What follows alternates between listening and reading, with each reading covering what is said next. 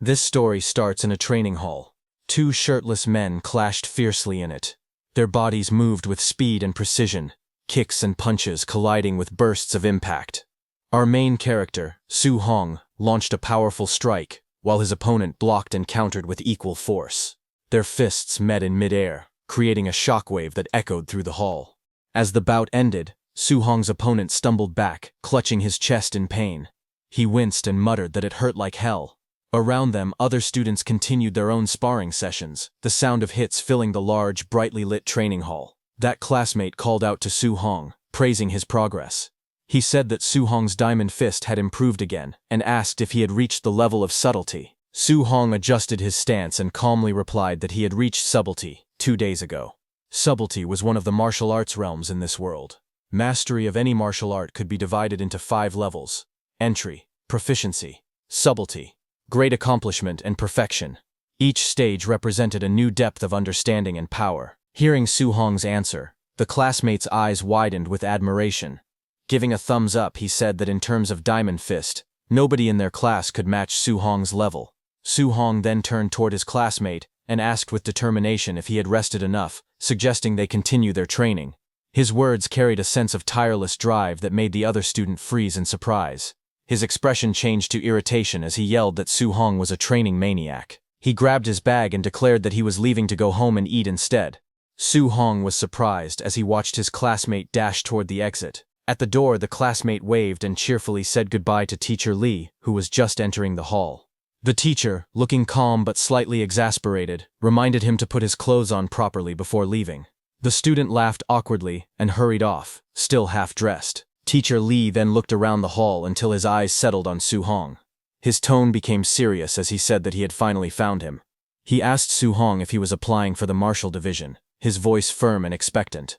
As Su Hong wiped sweat from his neck, the teacher continued, asking why he hadn't yet paid the 30,000 yuan registration fee, warning that registration would close next Monday. Hearing that, Su Hong paused, looking slightly tense. Lowering his head, he asked in a quiet tone if the teacher could give him a few more days.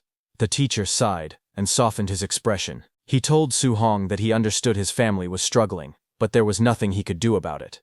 The rules were strict, and exceptions weren't allowed. Hearing that, Su Hong fell silent, his eyes showing a trace of worry and determination mixed together. Late at night, the training hall was silent, except for the sound of fists cutting through the air. The bright lights reflected off the polished wooden floor, while the moon shone faintly through the glass ceiling.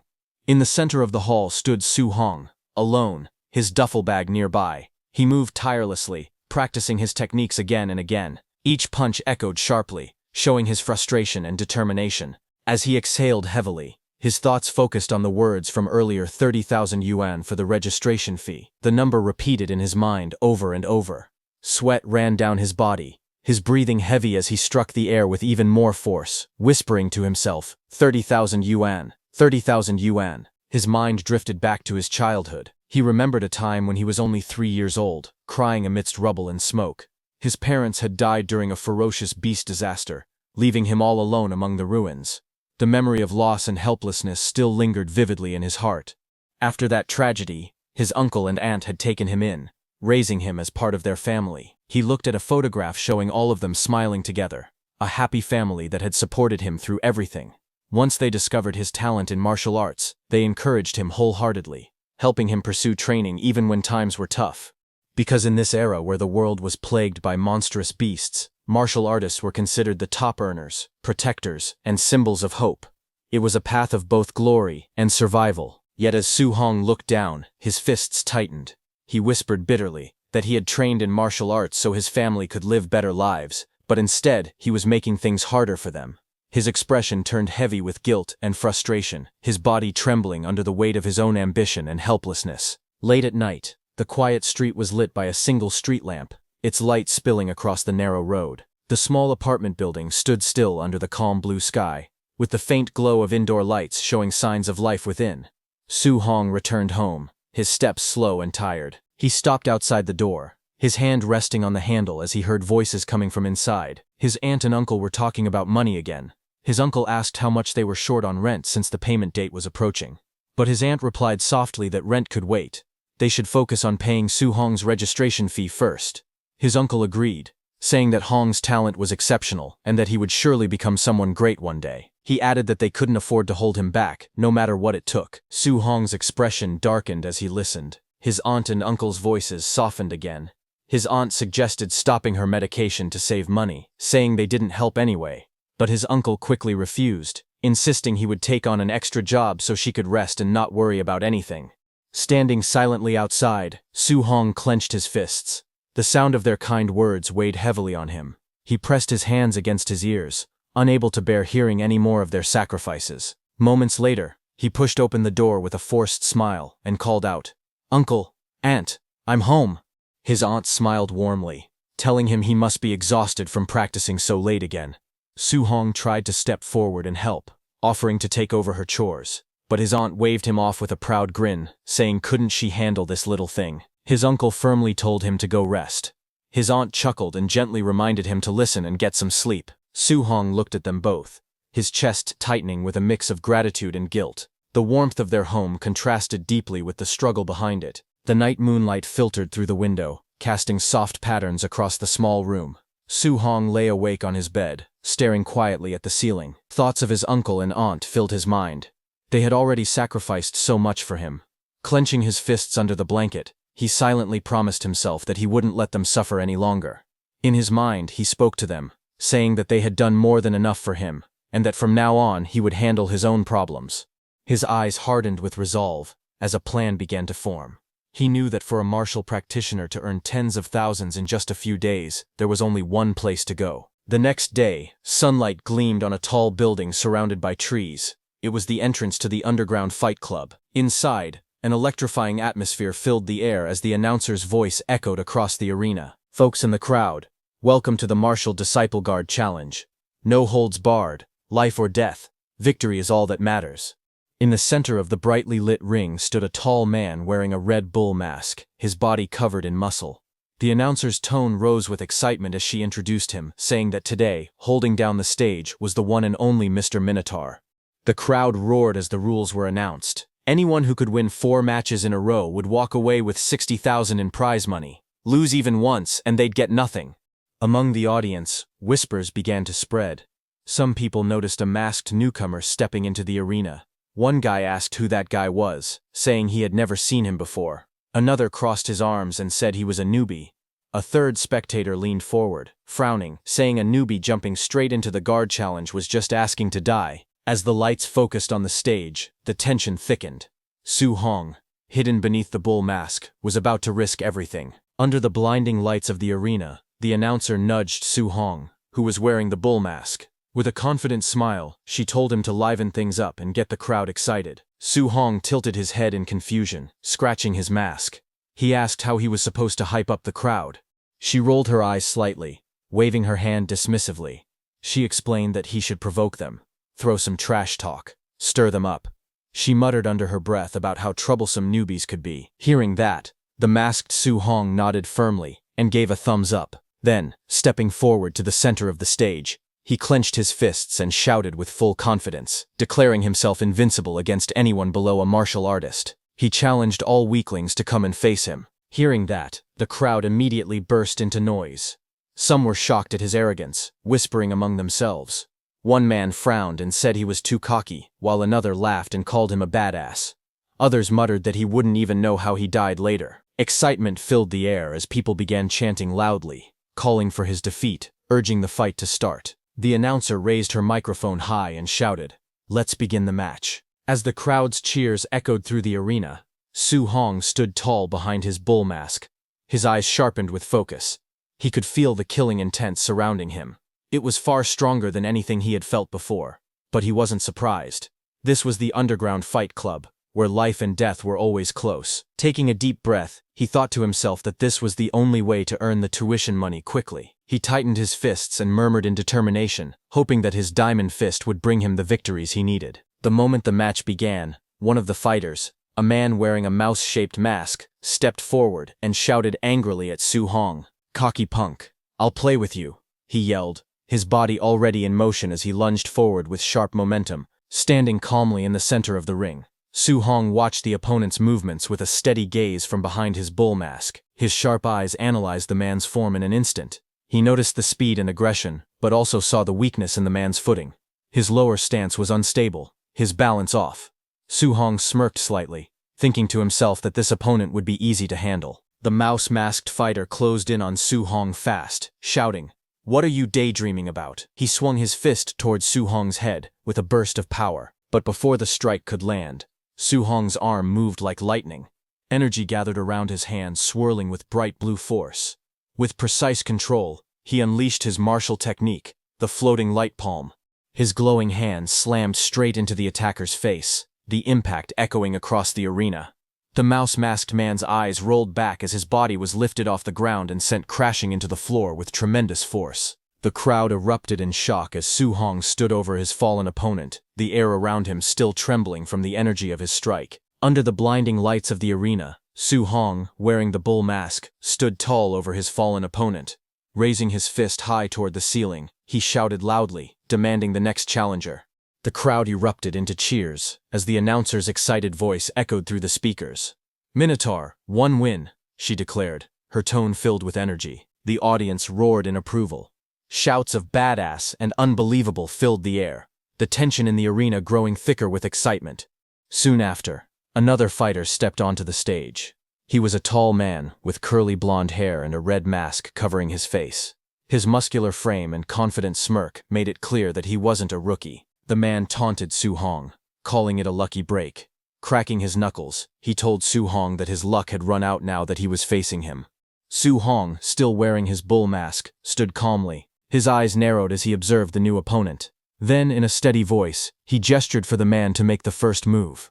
He analyzed his opponent's physique and aura, noting that the man seemed skilled and experienced, just the right kind of fighter to test the true strength of his diamond fist technique. The air grew still for a moment before the blonde fighter roared, charging forward with incredible speed. "Incoming," he shouted, as his massive frame blurred into motion. The two fists collided in a flash of blue energy, the shockwaves spreading across the stage.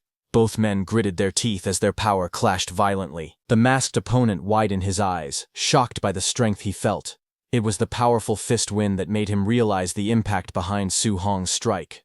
But Su Hong, calm and unshaken, analyzed the exchange with precision. His opponent's punch was strong, but still weaker than his. As the clash of fists echoed through the arena, Su Hong punched his opponent with his other hand. His punch landed squarely on the opponent's face. The masked man's mind raced as he felt his opponent's overwhelming strength. Su Hong's eyes sharpened beneath the bull mask. His analytical gaze focused on the fighter's movements. After taking the punch, his opponent's upper body was overcommitted, and his waist was left wide open with flaws. Taking advantage of that instant, Su Hong's body twisted sharply, and he kicked his opponent with explosive power. The impact sent the opponent flying across the ring, the force blasting through the air like thunder. The audience gasped in disbelief. "Holy crap! He's strong!" someone shouted from the stands. Dust and shattered flooring marked where the opponent had crashed, lying motionless. Su Hong straightened his back, his voice echoing through the silent arena. "Next," he said firmly. The announcer jumped with excitement, raising her microphone. "Minotaur, 2 wins in a row," she shouted, her voice filled with awe and energy as the crowd erupted once again. Inside the underground fighting arena, the crowd roared as Minotaur stood victorious once again in the center of the ring. In a luxurious viewing room above the ring, several men in black suits stood guard around an older man dressed sharply in a black suit. He watched the scene below with calm interest, his tone low and assessing. Looking at Su Hong, the man murmured that he wasn't even a quasi-martial artist, yet his strength was far above that of average disciples. That kid was no joke. Just then, the announcer's voice echoed through the loudspeakers. "Minotaur, 3 wins in a row," she shouted, excitement filling the air. "That man in the suit said Su Hong was not elite, but solid enough," he commented with a smirk, saying he was perfect for throwing matches. From behind him, a younger man wearing a fox-like mask spoke with determination. He called the old man in the suit teacher, and said he would recruit him. The older man turned slightly, his tone calm but commanding. He told his disciple not to let on that he had already advanced to martial artist. Meanwhile, down in the arena, Su Hong wiped the sweat from his face. His eyes remained sharp and focused as he analyzed his situation. He thought that his subtlety-level diamond fist had no trouble dealing with these regular disciples. As the defeated fighters were carried away, Su Hong clenched his fist, his expression steady and confident. A faint smirk crossed his lips, as he thought that with one more win, he would get that 60,000. But the crowd suddenly erupted in excitement, their voices echoing through the arena. Someone shouted from the stands that it was White Fox. Su Hong, wearing his bull mask, froze for a moment and turned his gaze toward the entrance. Everyone's eyes widened slightly when they realized that White Fox was challenging too. From the opposite end of the stage, the man known as White Fox walked calmly onto the platform. The crowd murmured, whispering among themselves. Someone asked if he wasn't Quasi. One person said a Quasi fighting against disciples was a total cheat. Su Hong's expression hardened as he assessed the situation. Hearing that his opponent this time was Quasi, he muttered under his breath that this one was tricky, but he couldn't lose. Determination gleamed in his eyes as his stance lowered, ready for battle. Across from him, the white-haired man in the fox mask smiled faintly. A confident glint flashed in his golden eyes. Stepping forward with composed elegance, he adjusted his white suit and spoke in a calm, steady tone. He told Su Hong not to fear, saying he knew his limits. Under the bright arena lights, the announcer raised her hand and shouted across the stage, declaring the start of the guard challenge final round. Both fighters stood ready, Minotaur with his fists clenched, and White Fox calmly standing tall in his white suit. The crowd held its breath as tension filled the air. Then, with a sharp cry, the announcer commanded, "Begin." In an instant, both figures burst forward, moving so fast that their afterimages trailed behind. The ground cracked beneath their feet as they collided in the center of the stage. Su Hong's eyes focused sharply beneath his bull mask. He thought to himself that his realm was lower, so his first move had to be all in. His muscles tightened, and with a roar, he launched a powerful punch straight at White Fox. The impact tore through the air like thunder. A wave of force spread outward, shaking the ring. But as the shock cleared, Su Hong's expression changed. Something felt off. He staggered back slightly, his eyes widening. After feeling his opponent's power, he realized that he was no Quasi. Sweat rolled down Su Hong's face as his thoughts raced. He realized that his opponent was a real martial artist. He was holding back his chi and blood on purpose. Su Hong's opponent wasn't just strong, he was far beyond the level of an ordinary challenger. White Fox's golden eyes gleamed from behind his mask as he drew in a deep breath. His voice was calm yet filled with restrained power. As he inhaled, a faint red aura began to rise around him, swirling like flames. Then, in a blur of movement, he stepped forward. His fist crackled with energy as he roared, rushing thunder fist, striking Su Hong in the face. The impact hit like a lightning bolt. Su Hong's body was sent flying backward, blood spraying from his mouth. He struggled to regain his balance, disbelief flashing across his eyes. He thought in shock if this was the strength of a true martial artist. The sheer force of the punch left the crowd stunned. In the audience, several people recognized the technique instantly. One guy shouted that it was triple ringing thunder fist. Another laughed, saying Minotaur was toast. On the stage, White Fox didn't stop. His fists moved like a storm, every strike heavy and precise. He taunted Su Hong between blows, asking if he was just going to defend. He told Su Hong to fight back and show him what he had. Su Hong, in the Minotaur mask, blocked with both arms, his muscles trembling under the continuous barrage. The sound of fists colliding echoed like thunderclaps across the arena. Inside, he gritted his teeth, thinking desperately that if this kept up, it was over. His mind raced as he struggled to stay on his feet. Gotta find a counter chance, he thought, scanning for an opening through the blinding flurry of punches. White Fox, surrounded by a red aura, advanced relentlessly. Each blow carried the weight of a storm, forcing Minotaur further back. White Fox's movements were sharp, precise, and merciless. Suddenly, White Fox found an opening. Minotaur raised his fists to block an incoming strike, but the force behind it still tore through his defense. His eyes widened as the impact exploded against his guard. With a roar, White Fox swung his fist, colliding against Su Hong's face with all his strength. The arena shook from the clash as Su Hong was sent flying backward. He hit the ground hard, his vision blurring as pain coursed through his body. His consciousness started fading fast, his body refusing to move. White Fox stood tall, brushing the dust off his white suit. Calmly, he stepped forward and placed his foot on Minotaur's chest. His voice was cold yet casual as he said, "Brother, This match's prize money? 0 for you. A faint mocking smile curved beneath his mask as he spoke calmly. He said that his teacher had invited Minotaur to join them, to throw fights in their favor from now on. If he agreed, they would pay him the prize money regardless of today's outcome. Su Hong, in the Minotaur mask, glared up at him through the pane, his breathing heavy but his resolve unbroken. With a strained voice, he spat out his answer, saying that he would never do that kind of dirty work. Hearing that, White Fox's expression darkened. His tone dropped as he leaned closer, warning Minotaur to think it over carefully, because refusing them was something he couldn't handle. But even while lying bloodied on the floor, Minotaur's voice carried defiance. He shouted that people like them dared to call themselves martial artists while doing such disgraceful things. White Fox let out a small laugh and straightened up. "Guess no deal then," he said coldly. In the next moment, his expression turned vicious. His aura flared red as he charged forward, shouting that he would end Minotaur right there, and that from now on he could dream of being a martial artist only in his sleep. He raised his leg to attack. At that moment, Minotaur's eyes widened, blood dripping down his face, as fury and determination burned within them.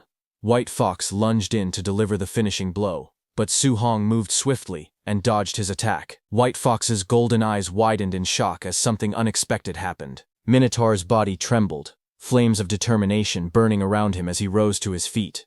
His breathing was heavy, but his voice carried unshakable resolve. He muttered to himself that he couldn't fail here. He couldn't fail at all.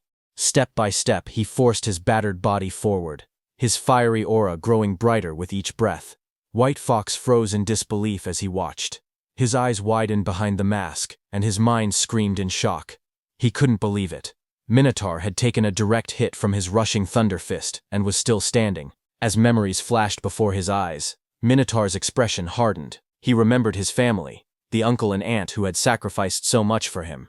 He whispered that he wanted them to live good lives, that he couldn't let their years of effort go to waste. But another thought tore through him. Could he really abandon the martial artist's code just to survive? The question burned inside his heart. A vision of his family appeared before him, but the image shattered like glass. His voice rose in defiance as he shouted, "No, that future, hell no." At that moment, a glowing system screen flickered before him, its cold light forming words. "Then, for your family, for your faith, what price will you pay?" Minotaur's eyes blazed red. Lightning crackled around his body as he clenched his fists. His voice erupted with power and conviction as he shouted that he would give everything. In an instant, his aura exploded outward, engulfing the arena in a storm of fire and electricity. His eyes glowed fiercely as he stood tall once again, reborn through sheer willpower. A glowing screen appeared above Su Hong, asking what he was willing to give. Su Hong's body burned with red flames as he stood firm, and he answered with a powerful shout that he would give everything. Just as he said that, the scene in front of him shifted. His bull mask disappeared as he opened his eyes in a strange digital-looking space filled with vertical blue lights. His expression showed confusion as he looked around. He stood alone inside a large hall, and a huge dark shadow stretched behind him, forming monstrous shapes on the ground. He whispered a question, asking where this place was. A burst of golden light filled the hall. A towering, radiant figure appeared in front of him, its body shining like a golden statue with long, flowing limbs. Facing the blinding glow, Su Hong looked up as the figure asked who he was. The glowing figure leaned forward and said it would give him a chance. Its light began to scatter around the hall. Golden energy circled Su Hong. Rings of light wrapped around his body as the power gathered around him, swirling faster and brighter. The next second, a golden tablet appeared in front of him, with a loud shattering light. Su Hong stumbled back, staring at the shining screen, forming before his eyes. The tablet displayed his information. Su Hong looked at it in confusion as the words formed clearly. His name, Su Hong. His blood energy, 85. His spirit, 23. His physique, mortal body at 3%. His first quest, Path of the Arena. His diamond fist subtle mastery at 7%. Floating light palm proficient at 35%. Void step proficient at 56%. And his martial Dao points at 0%. He raised his hand toward the tablet, tapping it carefully. He wondered if the strange thing was touch-operated. The glowing screen continued to float before him, listing his quest. Su Hong saw the description telling him to train his martial arts and face White Fox outside. The quest objective was to hone his skills, raise Diamond Fist to Grand Achievement, and raise Floating Light Palm and Void Step to Subtle Mastery. For the quest reward, The system told him that this was a beginner tutorial, so there was no reward. Current progress showed his Diamond Fist subtle mastery at 7%, Floating Light Palm proficient at 35%, and Void Step proficient at 56%. It also noted that this quest could unlock a beginner tutorial. Su Hong read through it with narrowed eyes, quietly repeating the words beginner tutorial as he tried to understand. While he was thinking about that, something suddenly appeared behind him, forming from the blue light. The next second, Su Hong's head snapped sharply as a fast blow came toward his head from behind, cutting off his thoughts in an instant. It was a clone of Su Hong. It rushed toward him with a fierce strike, forcing Su Hong to lower his body and dodge. The two figures moved at high speed, their motions blurring as their blows passed each other by inches. Su Hong's eyes widened in shock. He realized the attacker looked exactly like him. He understood that the figure was his clone, and the clone was using Diamond Fist just like he did. As he watched the movements, he noticed that the clone's technique looked even more polished than his own, clean and precise, like a perfect demonstration. Su Hong's breathing steadied as he analyzed the fight. Seeing such a refined example in front of him, he thought it was a chance he could not waste. He tightened his stance and moved forward, deciding to learn from the flawless execution displayed by the clone. The two clashed again, their arms striking in a clean collision. Suddenly, the clone grabbed Su Hong's arm and moved to attack. Su Hong watched every detail, thinking that the clone seemed to be showing the technique step by step. But before he could react properly, the clone's attack came too fast. Su Hong's expression changed in panic as the punch hit him squarely in the torso. His body bent from the impact, and he cried out as the force blasted him backward. Su Hong slid across the floor, coughing lightly as he steadied himself. His clone stood firmly on the other side, the force of its last attack still rippling through the air. For a moment, Su Hong glanced at the golden panel glowing beside him. The progress bar under Diamond Fist showed a new number. He stared in surprise, remembering it had been 7% before. Now it displayed 10%. He wondered how he had improved so quickly. He tightened his stance again, realizing that fighting here really did allow him to raise his martial skills at an incredible speed. Both he and the clone rushed forward at the same time, their steps carving sharp lines across the floor as they closed the distance in an instant. Their fists clashed again and again. Each collision sent out shockwaves, and with every exchange, the mastery numbers on the floating panels increased. One panel showed Diamond Fist reaching 15%. Another panel flashed as Su Hong's level climbed to 23%. The two continued moving, their bodies blurring as they shifted positions. The Void Step progress bars rose as well. Su Hong's Void Step reached 59%, then climbed to 70%.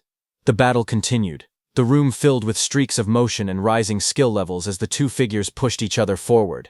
They clashed again and again, their fists and palms striking with blinding speed. Each impact sent shockwaves through the air as their movements grew sharper, faster, and more refined. As they exchanged blows, glowing system panels appeared around them. The panels showed the progress of their skills. Floating Light Palm rose from 39% to 47%.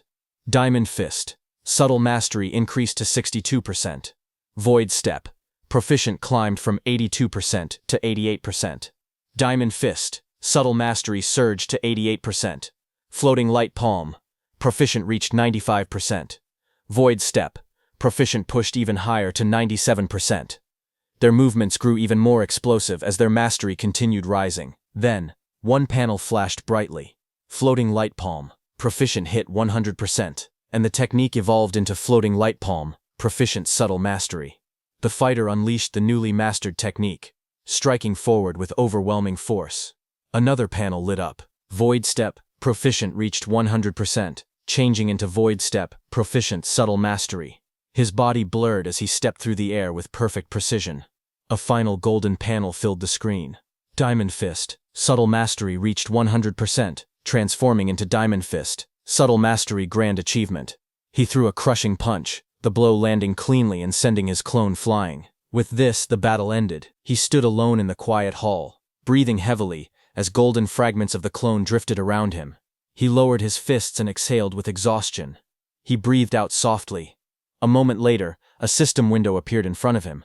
The notification congratulated player Su Hong, telling him that he had completed the quest Path of the Arena. The quest rewards had been issued, and the system asked if he agreed to return to reality. He looked at it and whispered with a faint smile, "Thanks a lot." The next second, he returned to reality, where not even a second had passed.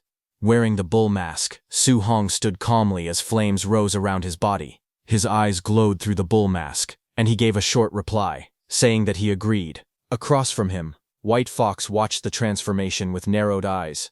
White Fox suddenly rushed forward. He called Su Hong a show-off and shouted for him to take his attack.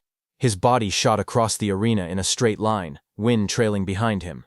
He attacked with explosive force and launched a fierce technique, his punch cutting through the air at high speed. But Su Hong moved even faster and dodged all his attacks easily. He then tilted his head slightly and answered in a low voice that White Fox's attack was too slow. Hearing that, White Fox's eyes widened. Before he could react, Su Hong's counterpunch smashed into him. The impact shattered the fox mask into pieces, sending fragments flying and knocking him backward. Su Hong rushed forward with fierce determination, his eyes sharp as debris scattered around him. The crowd in the stands gasped in shock as they watched the impact unfold. In the ring, the Minotaur-masked Su Hong stood tall and unmoving. His dark silhouette and glowing eyes loomed over his fallen opponent, who lay unconscious at his feet. The arena fell silent. A moment later, Su Hong looked toward the side of the ring where the announcer was standing. He spoke calmly, saying he had won the fourth match, and asked when he would receive his prize money. The announcer nearby blinked in surprise, before answering in a flustered tone.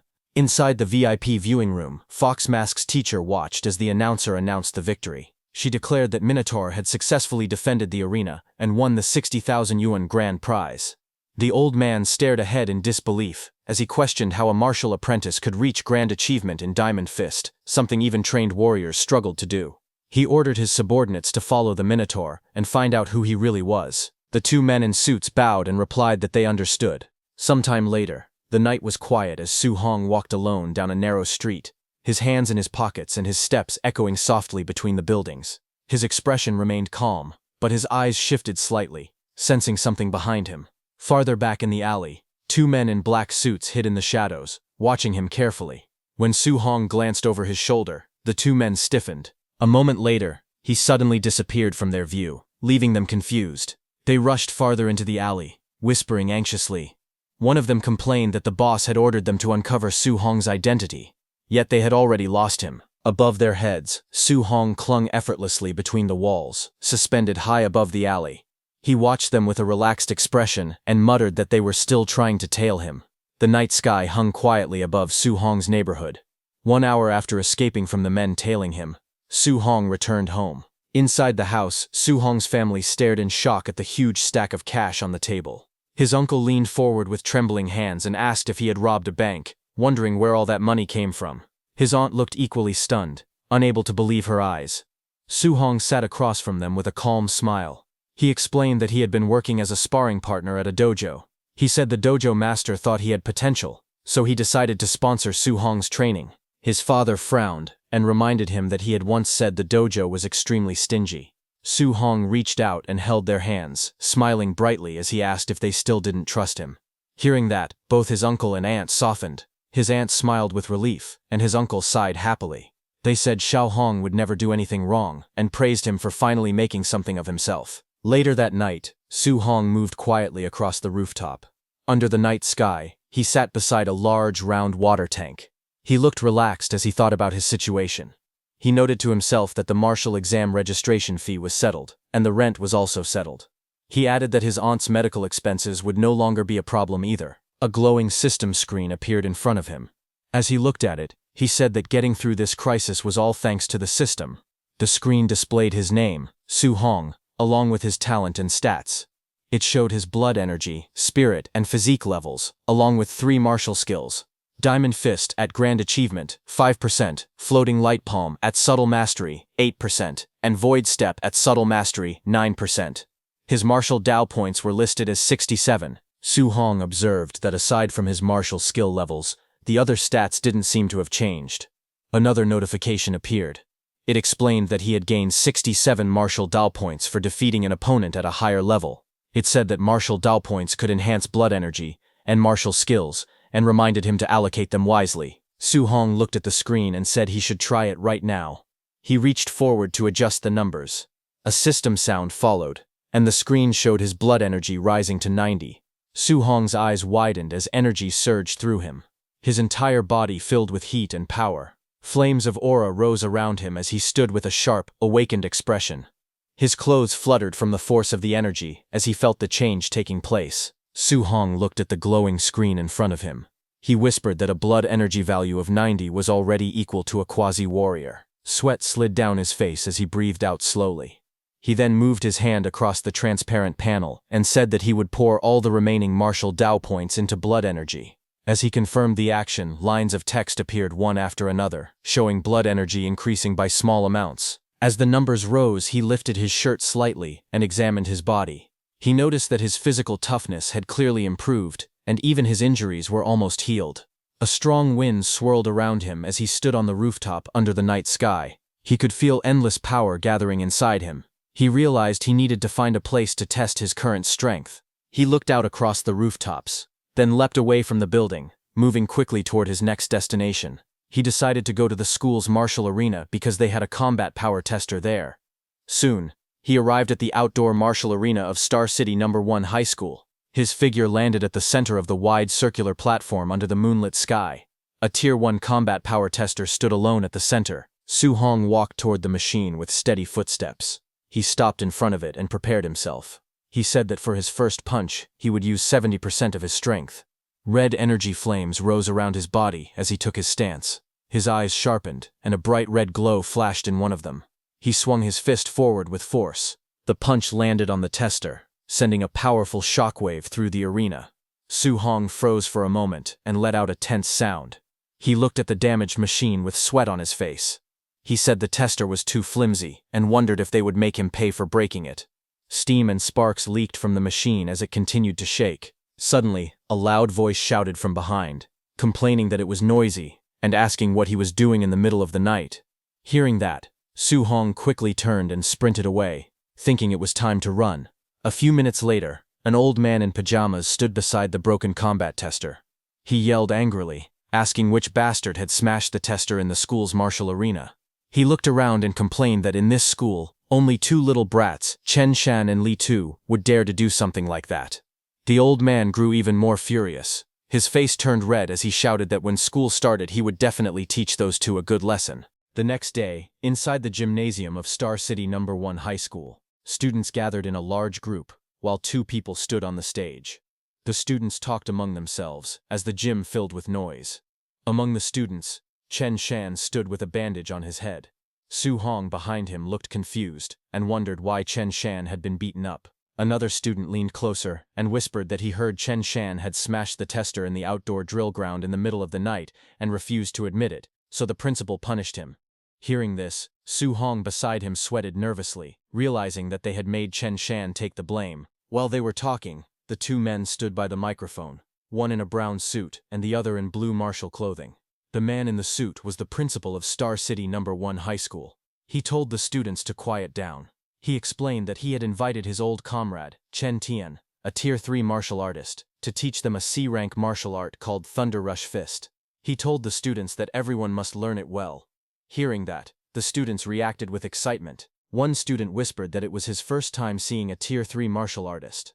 Another pointed out that C-rank martial arts usually cost hundreds of thousands to learn at outside dojos. When Su Hong heard that it was Thunder Rush Fist, he immediately remembered that the white fox he fought had also used Thunder Rush Fist. The move created a punch that burst out with the impact of 3 punches at once. He thought about how expensive it would be to learn this martial art outside. He clenched his fist and decided that he must seize this opportunity. From the stage, Chen Tian then told the students there was no need for more talking. He announced that he would demonstrate the technique 10 times from start to finish, and how much they learned would depend on themselves. He prepared to begin and first adjusted his footsteps on the gym floor. Instructor Chen Tian demonstrated the Thunder Rush Fist. His body twisted sharply as he threw a powerful punch forward, wind swirling around his arm. He explained that the Thunder Rush Fist carried fierce and domineering momentum, and even at the basic level, a punch would produce the sound of thunder. The students watched as he continued. He said that at the proficient level, a person could strike out 3 sounds. He added that at the micro level, 5 sounds could be produced. He then moved into another stance and declared that at the mastered level, 7 sounds could be struck. Bright energy burst around him as he performed the technique and announced that this was his current realm. He faced the students again and stated that once someone reached the perfect realm, they would be able to strike out 9 sounds. But he told them not to aim too high, saying that reaching the basic level today would be good enough. He then prepared for another round and told everyone that he would start the second demonstration and that they should try to follow along. The students lined up and shouted while copying the movements. Hours passed. The gym floor was now filled with exhausted students sitting or lying down. Some said they couldn't learn it at all, while others complained about being tired. The instructor looked at them and asked if any of them had figured out the trick. A student who was Su Hong's friend sat on the floor trembling. Sweat dripped down his face as he cried out that C-rank martial arts were too hard to learn. He looked around beside him in confusion. He asked Su Hong if he had managed to learn it, but when he turned his head, Su Hong's spot was already empty. But before he could panic, a short distance away, Chen Shan stood proudly in a martial arts stance. Flames of energy rose faintly around him as he shouted that he had successfully reached the basic level. The other students stared in shock. Su Hong's friend wondered how Chen Shan's brain was built to learn it so quickly. He muttered that no wonder people called Chen Shan a genius. Across the gym, the principal stood with Chen Tian. The principal told him that the boy showing off was their school's #1 genius, Chen Shan, and asked if Chen Tian was interested in guiding him. Chen Tian watched calmly and replied that this level was only considered basic in other cities. Then a few minutes later, outside the gymnasium, sunlight fell across the stairs. Chen Tian walked beside the principal. He said that this batch of students wasn't impressive and that coming here was pointless. The principal answered that having even one student reach the basic level was already good enough. He asked if Chen Tian really expected them to find a top-tier genius. In the courtyard, as they walked side by side, Chen Tian told the principal that martial Dao cultivation was extremely cruel and that talent was simply too important. The principal nodded and replied that relying only on hard work without any opportunity was absolutely impossible. Just as they were talking, suddenly both of them stopped. Their eyes widened as loud explosive sounds echoed around them. They turned and saw that a burst of lightning appeared on the training grounds. Su Hong stood there with lightning wrapped around his body. Seeing him, Chen Tian shouted in shock, saying it was the 7-sound Thunder Rush Fist and that the school actually had such an expert. The principal beside him said it was impossible because he had never heard of it. As he stared through the fence, he pointed at Su Hong and shouted that it was a student, based on the clothes. In front of them, Su Hong struck out repeatedly, each punch releasing powerful sounds in the air. Instructor Chen Tian looked stunned and said he had only taught for half a day, yet a student had already reached mastery. The principal rested his face against the fence and asked if he had heard wrong, repeating that the student had made 9 sounds. But instructor Chen Tian stood frozen, trembling slightly. Seeing that, the principal asked him what was wrong. Instructor Chen Tian then lowered his head slightly. Sweat rolled down his face as he shouted that he understood everything now. The next second, lightning gathered around instructor Chen Tian's hand. He clenched his fist as bright sparks wrapped around it. In the next moment, the instructor swung his arm forward with force. He shouted the name of the move, while lightning and impact lines burst around his punch, releasing 8 sounds. After punching, instructor Chen Tian looked excited. Sparks circled his fist as he smiled proudly. The principal beside him was shocked, shouting that the instructor had reached 8 sounds. Instructor Chen Tian explained that watching the Thunder Rush Fist from that student earlier had inspired him, allowing him to break through. Then both of them rushed forward in panic. Instructor Chen Tian said it was not the time to talk and told the principal to quickly find the student who used that move. But when they reached the field, they looked around in confusion. The outline showed that someone had just been there, but the person was now gone. On the other hand, Su Hong, not knowing he was being watched, walked through the street at sunset. He rubbed his shoulder tiredly and said he didn't expect training a C-rank martial skill to be this exhausting, far harder than the D-rank Vajra Fist. Su Hong then opened his system status window. The system screen showed his information. It displayed his name, Su Hong, along with his vitality, spirit, and physique. It listed his martial skills: Thunder Rush Fist, at the perfect level; Vajra Fist, at 5% mastery; Floating Light Palm, at micro level 8%, and Void Step, at micro level 9%. Below that, the martial value was shown as 0. Su Hong looked at the glowing system screen and said that his Thunder Rush Fist had already reached the perfect realm. He explained that he now needed to find a way to earn martial values and try to break through to martial artist soon. He said that unlike last time, he did not need a life-and-death battle.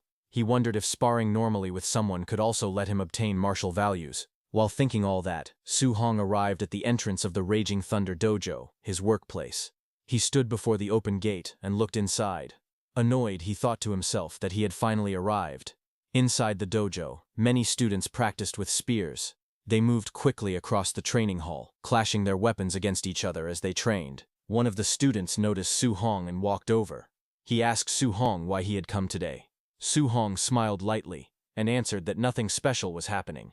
He had simply come over to practice. While they were talking, suddenly, a man with purple hair stepped violently on a student's head, slamming him into the floor. The student's body shook from the impact. The purple-haired man looked down coldly. He shouted, asking how someone dared to say his teacher taught badly. He said that if the student's comprehension was poor, he should admit it. He demanded to know why excuses were being made. When Su Hong saw that purple-haired man, he asked his friend about the situation nearby. His friend explained that Su Hong hadn't been around lately, so he didn't know what had happened. He said the aggressive instructor was a newly arrived teacher who was very strong. He added that the instructor looked down on common students like them and taught his classes carelessly. He continued explaining that this purple-haired man was that instructor's disciple, a man named Li Yan, who was also very strong. As he said this, Li Yan stepped forward with a confident, arrogant expression. He threw a punch and mocked the person he was fighting, asking how someone of that level dared to challenge him. But before the punch landed, a hand suddenly grabbed Li Yan's wrist, stopping the attack. It was Su Hong who grabbed his hand. Su Hong calmly told him that they should stop here. Li Yan pulled back and angrily demanded to know who Su Hong was. He shouted that if Su Hong had the guts, he should fight him one-on-one in the arena. Su Hong answered without hesitation that he would oblige. Just then, the instructor walked in with an angry expression and shouted, asking why there was so much noise when class was starting. Seeing him, purple-haired Li Yan backed down and glared at Su Hong angrily, saying that Su Hong was lucky. Su Hong looked at him calmly and thought to himself that this person was a bit too arrogant. The instructor then stood before all the students and announced that it was the last day he would be teaching the Raging Sea Spear technique. He said he would follow the old rule and demonstrate it only once.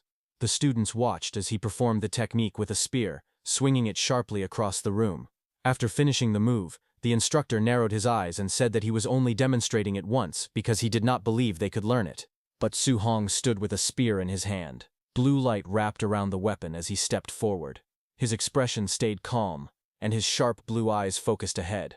In the next moment, a reflection appeared in his eye. The silhouette of the instructor performing the spear technique could be seen clearly inside his pupil. Then, after showing it once, the instructor threw his spear onto the wooden floor with a sharp impact. The instructor then walked toward the doorway with Li Yan. He looked back and said that how much the students learned now depended on themselves. As he left, the students complained loudly. They said that demonstrating it only once was unfair, and that the students in the back could not see anything clearly. But it was different for Su Hong. He lowered his gaze to the spear in his hand. Flames rose behind him as he remembered the explanation.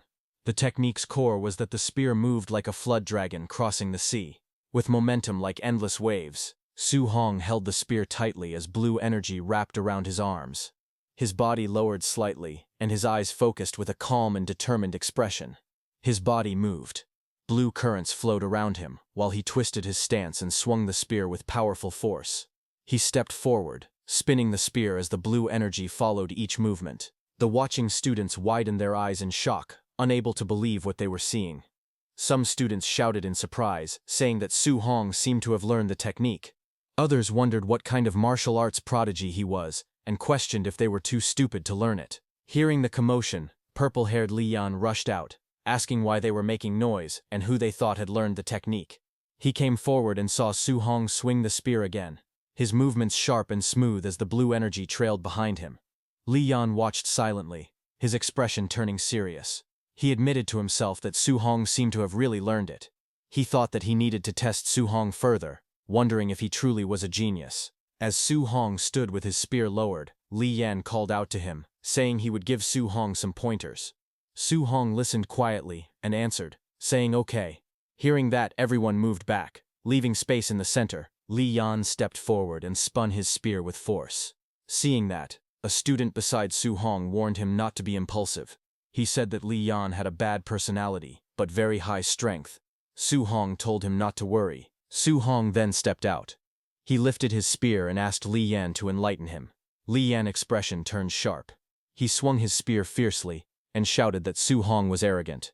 He asked Su Hong to watch as he used the Raging Sea Spear technique at the micro level, releasing waves of energy. Su Hong closed his eyes for a moment, then focused. Water-like energy swirled around his spear. In the next moment, his whole body moved like flowing waves. His spear technique became smooth and powerful. Blue energy burst out as Su Hong performed the Raging Sea Spear technique at the proficient level. His movement formed a huge water-like arc across the room. Li Yan stared in shock. He could not believe what he was seeing. He shouted in disbelief, saying it was impossible for Su Hong to reach the proficient level in the Raging Sea Spear technique. Su Hong swung his spear as blue energy wrapped around his arms. He used the Rage Sea Spear technique at proficient level. Water-like light spiraled around him as he stepped forward with sharp movements. The spears crashed with a heavy impact, sending shockwaves across the arena. Across from him, Li Yan was forced back by the collision. Shock flashed in his eyes as he watched the blue aura lash forward. He couldn't understand how Su Hong had reached the proficient level so quickly. He wasn't even a warrior yet his mastery had already grown at an unbelievable rate. Just then, Su Hong's eyes glowed gold for a moment, shining with intense determination. He pushed forward again, driving the spear straight toward Li Yan. A powerful impact exploded between them. Blue energy burst outward as Li Yan's spear was knocked back across the room. A glowing system message appeared in front of Su Hong, displaying that he had defeated a higher-level warrior. His martial Dao points increased by 35. Su Hong looked at the screen in shock, realizing that ordinary sparring matches also earned martial Dao points.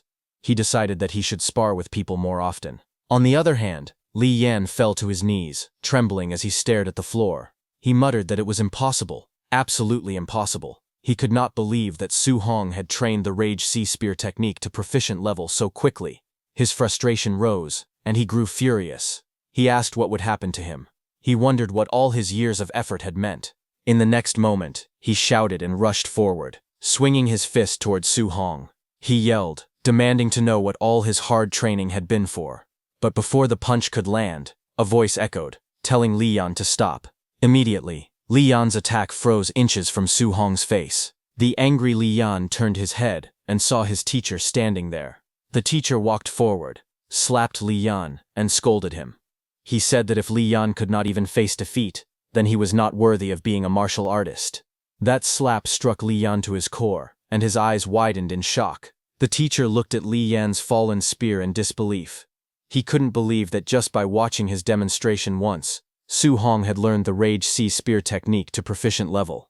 He admitted that even the geniuses from the imperial capital couldn't be this exaggerated. The teacher grabbed Li Yan by the head and bowed slightly towards Su Hong, thinking that Li Yan had talent but was far too arrogant, and that being beaten by someone like Su Hong was good for him. He apologized to Su Hong, saying it was his own failure for not disciplining his student properly. Su Hong watched silently and thought that this teacher had changed his attitude very quickly. Later that night, Su Hong walked alone down a quiet street. He felt that the day had worn him out, but he had gained a lot. As he looked at the glowing status window beside him, he noted that he had learned Thunder Rush Fist and the Rage Sea Spear technique, and had also earned martial Dao points. On the screen, his information appeared. Name, Su Hong.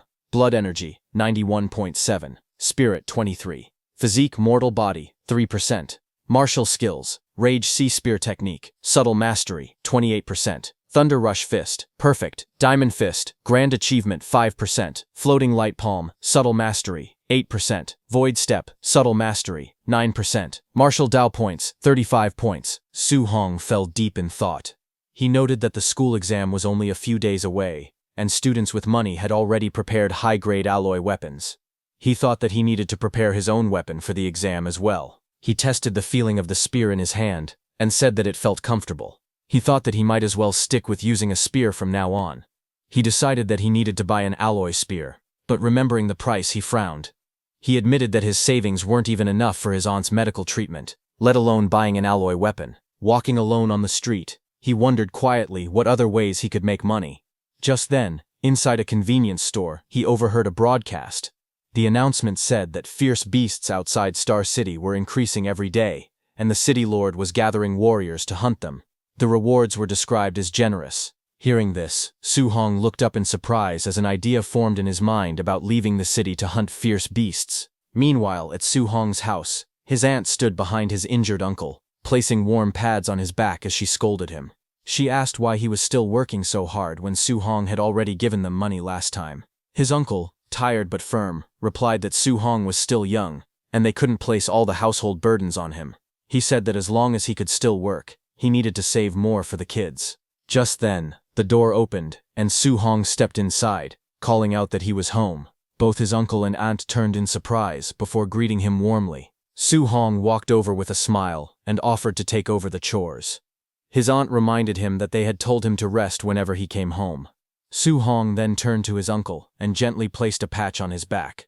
He told his uncle that he could earn money now and suggested that it would be better for him to stay home and take care of his aunt instead of working so hard. His uncle admitted that it sounded nice, but said he couldn't just sit still. With a confident grin and a thumbs up, he reassured Su Hong that he was only earning a bit for daily expenses and wouldn't push himself too hard. Su Hong's aunt smiled softly and told Su Hong that he would still need a lot of money for his martial arts training in the future. She said that both of them wanted to save as much as they could for him. Su Hong looked down at the hot patch in his hands and softly murmured to himself, calling out to his uncle and auntie. A determined look appeared in his eyes. He thought about how his uncle and auntie had always lived frugally. Unless he earned enough money to support them for a lifetime, they would never feel safe enough to retire and focus on their health. His expression hardened. He told himself that he absolutely could not miss the opportunity to hunt fierce beasts for the bounty. Sometime later, on his rooftop, Su Hong considered the idea of hunting down fierce beasts but remembered the dangers outside the city. The wilderness was unpredictable. To stay safe, he needed to raise his strength as much as possible. He decided to put all the martial Dao points he had earned into increasing his blood energy. That night, blue system panels appeared around him as he allocated his points. One by one, new notifications popped up, each showing his blood energy rising by small amounts.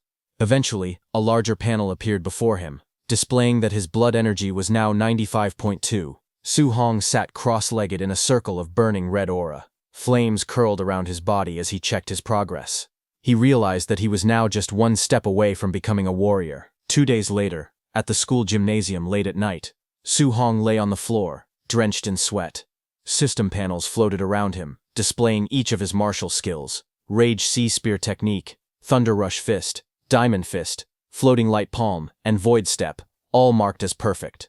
After 2 full days of intense training, he had finally brought every martial skill to its peak. Breathing heavily, Su Hong stared upward. He told himself that all preparations were complete.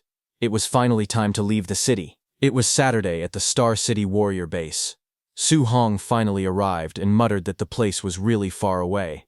As he walked through the gates, he looked around with curiosity. He thought that although he had seen the base many times on TV, this was his first time visiting it in person. Inside, he noticed warriors everywhere. Warriors who were rarely seen in daily life appeared all around him in the bustling streets. He opened a sheet of paper and read the bounty list silently. Unranked fierce beasts were worth 300 blue star coins each. Tier 1 lower stage fierce beasts were worth 1,000. Tier 1 middle stage fierce beasts were worth 3,000. Then he reached the line mentioning Tier 2 lower stage fierce beasts. Another line in the rules stated that after killing a fierce beast, its left ear must be cut off as proof. Without that, no payment would be issued. He stared at the rule with an awkward expression and wondered why it was so primitive. Nearby, a warrior walked up to the payment window and placed a bag on the counter. He asked the clerk to calculate how much everything inside was worth. Watching him, Su Hong thought that the bag must be filled with the left ears of fierce beasts. Just then, a loud shout echoed through the area as a group of people pushed forward. Someone at the front yelled for everyone to move aside. Su Hong turned his head and saw a group approaching. Among them was a blond young man walking confidently, while others cleared the path for him. One of the men shouted that young Master Ye was coming. As Su Hong observed, he quietly noted that the blond man's outfit and attitude looked similar to White Fox from the underground arena. Nearby, a few warriors whispered among themselves. One of them complained that the blond man was always showing off, saying that if his uncle were not the base director, he would have been beaten up long ago. Another person added that the blond man had already been beaten by someone a few days earlier, and it had been satisfying to watch. A third person responded that this explained why he hadn't been seen recently. Hearing that, Su Hong looked back. The blond young man passed by and glanced in his direction. The large masked warrior beside him also turned slightly. The blond man wore a faint smile on his face as he looked toward Su Hong. Su Hong stood silently, his expression calm as he looked ahead. He thought to himself that the danger did not only come from fierce beasts, but also from humans. Because of that, he reminded himself that he needed to be extremely careful. As he walked through the warrior base, someone approached him and asked if it was his first time there and if he was planning to enter the wilderness alone. He answered quietly that he was. The staff member watched him walk further into the passage and sighed, thinking that he was just another ignorant and fearless kid. Su Hong took another step forward, his shoe pressing down on the grass as he exited the tunnel. A bright light shone ahead. He stepped out of the dark passage and into the wilderness, where tall trees stretched out in every direction and sunlight spilled through the leaves above him. Su Hong stood with determination in his eyes. He tightened his grip on his sleeve and thought to himself that he must return with a full haul. 2 hours later, the forest around him was quiet. Sunlight filtered through the leaves as he walked deeper among the trees. He looked around and realized that he had not seen a single fierce beast. He wondered if all the beasts near the forest outskirts had already been hunted. He leaned against a tree with confusion on his face, holding his water bottle. Question marks hovered above him as he tried to figure out the situation. A moment later, he decided to head further inside. His body shot forward in a leap, speeding deeper into the forest. Su Hong rushed forward through the forest, his breathing sharp as the wind whipped past his face. Sweat formed along his cheek as he heard a sound ahead of him. A moment later, a white wolf, with glowing red eyes, burst through the trees. The beast lowered its body and growled, its claws digging into the dirt as it prepared to attack. Su Hong stopped and faced it cautiously. He looked at the creature and recognized it. According to his textbooks, this was a Tier 1 lower stage fierce beast, the Shadow Moonwolf. He thought to himself that this was the first time he had ever seen a living one. The wolf suddenly roared loudly, saliva flying from its jaws as it lunged toward him with its fangs bared. Su Hong tightened his stance as the beast leapt at him. Its crimson eyes locked onto him while it howled. The attack came down from above, straight toward Su Hong. Su Hong stood still as the fierce beast lunged at him with its claws extended. The wolf's red eyes glowed with killing intent as it swung its massive paw toward him. The wolf's attack cut through the air, but Su Hong dodged it by leaning back. The beast missed its strike. Lightning gathered around Su Hong's fist. His hand glowed with bright golden energy as he clenched it tightly. He stepped forward and struck the wolf with a powerful blow. Lightning exploded across the wolf's body as the impact sent it flying backward. The wolf crashed into a tree, rolling across the forest floor while letting out a weak howl. Su Hong then stood over the fallen beast. Lightning still flickered around his arm as he looked down at the defeated wolf lying motionless on the ground. Su Hong then looked at his trembling hand with bright eyes. He wondered if this was what fighting monsters felt like. It was even more exciting than he had imagined. His fingers shook as he remembered the battle. The feeling made his heart race. He clenched his fist with confidence. He thought to himself that he could now kill a Tier 1 initial stage ferocious beast in a single move. He wondered how he would perform against a Tier 1 middle stage ferocious beast. While he was thinking that, 2 glowing red eyes appeared quietly in the forest behind him. The next second, a huge figure stepped out. The scene revealed a Tier 1 middle stage ferocious beast, a raging black bear. The bear roared from behind him as Su Hong stood calmly with his fist raised. A powerful strike flashed across the darkness. In the next moment, the raging black bear collapsed with its eyes rolled back, beaten in a single blow. Standing over the fallen beast, lightning still flickered around Su Hong's arm. He thought that with his current strength, as long as he didn't provoke a Tier 2 beast, he wouldn't face too much danger. Finally, he crouched beside the defeated bear with a smile. He held up the bear's ear and thought proudly that 3,000 prize money was secured. A blue system window appeared in front of him. It displayed a reminder saying that his accumulated martial value was now enough for him to break through into a martial artist, and he should upgrade as soon as possible. Su Hong looked at the screen with excitement. He thought that he could finally break through and become a martial artist. But suddenly, he felt a very powerful aura behind him, shocking Su Hong completely. He turned quickly, sweat covering his face. He looked toward the forest and sensed the pressure coming from afar. He thought that the aura was extremely intense and wondered what kind of ferocious beast it was. He decided to go take a look and rushed through the forest at high speed. He landed on top of a large rock and looked down. His eyes widened in shock as he whispered that this was. Before him stood a massive creature, A glowing description appeared, explaining that it was a Tier 1 late-stage ferocious beast, black jade giant python. Below, 2 men were fighting the python with their weapons. The python struck them with its giant tail. The men used their shields to block, but the python's power was too much, making them spit out blood with just one attack. The python's massive tail smashed into both of them, sending them flying backward. Their bodies slammed into a rocky wall, breaking the stones on impact. From a distance, Su Hong watched the scene with widened eyes. Suddenly, shock flashed across his face as he stared ahead. The python lunged again. It swung its tail with incredible force, aiming straight at Su Hong. The ground cracked apart as the huge tail cut through the air. The beast's body twisted sharply. Its tail curved like a giant whip, moving faster than Su Hong expected. He gritted his teeth, thinking it was too fast, as the python's attack came crashing down. The giant python's body smashed into Su Hong, sending him sliding across the dirt as dust exploded everywhere. Nearby, dark blood splattered across the stone. A weak voice coughed again and again, the sound mixed with the shaking of the earth. Su Hong knelt down, covering his mouth as he coughed blood. In front of him, another man lay motionless, his body torn open and stained black with blood. He wiped the blood from his lips with the back of his hand. His expression stayed calm even though pain filled his body. Reaching forward, he grabbed the fallen man's spear and lifted it from the ground. He quietly said that he would borrow it for a moment. Then he stood up again and faced the enormous python. The python rose high into the sky, its golden eyes glowing fiercely. Wind whipped around them as it hissed loudly, towering over him. Su Hong held the spear tightly and stepped forward to face the beast. The giant python opened its jaws wide and rushed forward with a roar, its sharp fangs flashing as it dove down like a falling mountain. Su Hong dodged aside just in time. The creature's massive body slammed into the ground, sending rocks flying everywhere. In that moment, Su Hong quietly recalled something. Normally, killing a Tier 1 late-stage ferocious beast required several martial artists working together. But he was different. All of his martial skills had already reached perfection. With that level of mastery, he had easily killed the Tier 1 middle-stage raging black bear before. Because of that, he believed he now had the strength to fight the black jade giant python directly. He dashed forward with incredible speed, his footsteps leaving white streaks behind him. His body spun through the air, avoiding another strike as the python whipped its tail. Using void step. Perfect. He closed the distance in a blink. The massive python lunged again, jaws wide.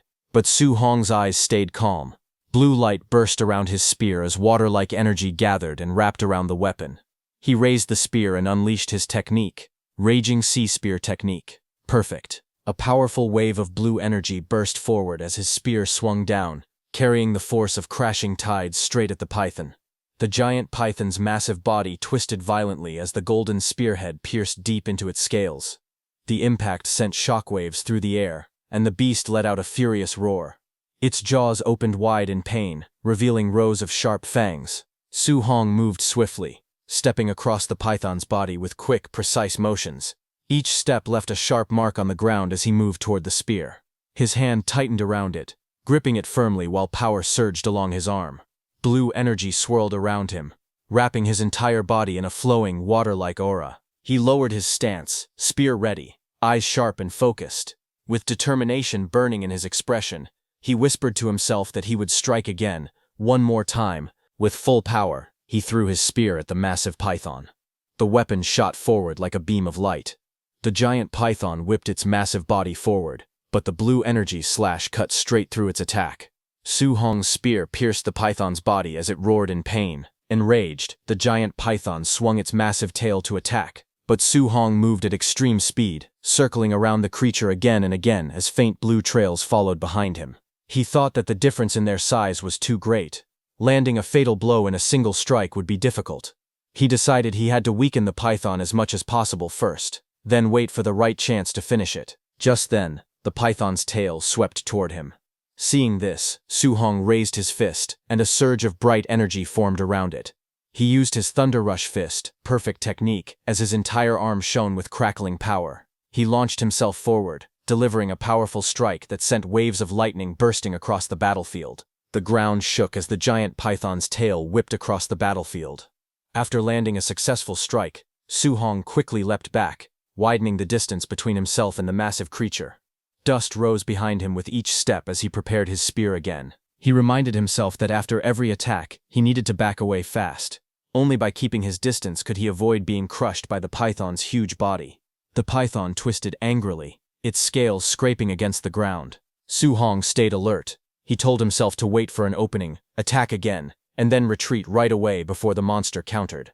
The constant movement tired him. His breath grew heavy, and sweat rolled down his face.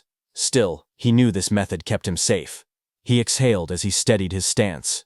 Across from him, the python trembled. Its growls grew weaker. It seemed to be nearing its limit too. Seeing this, Su Hong realized he only needed to circle it a few more times and strike carefully to bring it down. He gripped his spear and called out in determination, ready for another round. But just as he prepared to move, something caught his attention. A sudden sound behind him. Su Hong sharply turned his head, his eyes widening as he sensed something approaching. He demanded to know who it was. A large masked man suddenly leapt toward him from above, laughing loudly with a flaming fist raised. Su Hong quickly lifted his arm to block, gritting his teeth as the flaming punch crashed down on him. The force of the attack sent him flying across the ground, rolling until he came to a stop. He pushed himself up with difficulty, coughing as he tried to regain his breath. When he looked up, several figures were standing in front of him. He shouted, asking who they were. The man in the long coat stepped forward, surrounded by his group. It was the White Fox. He looked down at Su Hong with a confident smile and told him that they were meeting again. He then asked Su Hong to hand over the black jade giant python. The group of 5 stood together on the rocky path, watching the injured Su Hong kneel in exhaustion. His spear lay stuck in the ground beside him, its blade cracked from the earlier battle. White Fox stepped forward with a calm smile. His eyes narrowed slightly as he recalled the moment he saw Su Hong leaving the city alone. He said that when he first witnessed that reckless decision, he was certain Su Hong would die somewhere outside the city walls. He spoke again, amused. He admitted he never expected Su Hong's luck to be so strong. Not only had he survived, but he had even managed to encounter a critically wounded black jade giant python, one that was already on the verge of death. Hearing that, Su Hong stared at him quietly, realizing that if they thought he had merely found the python, that meant these 5 had just arrived. He observed them carefully. All 5 were martial artists. He realized that they had the numbers advantage. Fighting them head-on was impossible. Suddenly, the large masked fighter stepped forward aggressively. He shouted at Su Hong, asking if he hadn't heard young Master Ye's words. He demanded to know why Su Hong was still standing there when young Master Ye wanted the giant python for himself. Hearing that, Su Hong lowered his head slightly. His fists clenched. His jaw tightened. He said nothing, but his body trembled with anger. Su Hong glared forward, electricity crackling around his fist as he spoke. He said that they had only pushed him back earlier because of a sneak attack, and he asked if they really thought he couldn't defeat them. In the next moment, he shot forward and slammed his glowing fist into the masked brute's punch. The impact exploded outward, sending the large man flying. The brute's eyes widened behind his mask as he felt the force of the blow. Shock filled him as he thought about the terrifying power striking him. Su Hong didn't stop.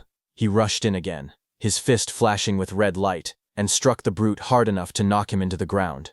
The remaining group stood in the distance, watching their fallen companion lying in the grass. None of them moved. Then White Fox stepped forward slightly, looking at the scene with interest. With a slight smile, he commented on the attack.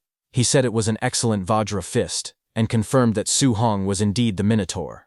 Hearing that, Su Hong turned his head sharply, his expression tightening when he confirmed that it really was the White Fox mask. White Fox stood calmly, with his hand covering part of his face. His voice was smooth as he spoke. He said that Su Hong was the first person to humiliate him in front of so many people. He then dropped his hand and gave an order. His voice was cold as he commanded his subordinates to kill Su Hong. All 4 men around him rushed forward at once. Their weapons drew streaks across the ground as they charged towards Su Hong. Su Hong reacted instantly. His hand tightened around the spear, and his body shot upward in a single motion. Behind him, White Fox's group shouted to chase him. They sprinted after him as he leapt away from the rocky cliff. Deeper in the forest, the group slowed down, scanning their surroundings. Dense trees and scattered sunlight surrounded them as they searched the area. One of them shouted, asking where he went. Another warned that the woods ahead were thick and easy to ambush in, telling everyone to stay alert. The masked man with brown hair looked ahead as he walked through the forest. He scoffed and said there were so many of them, wondering if they were really afraid of just one man. Just as he said that, suddenly, a blur shot past him. Su Hong moved at incredible speed. The masked man's eyes widened as Su Hong dashed forward. Su Hong's eyes glowed with a sharp blue light as he closed the distance. In the next moment, he struck. The masked man was smashed into the ground with overwhelming force. From Su Hong's punch, 9 continuous sounds echoed in the air. Blood splattered across the man's mask as he lay motionless on the forest floor. Farther back, White Fox watched in shock. Sweat slid down his face as he stared at the settling dust clouds left behind by Su Hong. He cursed under his breath, unable to hide his disbelief. He wondered how Su Hong could possibly be this fast. White Fox's remaining 3 men stood together. One of them suddenly shouted in shock. He told young Master Ye that the technique being used by Su Hong was the Thunderclap Fist, specifically the 9 Echo Thunderclap Fist. He added that even rank 3 martial artists couldn't train the Thunderclap Fist to perfection. Hearing that, White Fox's expression twisted in frustration. He snapped at them to shut up. Sweat slid down his cheek as he stared ahead in disbelief.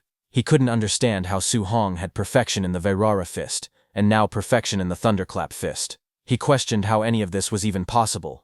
Up in the trees, Su Hong watched them from above, staying calm as he observed the group below. He quietly thought to himself that if he hadn't just fought the giant python and consumed so much vitality, he could have crushed all 3 of them head-on. Since he couldn't confront them directly now, he decided on a different approach. He decided that he would have to defeat them one by waiting for the right moments. Thinking that, he threw his spear, but he didn't attack them directly. He threw his spear onto the ground right behind White Fox's group. It was meant to distract their attention, and it worked. As everyone turned to look at the spear, Su Hong made his move. Before White Fox's men could react, Su Hong appeared right in front of one of them. Blue light flashed in his eyes as he reached forward with a swift, precise motion. The man facing him froze, shock spreading across his expression as he realized he had been targeted. Su Hong kicked the man in the face. His strike landed with explosive force, sending blood scattering as the man's head snapped back violently. The impact launched the man's body into the air before it crashed onto the ground. Nearby, the remaining attackers turned in shock. One of them stared at the fallen body with fear spreading across his face, while another looked nervously toward his leader. One man shouted that Su Hong was too strong and urged White Fox to retreat, but White Fox refused. He glared ahead and demanded whether they were joking, insisting that he would kill the boy today. A blur of motion cut through the forest as Su Hong dashed between the trees. His speed left streaks of blue light trailing behind him. The attackers could barely react as Su Hong appeared again and rushed straight toward them. In the next moment, another attacker was struck so hard that his body flipped upward and slammed into the ground, shaking the forest floor. White Fox clenched his teeth in frustration. Sweat slid down his face as he stared ahead. He cursed under his breath, wondering how Su Hong had grown so much stronger in just a few days. Just then, a blur shot past him. Su Hong rushed forward with incredible speed, closing in from behind. White Fox immediately spun around, eyes wide, but Su Hong was already gone. Leaves scattered in every direction as the ground shook from his steps. White Fox shouted in anger, repeating his frustration again and again. In the next moment, Su Hong appeared behind White Fox again, saying it was finally his turn. But little did he know, White Fox had already detected him. White Fox immediately turned and raised his arm, blue light gathering around it.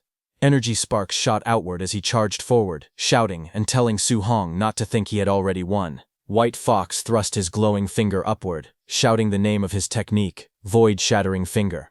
Seeing that, Su Hong raised his spear to attack, but his senses warned him that it was dangerous. He bent down and dodged as the blue arc of energy sliced across the forest with incredible force. The blast struck a nearby tree, instantly blowing a massive hole through its trunk. Bark and dirt exploded outward as the tree shook from the impact. The entire tree burst apart, collapsing under the force of the attack. Across the forest, White Fox thrust both hands forward, using the same void-shattering finger technique again and again. Blue beams shot from his glowing fingers in every direction, filling the air with intersecting streaks of light. Su Hong jumped around the forest, dodging all of it. He watched White Fox with a sharp gaze. Sweat slid down his cheek as he assessed the attack's power. He noted that the martial skill wasn't weak, its level seemed high, possibly Class B. Then White Fox glared back with rage twisting across his face. He screamed that he had memorized Su Hong's face.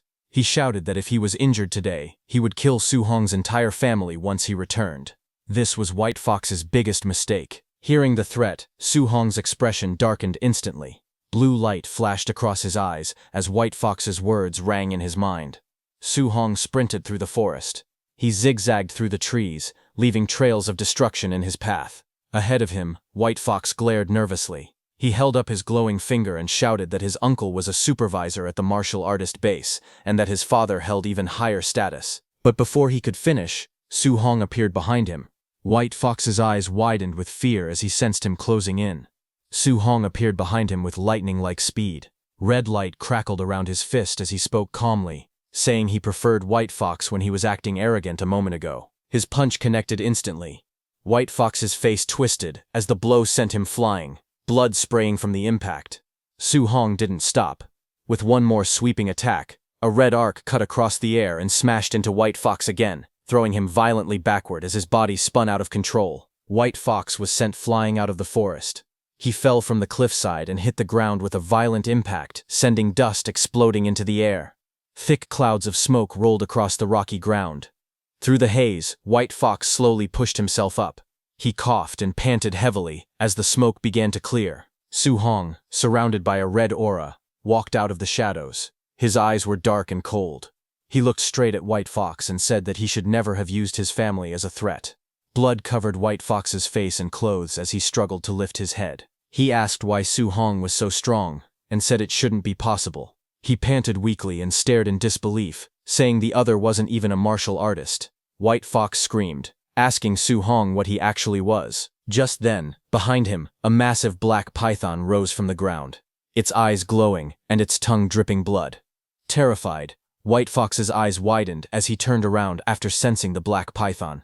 Just then, the black python slammed its tail onto the ground with tremendous force, cracking the earth. Seeing that, Su Hong got ready to face the giant python directly, gripping his spear. He said he had spent too much time fighting the others. As the monstrous snake coiled and lifted its head, he realized it had already regained its stamina. On the other hand, White Fox's 3 men whom Su Hong had knocked out before stood in the forest, shaken and confused. One of them muttered that Su Hong, whom they had fought, was far too strange. Another looked around anxiously and wondered where young Master Ye had gone, asking if he had already finished off Su Hong. Suddenly, the man in the red jacket lifted his head, alerted by a sound. Before they could react, they saw Su Hong running toward them from behind. He sprinted straight at them with his spear in hand. One of the men shouted that he would not spare him, while another yelled that Su Hong had finally come out, but Su Hong ordered them to move out of the way. Just as he said that, a loud rumble burst from behind. All 3 men froze when a massive python erupted from the ground, lunging toward them. Their eyes widened in shock. As the python crashed forward, Su Hong dodged aside, causing the giant creature to slam into the 2 martial artists. One of them screamed as the monster struck. A notification appeared, stating that Su Hong had indirectly killed an opponent martial artist and earned 30 martial value. A moment later, the python whipped around again, knocking the man in red into a tree. The notice appeared once more, another indirect kill, another 30 martial value. Su Hong stared at the scene in surprise. He hadn't expected to gain martial value this way too, but suddenly, the giant python's tail swung across the ground and came toward him. Seeing this, Su Hong was alerted, a bead of sweat sliding down his face as he reacted to the sudden movement behind him. He thought to himself that after so many battles, his martial value was finally enough for him to break through and become a martial artist. With a powerful leap, he spun into the air. He moved with lightning speed, jumping from tree to tree, until he made a large distance between himself and the python. He wished he could find a safe place to break through. His eyes sharpened when he spotted a cave in the distance, deciding that he would choose that spot. He shot straight down toward the cave entrance as the serpent followed. As he entered, the massive python crashed into the cave entrance, sending dust and rocks exploding upward upon impact. In the dim cave, Su Hong landed on one knee with his spear pressed against the ground. Dust and rocks fell around him as the giant serpent crashed down, its glowing eyes locked onto him. The python lurched forward, its jaws opening wide as it dove straight at him with a violent roar. But it couldn't enter. Inside the cave, Su Hong quickly pulled up his system status screen, while the serpent's body thrashed behind him. The python roared again as the system interface displayed Su Hong's information. Name: Su Hong, Vitality 96, Spirit 23, Physique, mortal body 3%. Martial skills, raging sea spear technique, perfect thunder rush fist, perfect vajra fist, perfect floating light palm, perfect void step. His martial value showed 504. Su Hong furiously tapped the vitality stat on his screen, shouting for it to increase faster. Numbers flashed rapidly as vitality rose by plus 0.1 again and again. A burning red aura erupted around him. Vitality surged through his body, making his entire frame tremble from the heat. Red light wrapped around him like flames as he gritted his teeth, thinking that it felt as if magma was flowing through his veins. The status screen flashed again, displaying that vitality had reached 100. Red energy burst outward. Seeing this, the serpent stopped, its eyes widening as a wave of crimson power surged across the cave. A red notification appeared above Su Hong, announcing his breakthrough and that he had become a Tier 1 martial artist. Flames of power burst around him as he stood in the center of the glowing circle. He looked at his own body, feeling the heat rising from within, and said that he had finally become a real martial artist. His fist tightened, energy crackling around it as bright light wrapped around his arm. In front of him, the giant serpent shrank back in fear, sensing the change in his strength. Su Hong stepped forward, flames burning around his body, and told the serpent that it was now his turn. His eyes sharpened, and with a swift motion, he launched himself forward. His glowing fist shot straight ahead, tearing through the air like a beam of light. The python was using its whole body to crawl out of the cave, but a loud impact echoed when Su Hong's punch struck the serpent's body. The python let out a furious roar as golden energy surged upward, launching the python high into the sky. The giant serpent's face filled the panel. Its scales cracked, and its fangs stained with blood. It let out a fierce hiss as fresh wounds covered its jaw. Su Hong charged forward with glowing eyes and a blazing fist. Energy sparked around his arm as he shouted the name of his technique, Vajra Fist. He leaped through the air, aiming straight at the serpent's open mouth. The enormous snake lunged upward, roaring as it extended its tail to attack Su Hong from behind. Su Hong met its tail attack head-on, blocking it with his burning fist. Red lightning surged around him as the impact exploded against the serpent's tail. Su Hong gritted his teeth. Blood trickled from the corner of his mouth as he pulled back his arm. He tightened his grip on his spear and steadied himself. He then drove his spear downward with full strength. Blue energy burst outward as he slammed the attack straight into the serpent's stomach, forcing the massive creature down with overwhelming force. A blinding column of blue energy crashed down the python's body onto the ground. Lightning burst outward on impact, making the creature roar in shock and pain. From high above, Su Hong descended with flames wrapped around his arm. His fist burned like molten fire as he shouted the name of his technique, Thunder Rush Fist. He dove straight toward the thrashing serpent. Su Hong's fiery punch slammed into the creature's skull, sending waves of sound force rippling through the air. The impact echoed through the forest. The serpent's head recoiled violently, as golden lightning swallowed it. Su Hong's attack smashed it downward, driving its head deep into the ground. The earth cracked beneath the blow, and the forest shook from the impact. Smoke and dust rolled across the battlefield in thick waves. When the dust slowly cleared, Su Hong stood firmly on top of the python's massive head. His red aura flickered as he looked down at the defeated beast. He noted that although the giant python had already been heavily injured, he was now strong enough to withstand its attacks directly. A glowing panel appeared beside him, confirming that his martial value had increased by 94. The enormous serpent lay motionless beneath him. Its threat finally ended. Su Hong then sat on top of the giant python's severed head, holding a knife in his hand. As he looked at the huge corpse beneath him, he muttered that hunting ferocious beasts normally required cutting off their left ear to exchange for money. But then he paused. The thought trailed off into silence as he stared at the massive serpent. Snakes didn't have ears. He wondered helplessly what he was supposed to do in this situation. After a moment, he sighed and stood up. He said it was better to forget it and head back quickly. The scene shifted to a distant view of the cliffside where he had first fought that massive python and white fox. His footsteps echoed softly as he approached someone lying bloodied on the ground. It was White Fox, but he was already dead after being crushed by the giant python's tail. Su Hong looked down at him calmly.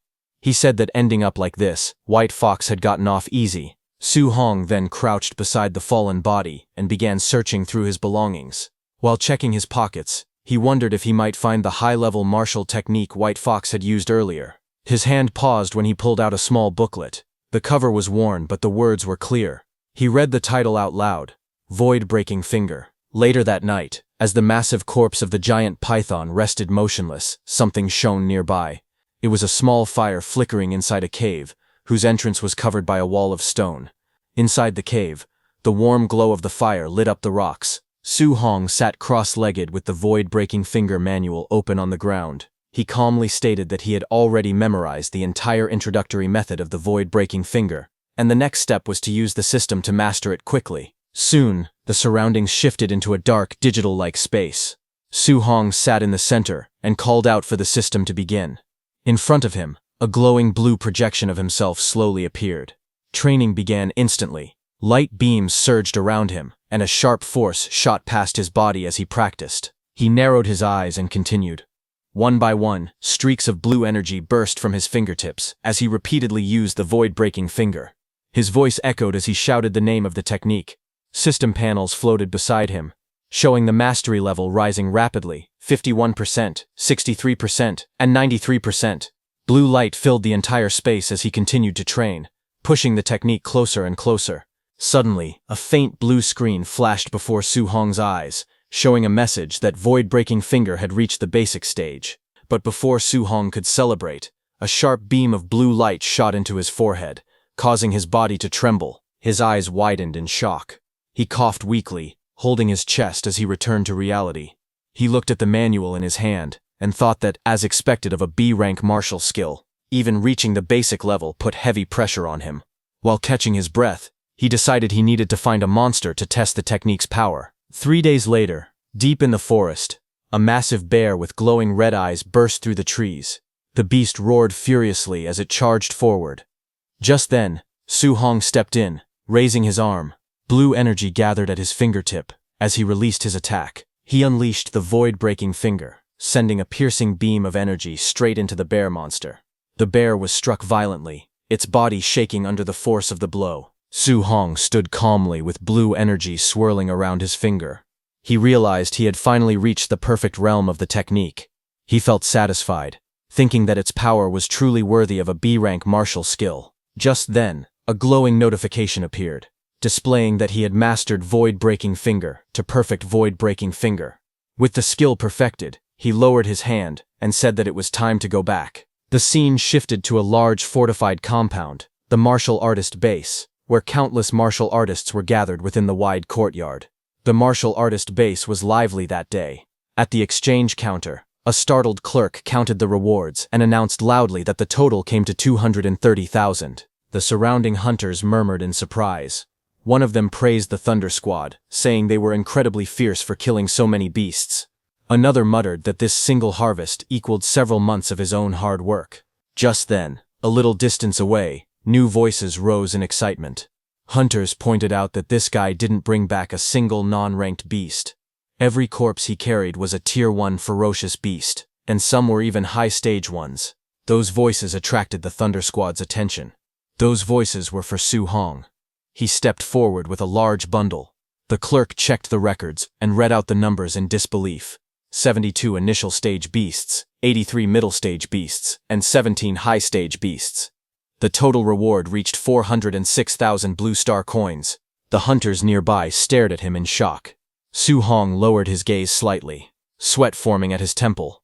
He wondered if he had hunted too many beasts and become too noticeable. If he had known this would draw so much attention, he thought he should have killed fewer. Just then, loud noises echoed through the base. A burst of force shattered part of the plaza, catching everyone's attention. Hunters gathered and stared at the destroyed area. People shouted in confusion. Someone asked how the base could be attacked. Another questioned how this was possible when so many high-level martial artists were stationed there. Su Hong stepped forward among the crowd, gripping his spear as he looked toward the smoke rising from the damaged building. From the smoke, a pale hand pressed against the ground, a faint glint of light reflecting off several metal rings wrapped around its fingers. A man in a suit stepped forward from the smoke-filled ruins of the base. His expression twisted with fury as he shouted for the base to be sealed, ordering that not even a single fly be allowed to escape. This man was Ye Qi, the person in charge of the base, and White Fox Ye Feng's uncle. His subordinates responded instantly, shouting their acknowledgement. Seeing this, another supervisor hurried toward him, panic visible on his face. He asked Ye Qi what had happened. Ye Qi's eyes burned red with rage as he answered. He shouted that his nephew Ye Feng, along with the 4 martial artists accompanying him, were all dead. News of the death spread quickly among the crowd. Several martial artists whispered in shock, wondering how Ye Feng could possibly have been killed and how an entire group of 5 could be wiped out at once. Some people muttered bitterly. One man thought that if not for Ye Feng's background, he would have killed him long ago. Another person said that everyone there had been robbed by Ye Feng before. More voices joined, saying the scourge had finally been eliminated. Hidden among the crowd, Su Hong stood silently, listening to their reactions as the discussions grew louder around him. Ye Qi walked forward, announcing in a stern voice that a B-rank martial skill found on Ye Feng's body was missing. He declared that all martial artists had to be body searched and cleared of suspicion before they were allowed to leave. Amid the tense crowd, Su Hong stood quietly with his spear. He observed the situation calmly. As he listened, he thought to himself that based on the corpses, it was obvious White Fox had been killed by the giant python, so the incident should not be traced back to him. From across the open plaza, the officials and Ye Qi gathered in a group.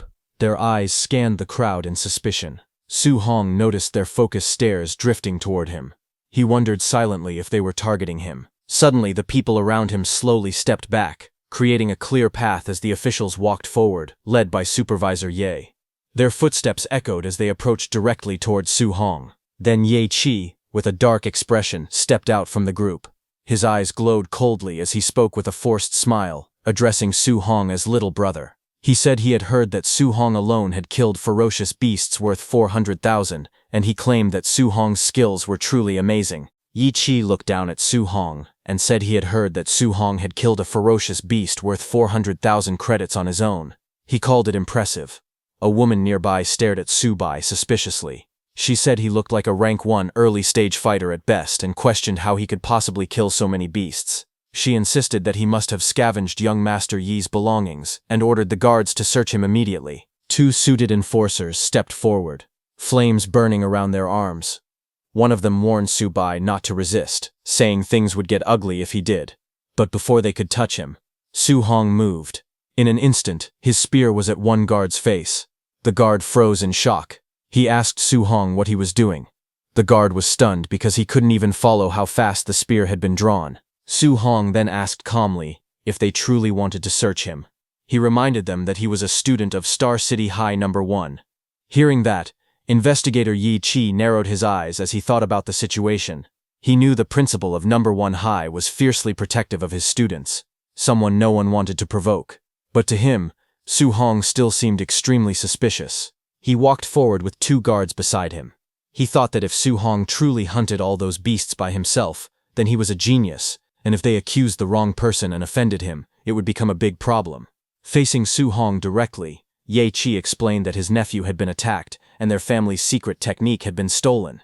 He said he needed to find the culprit and hoped Su Hong would cooperate. Su Hong replied calmly, saying he only hoped they weren't accusing the wrong person. Seeing Su Hong's attitude, Ye Qi got angry, but he offered 10,000 credits as compensation for the search. Su Hong raised his hand and countered with 30,000. In his mind, he reasoned that Ye Feng had been killed by a giant python, and as long as the technique wasn't found on him, they couldn't blame him. After thinking for a moment, Ye Qi agreed. He told the guards to search. Su Hong lifted his arms slightly and told them to check carefully, saying he didn't want any false accusations. The guards began searching through his belongings, while the woman searched his bag. Ye Qi and the others watched closely. One of the guards finished checking and reported that there was nothing on Su Hong. Hearing this, Ye Qi told his subordinates to give Su Hong the 30,000 credits and let him go. Hearing that, Su Hong let out a small sigh of relief. In his mind, he felt lucky that he had cleaned everything up earlier. Otherwise, he would have been in serious trouble today. As he walked away with his spear, Ye Qi, who was in charge, ordered the others to continue searching everyone. No one was allowed to leave until they were cleared of all suspicion. Su Hong left, thinking about his next steps. He planned to shower and change clothes first. After that, he wanted to go to the Martial Artists Association to register for the assessment. He needed to get a guidance technique as soon as possible. Later, he arrived at an underground hotel inside the martial artist base. Inside a quiet and bright room, he sat shirtless on the bed, with his status window open in front of him. He checked his stats and was surprised. He had accumulated 534 martial points. He realized he had been so focused on training the void-shattering finger and hunting beasts these past few days that he hadn't used any of his points. His status panel showed name, Su Hong, vitality, spirit, 23, and physique, mortal frame at 6%. His martial arts were void-shattering finger at perfection, raging sea spear technique at perfection, thunderclap fist at perfection, vajra fist at perfection, floating light palm at perfection, and void step also at perfection. He also had 534 martial points. Su Hong remembered that a rank 1 early-stage martial artist usually had about 100 vitality, while a rank 1 mid-stage martial artist had around 200 vitality. He calculated quietly. If he used all his martial points on vitality, he could raise his vitality by 53.4 points, making him only about 40 points short of reaching mid-stage. He sat there, thinking carefully about what to upgrade next. He looked at his other stats and thought to himself that he still hadn't upgraded his spirit or mortal frame yet. He wondered what effects they might have. His screen displayed that he had 23 spirit and his physique, mortal frame was at 6%. He told himself that he had plenty of martial points anyway, so he decided to test it and see what would happen. He put some points into his spirit. Blue upgrade messages floated around him saying spirit increased by 0.1 again and again. As the light faded, he looked at his hands and admitted that he didn't feel much different after raising his spirit. Then he shifted his focus and began upgrading his mortal frame instead. Bright blue energy burst around him as new messages appeared. Mortal frame increased by 0.1, over and over. This time, he felt the strength increase clearly. He nodded to himself and decided to add even more. His status window updated again, showing that his spirit was now 26.5 and his physique mortal frame was at 36.1%. His martial arts list stayed the same: void-shattering finger, raging sea spear technique, thunderclap fist, vajra fist, floating light palm, and void step, all at perfection level. His martial points dropped to 0. He looked at his window and decided that his mortal frame level was enough for now. He planned to put 200 martial points into vitality next and the rest into spirit. A new wave of glowing panels swirled around him. Vitality increased by 0.1, filling the air, followed by more upgrades pouring into spirit. Suddenly, red energy exploded from his body. Su Hong clenched his fists as power surged through him. It felt as if an endless supply of strength was rising from deep inside, overflowing with unstoppable force. His body became very muscular. As the intense red aura around him faded, Su Hong's body slowly returned to normal. The overwhelming surge of power that had twisted his muscles settled down, leaving only a faint glow around him. He sat cross-legged on his bed, letting out a long breath. He was relieved that his body had returned to its usual shape. He thought to himself that if he had stayed in that bulky, muscle-bound form, he would have had no idea how to explain it to people he knew. Time passed, and an hour later, he arrived at the Star City Martial Artists Association. The tall building stood out among the surrounding structures. Inside the hall, Su Hong walked up to the front counter. He politely told the receptionist that he was there for the martial artist assessment. She nodded and told him that a staff member would guide him soon. As he followed her through the corridor, the guide glanced at him and commented that he looked quite young. She asked if it was his first time taking the assessment. She explained that to pass as a rank 1 martial artist, a person needed at least 100 vitality and over 1,000 combat power. She wished him good luck. Su Hong simply thanked her and continued walking. Nearby, 2 martial artists noticed him. One of them wondered aloud why Su Hong had come alone, without even a master accompanying him. The other guessed that Su Hong was probably just testing things out, considering his age.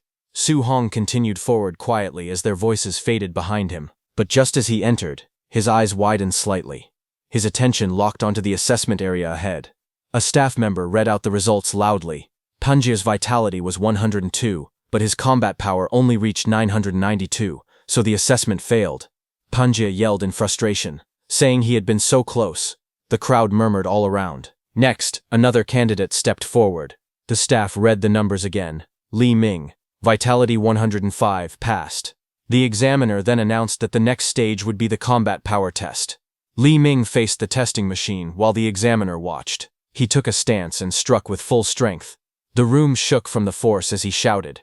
A moment later, the screen displayed the result. Combat power 1763, passed. Seeing that, the crowd murmured that Li Ming's combat power was 1763, almost reaching the level of a mid-stage rank 1 martial artist.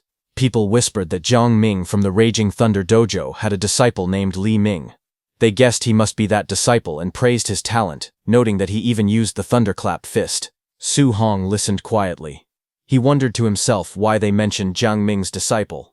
He recalled that Jiang Ming's disciple was Li Yan, and questioned how many disciples that dojo master actually had. While he was lost in thought, Li Ming stepped toward Su Hong and told him it was his turn. As Su Hong went inside, Li Ming smirked confidently.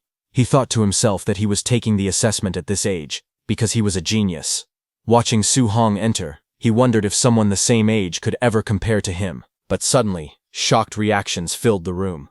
People stared at the screen and cursed in disbelief. They wondered if the vitality tester was broken. They couldn't understand how someone's vitality could be that high. Hearing this, Li Ming was stunned. He looked back in shock as the examiner announced the result. Su Hong, vitality, 123.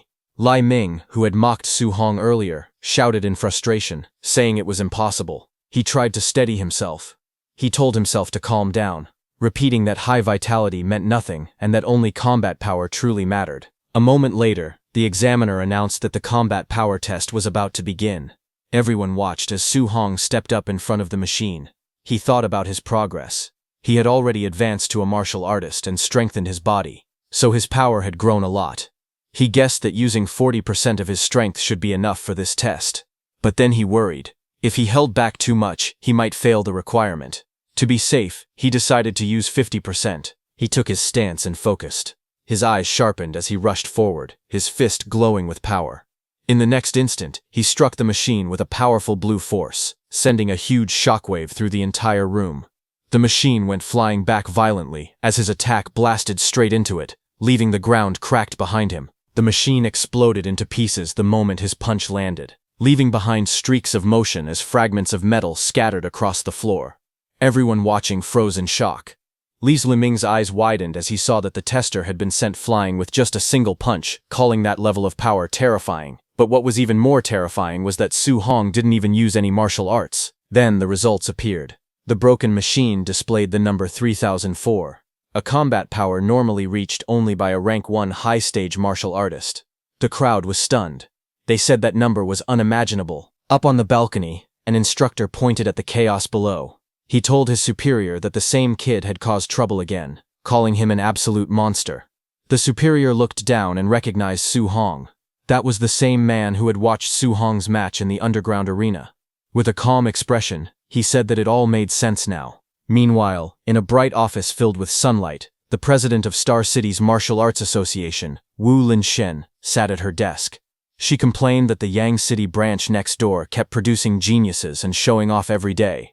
She worried that if Star City didn't produce any geniuses soon, she would lose her job. Suddenly, an assistant burst into the office in a panic. He yelled that a monster had appeared in the martial artist assessment. Wu Linshen was startled enough to nearly drop her phone. He quickly explained that a rank 1 early-stage youth had sent the testing machine flying using only raw physical strength, and his combat power had reached 3000. Hearing this, Wu Linshen's eyes widened. She stared ahead, shocked by the news. Meanwhile, the Martial Artists Association's central hall was busy, filled with people walking around and talking. Su Hong stood near the escalators, with a staff member dressed in a suit.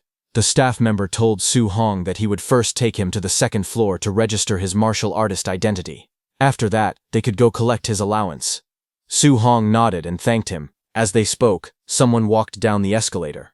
A pair of high-heeled boots appeared at the top, and a woman's voice said that the staff member could leave because she would personally handle Su Hong.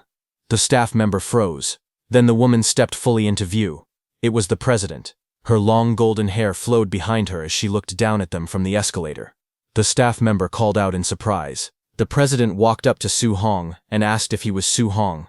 She introduced herself as Wu Linshen, the president of the Star City branch of the Martial Dao Association, and told him to follow her. Su Hong replied politely, calling her president. At the same time, he thought to himself that this person was the president of Star City's Martial Artist Association. He had heard rumors that she was a Tier 5 martial artist. She looked different from what he had imagined. The scene then shifted to the president's office. A bright and spacious room filled with warm sunlight. Su Hong sat on a couch while the blonde president reclined casually on another seat. She looked at him with a relaxed smile and began speaking. She said she knew he was a student from Star City No. 1 High School, and mentioned that Principal Lee Chengshan had complained to her before. According to him, the school had produced only 2 ordinary Tier 1 martial artists this year, yet Lee Chengshan somehow hit a major genius like Su Hong. Su Hong looked confused, and asked why she had brought him to her office. He explained that he only wanted to register as a martial artist, and collect his allowance and guidance technique. The president waved her hand confidently. She told him not to worry, saying the people downstairs had already handled his martial artist ID and monthly allowance. As for the guidance technique, she said she would teach him personally. She stood before him and asked how much he currently understood about guidance techniques. Su Hong thought for a moment. He said the textbook mentioned that heaven and earth spiritual chi had different attributes, and that guidance techniques were methods to absorb those spiritual energies to strengthen the body. He also added that absorbing spiritual chi of different attributes required a matching guidance technique. The president lifted her hand, and a warm orange flame appeared in her palm. She explained calmly that the textbooks were not wrong, but guidance techniques were more than just cultivation methods. She gave an example. The heavenly flame guidance technique she practiced mainly absorbed fire attribute spiritual chi. While it strengthened her body, it also gave her attacks the power of fire. As she spoke, the flame in her hand burned brighter and sharper. She then released the flame outward. A stream of fire shot across the room like a blazing whip, lighting up the entire office. She said that if someone could release attribute attacks externally, it would also increase their attack range. But for a Tier 1 martial artist, even carrying a small trace of attribute power was already impressive. Su Hong stared in surprise. He asked if guidance techniques could actually be used for attacking. He thought they were only for absorbing spiritual chi to cultivate. The textbooks never mentioned this part. The president raised her hand again, and symbols representing different elements appeared beside her. She explained that heaven and earth spiritual chi had 7 attributes: metal, wood, water, fire, earth, thunder, and wind. Each had its strengths and weaknesses, but in pure attack power, thunder ranked first, metal second, and fire third. She added that the guidance technique someone could cultivate depended on their compatibility. As she spoke, she lifted a glowing red crystal ball from the table. Su Hong nodded slowly. He realized it wasn't possible to cultivate any guidance technique freely. One had to match their own compatibility first. The president held the glowing crystal ball in her hands. She explained that it was used to test a person's compatibility. The brighter and larger the glow, the higher the compatibility. She said that ordinary martial artists usually had only 20 to 30%. Her own compatibility was around 80%, which was already considered extremely high. She looked at Su Hong with confidence, and told him that someone as talented as him would definitely go beyond 90%. As she spoke, the flame inside the crystal disappeared, and she handed the ball to him. Su Hong looked at the crystal ball quietly. He thought to himself that President Wu had become a Tier 5 martial artist at such a young age, and was already considered a genius, yet her compatibility was only 80%. If he reached 90%, it would be too unbelievable. When Su Hong placed his hands on the ball, a blinding light erupted instantly. President Wu's eyes widened in shock. The entire crystal ball burst with intense red light, filling the whole room. The president jumped in excitement, and shouted that it was completely full. His fire attribute compatibility had reached 100%. She rushed to Su Hong and grabbed his shoulders, asking if he understood what this meant. He admitted that he didn't. She explained with great excitement that this meant he could absorb 100% of fire attribute spiritual chi from heaven and earth, without wasting even a single trace. She then explained calmly that her own compatibility was only 80%. Because of that, she lost 20% of the fire attribute spiritual chi every time she absorbed it. Even so, she had already reached Tier 5 as a martial artist, and had become the president of the Star City Martial Artists Association. Then she leaned closer to him. With a confident smile, she said that his future achievements would definitely be higher than hers. She admitted that she never expected a small place like Star City to produce someone as talented as him. Someone who was not weaker than geniuses from the Magic City Imperial Capital region. Su Hong looked at the crystal ball in his hands. He thought quietly to himself that the fire attribute was good, but he still preferred the thunder attribute. He wished he had the thunder spirit attribute instead. Just as he said that, the crystal ball suddenly burst with bright golden lightning. Thunder-like patterns flashed inside it, as powerful light filled the room. When he lifted the glowing sphere, President Wu stared at him in shock. He looked at her and said that his thunder attribute compatibility also seemed to be 100%. She stayed silent, unable to respond. President Wu stared at the test results in shock. She wondered if it was real or fake because the thunder and fire attributes both showed 100% compatibility. She felt overwhelmed and thought to herself that Su Hong was a monster, something far beyond normal. Just then, Su Hong, now holding a green crystal ball, spoke nervously. He told the president that the wind attribute also seemed to be 100%. Hearing this, the president looked even more stunned, unable to believe what she was seeing. She quietly muttered that the situation was too outrageous. A few minutes passed. The room became calm. Sunlight spilled in through the windows, while the two of them sat on separate couches. The president leaned back weakly, still trying to process everything. She slowly sat up and wiped the sweat from her forehead. She whispered that something was not right. All the attributes she tested were full. Every single one was at 100%. She wondered if she was dreaming.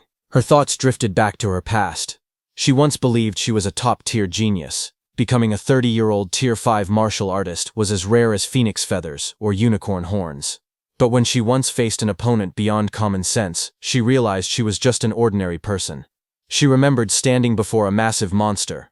The ground cracked beneath her feet as the beast roared loudly. In that moment she understood that to defeat something beyond common sense she would need someone just as extraordinary. She then recalled a man standing atop that fallen creature, looking down with calm eyes. Only those who were also beyond common sense could fight such beings. Back in the room, she looked at Su Hong and thought that he was an existence ordinary people could never understand. On the other hand, Su Hong was lost in thought. Thinking seriously, he muttered that all 7 of his attributes were at 100%. If he focused only on thunder and ignored the other 6, it felt like a waste. He sighed, saying the situation was distressing. Then he turned to the president with a smile and asked if she could give him copies of the guidance techniques for all 7 attributes. The president stared at him speechlessly. She explained slowly that human energy was limited. No matter how talented someone was, it was recommended to cultivate only 1 or 2 attributes. She gave an example. In the past, someone had tried cultivating all 7 guidance techniques at the same time. Even after training for decades, that person remained only a Tier 1 martial artist. Hearing that, Su Hong told her that he could not choose a path yet, so he wanted to cultivate all attributes first and decide later which one to focus on.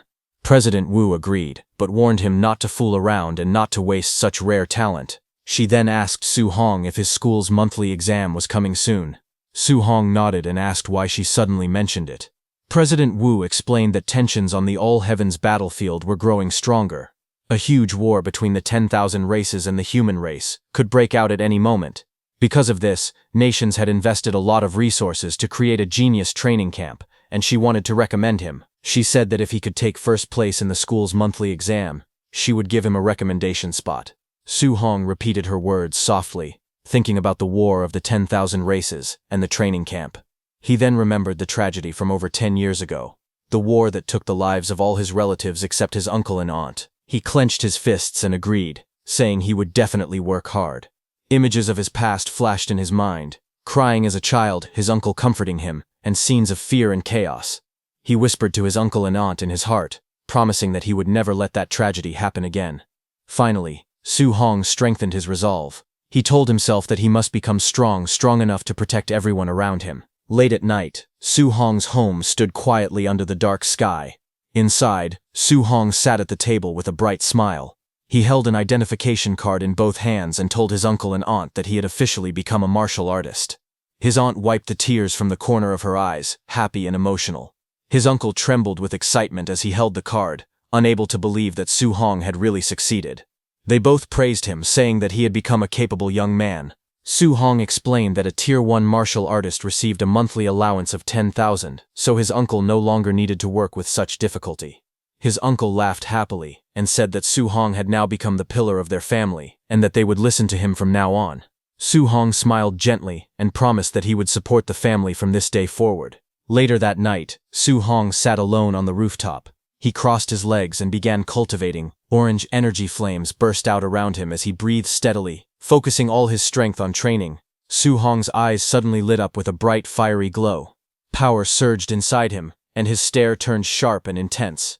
The next second, he punched the air with determination. Energy gathered around his arm, spinning wildly as flames wrapped around his fist. He punched out with full force, sending a wave of heat and wind across the rooftop. When the energy faded, Su Hong looked at his fist. It was smoking lightly, He stared at it in confusion and wondered why the technique felt so weak. He asked himself if this was really the basic level of the guidance technique and why it had no power at all. Then a glowing system panel appeared in front of him. It showed his name and different stats. It also displayed a new line for guidance technique.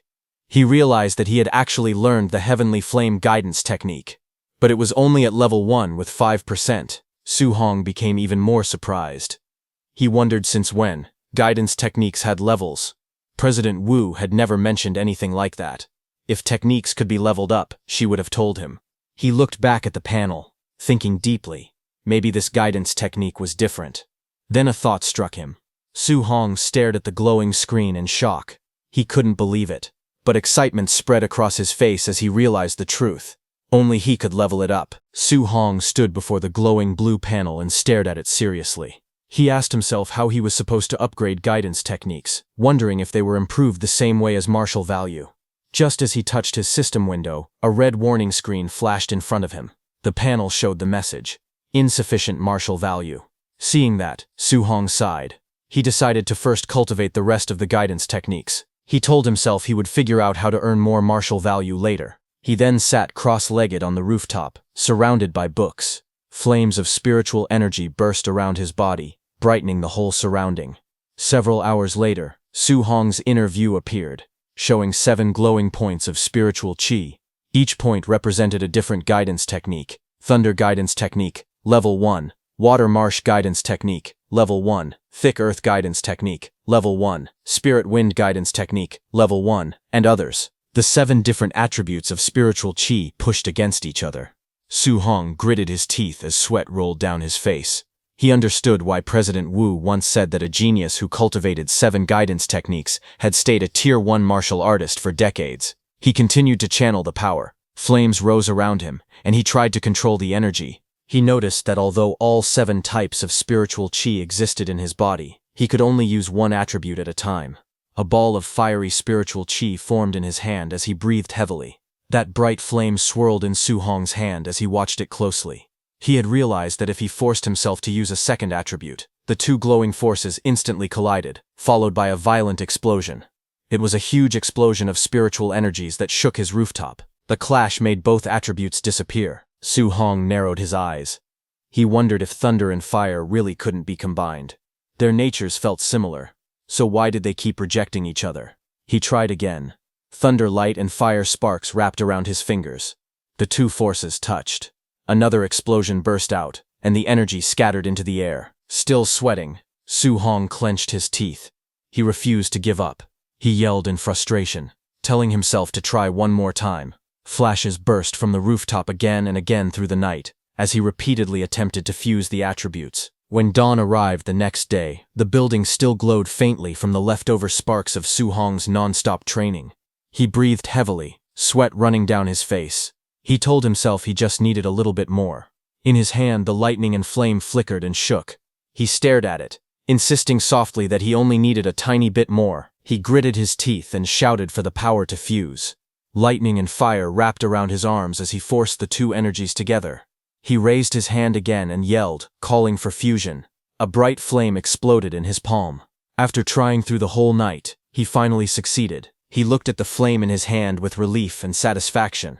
He then straightened his clothes and said it was time to go out and test the power. The scene shifted to Star City's Citizen Martial Arts Square, a large open plaza with a tall clock tower at its center. Training robots stood ready around the area. Su Hong stood in front of the spider-shaped combat tester. He pointed at it and said that he had switched to a Tier 3 combat power tester. Hoping it wouldn't break this time, he remembered that 50% power had reached 3,000 combat power. So he decided to try 30% power first. He raised his glowing fist and struck. The machine displayed the result. The number went above 2,300. He looked surprised. At 30% strength, the power should have been around 1,800, but it had increased by 500 more. He looked at the lightning burning in his hand, and thought that just the power of thunder alone was already this strong. Then he clenched his hand again, and aimed. He wondered how strong the fused power of thunder and fire would be. He released the combined force, and the explosion of lightning and flames shot forward. His punch smashed into the combat tester with overwhelming speed and power. The screen flashed new numbers. Su Hong stared in surprise. It showed 3041, far higher than he expected. He muttered in shock, wondering how it had passed 3000. He stood beside the damaged tester, rubbing his hands. He thought about how, with only his physical strength and the fused thunder fire, 30% of his power already surpassed a Tier 1 high-stage martial artist. Then he glanced at his own status and sighed. His vitality was only 123 points, which made the result even more terrifying. He thought that if the power was already this strong with just 2 fused attributes, he wondered what kind of strength he would have if he could fuse all 7 attributes. The thought of combining them filled him with excitement. He looked at the flames and lightning dancing in his hand, and smiled. He decided to go back and try fusing 3 attributes next time. Later, he was shown lying flat on the rooftop, exhausted. His shirt was gone, and his body was drenched in sweat. Small lights floated around him as he breathed heavily. He thought about the difficulty again. Fusing 2 attributes was already hard, but fusing 3 felt many times harder. He had rearranged and combined all 7 attribute patterns repeatedly, yet he still made no progress at all. Even so, he kept thinking about how powerful it could be if he finally succeeded. He looked at the system screen and wondered if increasing the level of his guidance techniques would help him succeed in fusing attributes. The screen listed the techniques he had. Thunder Guidance Technique, Level 1. Heavenly Flame Guidance Technique, Level 1. Water Marsh Guidance Technique, Level 1. Thick Earth Guidance Technique Level 1, and Spirit Wind Guidance Technique Level 1. He reminded himself that the monthly exam was tomorrow, and he needed to earn as much martial value as he could. The next day, all the students gathered at Star City No. 1 High School. Students stood on the field as the principal walked onto the stage. The principal told them that this monthly exam would be different. Because the front lines were under heavy pressure, a special training camp would now be held every year to select geniuses for focused training. He explained that the training camp had many resources, powerful martial arts, rare pills, and even grandmasters who would serve as instructors. The top 3 students in the monthly exam would be allowed to join Star City's training camp. Hearing that, the students became excited. Some shouted about wanting to enter the genius training camp. Others were shocked that a Tier 7 grandmaster might be an instructor, since even their principal was only Tier 3. Amid the noise, Su Hong stared ahead with a tired face as he remembered President Wu telling him that if he got first place, she would give him a spot. But didn't the top 3 all receive spots anyway? A friend of Su Hong told him that Chen Shan and Li Tu had already become Tier 1 martial artists.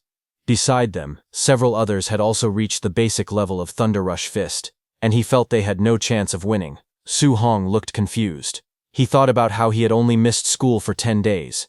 Yet those students had already broken through to martial artist. His friend explained that recently, the principal had asked Senior Chen Tian, the instructor of Thunder Rush Fist, to give private lessons to talented students. Because of this, Chen Shan and Li Tu's vitality had already exceeded 100, and their Thunder Rush Fist could echo 3 times. While they were talking, suddenly Chen Shan and Li Tu walked forward confidently. One of them said he wanted everyone to know who the real No. 1 genius was. The other replied that when he beat him to the ground he hoped he would stay just as confident. Elsewhere, as Su Hong's principal came down from the stage, instructor Chen Tian asked him if he had found the genius who performed the 9 Echoes Thunder Rush Fist. Principal Li answered that he had searched everywhere recently, and didn't think that person was from his school. While they were talking, they suddenly heard some noise behind them and turned. A tall man in a black suit walked up with 2 others. It was Jiang Ming, who had taught Su Hong that spear technique. Along with him were Li Ming and Li Yan. Jiang Ming joked, calling Principal Li, Old Li, asking why he looked like his wife had run away. The principal looked at Jiang Ming and asked what he was doing at his school. Jiang Ming smiled and said that the quality of this year's students didn't seem very good. He then explained that he had brought 2 disciples with him. After the monthly exam, he suggested letting the first-place student come over for a spar. Hearing that, Principal Li's expression tightened. He knew that Jiang Ming had clearly come to embarrass him. He thought that if he refused, it would be like admitting that his school had no talented students at all. Jiang Ming continued speaking lightly. He said the students here looked weak anyway, so if the principal refused, he could understand. Hearing that, instructor Chen Tian snapped back angrily, asking if Jiang Ming was looking for trouble on purpose. Nearby, one of Jiang Ming's students, Li Yan, pointed toward the crowd. He told his teacher there was bad news. The kid named Su Hong had appeared. Jiang Ming looked confused and repeated the name, asking which Su they meant. As he turned toward the group of students, he suddenly recognized Su Hong standing at the back. Jiang Ming shouted in surprise. He realized it was that same little monster he had seen before. Su Hong looked at them calmly, a faint smile on his face as the crowd blurred around him. Jiang Ming stared in shock as sweat formed on his face. He realized that the kid they had been talking about was actually from Nome High School. He looked at his two disciples and grew even more troubled. He thought that if Li Yan and Li Ming fought Su Hong, they would definitely lose. Rather than letting them lose face in front of everyone, he needed to avoid the match. He quickly put on a smile and waved his hand. He told Principal Li and Instructor Chen not to be angry. He said he had only been joking and that there would be no competition. He even called his own disciples trash, saying they could never compare to the other school's students. Li Yan and Li Ming immediately shouted that they conceded. Hearing that, both Principal Li and Instructor Chen were furious. Their faces twisted in anger as they thought about how these men dared to mock them so sarcastically. Soon after, the scene shifted to the arena. A loud announcement echoed across the stadium, calling for match number 666, Su Hong, to begin. From the stands, Su Hong's friend leaned forward anxiously. He told his colleague that Su Hong's first opponent was a quasi-martial artist, and that this was extremely unlucky. He then called out to Su Hong, telling him that he could try to fight but shouldn't push himself. Getting injured at the start of the tournament wouldn't be worth it. Su Hong's opponent, Chen Peng, stepped forward and pointed at Su Hong. He asked if Su Hong planned to walk down on his own, or if he should beat him down instead. He clenched his fist and was about to charge straight at Su Hong with confidence. But before he could even react, Su Hong moved. He suddenly disappeared from his place, and the next second he appeared in front of Chen Peng. His figure flashed, and with one clean strike, he sent Chen Peng flying through the air. The impact was so strong that Chen Peng flipped upside down and crashed hard onto the ground. Everyone watching stared in shock. One student shouted in disbelief, asking when Su Hong had become so fierce. The others were stunned into silence. Su Hong stood calmly in the center of the field, surrounded by rising smoke. His posture was relaxed, but the crowd trembled. They realized what had happened. Su Hong had defeated a quasi-martial artist in one single move. Su Hong stood calmly on the battlefield, while another opponent lay defeated at his feet. The crowd shouted in disbelief, saying that Su Hong had won again and wondering how he had become so strong. Some even questioned if he had already reached the level of a Tier 1 martial artist. They announced that the next match would be the final battle. From the stands, Instructor Chen stared at Su Hong in confusion, wondering where this student had suddenly come from and why he hadn't appeared when private tutoring was offered. Principal Li blamed himself, calling it a failure in his own duties. Both of them discussed Su Hong further. Principal Li wondered how he had never noticed such a promising student before. By not training him early, he felt he had wasted a real talent. Instructor Chen said he felt Su Hong looked familiar, but he couldn't remember where he had seen him. They then turned their attention to the ongoing semi-final match between Chen Shan and Li Tu, saying the winner would be decided soon. Watching their fight, they noted that the two fighters were evenly matched, making it difficult to tell who would win or lose. On the stage, Li Tu shouted at Chen Shan. He said that since they both used the same technique, the Three Echoes Thunder Rush Fist, Chen Shan would need to use his strongest move if he wanted any chance of winning. He then launched forward, using the Thunder Rush Fist with full force. Li Tu charged forward with a fierce expression, his fist slamming down with explosive force. Chen Shan answered with a sharp shout as he blocked, the impact blasting wind across the floor. Chen Shan's voice rose in anger as flames burst around his fist. He yelled at Li Tu to watch carefully, declaring himself the true number one of the school. From the sidelines, the students stared in shock. They shouted that Chen Shan was performing attribute externalization, unable to believe he had already mastered it. They recognized the blazing fist as the fire attribute, known for its immense power, second only to thunder. Li Tu stepped forward with a calm smirk as water-like energy flowed around his arm. He replied that attribute externalization was nothing special, and anyone could do it. The students gasped again. They shouted that Li Tu could also externalize attributes, and his was the metal attribute, a force even stronger than fire in combat. Li Tu dashed ahead, chains of metallic energy swirling around his fists. He announced that he also possessed this power as he launched his attack. His punches echoed with 5 sounds. Chen Shan, who charged forward, was shocked when he saw Li Tu unleash the 5 Echoes Thunder Rush Fist. A violent impact followed as Li Tu's strike landed cleanly. blasting his opponent backward in a streak of motion and shockwaves that tore across the arena floor. From the viewing platform, Principal Lee and Instructor Chen watched with widening eyes. Principal Lee muttered that Lee Tu had been hiding his strength deeply. Instructor Chen added that within just 10 days, Lee Tu had managed to master attribute externalization and even bring the Thunder Rush Fist to the micro level. They agreed that Lee Tu's talent was exceptional. Principal Lee then said there was no need to watch the final match. With micro-level Thunder Rush Fist and the metal attribute, he believed Su Hong had no chance of beating Lee Tu. Instructor Chen sighed that if Su Hong had learned a guidance technique and mastered Thunder Rush Fist as well, he might have stood a chance. Just then, Jiang Ming walked over and confidently placed a bet. He wagered 50,000 that Su Hong would take first place. Hearing that, Principal Lee and Instructor Chen were shocked. Principal Lee asked Jiang Ming if he was crazy. He said although Su Hong was good, how could he possibly win without a guidance technique? But Instructor Chen only laughed, saying that if Jiang Ming was delivering money to him, he would gladly take it. Soon, the announcer declared the final battle. Number 01, Lee Tu, against number 666, Su Hong. The match began. Students shouted from around the arena. Some cheered for Su Hong to seize the championship. Others urged Lee Tu not to lose face. The two fighters stepped onto the circular stage, facing each other as the final showdown began. Lee Tu stood confidently, telling Su Hong that he was lucky. He said Su Hong had only reached the finals because he hadn't met him or Chen Shan earlier. Su Hong looked calm. After hunting so many ferocious beasts, he felt that the students here were too weak. Now he finally thought someone worth watching had appeared. Lis Tu stepped forward with a grin. He said that since Su Hong reached the finals, he could call himself the second strongest in the school. Su Hong simply asked who the first was.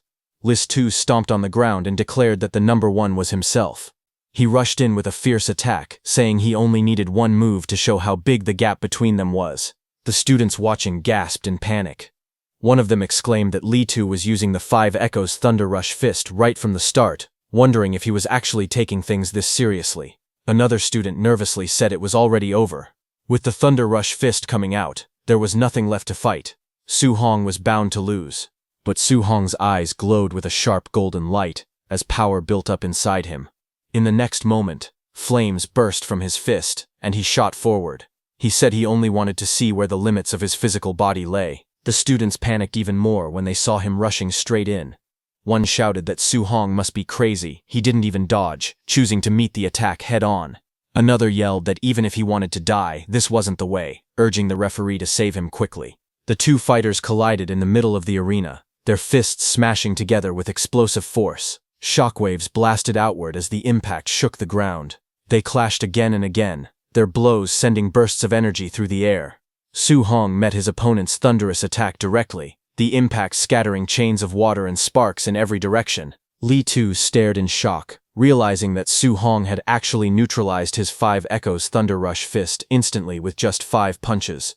The two fighters clashed again, their fists colliding in a storm of blows as chains of energy whipped around them.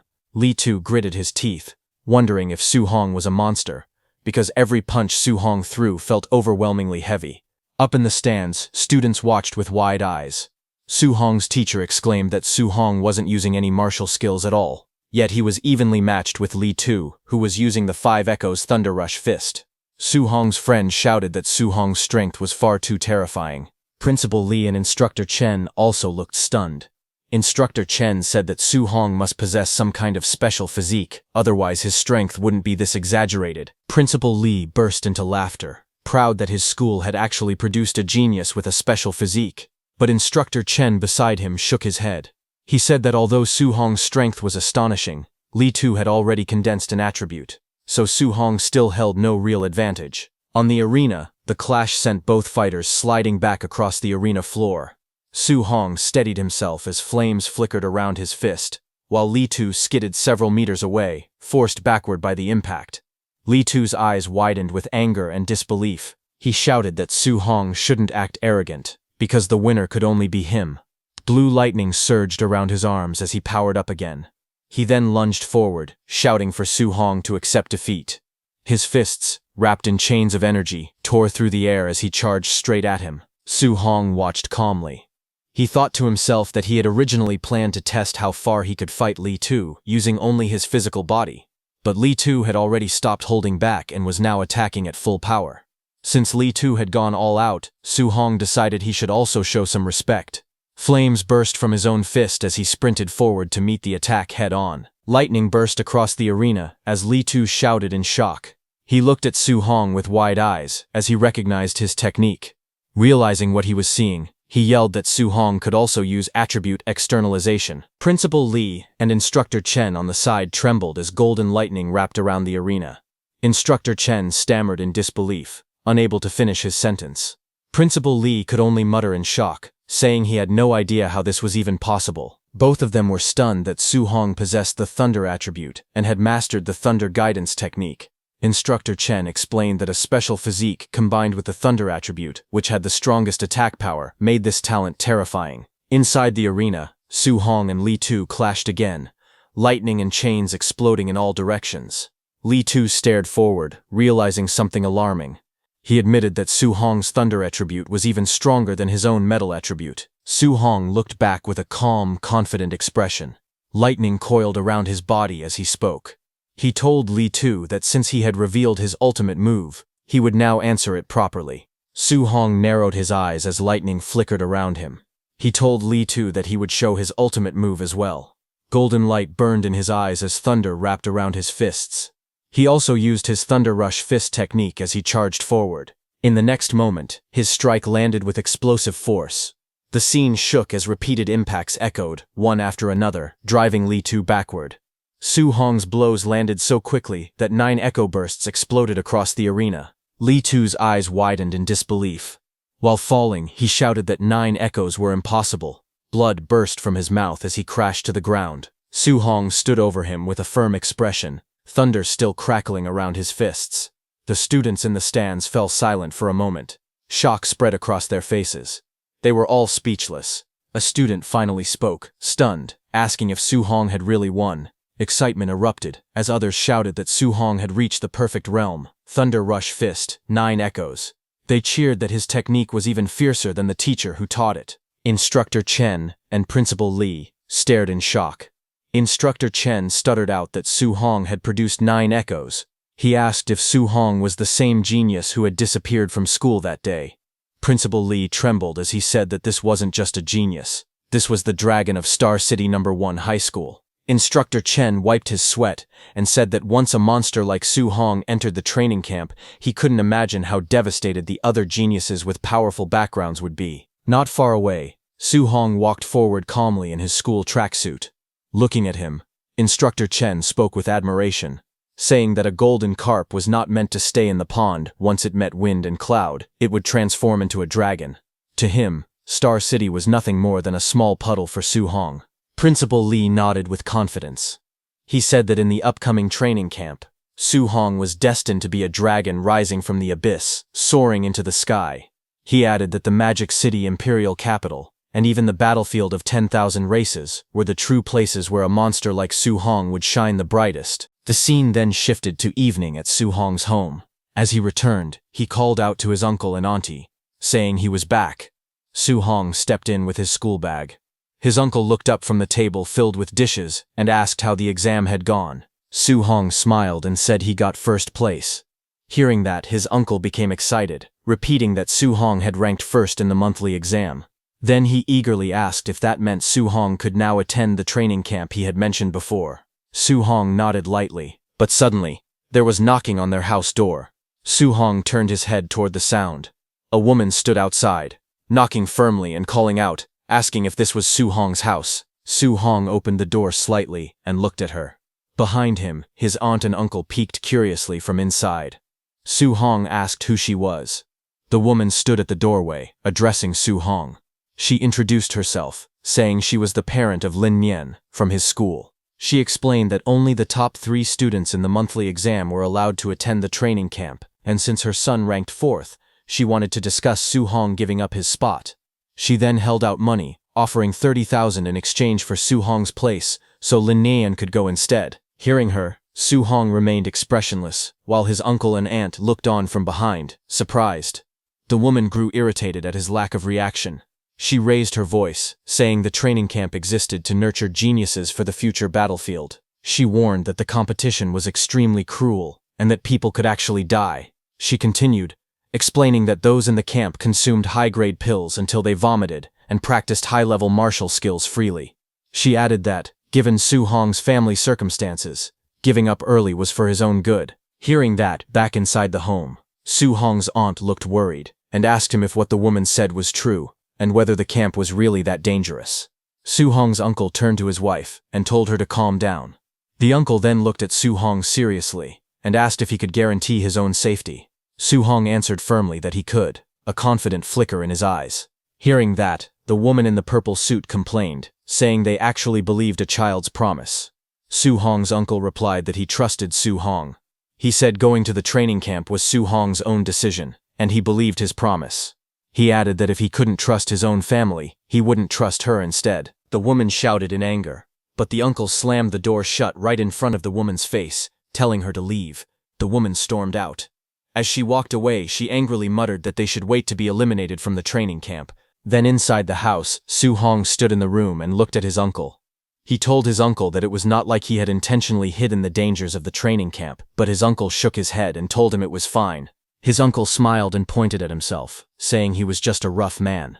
He said Su Hong was more educated and understood the training camp better than he did. Since he had the resolve to face difficulties, they would support him. But his aunt suddenly slapped her husband's back and scolded him, asking what kind of talk that was. She stepped forward and told Su Hong that they did not ask for any ranking, they only wanted him to stay safe. Su Hong smiled gently and nodded. Night fell over the city. Lights from tall buildings glowed in the distance. Su Hong stood alone on the rooftop, looking over the skyline. He thought to himself that although his uncle and aunt supported him, they must still be worrying about him secretly. He told himself he absolutely could not let down their expectations. Standing under the night sky, he strengthened his resolve. He thought that to protect this hard-earned life, he had to become stronger. Su Hong looked at the glowing system panel in front of him. He said that he had fought more than a dozen matches in the monthly exam, and earned a total of 285 martial value points, but it still wasn't enough. The panel displayed his information: vitality, spirit, mortal body percentage, his guidance techniques, martial skills, and his total martial value. He tapped on the screen and increased his mortal body, which was currently at 36.1%. He said he didn't know what high-level skills or trump cards the geniuses in the training camp had. To fight against them, he needed to improve his physical combat power first. Immediately, red notifications floated around him one after another, showing that mortal body increased by 0.1. They appeared repeatedly as he pushed himself harder, sweat running down his face. A few minutes later, a new value flashed. His mortal body had reached 64.6%. Breathing heavily, he said he was still 35.4% away from reaching 100%. He wondered what kind of special physique would appear after the mortal body, but suddenly, he noticed something and looked at the panel again. He asked himself when the Thunder Guidance Technique and Heavenly Flame Guidance Technique had reached level 2. The screen showed both techniques listed at level 2. He touched his chin, thinking. He said he had only cultivated the guidance techniques for a few days and hadn't done anything else. He wondered if no special conditions were needed. Maybe simply cultivating the guidance techniques allowed them to level up naturally. Su Hong then activated his guidance techniques, thunder crackling in his left hand and flames rising in his right.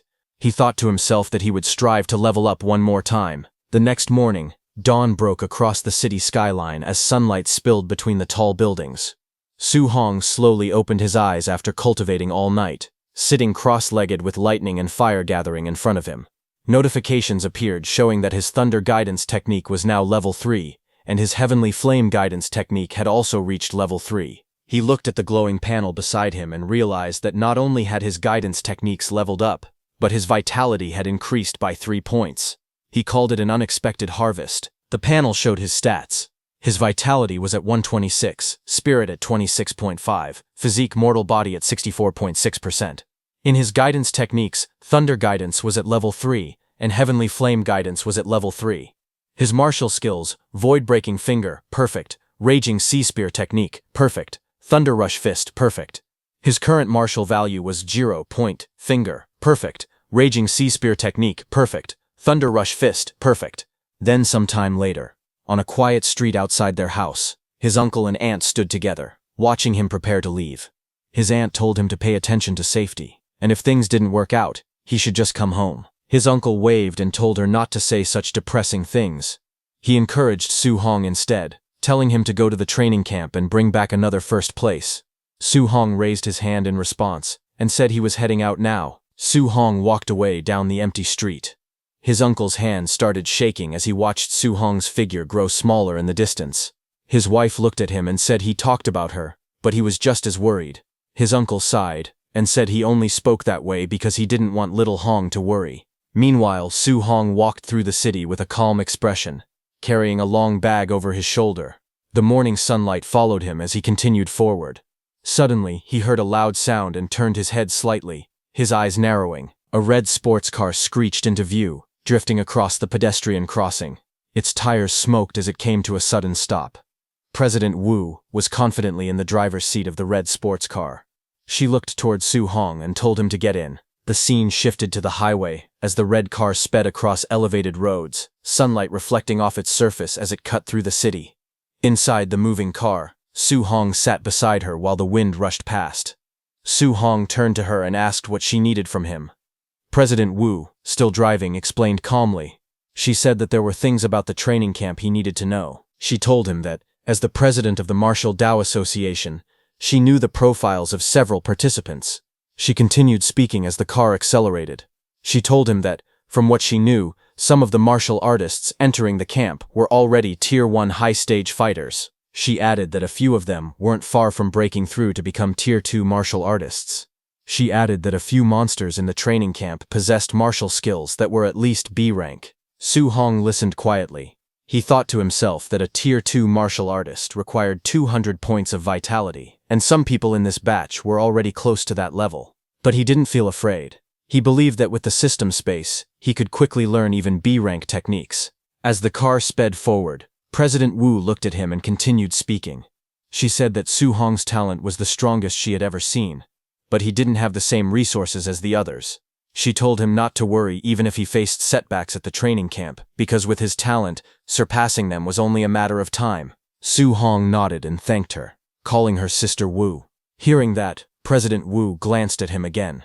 She thought to herself that even though his vitality and martial skills were lower than others, he still remained calm. She realized she didn't need to worry about his mental state causing problems. Then sometime later, Su Hong met with his principal and went with him. Their vehicle drove along the winding road of the Tianlin mountain range. Snowy peaks and green slopes stretched far into the distance as the car made its way deeper into the mountains. Inside the car, Chen Shan and Li Tu were shocked and asked their principal why the training camp was located in the Tianlin mountain range, a place filled with fierce beasts. The principal, who was seated behind Su Hong, tried to calm them. He told them that there was nothing to worry about because grandmasters were guarding the training camp, so normally their lives wouldn't be in danger. Su Hong sat quietly while listening. He recalled information about the mountain range. The Tianlin mountain range spanned multiple cities, including Star City and Yang City. It was rich in spiritual energy and full of dangerous beasts. Some of those beasts were strong enough to rival Tier 7 grandmasters. Su Hong remembered that competition among the beasts was extremely brutal. Even the outer ring Tier 1 beasts there were far more vicious than beasts elsewhere. Normally, even Tier 2 warriors wouldn't dare enter lightly. While he was lost in thought, the car entered the forest and continued driving through the dense trees as they approached the training camp.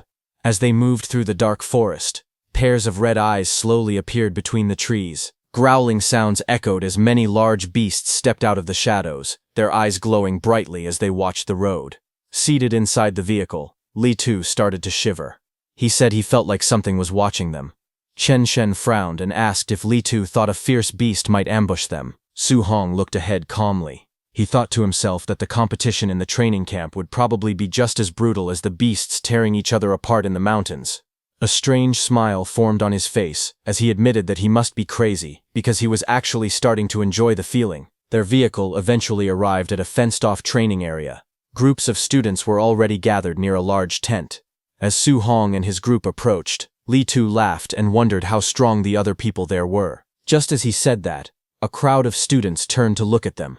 Their expressions were mixed, some curious, some hostile, and some cold and confident, as they judged the newcomers walking into the camp.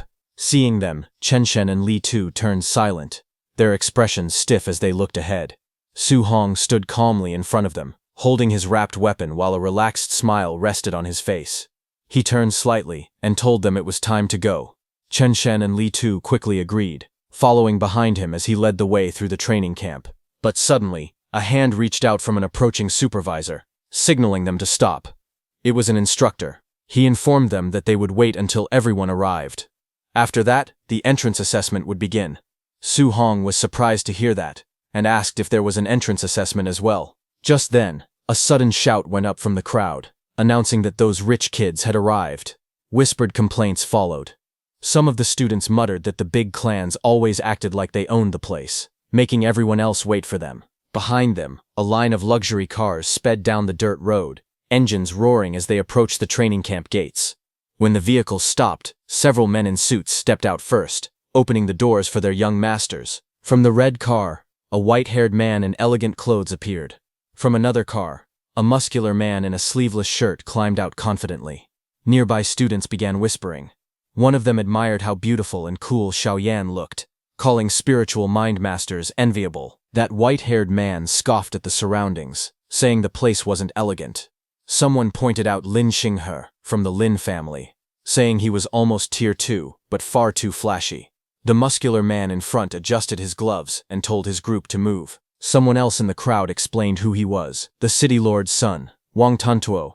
With 95% fire attribute compatibility and a special physique, he stood out even among geniuses. The three elites walked forward together, surrounded by bodyguards. Their arrival drew everyone's attention across the training grounds. Su Hong watched them calmly from the side. His classmates stood beside him, taking in the sight of the flashy newcomers. In his mind, Su Hong recognized the trio. They were the top Star City geniuses President Wu had mentioned. A faint smile appeared on his face as he wondered just how genius they really were. The instructor then stepped forward with a clipboard in hand. He announced that everyone had arrived and that he would now explain the rules for the entrance assessment. The crowd gathered around him in a wide circle. He told them that the actual training camp was located 30 kilometers deeper inside the Tianlin mountain range. He explained the next rule. Some of the fierce beasts in the mountains carried these tokens inside their bodies. Only those who obtained a token would be allowed to enter the training camp. Hearing that, Chen Shen and Li Tu grew worried. Chen Shen said that walking 30 kilometers in 8 hours might sound simple, but not in a place like the Tianlin mountain range. Li Tu pointed out that once they went deeper, they could run into high-level fierce beasts, and people could actually die. Su Hong listened quietly. He wondered if the task was really just to reach the camp within 8 hours. To him, that meant he had plenty of time to kill extra fierce beasts and earn more martial Dao points. Just then, a black-haired student raised his hand. He asked the instructor what would happen if they ran into beasts far beyond their level. The instructor answered bluntly, if that happened, they would be eliminated, though someone would step in to save their life. Hearing that, the crowd erupted in complaints. Several candidates shouted that the rules were unfair. They argued that stronger people could be eliminated, while weaker ones might pass by pure luck. Others joined in, saying the assessment seemed too luck-based. Hearing them, the instructor's expression hardened. He told them that fairness didn't exist in this world. He explained that someone could train for more than 10 years and still die instantly to a passing powerhouse the moment they stepped onto the myriad heavens battlefield. He asked if they would call that unfair too. Facing the group, he continued with a cold voice. He told them that if they didn't want to encounter high-level fierce beasts, then they needed to act carefully. He reminded them that avoiding risks, bullying the weak, and ganging up on the few with the many, those were the laws of the battlefield. A boy in a black suit agreed, and stepped forward with a dismissive tone. He said that if they were scared of dying, they should quit early, instead of wasting everyone's time. He added that being afraid of everything made them nothing but trash. Hearing that, the black-haired student who asked that question got furious. He pointed at the black suit man and shouted back, demanding he repeat what he said. The man in the suit turned and told him directly that he was a coward and trash. If he wasn't convinced, he could hit him, and he would cripple him on the spot. Seeing them fighting, the instructor raised the clipboard to cover his face, and continued explaining the rules. He said there would be no fighting inside the camp, but once they entered the mountains, the instructors wouldn't interfere. Whether someone wanted to steal tokens, or beat someone up, just because they didn't like their face, it was all allowed. Hearing that, a spark of energy flashed in the crowd as tension rose. Both the black-haired boy and the boy in the suit looked at each other in anger. Off to the side, Su Hong watched the scene unfold. He noted that the training camp was far more brutal than he expected. The rules practically encouraged the candidates to fight one another. He guessed that with rules like these, at least half the people would end up eliminated. He gripped his staff tighter and looked back at all the participants. He thought that if fighting was allowed outside the camp, then defeating these people might let him earn a huge amount of martial Dao points. The instructor finally raised his voice. He announced that the talking was over, and the assessment officially began. He ordered everyone to start moving. The moment he gave the signal, the entire group burst into motion. Candidates sprinted out of the gate, shouting as they pushed forward. Some yelled that they had to pass no matter what. Others complained about being shoved aside. The crowd stampeded into the forest, kicking up dust as they ran. Moments later, the dense trees swallowed the runners one by one, their figures disappearing deeper into the mountain path. As the assessment began, the black-haired boy immediately chased after the boy in the suit. He shouted while charging forward. He pointed at the boy in the suit and yelled that he would send him packing back home immediately. The suited trainee responded coldly, saying that if the man was so eager to be eliminated early, he would be glad to help. The attacker lunged with a glowing fist, shouting that the other man was dead. The suited man countered with a burst of blue energy, releasing a sharp cry as their fists collided. The impact exploded outward, sending shockwaves through the forest. The two exchanged rapid blows. Yellow and blue streaks filled the air as their punches crashed again and again, each collision blasting white sparks around them. The force of their clash rattled the trees while the spectators watched from a distance. High above on a branch, another trainee calmly observed the fight. It was Su Hong. He rested his weapon on his shoulder and thought quietly. He had wanted to use this chance to test the combat strength of the so-called geniuses, but what he saw was disappointing. They were nowhere near as strong as the rumors had claimed. He sighed, concluding that even if he defeated every one of them, he probably wouldn't earn many martial Dao points. Su Hong turned and walked through the forest, deciding to move away from the noise behind him. He thought that it was better to spend his time hunting more high-level fierce beasts instead. But behind him, those two boys' loud arguing echoed in the woods. They clashed, their hands locked together, blue and yellow energy bursting between them. One of them shouted that poor trash would always be poor trash, and that no amount of training could compare to generations of his family's wealth. The other fighter yelled back, refusing to be grouped with what he called poor trash. Their voices carried through the trees, and hearing them, Su Hong stopped, stunned as the insults repeated, calling people working-class losers and insisting that hard work was pointless. His expression darkened. A faint smile curved on his face as he muttered that he couldn't waste a martial Dao points delivery that had walked right up to him. He stepped forward toward the fighting pair and told them to stop fighting. When they looked up, Su Hong stood there holding a thick wooden stick. Blue energy flickered faintly around him. He stared at the two brawling trainees and asked, almost casually, why they didn't play with him instead. The two arguing trainees turned toward Su Hong. One of them shouted angrily, calling him another poor trash and warning that he would beat him up as well. The other scoffed, asking how someone at his level dared to butt into their fight. Su Hong didn't react. Instead, he told them they were misunderstanding him. He clarified and said how about they stop fighting with each other and team up to fight him instead. Hearing that, both trainees froze, staring at him in disbelief. Then one of them snapped. He charged forward with a roar, shouting how dare Su Hong look down on him. He shouted that Su Hong was dead and lunged with full force, fist drawn back. Su Hong didn't move until the attack reached him. His leg shot forward like a bullet, the air distorting from the speed. He kicked the boy in the stomach, and the boy was hurled backward in a blur. Su Hong's eyes glowed red as the strike landed cleanly. The trainee's face twisted in shock before he let out a pained shout. The force of Su Hong's strike tore through the clearing, sending that trainee flying across the ground. Wind spiraled violently, as the impact carved a clean path through the forest floor. The second trainee staggered back, shocked by the display of power. He stared at his fallen companion slumped against a tree. Fear crept across his face as he wondered how someone with equal strength could be defeated in a single move. Before he could react, Su Hong disappeared and rushed toward him in a blur. Su Hong appeared instantly, moving at a speed the trainee couldn't follow. The boy in the suit was overwhelmed by how fast his opponent had suddenly become. Su Hong raised the wooden stick calmly and told him that it was now his turn. The trainee froze, sweat dripping down his face as he tried to brace himself. But Su Hong had already closed the distance. In the next instant, the wooden stick smashed into the trainee with overwhelming force. Blood burst outward as the boy in the suit was launched back through the air, skidding violently across the ground. The man in the suit was sent flying through the air, crashing into a tree with a loud thud. His eyes rolled back as he screamed, unable to resist the force that overwhelmed him. On the ground, Su Hong stood calmly with the wooden stick resting on his shoulder. He looked down at the two defeated men and said that this was what they got for looking down on ordinary cultivators. Inside the monitoring room, instructors watched the scene on a large screen. One of them pointed at the display and wondered where this guy even came from. He complained that the two men had been having a normal duel, and the newcomer just walked in and one-shotted both of them. Another instructor asked if the two who got knocked down counted as eliminated. The supervisor shook his head and explained that they hadn't called for rescue, so the assessment would continue. The staff member bowed slightly and replied with a respectful acknowledgement. Back in the forest, the man in the suit slowly opened his eyes and groaned. He held his aching face and muttered that it really hurt.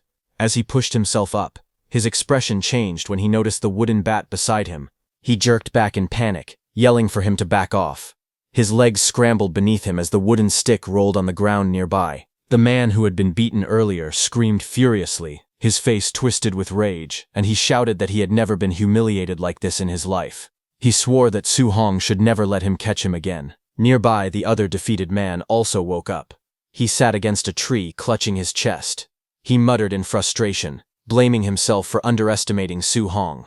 He insisted that he never would have lost if he had taken the fight seriously from the start. The two men sat silently for a moment, looking at each other with awkward expressions.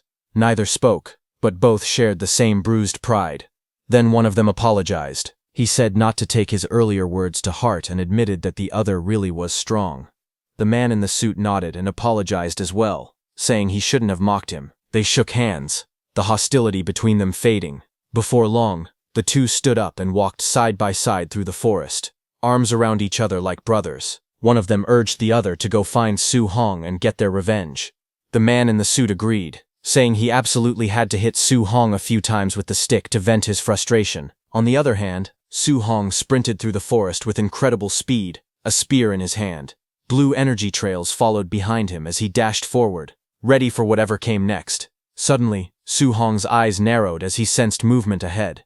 His expression remained calm, but he could already tell trouble was coming. Moments later, an entire herd of giant tusk boars burst through the trees. Their red eyes glowed fiercely as they charged forward, shaking the ground. Su Hong looked at them and complained that it was yet another Tier 1, lower-stage giant tusk boar group. He muttered that the Tianlin mountain range was filled with fierce beasts, and wondered how many groups he had run into already. The boars snorted and kicked up dust, growing louder as they approached. Their massive tusks cut through the air with a heavy whooshing sound. The herd roared together and rushed straight at him, their steps thundering across the forest floor. Seeing them coming, Su Hong's eyes sharpened, a golden flash reflecting in them as his focus intensified. In the next instant, golden lightning burst out around him. His spear swung in a wide arc, and glowing lightning lines cut through the charging boars. The entire area lit up as his attack struck them head-on. Su Hong passed by quickly with golden light wrapped around his arm as he swung his spear. The force of his attack slammed into the giant tusk boars, sending them crashing to the ground. Dust and shockwaves rippled through the forest. When the fight ended, he stood quietly among the fallen beasts. System floating screens appeared around him, showing the martial Dao points he gained. He looked at them and said that before, defeating one beast would earn him several dozen points. But ever since he leveled up and became stronger, the rewards had been getting smaller and smaller. He let out a small sigh and said he should hurry up and find a token. He used his spear to cut open a boar's stomach. As he searched through the bodies, he muttered that the dozen or so Tier 1 lower-stage beasts he killed earlier had no tokens at all. He wondered if this new batch might have one. Soon, he crouched beside each fallen boar and searched them one by one. Every corpse turned up empty. He stood up again and said that, as expected, not a single token appeared. It seemed like only higher-level fierce beasts would have tokens inside them. Then, half an hour later, he moved swiftly through the forest. His spear cut through the wind as he dashed between trees, leaving long streaks of motion behind him. As he ran deeper into the forest, he thought about how things used to be. When he moved 3 to 5 kilometers inside, he could encounter more than 10 low-level fierce beasts in just 1 hour. But now, no matter how far he went, he couldn't find even a single one. Just then, a sudden roar cut through the silence. A massive black tiger, its eyes glowing red, leapt out from the trees and pounced toward him with incredible speed.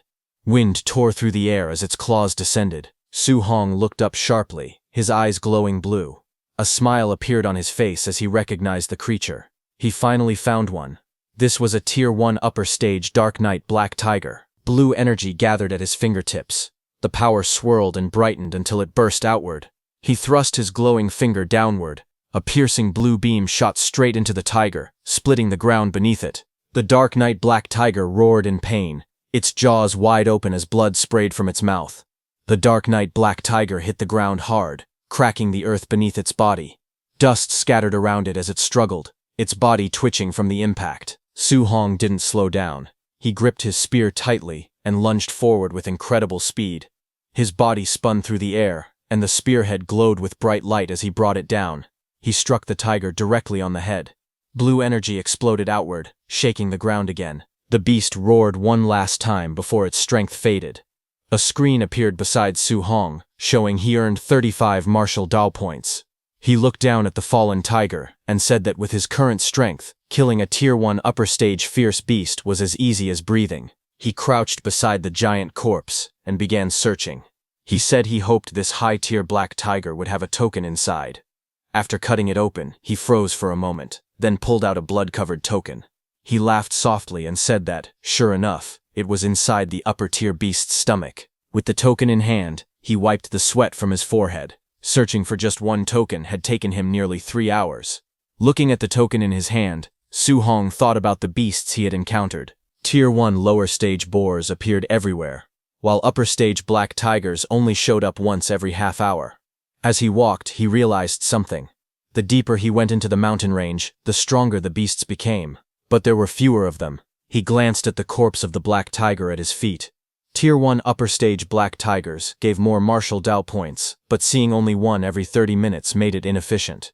Hunting the low-level fierce beasts on the outer edges would actually earn him more martial Dao points overall. He gripped the token and smiled to himself.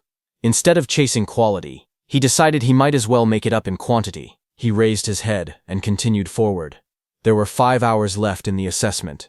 He needed to gather enough martial Dao points to max out his mortal body progress. As he walked deeper, the forest shifted from sunlight to shadows. A blood-soaked clearing came into view. Deer were torn apart, their bodies floating in pools of red. The ground was littered with the corpses of boars, their bodies piled up everywhere. Su Hong had killed them all. Just as Su Hong killed another boar with his bare hands, suddenly a massive bear with glowing red eyes lunged forward, roaring as it swung its claws down. Blood splashed across the ground as he moved to dodge the sudden attack. He spun to the side with incredible speed. Flames wrapped around Su Hong's fist as he charged at the bear. He said that after killing dozens of Tier 1 fierce beasts, he had finally run into another Tier 1 middle stage one. His fiery punch shot forward like a blazing cannon. The bear was blasted off the ground, flying through the forest as an explosion of light followed behind it. The bear hit a rock wall hard, roaring in pain. Blood poured from its mouth as it tried to raise its head. Su Hong appeared in the reflection of the bear's eye, already leaping toward it with another strike prepared. The bear's eye trembled as he closed in. Su Hong slammed his fist down with blazing force, driving a beam of fiery energy straight onto the bear's head. The impact sent shockwaves through the ground as the beast's body was pushed backward. The force continued dragging the bear across the forest floor until it crashed violently into a large tree. The tree snapped in half from the impact, leaves scattering through the air. When everything settled, Su Hong stood covered in blood and dirt. He looked at his fist and spoke calmly. He said that once his mortal body reached 60%, he could kill Tier 1 middle-stage fierce beasts with physical strength alone. A system panel appeared in front of him, showing his stats. He noted that he had already earned 254 martial Dao points. With a little over 100 more, he could max out his mortal body progress. The panel listed his name, Su Hong, along with 120 blood energy, 26.5 spirit, and 64.6% mortal body physique. It also displayed his guidance arts, Thunder Guidance, and Heavenly Flame Guidance, both at level 3, and his martial skills, such as Void Piercing Finger, Rage Sea Spear Technique, and Thunder Rush Fist, all in perfect state. Below it, his martial Dao points total was shown as 254. Su Hong then looked ahead and tightened his grip on his weapon. He said there were still over 3 hours left, and he absolutely had to gather all the martial Dao points he needed. But before he could do anything, suddenly a very loud roar echoed across the trees. Su Hong stopped and looked up as the noise echoed through the forest. With sweat on his face, he asked what that sound was. But suddenly, a massive shadow appeared above the trees. A gigantic golden bird descended from the sky, its wings glowing with bright light. Leaves and wind swirled everywhere as it hovered overhead. Su Hong stared in shock and asked what kind of fierce beast it was. As the creature spread its wings wider, golden feathers shined like fire. Su Hong's eyes widened, and he wondered if it was the legendary Golden Rock Beast King. Just then, the beast screeched loudly, diving downward with blazing energy around its body. The impact of its movement tore through the forest, sending violent shockwaves in every direction. Su Hong planted his feet and gripped his spear tightly. The wind roared against him. He said the Beast King's power was absolutely terrifying. He held on as the shockwave struck. He realized that the creature had only flapped its wings once, yet the force was already this devastating. Just then, a violent crash echoed through the forest as a massive tree split apart, the trunk snapping cleanly under an immense force. Su Hong jumped back onto a broken slab of stone while the shockwave rushed past him. Wind roared around him as he tried to steady himself. He looked into the sky and asked what kind of ferocious beast could cause something like this. Pressed against a cliff wall, sweat ran down his face. He admitted to himself that he had recently grown a bit complacent about his strength. But now, faced with such overwhelming power, he realized that in front of true top-tier experts, he was nothing more than an ant. But his eyes suddenly widened. He saw something else approaching. High in the air, the Golden Rock Beast King hovered with its wings spread wide. A second figure approached, also shining with powerful golden light. Seeing that glowing sphere, Su Hong wondered if that figure could be rank 7 Grandmaster Qin Tianli. Wrapped in a fierce aura, Qin Tianli stepped forward, flames swirling around him. He called out to the Beast King, announcing himself as Qin Tianli. He said he was borrowing this territory, and demanded to know why the Golden Rock Beast King had returned. The Golden Rock Beast King swooped down with its wings spread wide, its claws reaching forward. It shouted that it never said it would lend its territory to anyone. Qin Tianli shot forward like a blazing golden firestorm. His aura erupted around him as he yelled that he would simply beat the Beast King until it agreed. The two forces collided mid-air. The rock's wings flashed with golden light as it twisted through the sky. Qin Tianli's punch exploded against its feathers, shaking the air. The golden rock beat its wings again with a sharp cry. Light spiraled around it as it forced Qin Tianli back with another powerful shockwave. Qin Tianli steadied himself, irritated by the noise. He rushed in again, yelling that the rock was too noisy. A rapid series of impacts followed. Explosions of golden force struck the rock's body again and again, lighting up the sky with bursts of energy as the two clashed violently in mid-air. Qin Tianli's punch smashed directly into the Golden Rock Beast King's head, sending feathers and blood scattering through the air. The explosive impact forced the massive beast backward. Qin Tianli floated calmly in the golden aura around him. With an icy voice, he warned the beast not to make him repeat himself. Qin Tianli declared that he was borrowing this land and ordered the Golden Rock Beast King to leave immediately. The rock screeched angrily as it pulled away into the sky, yelling that Qin Tianli should just wait. Qin Tianli waved it dismissively and told it to stop talking nonsense and get lost. As the beast disappeared, Qin Tianli took a slow breath, golden light swirling around his body. Then his voice echoed across the entire area. He introduced himself as Rank 7 Grandmaster Qin Tianli and told all trainees not to panic. The assessment would continue. Far below, Su Hong looked up in shock. Leaves drifted around him as he watched the golden rings of power spreading through the sky. He asked himself if this was truly the strength of a Rank 7 human martial artist. Su Hong clenched his jaw as he looked upward. Determination filled his eyes as he told himself that sooner or later he would reach that realm too. High above the training grounds, Qin Tianli descended toward the base. The crater-like area below was filled with buildings arranged for assessment. Hovering above the officials, Qin Tianli complained that the golden-winged rock should have just agreed from the start. He said he only wanted to borrow the territory as a trial ground. but the beast forced him to smack it instead. The staff stood at attention as he floated in the air. Among them, Lin Zi and Bai Mu, both rank 5 martial artists, spoke in admiration.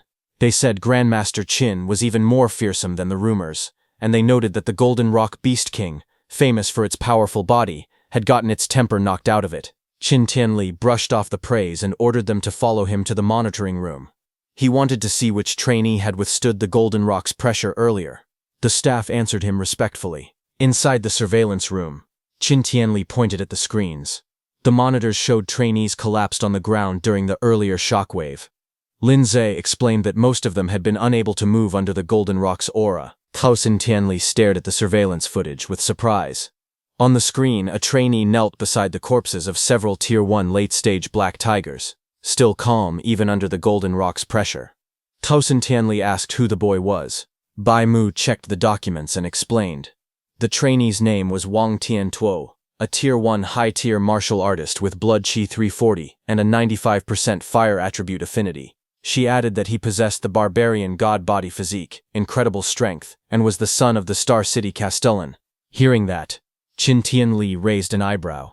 He said the Star City Castellan always compared having children to drawing lottery tickets. The man had fathered no less than 100 kids, and this time he finally produced a good one. Another playback appeared on the screen. Qin Tianli watched a different trainee slip out of the pressure zone using incredible speed. He commented that the boy's movement skills were impressive. Bai Mu reported his name, Lin Xinghe, Tier 1 high tier, blood chi 325, with a 96% wind attribute affinity from the Lin family of Star City. The footage switched again, showing a girl surrounded by a glowing protective barrier while rocks and trees shook around her. Qin Tianli noted that she was a spiritual telekinetic and praised her ability to use spirit power to counter the Golden Rock's pressure. Bai Mu identified her as Zhao Yan, a Tier 1 mid-stage spiritual telekinetic, with blood chi 290 and a 95% wood attribute affinity, from the Zhao family of Star City. Qin Tianli nodded, saying these three handled the Golden Rock's pressure with ease and clearly outmatched their peers. He then asked if there were any other talents worth noting. Bai Mu listed more names. Lin Po, a Tier 1 mid-stage martial artist from the Lin family, and another member of the Wang family, also Tier 1 mid-stage. She hesitated as she continued reading, noting that several more belonged to the famous families of Star City. Hearing that, Qin Tianli frowned. Bai Mu explained that the dozen or so students on the list all possessed Tier 2 mid-stage combat power, and none of them had fainted under the rock's aura. Qin Tianli questioned why every standout was from a major family, and asked what had happened to the school's students, especially those from number 1 high. Bai Mu continued reading the reports, explaining that the students from the various schools were only at Tier 1 early stage. She added that the 3 students from number 1 high had only broken through recently, and began listing their names. Qin Tianli waved his hand dismissively. He said he wouldn't bother looking, and commented that Star City number 1 high was unworthy of its reputation. But just then, Lin Zi suddenly shouted in shock, asking what was happening with one particular person. All 3 of them looked up at the screen. The scene showed Su Hong cutting down a ferocious beast with a powerful strike. They were all shocked to see that even after experiencing the Golden Rock's pressure, he still had enough strength to continue hunting. Bai Mu trembled as she clutched the report. She stuttered that the boy was Star City number 1 high's monster. Hearing that, Lin Zhao scolded her, telling her not to make a fuss in front of the Grandmaster. Qin Tianli stood between them in silence. But after glancing at the report himself, Lin Zhao also began shaking. With wide eyes, he repeated the same word, monster. Qin Tianli glanced at the 2 of them. He reminded them that both of them were rank 5 and should have seen countless geniuses before. He asked why they were making such a big fuss. He added awkwardly that they were still young and their temperaments weren't that steady. But when Qin Tianli looked at the report, his eyes widened in shock too.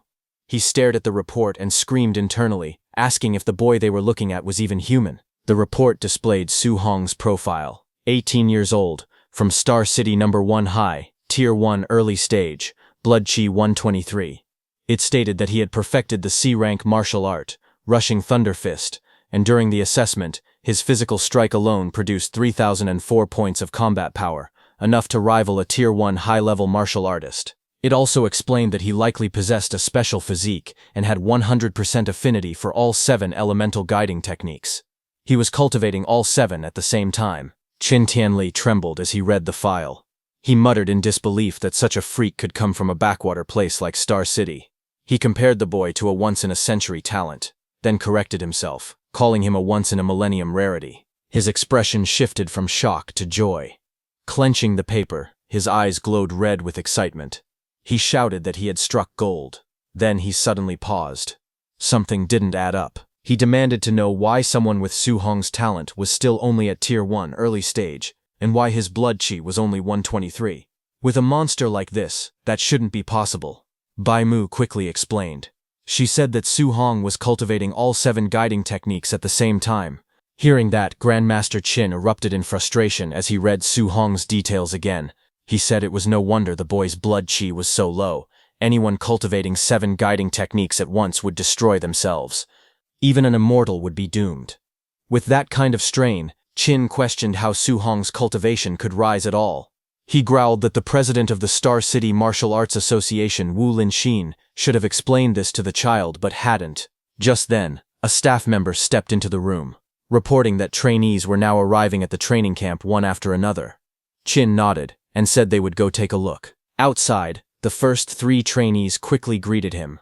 Wang Tiantuo stepped forward and saluted, addressing himself as a junior before Grandmaster Qin.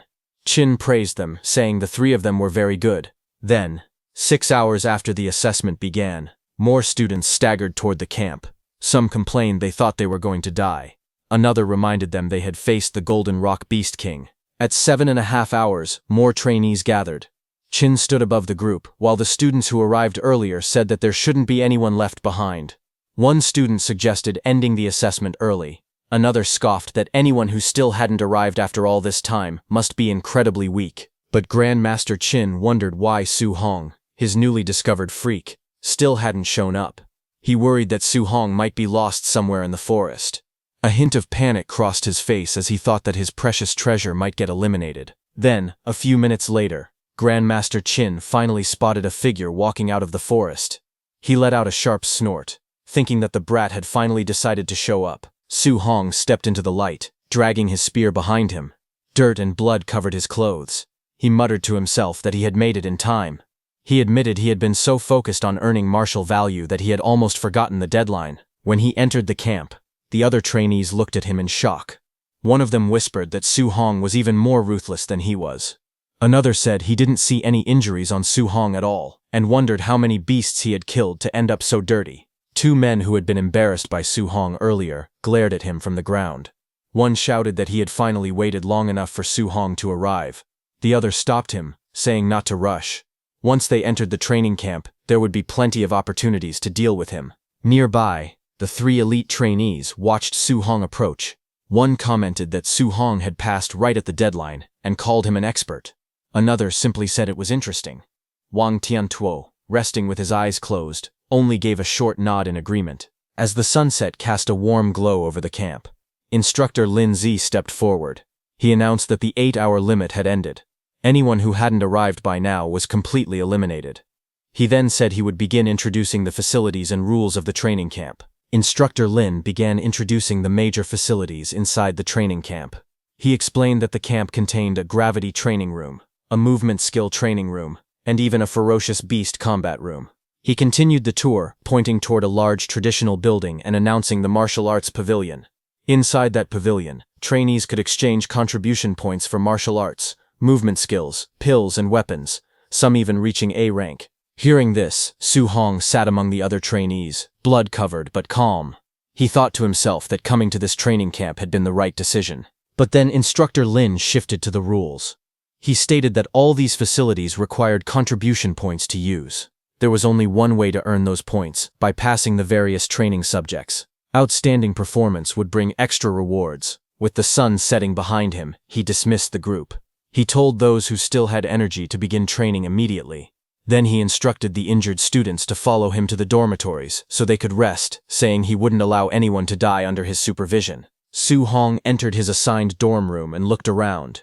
He was surprised to find that it was a single room. He thought to himself that from now on he could cultivate and level up without worrying about anyone seeing him. Then sometime later, he sat cross-legged on his bed, finally ready for the moment he had been waiting for. His status screen appeared before him. showing his stats. His blood chi was 126, spirit was 26.5, and his physique, mortal body, was at 64.6%.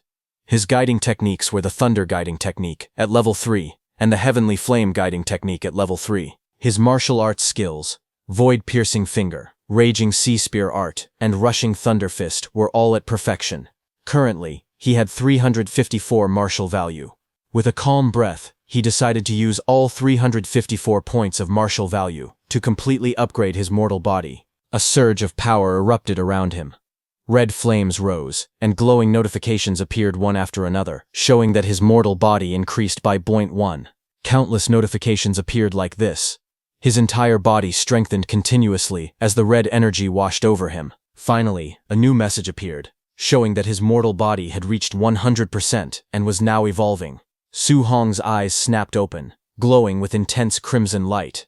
His breath surged like a storm as the evolution began. A powerful change began inside Su Hong's body. Brilliant red light burst from the center of his forehead and chest. Lines of energy spread across his body like a glowing constellation, connecting different points as lightning-like power surged through him. Flames of red energy rose behind him while the transformation continued. The force of the evolution exploded outward. A violent shockwave spread through the room, spinning the air around him as the power gathered around his body. Moments later, the energy slowly settled. Su Hong opened his eyes, his body still glowing faintly with red power. Feeling the change in his strength, he realized that even the eruption of his physical body alone already possessed terrifying power. Then a new system panel appeared before him. It showed his new physique, talent, physique, overlord body. Spirit rank 0%. The system explained that the Overlord body was an existence possessing the strongest strength among all physiques in the world. Su Hong stared at the information in surprise.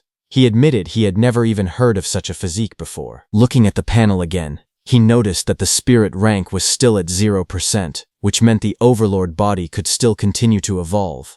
A curious thought appeared in his mind. If the Overlord body kept evolving, what kind of heaven-defying physique would it eventually become? Su Hong looked at his body and felt the overwhelming strength flowing through it. The quality of this special physique was truly extraordinary. Wanting to know exactly how powerful the Overlord body was, he decided to test its strength. He picked up his spear and casually gripped it.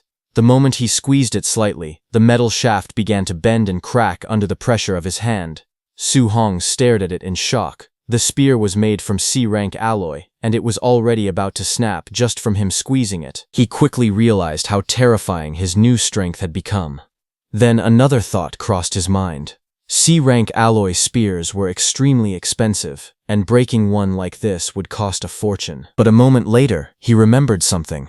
This spear had actually been picked up earlier in the Star City wilderness, so it hadn't cost him any money at all. Still, he understood that he would need a stronger weapon from now on. Su Hong decided that he should gather enough contribution points as soon as possible so he could exchange them for an A-rank alloy spear. As he thought about his next step, a new idea formed in his mind. He realized that contribution points could be earned simply by wearing a weight vest and training. With a determined expression, Su Hong wondered whether his new Overlord body would allow him to carry several hundred kilograms of weight. Without wasting any more time, he prepared to begin training. On the other hand, inside the warehouse training area, many martial artists gathered around the testing equipment. Suddenly, someone shouted in shock. The weight being tested had reached 3,000 kilograms. The crowd stared in disbelief. In the center of the room, Wang Tiantuo, wearing a heavy training vest, stood calmly. Even under the enormous weight, he moved without much difficulty. After testing the load, he casually remarked that it was still a bit light. The surrounding trainees were stunned. One of them shouted in disbelief, asking if he really thought 3,000 kilograms was light. Another person looked at him jumping with the massive weight and exclaimed that he could still leap into the air despite carrying such a load. Everyone knew that a normal Tier 1 martial artist could only carry a few hundred kilograms at most. What they were witnessing completely broke their understanding. From the side, Lin Xinghe and Xiao Yan watched the scene carefully. Xiao Yan commented that Wang Tiantuo's strength was as huge as a monster's. Lin Xinghe looked at him with a complicated expression and muttered that he was like a barbarian bull. Meanwhile, inside a monitoring room, Grandmaster Qin and staff members watched the training through a large screen. The footage clearly showed Wang Tiantuo carrying the enormous weight with ease. Grandmaster Qin spoke calmly, saying that Wang Tiantuo could easily carry a 3,000-kilogram load, a strength worthy of the barbarian god body. Nearby, Bai Mu, holding a report, asked Grandmaster Qin about Su Hong. She asked when they should find him to explain the matter of him simultaneously cultivating 7 guidance techniques. Grandmaster Qin shook his head slightly and said they could not approach him directly. He explained that geniuses always had strong pride. If they spoke to Su Hong too directly, it might only backfire. Instead, Grandmaster Qin decided they needed to use other methods, allowing Su Hong to understand the situation by himself and give it up voluntarily. Grandmaster Qin turned to Lin Zhe and asked if the night raiders he had arranged had finished assembling. Lin Zhe, standing beside him, replied that it would still take some time. Since they had to match the combat power of different students, arranging the personnel was a bit troublesome. Lin Zhe then smirked slightly and explained that the trainees had just finished the camp entrance assessment, so their mindset was probably very relaxed right now. Because of that, if they suddenly encountered a night raid, they would definitely panic and howl in misery. Grandmaster Qin then gave another order. He instructed them to arrange a Tier 1 high-stage martial artist to fight Su Hong, saying that he wanted Su Hong to be overwhelmingly defeated. After that, he planned to personally explain the disadvantages of simultaneously cultivating 7 guidance techniques. Once Su Hong experienced defeat, he believed that he would obediently listen and give it up. Hearing that, Lin Zhe hesitated and spoke carefully. He pointed out that a Tier 1 high-stage martial artist usually had more than 400 vitality and around 5,000 combat power points, while Su Hong's vitality was only a little over 100. Worried, Bai Mu said that this might not end well. If Su Hong were beaten too badly, his Dao heart might collapse from the defeat. Grandmaster Qin immediately rejected the concern. He said that he was doing this only to correct Su Hong's mistakes. With a cold expression, he added that if Su Hong's Dao heart collapsed so easily, then it would only prove that he was nothing but trash. Later that night, as Su Hong was going toward the warehouse, he heard someone shouting loudly that Wang Tiantuo was going to train in the gravity room, and everyone hurried over to watch the scene. Su Hong stood inside the training equipment room. When he heard that everyone had gone to watch Wang Tiantuo's training, he thought that he should also go take a look later. Before leaving, he noticed some equipment inside the room. On a nearby table was a box labeled "Scoring Bracelets, pick up on your own." Su Hong picked up one of the bracelets and examined it carefully. He wondered if this was the smart bracelet used for calculating points. After putting it on, he walked further inside the room and looked at the training equipment arranged there. In front of him were several weight vests used for training. He stopped in front of a rack labeled 1,500 kilograms and looked at the heavy vests hanging there. Then he continued walking and eventually saw another rack with an even larger label, 10 tons. Su Hong stared at it in surprise. He wondered if the heaviest one really weighed 10 tons, and whether it was forged from some kind of super heavy alloy. Looking at the massive weight vest, he couldn't help but question who could possibly wear something like that. After thinking for a moment, Su Hong decided to try one. The moment he lifted it and held it in his hand, his body immediately trembled under the terrifying weight. He realized that the vest was extremely heavy. Even though he could still wear it, the weight greatly reduced his speed, and he knew he wouldn't be able to last very long under such pressure. He then removed his jacket and picked up 5 tons of weight. With the heavy vest strapped to his body, Su Hong began testing his movements inside the training room. Each step slammed heavily against the ground as he moved, the tremendous weight making every motion difficult. Despite the pressure, he quickly adjusted his posture and stabilized his breathing. After testing it for a moment, he concluded that the 5-ton weight load was the most suitable level for him right now. Standing there in the training room, Su Hong thought about the others.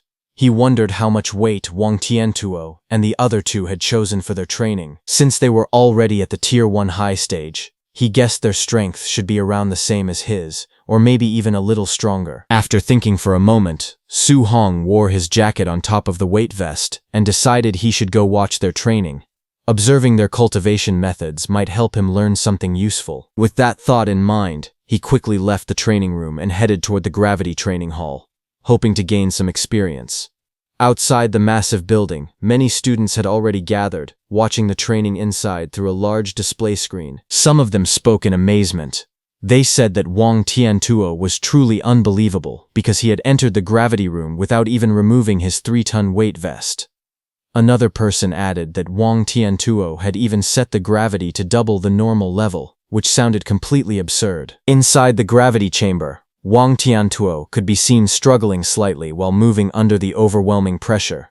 But even so, everyone watching knew the terrifying truth. The weight he was carrying had already reached 6 tons. Standing outside the gravity training hall, Su Hong listened to the discussions around him.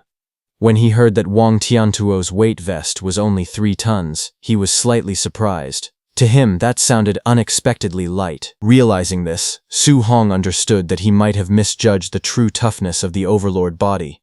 Nearby, several students were gathered together, talking quietly. Su Hong recognized them as Chen Shan and Li Tu. He walked over and asked them what was going on. He wondered why they were standing outside instead of entering the gravity room to cultivate. Chen Shan explained with a sigh that the people inside were far stronger than they had expected. Compared to them, the 3 of them were lagging far behind. Because of that, they didn't want to go inside right now. If they entered the training room, they would definitely be singled out for comparison, which would be extremely embarrassing. Su Hong listened to their explanation and simply sighed, wondering if that was really the only reason. Without hesitating, he began walking toward the entrance of the gravity room. Seeing this, the others called out to him in surprise. They asked if Su Hong was really planning to go in right now, warning him that he might embarrass himself. They suggested waiting until there were fewer people before entering. However, some of the students watching from a distance began mocking him. One person sneered, asking if Su Hong was missing a brain. Another guessed that he probably wasn't even wearing a weight vest and was simply trying to surpass Wang Tiantuo by increasing the gravity multiplier instead. Someone else mocked him further, saying that a person with no sense of shame could become invincible in the world. But Su Hong ignored them and walked straight into the gravity room, without hesitation. He knew that gravity training rooms were extremely expensive to build, and usually only powerful aristocratic families could afford to use them. Ordinary martial artists rarely had the chance to train in such a place. Because of that, Su Hong was determined not to waste this rare opportunity. Inside the room, he quickly calculated the pressure he would face. Wearing a 5-ton weight vest, if the gravity were doubled, the pressure on his body would reach 10 tons. Under that level of force, he knew he would only be able to hold on for a little over 10 minutes. After thinking for a moment, Su Hong decided it would be better to start with 1.5 times gravity so he could last a bit longer. He reached out and adjusted the control panel. The screen immediately displayed the setting: Gravity 1.5x. The moment the gravity field activated, Su Hong's body trembled violently under the sudden pressure. The weight pressing down on him felt overwhelming. Outside the gravity room, the students watching through the screen began talking among themselves. Some of them mocked him, saying that he wasn't even wearing a weight vest, yet he only set the gravity to 1.5 times, which made no sense. Others laughed and pointed out that he had arrived last during the assessment, so they assumed his strength must be weak.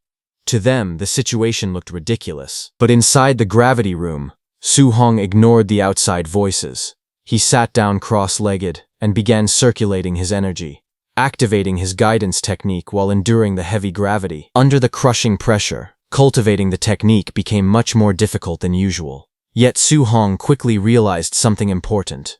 Even though the difficulty had increased significantly, the speed of his cultivation had also accelerated greatly. 2 hours later, Su Hong was still inside the gravity room.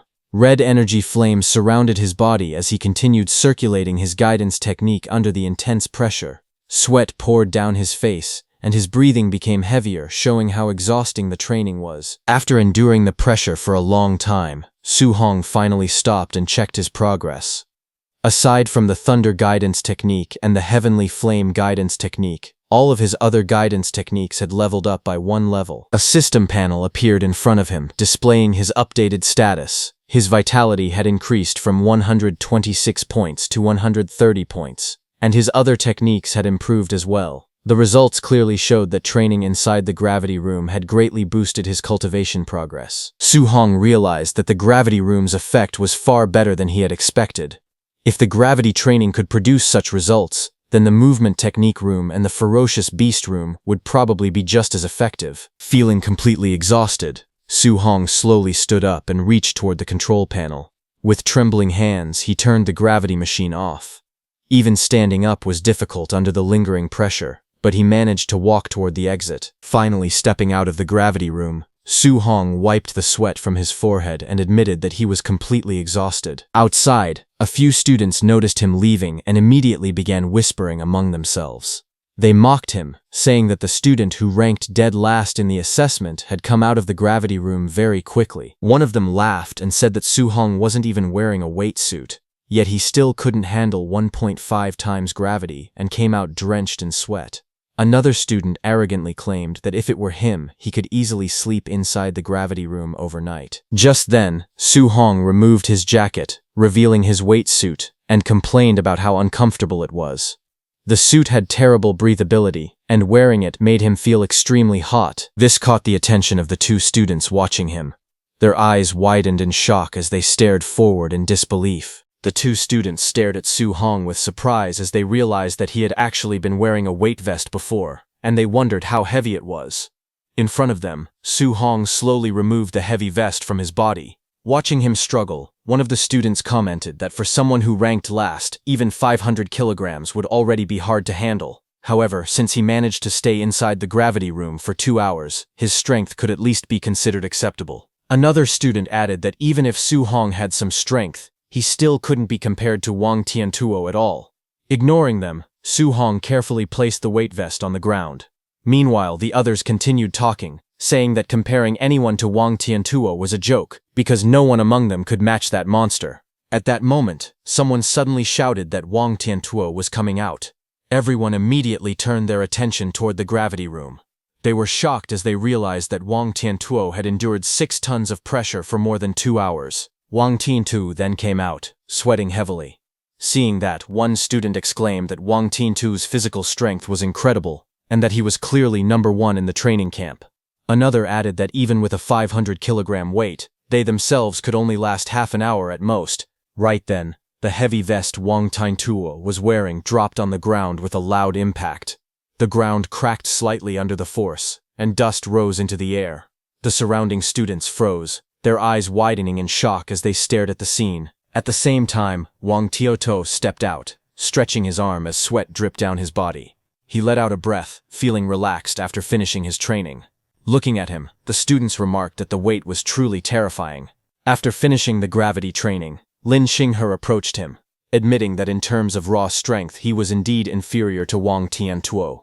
However, he suggested that they go to the movement technique room and compete there instead. Hearing that, Wang Tiantuo sighed and said that Lin Xinghe cultivated an A-rank movement technique, and it even had the wind attribute. Competing against him in that field would be nearly impossible. Hearing this, Su-hong was shocked because an A-rank movement technique was extremely rare and powerful. Su-hong smiled and acknowledged that although his overlord body granted him tremendous physical strength, he was currently lacking a high-level movement technique. Soon, everyone arrived at the movement technique training room.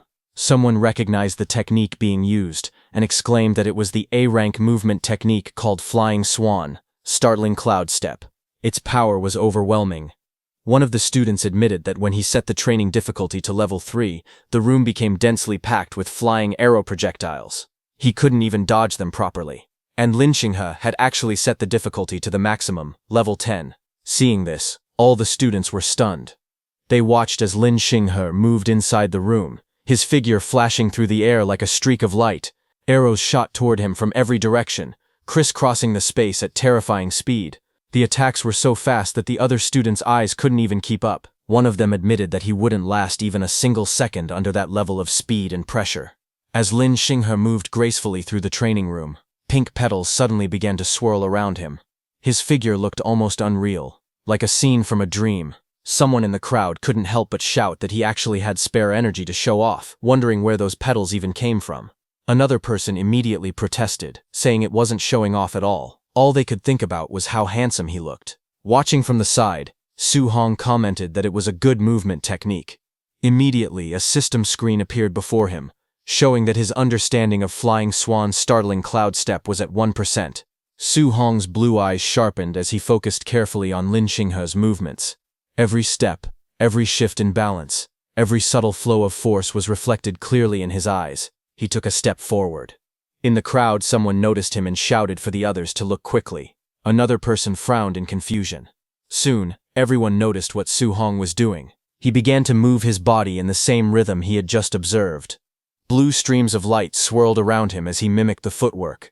But seeing that, someone burst out laughing, saying they should look at what this guy was trying to do. Another mocked him, asking if he really thought he could learn the flying swan's startling cloud step just by watching Lin Xinghe's movements.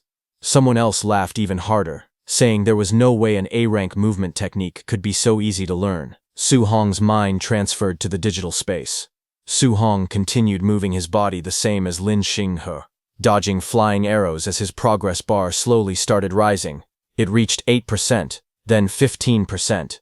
His steps became smoother. His body began to follow the natural rhythm of the technique. Progress reached 30%. Blue light wrapped around him as he advanced rapidly, weaving through the complex grid of attacks. Inside the digital space, his progress continued to rise at an unbelievable speed. As it reached 43%, pink light swirled around his body. It went up to 78%, then 93%. Then a system notification appeared before him, congratulating him for officially reaching the basic level of the flying swan's startling cloud step. Blue energy surged around his body as he stabilized his stance. He realized that he had finally learned his first A-rank movement technique. However, as he thought about it, he felt a little awkward. Lin Xinghe's movements were too showy, they were flashy and overly dramatic. He admitted to himself that he had never seen a normal version of the flying swan's startling cloud step before. For now, he could only learn from Lin Xinghe. Just then, another system message appeared, saying that it was now sending Su Hong back to reality. When he returned, he clenched his fists with excitement. He thought that since he had already learned the movement technique, there was no need to continue training in the movement technique room in the future. Instead, he decided it would be better to go to the ferocious beast room, kill ferocious beasts, obtain martial value, and raise his vitality. But as he stood there, he suddenly noticed that everyone around him was staring at him. Confused, he wondered why they were all looking at him like that. Someone finally spoke up, telling him that his posture just now had been extremely showy. It perfectly captured the essence of Lin Xinghe. Another person admitted in amazement that they definitely couldn't imitate it. It was simply too flashy. Hearing that, he froze. A troubling thought crossed his mind. Could it be that he had also performed those showy movements in reality? Sweat formed on his forehead as he replayed the scene in his mind, realizing just how dramatic he must have looked. As he hurried away, frustration filled his mind. He swore to himself that he absolutely could not use Lin Xinghe as a learning template again in the future. Behind him, voices echoed loudly. Some girls shouted for him not to leave. Others begged him to perform that move again. Someone even yelled that he had been exploding with handsomeness just now. Hearing those words, he moved even faster, trying to escape the crowd. While running, he suddenly narrowed his eyes as he sensed that someone was following him. Not far away, those two men who had been beaten up by Su Hong in the forest watched him from the shadows. One of them said they had finally found him and that he should be heading to the ferocious beast room. The other smirked and suggested that they block the door. When he came out, they would give him a few vicious blows. Soon, Su Hong arrived at the ferocious beast room. It was a large building with crowds already gathered outside. Inside, Wang Tiantuo laughed loudly. He asked Xiao Yan if she had said she wanted to compete with him in killing ferocious beasts.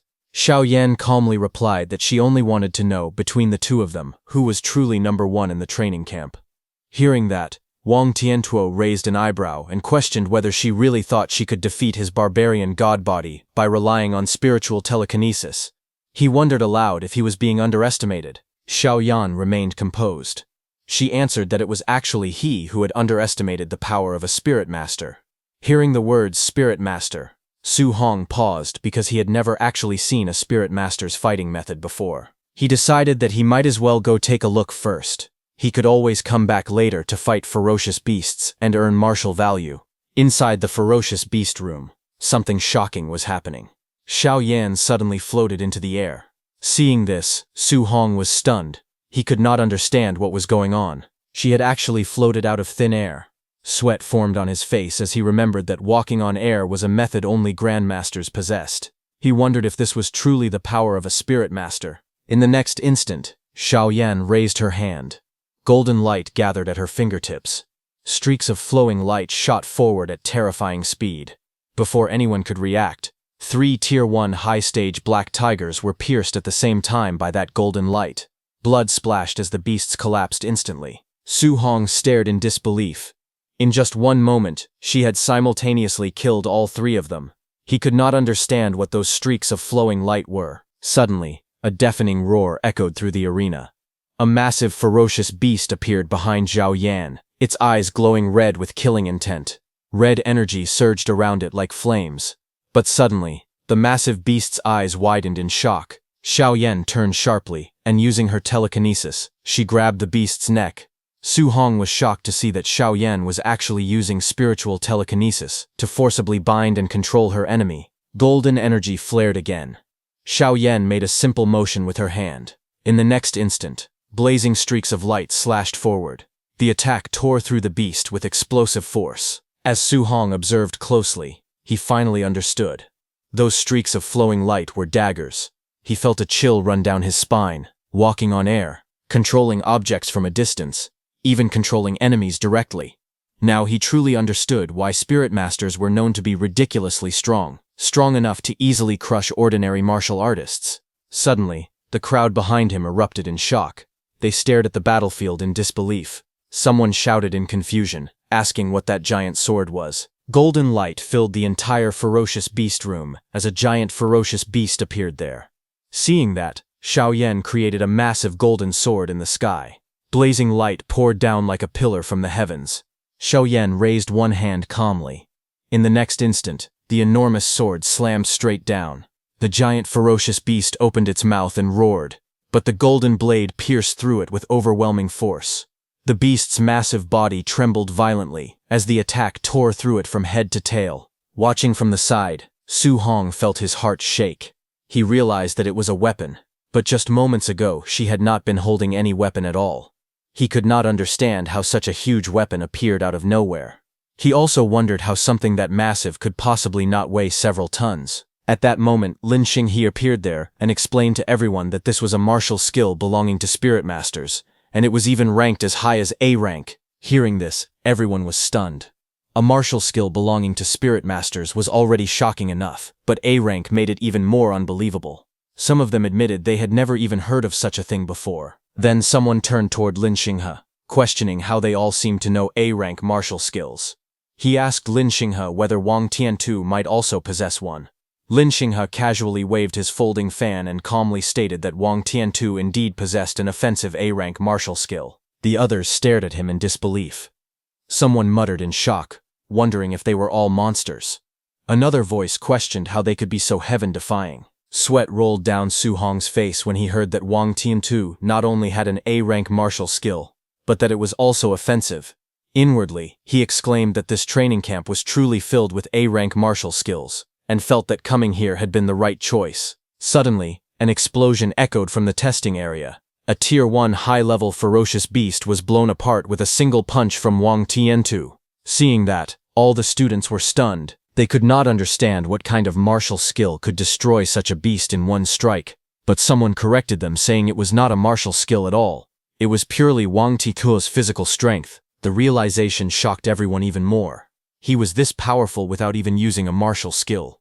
Watching quietly, Su Hong observed that Wang Tiantu did not seem to have any intention of using his martial skills at all. After a moment of thought, Su Hong decided he would find a chance to learn from him next time. For now, his goal was simple. He wanted to become a spirit master. However, his spirit stat was only 26.5. A system panel showed his current stats. His vitality was 130. His spirit was 26.5. His physique showed overlord body, profound rank at 0%. He had mastered several guidance techniques. As for martial skills, he possessed many. Still, to become a spirit master, one needed their spirit stat to exceed 100 points. Su Hong calculated silently. He was still short by 73.5 points. Then he calculated that 73.5 points in spirit meant he needed 735 points of martial value. Clenching his glowing fist, his eyes hardened with determination as he was about to go on a killing spree. At that moment, those two boys who were after Su Hong arrived there. One of the boys pointed toward the entrance and said that Su Hong had gone inside. They immediately walked toward the entrance, saying that everyone else was focused on watching Wang Tiantu and Xiao Yan's training, and no one was paying attention to this side at all. A greedy smile appeared on one of the boys' faces. He called it a perfect opportunity and suggested they rush in and ruthlessly beat that kid up. Just as they were about to move, one of them suddenly saw something and shouted in alarm. The other quickly scolded him, telling him not to scream, otherwise Su Hong would notice them. Then both of them turned toward the large screen, which was showing Su Hong. They stared in disbelief. Su Hong was standing alone in the training arena, but he was not facing just one ferocious beast.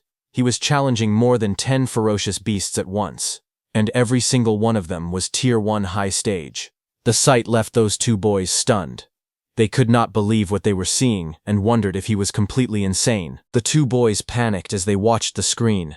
One of them urgently suggested going to find the instructor to save Su Hong, fearing that otherwise he would definitely die, but the other shook his head, saying it was already too late. At this rate, Su Hong would be torn to shreds in seconds. He said it seemed there was no way for them to get revenge anymore. At the same time, Su Hong stood calmly in the arena as a faint smile appeared on his face. His eyes sharpened as he raised his hand and challenged the beasts directly. He told them to come. In the next moment, the ferocious beasts roared wildly. Their massive bodies charged toward him from all directions, shaking the ground as they closed in. But Su Hong did not retreat. Instead, he moved, his body twisted mid-air, effortlessly dodging a powerful strike. In the very next instant, as he jumped high, blue energy gathered in both of his hands. He used his void-breaking finger technique. A brilliant glow burst out as he prepared his counterattack. Surrounded by ferocious beasts on all sides, he did not retreat. Instead, his body twisted mid-air as blue energy beams surged violently from his palms. With a single rotation, streaks of blue light sliced through the air. His attacks landed one after another. Claws and fangs never even reached him. Blood sprayed as the beasts were torn apart mid-charge, their bodies slashed open by the glowing arcs of energy. The arena filled with flashes of blue light. Outside, the two students stared at the screen in complete disbelief. One of them muttered, asking if he was dreaming. He could not believe this was something a Tier 1 initial stage martial artist could do. Even a middle stage martial artist, surrounded and attacked by over a dozen high stage ferocious beasts, would definitely die. Yet Su Hong was dominating them effortlessly. Suddenly, one of them leaned forward. He said that Su Hong's movement technique looked familiar. He said it was Lin Xinghe's flying swan startling cloud step. Hearing this, the other boy was too shocked, saying there was no way. He immediately rejected the idea, saying Su Hong was just a number 1 high school student. It was impossible for him to have access to such a high-grade movement technique. He wondered if Su Hong could possibly be from some great family. Then the other boy asked if it could be that he had seen Lin Xinghe use it once and learned it. Both of them were stunned thinking that. Then one of them exclaimed that the technique Su Hong was using was an A-rank movement technique. It was impossible to master something like that just by watching it briefly. He wondered how heaven-defying Su Hong's talent must be. The other boy swallowed nervously. He suggested that maybe they should forget about revenge. Even if they gathered more people, they would not be strong enough to defeat Su Hong. But the first student clenched his teeth tightly. Sweat rolled down his face as anger burned in his eyes. He said that whether Su Hong was the heir of a great family or some kind of monster genius, he could not swallow this humiliation. While shaking, the other boy raised a hand and pointed toward the screen, telling the first boy that before he went looking for trouble with Su Hong, he should take another look at the screen. Hearing this, the first boy froze and turned back toward the screen in silence. What he saw left him speechless. His metal bat fell from his hand. He muttered in disbelief that they had only been talking for a few minutes. Yet all the high-stage ferocious beasts inside were already completely dead. On the screen, Su Hong stood calmly atop the massive corpse of a giant serpent-like beast. Around him, the bodies of other monsters lay scattered across the battlefield. Standing among the corpses of fallen beasts, Su Hong calmly calculated his gains. Over a dozen Tier 1 high-stage ferocious beasts had only given him a total of 81 martial value points. That meant they averaged just 7 points each. He realized that the stronger he became, the harder it was to earn martial value. But suddenly his blue eyes sharpened as he noticed movement. From the dark upper level of the building, several ferocious beasts emerged. Their red eyes glowed ominously in the shadows. The air turned heavy with bloodlust. Without hesitation, Su Hong stood tall atop the corpse beneath his feet. Red light flickered throughout the building as more beasts stirred in the darkness. He declared that there was no time to rest. He said they should continue. In the next instant, the giant beast lunged downward from above, claws extended, tearing through the air toward him. But Su Hong did not panic. His expression remained steady. A golden glow ignited around his fist as energy gathered rapidly. Using his Vajra fist, he stepped forward and threw a powerful punch that collided with the descending beast. A burst of golden light exploded outward. The impact sent shockwaves ripping through the air as multiple beasts were struck at the same time. He landed in the middle of those beasts as golden energy spiraled around him, expanding violently. The ground beneath his feet cracked. Seeing his power, the remaining beasts hesitated. The saber-toothed and the giant scorpion-like monsters began to retreat. But Su Hong did not let them escape. He launched himself forward as a faint smile appeared on his face. He demanded to know where they thought they were going, and ordered them to hand over all their martial value. His body shot through the air at incredible speed as he reached out with one hand. He grabbed onto the thick tail of a fleeing scorpion beast. With a violent motion, he swung it around. The massive creature crashed into the surrounding beasts. The beasts' bodies were sent flying across the battlefield. The arena echoed with the sounds of bones breaking and monsters howling. Outside, the giant screen flickered with violent flashes of red and gold. The two boys stood frozen in front of it, and neither of them spoke. After a long moment, the first boy forced a smile and said he wondered when this cycle of vengeance would ever end. He said he had decided to forgive Su Hong. The other boy immediately agreed. He suggested they should slip away quickly before Su Hong noticed them again. Otherwise, they might end up beaten half to death one more time. While they were going, they passed by a group of students gathering in front of the screen showing Wang Tiantuo and Xiao Yan's fight. Someone shouted that 9 Tier 1 high-stage ferocious beasts had been hammered to death by Wang Tiantuo in less than 10 minutes. Another voice added that Xiao Yan had stood completely still and killed a full 8 Tier 1 high-stage ferocious beasts. The crowd buzzed with shock. Just then, one man noticed the two boys and called out to them. The two boys stiffened and slowly turned around. The man asked if they were back already. He asked if they were supposed to be getting revenge and whether they had already beaten that kid up. The two exchanged nervous glances. One of them scratched the back of his head and laughed awkwardly, saying yes. Both of their expressions stiffened completely as they admitted the truth in their minds. If they had not been clever enough to retreat in time, they would have been lying on the ground like dead dogs right now. They complained that this training camp was outrageous. It was filled with heaven-defying monsters everywhere. Just then, the massive doors of the training ground opened with a loud sound as Wang Tiantuo and Xiao Yan came out. Seeing that, someone shouted that they had come out. Xiao Yan was surprised to see that Wang Tiantuo had killed so many ferocious beasts. She said that even with the overlord body, he must be exhausted. She asked how many contribution points he had earned. Wang Tiantuo glanced at his wrist display and announced that he had earned 280 points. Xian Han also checked her own screen and said she had 270 points. Hearing this, the surrounding crowd instantly fell into an uproar. Someone shouted in disbelief that it was far too many. A Tier 1 high-level ferocious beast was only worth 5 contribution points. If calculated that way, the two of them must have killed 50 or 60 high-level ferocious beasts. Wang Tiantuo then checked the results of the weight vests and said that the contribution points for the weight vest had been settled at 100 points. Xiao Yan looked at her display and said she only had 50 points from it. Around them, other students began checking their own scores. One muttered that he had only gotten 20 points. Another complained that he had carried a 1-ton weight and only received 30 points. Someone in the back whimpered that he had only gotten 10 points, nearly on the verge of tears. The gap between them was painfully obvious. Just then, Lin Xinghe appeared and asked Wang Tiantuo and Xiao Yan who had won their ferocious beast hunting competition. Xiao Yan pointed at Wang Tiantuo and answered that it was him. From the side, people remarked that Lin Xinghe's points must also be heaven-defying. A guy sighed that with those 3 monsters around, everyone else could only fight for 4th place. Hearing everyone, the 2 boys standing behind who had seen Su Hong's power smiled. They called all those people ignorant because they knew that there was an even more terrifying monster in the training camp. Someone standing above those 3 so-called monsters. On the other hand, at Su Hong's side, 1 hour later, The battlefield had turned into a gruesome scene. The walls and surroundings were splattered with blood, and the bodies of ferocious beasts lay piled across the ground. The air felt heavy, filled with the aftermath of intense battle. On top of those corpses sat Su Hong, his body covered in sweat. He exhaled in exhaustion and let out a long breath.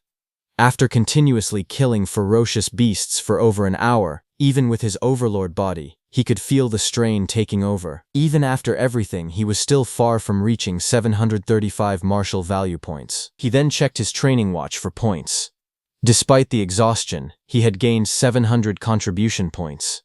He wondered what kind of rewards he could exchange for them at the martial art pavilion. His watch showed that for hunting ferocious beasts, he got 400 contribution points, and for the weight vest, he got 300 contribution points. The total stood at 700. After confirming it, he arrived at the martial art pavilion. Under the night sky, the grand building stood tall, glowing warmly with light. Inside the martial art pavilion, behind a long wooden counter, a receptionist in a pink suit lazily leaned back in her chair, resting her chin on her hand. Across from her, Su Hong stood calmly, flipping through a thick catalog. His eyes scanned the list carefully. A Tier 1 Vitality pill was for 10 points. A Tier 1 Blood Recovery pill was for 20 points. A Tier 1 Spirit Gathering pill was for 30 points. Another Tier 1 Spirit Gathering pill was for 50 points. He continued turning the pages and saw that an A-rank martial art, Explosive Palm, was for 2,000 points. Another A-rank martial art, Bone Netherfire Fist, was for 2,880 points. Then another A-rank martial art, Startling Swan Heavenly Roam, was for 3,000 points. Looking at it, Su Hong thought that A-rank martial arts were extremely expensive. The cheapest one cost 2,000 points. Compared to that, the prices of the pills were still acceptable, especially since there were spirit gathering pills available here. The receptionist looked at him with mild curiosity and asked whether he had decided what to exchange for. She examined him briefly and assumed he was only at the Tier 1 initial stage. In her mind, she guessed he probably could not afford to exchange for anything significant. Ignoring her assumption, Su Hong then asked calmly whether the spirit-gathering pills referred to the kind that could increase spiritual power.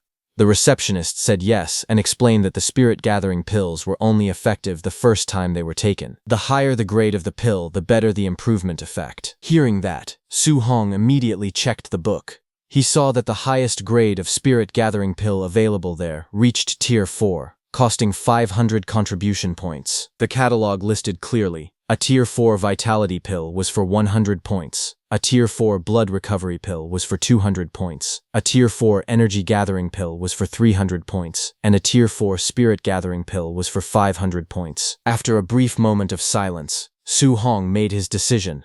He asked the receptionist to give him a Tier 4 Spirit Gathering pill first. Hearing this, the receptionist froze. Her eyes widened in shock as she blurted out, telling Su Hong that a Tier 4 Spirit Gathering pill cost 500 contribution points, not 50. Su Hong showed his point-calculating watch and said that was right, a Tier 4 Spirit Gathering pill. Still stunned, she quickly checked his contribution balance. The number displayed 700 points clearly in front of her. She was stunned seeing that he actually had a full 700 contribution points. Her attitude instantly changed. With a bright smile and sparkling eyes, she carefully brought out an ornate wooden box and handed it to him politely. She told him that it was his spirit-gathering pill. He thanked her and then asked if they had any dual thunder and fire attribute alloy spears. Without missing a beat, she nodded enthusiastically, saying they did have them for only 200 points. She thanked him warmly for his patronage, calling him handsome with a cheerful expression. Outside, the night sky stretched wide and clear as Su Hong returned to his room. Inside, he placed his new spear with his old spear. His new spear was a C-rank dual thunder and fire attribute spear named the Thunder Fire Spear. Later that night, Su Hong reviewed his progress. His vitality and guidance techniques had improved again. He had also obtained 490 martial value points. A translucent system panel appeared before him, showing his stats. Currently, he had 135 vitality and 26.5 spirit. He had 5 guidance techniques and 3 martial arts. His martial value was 490 points. Su Hong sat cross-legged on his bed with the wooden box placed before him. The improvement he achieved in a single day was greater than what he had gained in an entire previous week. Still, after calculating carefully, he realized that his spiritual power stood at 26.5. Even with 490 martial value points, he was still 25.5 points short of reaching 100. He opened the box. Inside was the golden spirit gathering pill. He picked up the pill and looked at it steadily. He hoped this spirit gathering pill could provide at least 25 points of spiritual power improvement. With determination in his eyes, he ate the pill, thinking that no matter what, he was going to become a spirit master. The next second, the Tier 4 spirit gathering pill dissolved inside his body. The instant he swallowed it, its effects manifested immediately. A surge of vibrant green energy burst forth from within him. Spiritual power radiated outward as streams of luminous energy flowed through his meridians, converging at his core. The energy spiraled steadily, filling his entire body with warmth and vitality. Su Hong felt the exhausted nerves throughout his body gradually relax. A deep sense of comfort spread from within, soothing every part of him. As the energy continued to circulate, his mind became astonishingly clear. His senses sharpened, allowing him to perceive everything around him with perfect clarity. The spiritual energy settled smoothly within him, strengthening both his body and mind. Finally, he opened his eyes slowly as a sharp glint flashed across them. After absorbing the effects of the pill, Su Hong quickly checked his system panel. His eyes widened as he saw the results. His spiritual power had risen to 50.5, increasing by a full 24 points. The astonishing improvement left him stunned, making him realize the incredible potency of a Tier 4 spirit gathering pill. Su Hong carefully analyzed the numbers once more. With 50.5 spiritual power and 490 martial value points, his progress had reached 99.5%. He was only 0.5% short of breaking through. Thinking about it, he sighed inwardly. If he had known earlier, he would have hunted one more ferocious beast to obtain the remaining 5 martial value points needed for the breakthrough. A faint sense of regret crossed his face, but it quickly faded. Calmly leaning back on his bed, he accepted the situation. Since he could only collect martial value again tomorrow, there was nothing more to do for now. Closing his eyes, Su Hong decided to rest for the night. Meanwhile, at the training camp warehouse, rows of hunters gathered inside the vast hall. Weapons lined the walls, and the atmosphere buzzed with quiet discussion as the trainees held documents in their hands. Among the crowd, a group of men recognized someone familiar. One of them spoke with surprise, asking why Bu Jingfeng, who had been cultivating at Martial Dao University, had also been summoned there. Another man echoed the question with curiosity, wondering why Bu Jingfeng was serving alongside them like everyone else, despite his status among the geniuses. Bu Jingfeng scoffed arrogantly, his lips curling into a disdainful smirk. He declared that if he were still in high school, those so-called geniuses would not even be qualified to serve as his sparring partners. Nearby, several hunters laughed loudly as they examined the documents in their hands. One of them remarked confidently that the trainee under his supervision, Wang Tiantuo, possessed a vitality score as high as 340 points. He mockingly asked whether such a level had even been attainable back in their own days. Another man joined in the laughter, boasting proudly that the trainee he was responsible for also had vitality exceeding 300. Another guy added with confidence that his trainee was even a spirit master, implying that the strength of such a prodigy required no further explanation. Hearing this, Bu Jingfeng could not help but feel surprised. He questioned how the trainees under their charge could all be so powerful, while the one assigned to him was only at the Tier 1 initial stage with a vitality value of 123. As he spoke, he stared at the document in his hand. It contained Su Hong's profile, an 18-year-old student from Star City No. 1 High School. The report detailed that Su Hong was at the Tier 1 initial stage with a vitality value of 123. The others looked at the document in disbelief. One of them questioned how such a seemingly insignificant trainee could have been assigned to him. Another insisted that Bu Jingfeng's strength was the highest among all martial artists who had arrived that day, even superior to the three of them. They wondered aloud whether Grandmaster Qin had made a mistake by arranging a Tier 1 initial stage trainee for a sneak attack against another of the same level. At that moment, footsteps echoed through the hall. The murmuring ceased instantly as Grandmaster Qin entered, accompanied by 2 of his attendants. With calm authority, Grandmaster Qin affirmed their doubts, saying this was right. Bu Jingfeng stood before Grandmaster Qin, with visible frustration. He complained that the arrangement was insulting, claiming that assigning him such an opponent was nothing more than giving him a piece of trash at the Tier 1 initial stage.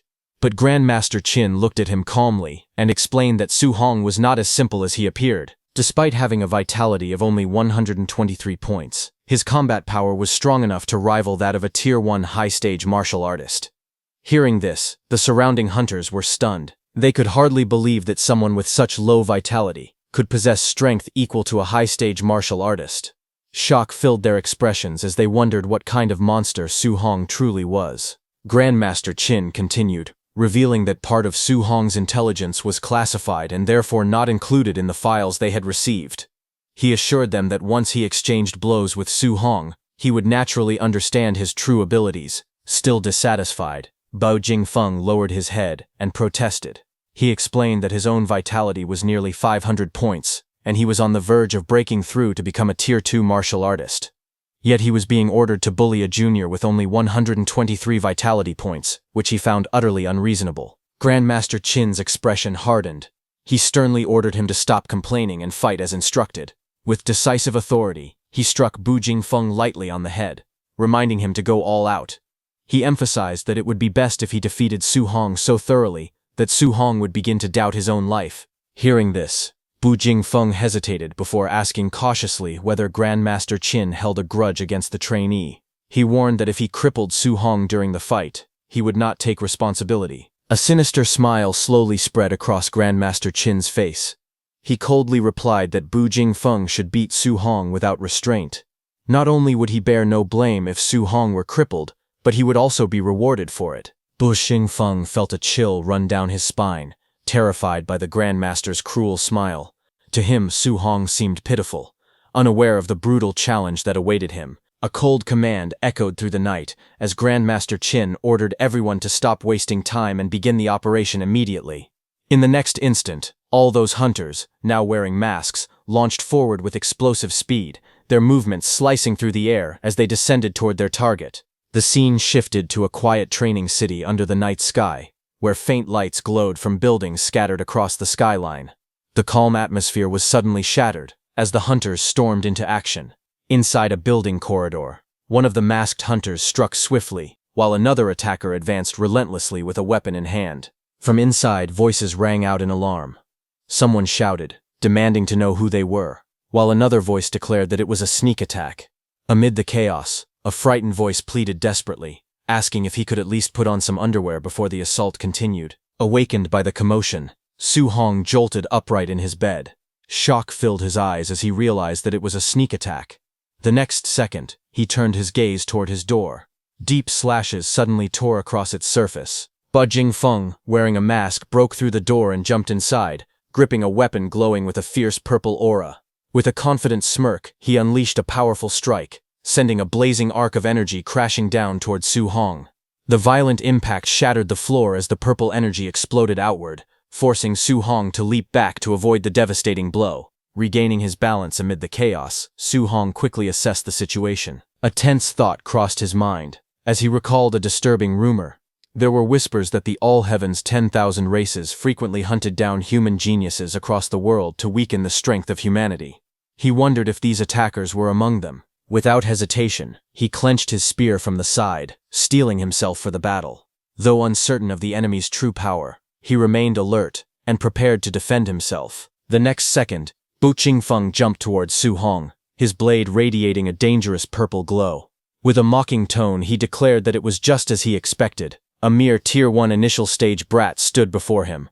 Running into him, he sneered, was nothing but bad luck. Su Hong was surprised to see that the attacker was a human martial artist at the Tier 1 high stage, not a member of the All Heaven's 10,000 races as he had initially suspected. A confident smile slowly spread across his face. The timing was perfect. This opponent was exactly what he needed. Determination filled his gaze as he tightened his grip on his spear. He believed that by defeating this enemy, he could obtain the final 5 points of martial value required to break through and become a spirit master. Meanwhile, Bu Jingfeng watched in disbelief.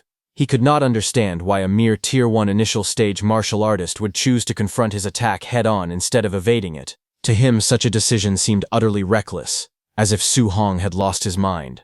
In the next instant, their weapons collided with explosive force. A brilliant burst of energy erupted at the point of impact, sending shockwaves through the air. Bu Jingfeng's eyes widened as he was forced backward, stunned by the overwhelming power behind the strike. Realization struck him like a thunderbolt. This seemingly insignificant brat possessed strength far beyond his expectations.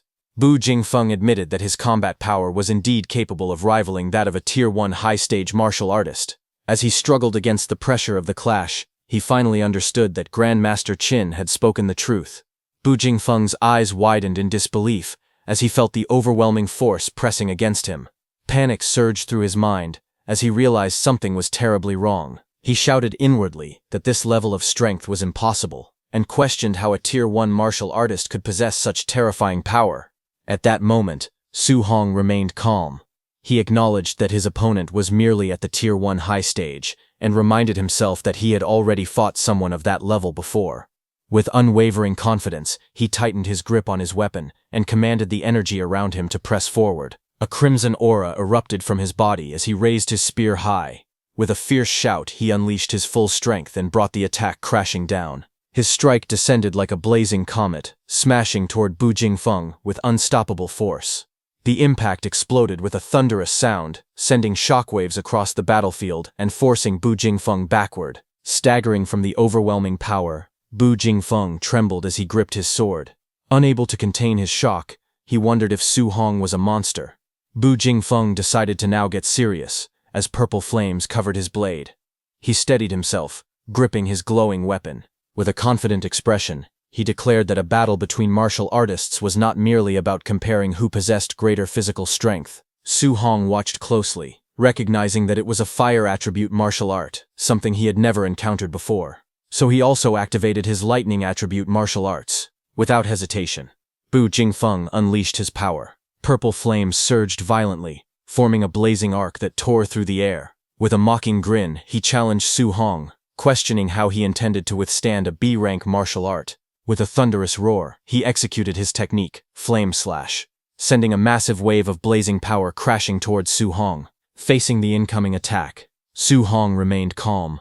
Golden lightning crackled fiercely around his body as he raised his spear, gathering immense energy. As he assessed the incoming strike, he realized that the power behind it might be even greater than the void-breaking finger.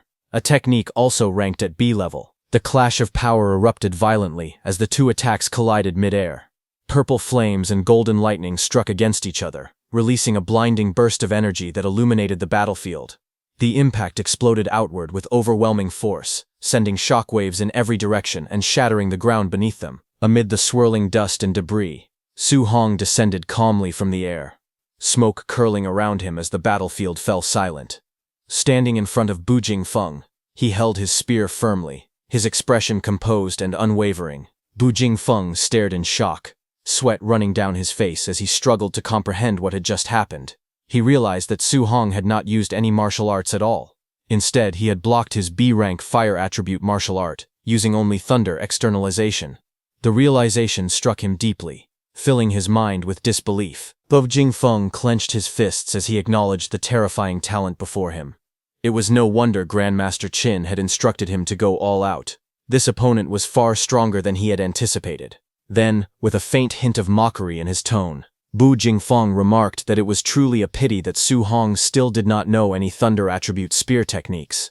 Otherwise, he would not have been defeated so easily. Hearing this, Su Hong smiled, golden lightning crackling around his spear as he spoke with quiet confidence. He admitted that it was true. He did not know any thunder attribute spear techniques. However, what if he said this on top of it? Just as he said that, blazing crimson flames erupted from his spear as lightning wrapped around it, merging together. The fusion of lightning and fire ignited violently, surrounding his body in a brilliant aura. Flames roared along the length of the spear, while arcs of thunder crackled fiercely, intertwining into a single devastating power. But Jingfeng watched in disbelief, asking how this was possible. Shock and fear spread across his face as his eyes widened. He realized that this was attribute fusion. The reason Bu Jingfeng was so shocked upon seeing Su Hong's attribute fusion was because it was a principle understood by every martial artist that attributes repel each other. Both Su Hong and Bu Jingfeng stood facing one another inside the damaged room, as Su Hong held his spear blazing with fire and streaks of lightning crackling. Across from him, Bu Jingfeng tightened his grip on his weapon, sweat running down his face. Shock filled his eyes as realization dawned on him. Attribute fusion. The power of thunder and fire. He had always believed it was nothing more than a legend. Just then, lightning flashed across Su Hong's eyes as golden sparks danced in his vision. Without hesitation, he attacked. His spear shot forward in a burst of flame and thunder.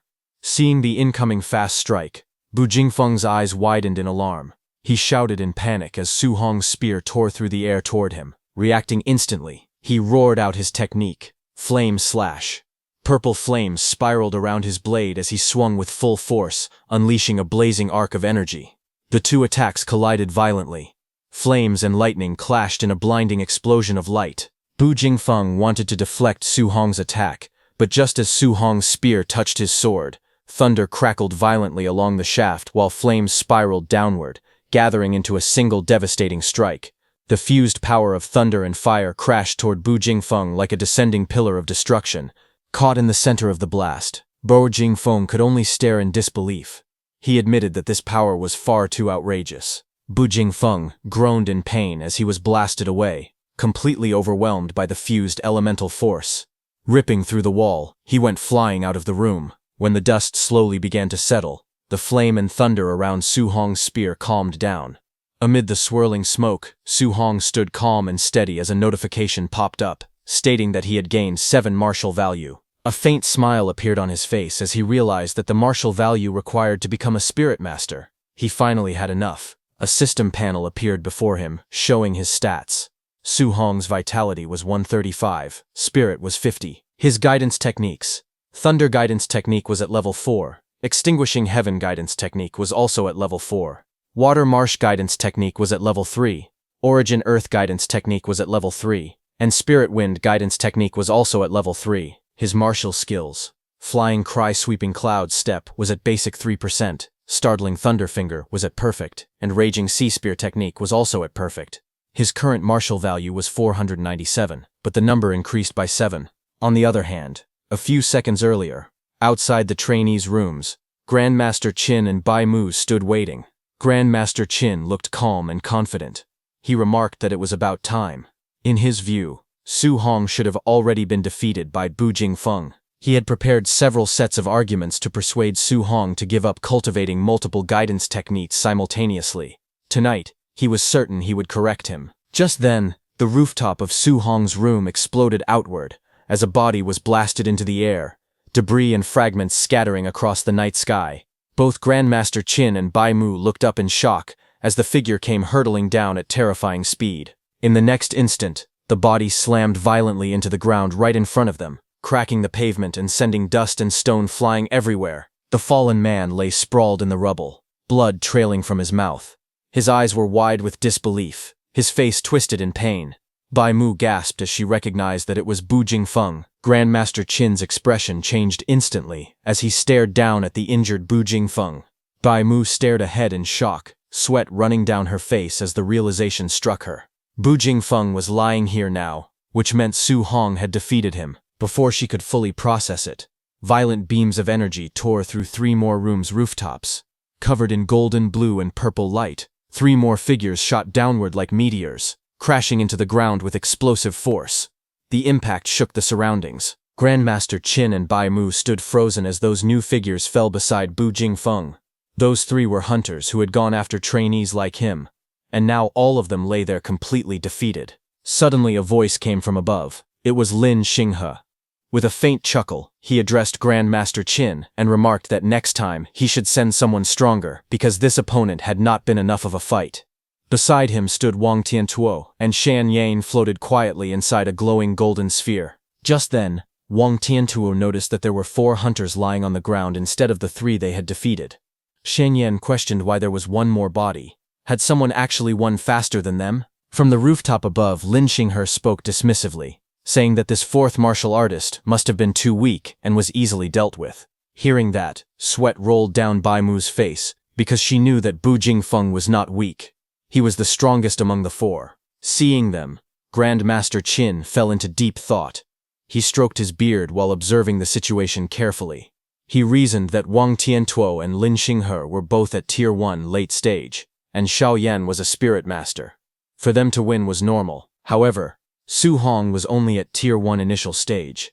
Yet he had faced a quasi-Tier 2 martial artist and won even faster than Wang Tiantuo and the others. The more he thought about it, the more unsettled he became. He wondered how on earth Su Hong had done it. Was it a top-tier martial skill or a top-tier physique? Before he could continue analyzing, Lin Zhao came running toward them in panic. He shouted that something big had happened. Grandmaster Qin turned slightly and asked calmly if a trainee had been killed by mistake. Without showing any concern, he waved his hand dismissively and remarked that it was no big deal. After all, it was normal for a few people to die. But Lin Zhao rushed forward in panic and shouted that it was Su Hong. He quickly explained that when Su Hong was fighting Bu Jingfeng, he had used a fusion guidance technique. Hearing this, Grandmaster Qin paused slightly and murmured that it was a fusion guidance technique. He admitted that he had been wondering how Su Hong managed to defeat Bu Jingfeng. But the next second, Grandmaster Qin's expression changed. While releasing huge amounts of golden energy, he grabbed Lin Zhau's shoulders and demanded to know what he had just said, declaring that he could not simply spout such nonsense. Lin Zhao stated that Su Hong had truly fused the dual thunder and fire attribute guidance techniques and used them to defeat Bu Jingfeng. He insisted that he had seen it clearly on the surveillance. If no one believed him, they could go and ask Bu Jingfeng directly. Hearing that, Grandmaster Qin fell silent. He looked at Bu Jingfeng, lying on the ground, who also stated that it was indeed the dual thunder and fire attribute fusion. Hearing that, Grandmaster Qin's eyes burned with intensity as he declared that the only genius martial artist of the human race who had ever researched and achieved dual attribute fusion had taken a full 19 years to accomplish it. Yet Su Hong, according to the Star City Association, had been in contact with the 7 guidance techniques for less than a month. The comparison left him deeply shaken. He clenched his fists and called Su Hong a monster, but immediately corrected himself, saying this was not merely a monster. This was a heaven-descended Emperor Star, a true dragon appearing in the world. Beside him, Bai Mu pulled the trembling Lin Zhao backward, as he struggled to steady himself after Grandmaster Qin had shaken him completely. Bai Mu then asked Grandmaster Qin whether attribute fusion was truly that powerful. Could it really allow someone at Tier 1 initial stage to defeat Tier 2 Bu Jingfeng? Grandmaster Qin explained to her that back then, the martial artist who researched attribute fusion had been able to suppress and fight Tier 2 opponents while still at Tier 1. Hearing that, Bai Mu wondered aloud that with such formidable combat power, why it was not widely promoted for cultivation.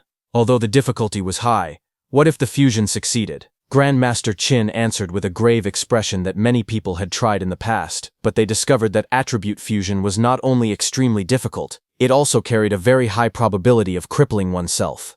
Even if someone truly succeeded in cultivating it, if they remained stuck at the Tier 1 martial artist realm for their entire life, what use would it be? But Su Hong was different. He had succeeded in fusing them in less than a month. Such comprehension was simply too heaven-defying. Moreover, he possessed 7 attributes simultaneously. If he were to fuse them all, Grandmaster Qin wondered with excitement how massive that power would become. Grandmaster Qin imagined the future. He said that if a monster like Su Hong were allowed to grow, he feared that one day Su Hong could stun the great emperors of the 10,000 races with a single move. Hearing this, Lin Zhao told Grandmaster Qin that he was boasting too much, far too much. Bai Mu pointed out that fusing 2 attributes was already extremely difficult. Fusing 7 attributes was nothing but pure fantasy. Grandmaster Qin coughed lightly and told them to forget his brief loss of composure. However, he continued seriously that if Su Hong were allowed to cultivate 7 attributes simultaneously, what if he became stuck while trying to fuse 3 attributes in the future and ended up delaying his breakthrough? If that happened, he, Qin Tianli, would become a sinner of the human race. At that moment, Lin Zhao suddenly remembered something important. He told Grandmaster Qin that Su Hong definitely possessed a special physique. His raw strength had even crushed Bu Jingfeng. Hearing that, Grandmaster Qin's expression changed instantly, and he demanded to know why such an important matter had not been mentioned earlier. They analyzed the situation carefully. Bai Mu said that Su Hong only had 120 points of vitality, yet he had crushed Bu Jingfeng, who possessed nearly 500 vitality. Lin Zhao said that the vitality difference was almost 4 times. Such strength amplification even surpassed Wang Tiantuo's barbarian god body. Hearing all that, Grandmaster Qin concluded that Su Hong's physique might also be a heaven-defying existence. After a moment of thought, he made a decision. They would organize a martial arts competition the next day. He wanted to comprehensively test Su Hong's combat power and vitality value. He ordered that Wang Tintuo's group of 3 be brought out to spar with Su Hong. With a serious expression, he stated that he wanted to see what kind of scene would unfold when a monster like Su Hong faced the strongest geniuses of the training camp. On the other hand, a massive hole was left behind in Su Hong's room. Broken concrete and shattered stones surrounded the opening as cold night air drifted inside. Inside the ruined room, Su Hong sat quietly on the floor at the center of the destruction. While outside, Grandmaster Qin was talking with others. Ignoring everything around him, Su Hong focused inward. In one breath, he added all the martial value into spirit points. A translucent system panel appeared before him, showing that his vitality was 135 and his spirit was 50.5. Then small notifications popped up one after another, saying his spirit increased by 1. His spirit value continued rising without pause. A faint smile appeared on his face. He declared that he was finally going to become a spirit master. In the next moment, a powerful aura erupted around him. Rings of light formed behind his head like orbiting halos. Glowing against the dark sky, energy surged outward, enveloping his entire body. He closed his eyes and calmly felt the transformation. He described it as a wonderful feeling. White spiritual energy flowed around him like flames, wrapping his body in brilliance. His breathing became steady and slow as he adjusted to the change. To him, the sensation was strange yet fascinating. It felt as though a person had suddenly grown a third arm, something unfamiliar, slightly awkward, yet undeniably powerful. His body formed an energy hand. Another system panel flashed brightly before him, saying his spirit was at 100.2%. The moment it exceeded 100%, the spiritual energy around Su Hong suddenly dispersed outward. He exhaled slowly, sweat sliding down his face as the white aura swirled and gradually stabilized around his body. His gaze sharpened as he sensed the changes within himself. Nearby, fragments of broken concrete began to tremble. Then his bed vibrated against the ground. Then, slowly, it started to float. It lifted inch by inch into the air, suspended by an invisible force. Then Su Hong's body rose gently off the ground, surrounded by shattered debris and floating slabs of concrete. The white spiritual aura enveloped him completely, making him appear almost radiant in the ruined room. Su Hong realized it was done. He could now walk on air and use telekinesis to attack, just like Xiao Yan. A satisfied expression crossed his face. He thought about Xiao Yan's A-rank spirit martial art and concluded that he must learn it as well. He also set his sights on Wang Tiantuo's offensive A-rank martial art. The scene shifted to the next morning. Under a bright sky streaked with early sunlight, a voice rang out across the training camp. Everyone was ordered to gather within 1 minute. Being late by even 1 second would result in a deduction of contribution points. Hearing the announcement, the trainees rushed down the stairs, breathing heavily. One of them shouted in frustration, asking if they were kidding, and whether they were not going to let them rest. Another complained loudly that yesterday had already been the camp entry assessment, weight-bearing training, and even a night raid. Their faces were filled with exhaustion and anger as they ran. One boy shouted that this training camp was simply too outrageous. The scene shifted to the courtyard. All the trainees stood gathered in formation under the morning sky. An instructor stood calmly on a raised platform in front of them. Su Hong had also arrived and adjusted his sleeve quietly while standing among the crowd, watching without saying anything. The instructor looked around at everyone and said that it was very good. Not a single person was late. He then added that he had originally thought many of them would be beaten so badly that they would not even be able to get up. Smiling slightly, he remarked that it was as expected of geniuses. Suddenly, a trainee stepped forward and raised his hand. He complained that he could have won against the Night Raider martial artist the previous night, but the opponent had launched a sneak attack. He continued angrily, saying that the raider had not even let him put on his underpants and had deliberately aimed for his crotch. That, he insisted, was the real reason he lost. Hearing that, the instructor looked at the complaining trainee with faint anger. He asked whether, if the one sneaking up on him the previous night had been an assassin from the All Heaven's 10,000 races, he would have asked them to wait for him to put on his underpants as well. Hearing that, the trainee froze, unsure how to respond, and laughter erupted from the crowd. One of the trainees slung an arm over the embarrassed man's shoulder and joked that from now on, they would call him Bro Underpants. The surrounding students burst into even louder laughter. Meanwhile, Su Hong, standing quietly among them, thought to himself that although the instructor made a lot of sense, actual combat would never care whether someone was ready or not. Still, after a tiring day and being ambushed in the middle of the night, it was normal for everyone to feel disgruntled. The instructor raised his hand again and addressed the group. He said that he knew many of them were still unconvinced, so today he would give them another chance to perform. He announced that they had arranged a comprehensive test. Whether it was vitality, combat power, spirit, strength, or speed, the system would test everything. He continued by saying that after the test, there would be an actual combat ranking. The top 10 students would receive different amounts of contribution point rewards every day. As the instructor finished speaking, all the trainees began whispering among themselves. Some of them glanced toward Wang Tantuo, Lin Xinghe, and Xiao Yan, standing confidently at the front. They thought that the top 3 would definitely be those 3. Others felt relieved, saying that fortunately there were also rewards for 4th to 10th place. One trainee clenched his fists and muttered to himself that no matter what, he had to squeeze into the top 10. Meanwhile, Su Hong stood quietly and wondered what the reward for first place would be in such a comprehensive test and ranking. The instructor suddenly coughed loudly and ordered everyone to quiet down and follow him to the test. Soon, the group arrived at a warehouse that served as a temporary testing ground. Inside, a large machine stood on a raised platform. It was labeled as a Tier 2 combat power tester. The trainees gathered below, forming a crowd as they looked up at the equipment. From the stage, Grandmaster Qin observed the crowd and noticed that Su Hong was hiding among them. He noted that Su Hong did not stand out at all. A trainee standing nearby, Su Hong noticed Grandmaster Qin's gaze and mistakenly thought that Grandmaster Qin was looking at him and thinking highly of him. However, Su Hong beside him knew that he was 80% wrong. Su Hong knew that the person being targeted by Grandmaster Qin was him. On the stage, Grandmaster Qin looked at the crowd and calmly announced that he thought highly of all of them, so he had made a temporary decision. He declared that the one who ranked first in the comprehensive score for combat power, vitality, speed, and other aspects would receive an additional reward. That person would be allowed to choose an A-rank martial art or movement technique. Hearing this, the crowd immediately grew excited. Someone exclaimed that it was an A-rank martial art and called it a grand gesture.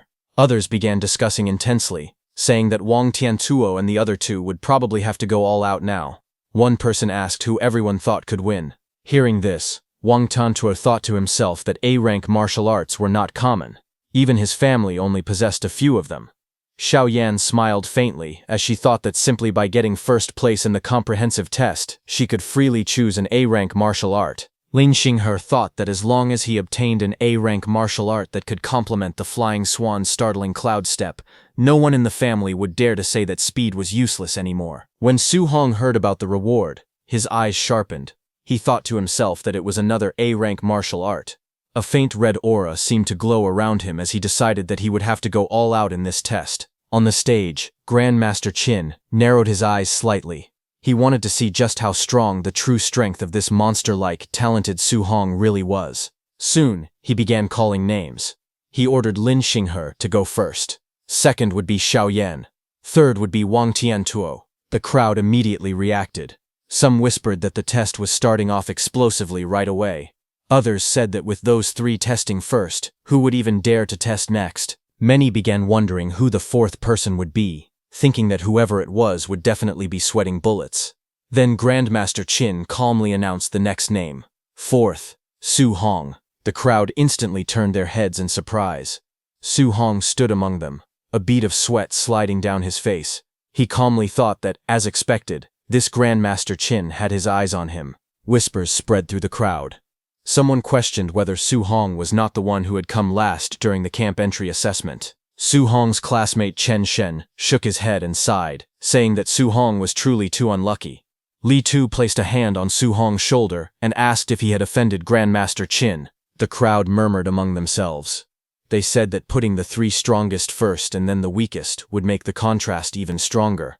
It was too stimulating. Someone guessed that Grandmaster Qin probably wanted to use this method to motivate the weaker students, hoping they would learn from shame and become braver. Amid the whispers, those 2 trainees who had seen Su Hong's strength let out a quiet laugh and said that they would all be dumbfounded later. Then, on the stage, the instructor reminded everyone that they would test physical body combat power first, and then martial skill combat power. A large combat power tester stood in the center of the arena.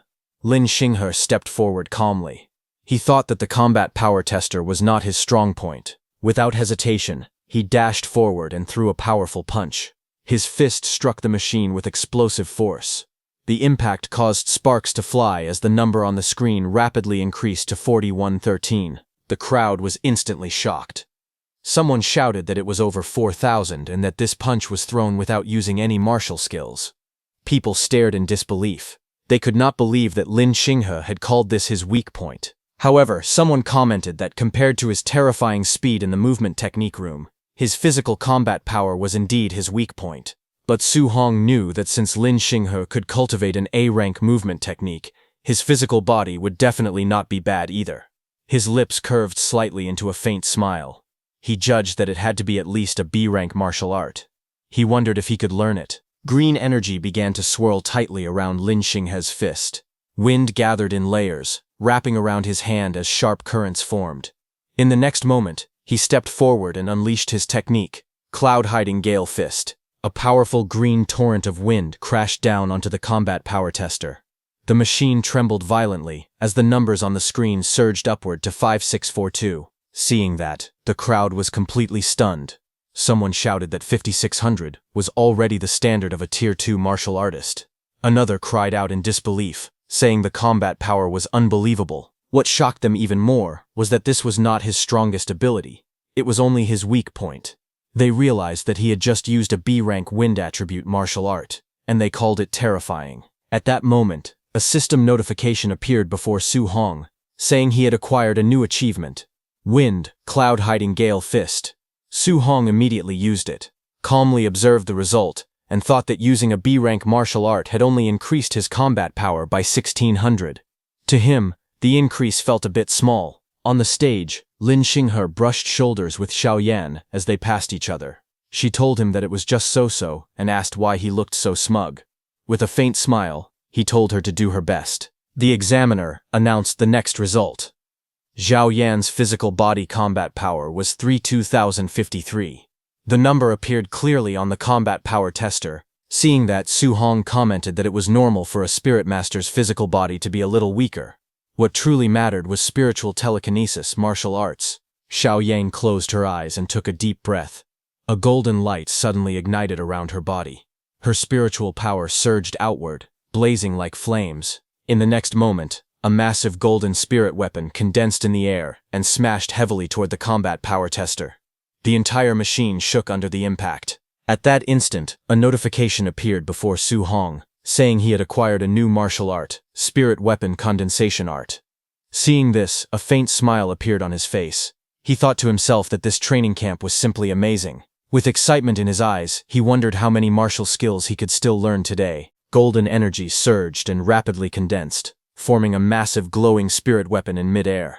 The brilliant construct pulsed with power as it fully materialized. With a sharp motion, Xiao Yan swung her arm downward.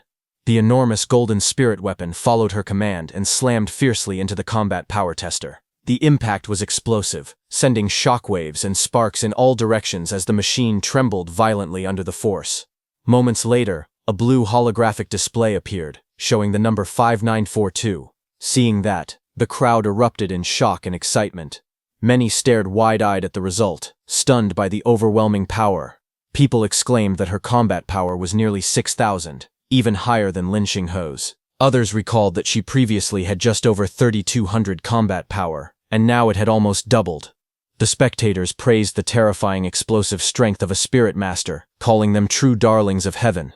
Amid the commotion, Su Hong stood calmly among the crowd, surrounded by a faint blue aura as his mind went into the system space. Some trainee beside him said he felt a surge of jealousy of Xiao Yan. He reflected that the most frightening aspect of spiritual power was not only its explosive strength, but also its versatility. It could be used to walk in the air and control objects, making it extremely valuable in real combat with countless practical applications. On the other hand, in the system space, golden spiritual energy surged violently around Su Hong, spiraling upward as he raised a single finger toward the sky. The power gathered rapidly, forming a massive, radiant construct above him as the surrounding air trembled with intensity. But the next second, the condensed spiritual construct instantly dispersed, scattering into countless golden particles that faded into the air. Su Hong breathed heavily in exhaustion. He understood that the weapon condensation art could materialize not only weapons but almost anything, tables, chairs, benches, and even ferocious beasts, by using spiritual power. However, the more solid and realistic the condensed object became, the more spiritual power it consumed. After evaluating his current strength, Su Hong concluded that his spiritual power level was still insufficient to master the technique immediately. Beads of sweat formed on his face as he acknowledged the difficulty. Returning to reality, he decided that he would learn it gradually in the future. For now, his attention shifted to the next participant, Wang Tiantuo, whose martial art he was eager to see. Soon, an announcement rang out. It was Wang Tiantuo's turn. The crowd's excitement surged as Wang Tiantuo walked forward with a powerful and imposing presence. Spectators eagerly discussed his reputation, stating that he possessed the barbarian god body, a physique known for its terrifying strength. With such overwhelming physical power, he held an absolute advantage in combat power and was widely expected to secure first place.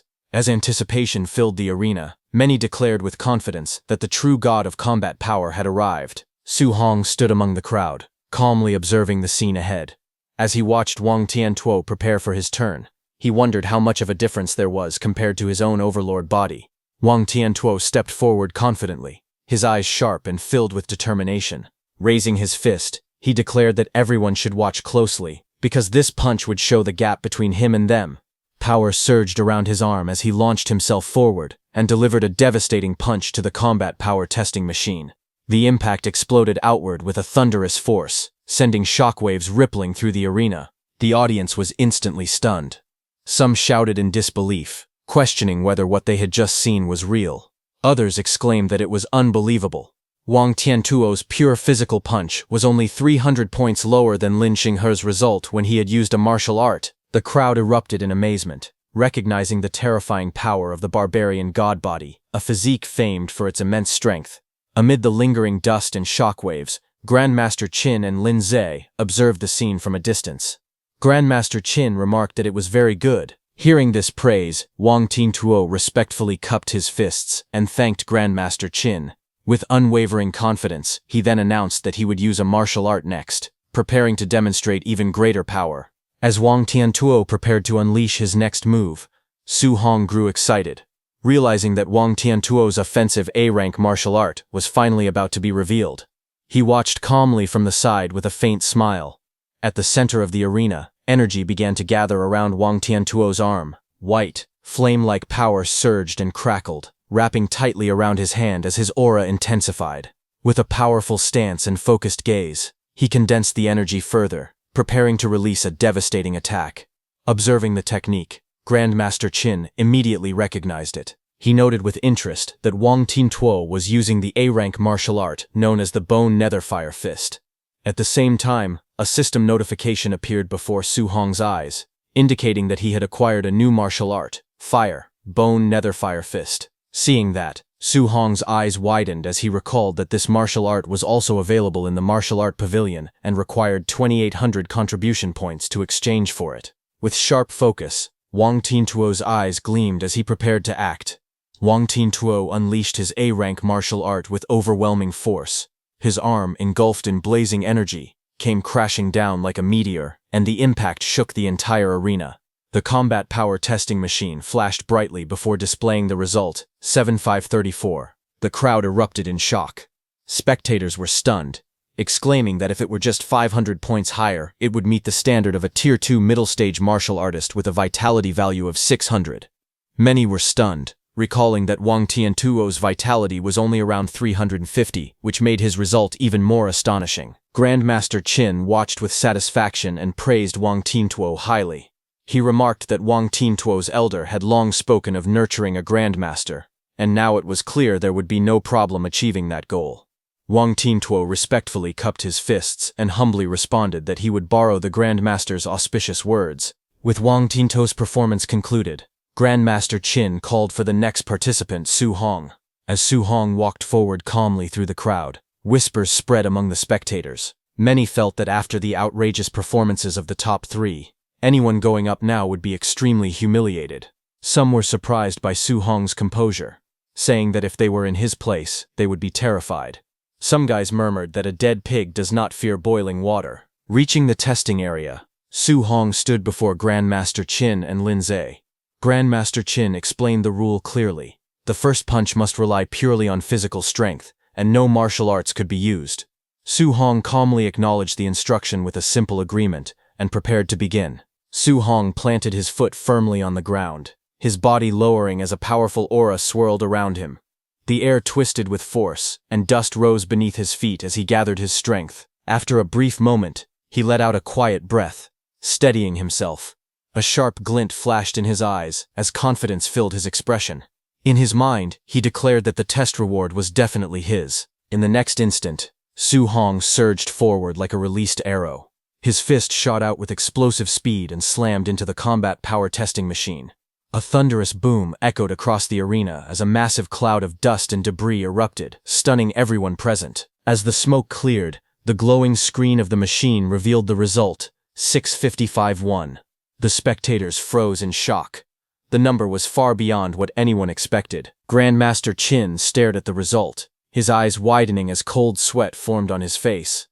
Grandmaster Qin admitted internally that he had still underestimated Su Hong's terrifying monster-like strength. The arena fell into complete silence as the crowd stared at the combat power tester in disbelief. The astonishing result left everyone speechless. Suddenly, murmurs erupted among the spectators. Many exclaimed in shock that the reading had exceeded 6,500 and questioned whether the combat power tester had malfunctioned.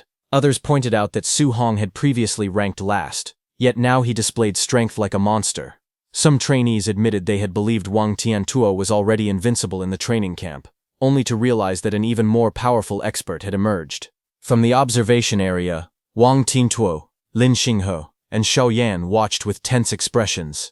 Xiao Yan remarked in astonishment at the exaggerated combat power. Lin Xinghe concluded that such power was impossible for a Tier 1 martial artist, and insisted that Su Hong must be a Tier 2 martial artist. Realizing the gap between them, Wang Tiantuo lowered his head and admitted that he had been too arrogant before. After the commotion settled, Su Hong calmly turned toward Grandmaster Qin and respectfully asked whether he should continue using a martial art for the next test. Grandmaster Qin looked at him with approval and simply nodded, telling him to continue. Su Hong then stepped into position and steadied his breathing. He clenched his fists as he adjusted his stance. In the next moment, his mind went into the system space as he started learning his new martial art technique. A system-like interface appeared, displaying his new martial arts learning percentages that steadily increased: 1%, 4%, 6%, 9%, 14%, and 23%. Su Hong stood calmly as a cold, blue flame-like aura surged around his body. The system displayed rising progress percentages. As the power continued to build, he realized that the bone netherfire fist suited him perfectly. He noted that learning it was even faster than mastering the flying swan startling cloud step, which was also an A-rank martial art. Watching from the observation area, Grandmaster Qin wondered how high Su Hong's combat power would rise once he used a martial art. Lin Zhe then reminded Grandmaster Qin that Su Hong came from an ordinary family, suggesting that the rank of his martial art should not be high. However, Grandmaster Qin calmly observed Su Hong and stated that in his current state, what he was executing was definitely not a low-level martial art. At that moment, the system interface completed its process. The display showed that his bone netherfire fist learning had reached 100%. Now he had learned the bone netherfire fist at the basic level. A sharp glint flashed in Su Hong's eyes as his mastery was finalized. Blue netherfire gathered around his fist as he stood firmly in the arena. Shocked voices rang out from the crowd as someone recognized the technique, exclaiming that it was Wang Tiantuo's bone netherfire fist. The spectators were stunned and questioned how Su Hong could know it as well. Without hesitation, Su Hong stepped forward and unleashed the technique. As his aura surged and power condensed into his strike, he wondered how powerful an A-rank offensive martial art was. With netherfire blazing around his arm, Su Hong drove forward to deliver the attack. Su Hong's blazing strike slammed into the combat power tester with explosive force. A shockwave burst outward, sending dust and debris flying across the arena as the machine trembled under the impact. The spectators were forced to shield their faces from the powerful gust. Amid the swirling dust, shocked voices rang out. Some exclaimed in disbelief that Su Hong's power was even greater than Wang Tiantuo's and urgently asked for the combat power reading. As the dust settled, the display lit up with a shocking number. A stunned voice cried out that it was a full 9,000 combat power. Others quickly pointed out that 9,000 was already the standard for the Tier 2 high stage, expressing disbelief at the result. From the observation area, Lin Ze questioned whether such combat power was possible for a Tier 1 initial stage martial artist with only 123 points of vitality, suspecting that the tester's data might be faulty. Grandmaster Qin, watching calmly, concluded that Su Hong was truly a monster. Nearby, Lin Xinghe analyzed the numbers aloud. He explained that 7,000 combat power corresponded to Tier 2 initial stage, 8,000 to Tier 2 middle stage, and 9,000 to Tier 2 high stage. Zhao Yan reasoned that the standard vitality for a Tier 2 martial artist was 500 and concluded that Su Hong must have hidden his true vitality, which should definitely exceed 500. Hearing this, Wang Tiantuo admitted that his own vitality had not even reached 400 yet and said it was not shameful to lose to Su Hong. However, the situation took another shocking turn. When the vitality tester displayed Su Hong's actual value, only 137, the crowd erupted in disbelief. Wang Tiantuo shouted in shock that Su Hong's vitality was merely 137, while Lin Xinghe questioned whether the vitality tester itself was broken. The vitality tester displayed the number 137, leaving everyone in shock. Lin Zi stared at the result in disbelief and declared that the situation was simply outrageous. The crowd quickly erupted into heated discussion.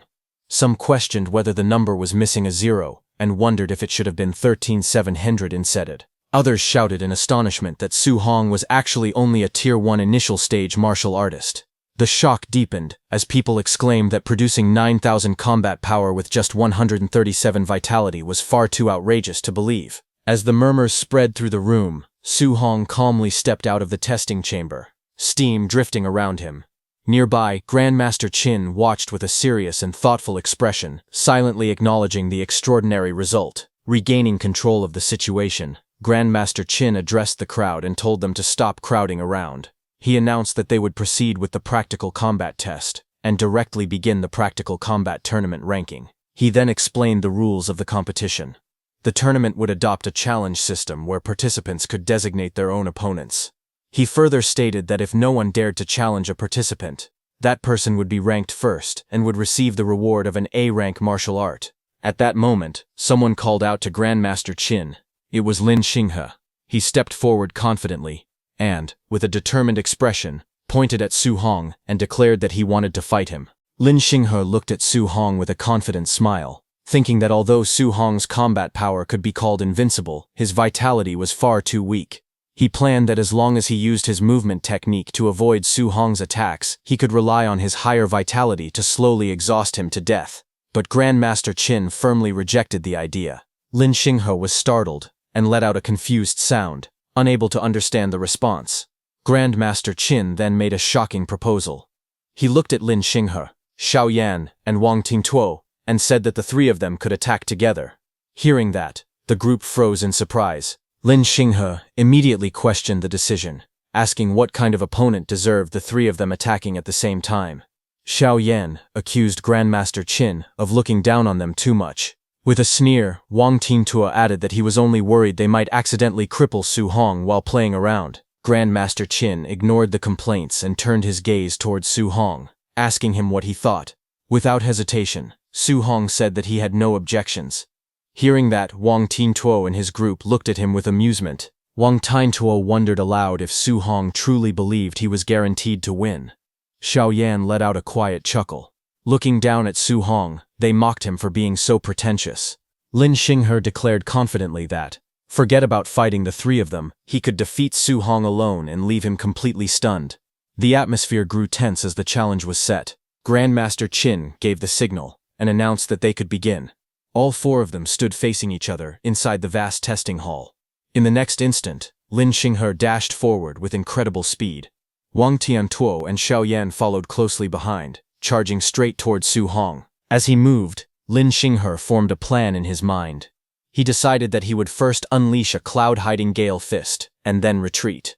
Once Su Hong was occupied with the others, he would launch a sneak attack from the flank. With the speed of his flying swan startling Cloud Step, he believed it would be impossible for Su Hong to react in time. But suddenly, Xiao Yan sensed danger and shouted for Lin Xinghe to dodge.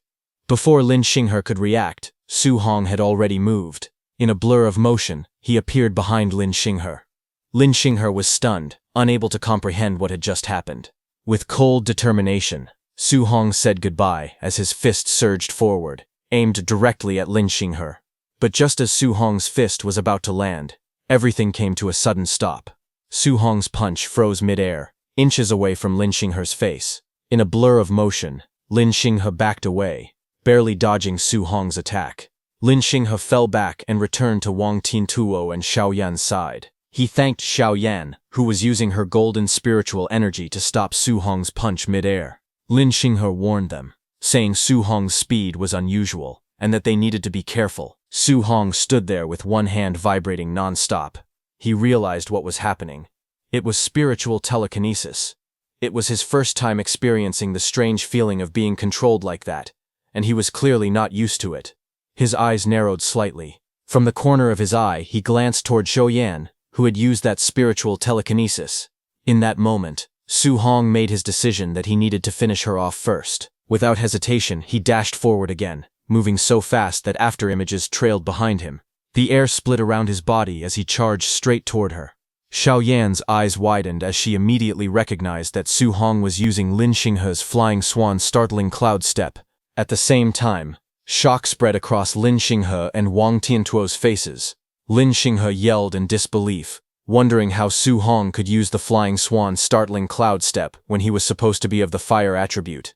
Wang Tiantuo understood and told him that Su Hong must have dual attributes and that they should stop him. Wang Tiantuo stood in front of Xiao Yan and declared that he would stop Su Hong, ordering her to use spiritual control. She agreed and activated her ability. Wang Tiantuo jumped at Su Hong, with blue netherfire surging violently around his fist as he roared the name of his technique, Bone Netherfire Fist. Seeing that Su Hong did not back down, he also used the Bone Netherfire Fist. Blazing flames spiraled fiercely, twisting through the air as his punch shot forward with overwhelming force. Seeing Su Hong's attack closing in, Xiao Yan thrust her hand out and used her spiritual control to freeze Su Hong's hand. Golden spiritual power wrapped tightly around Su Hong's body, restricting his movements. He clenched his teeth and admitted inwardly that this spiritual control was even more troublesome than he had imagined. Before he could fully adjust, Lin Xinghe leapt high into the air. He shouted fiercely, calling Su Hong a monster and ordering him to take his kick. Watching from the sidelines, Grandmaster Qin stroked his beard and thought that it seemed it was still too early for Su Hong to fight 1 against 3. The abilities of a spirit master were simply too difficult to deal with, because once controlled by a spirit master, one must either forcefully break through with physical strength or counter it using spiritual power. Otherwise, it would be extremely difficult to break free.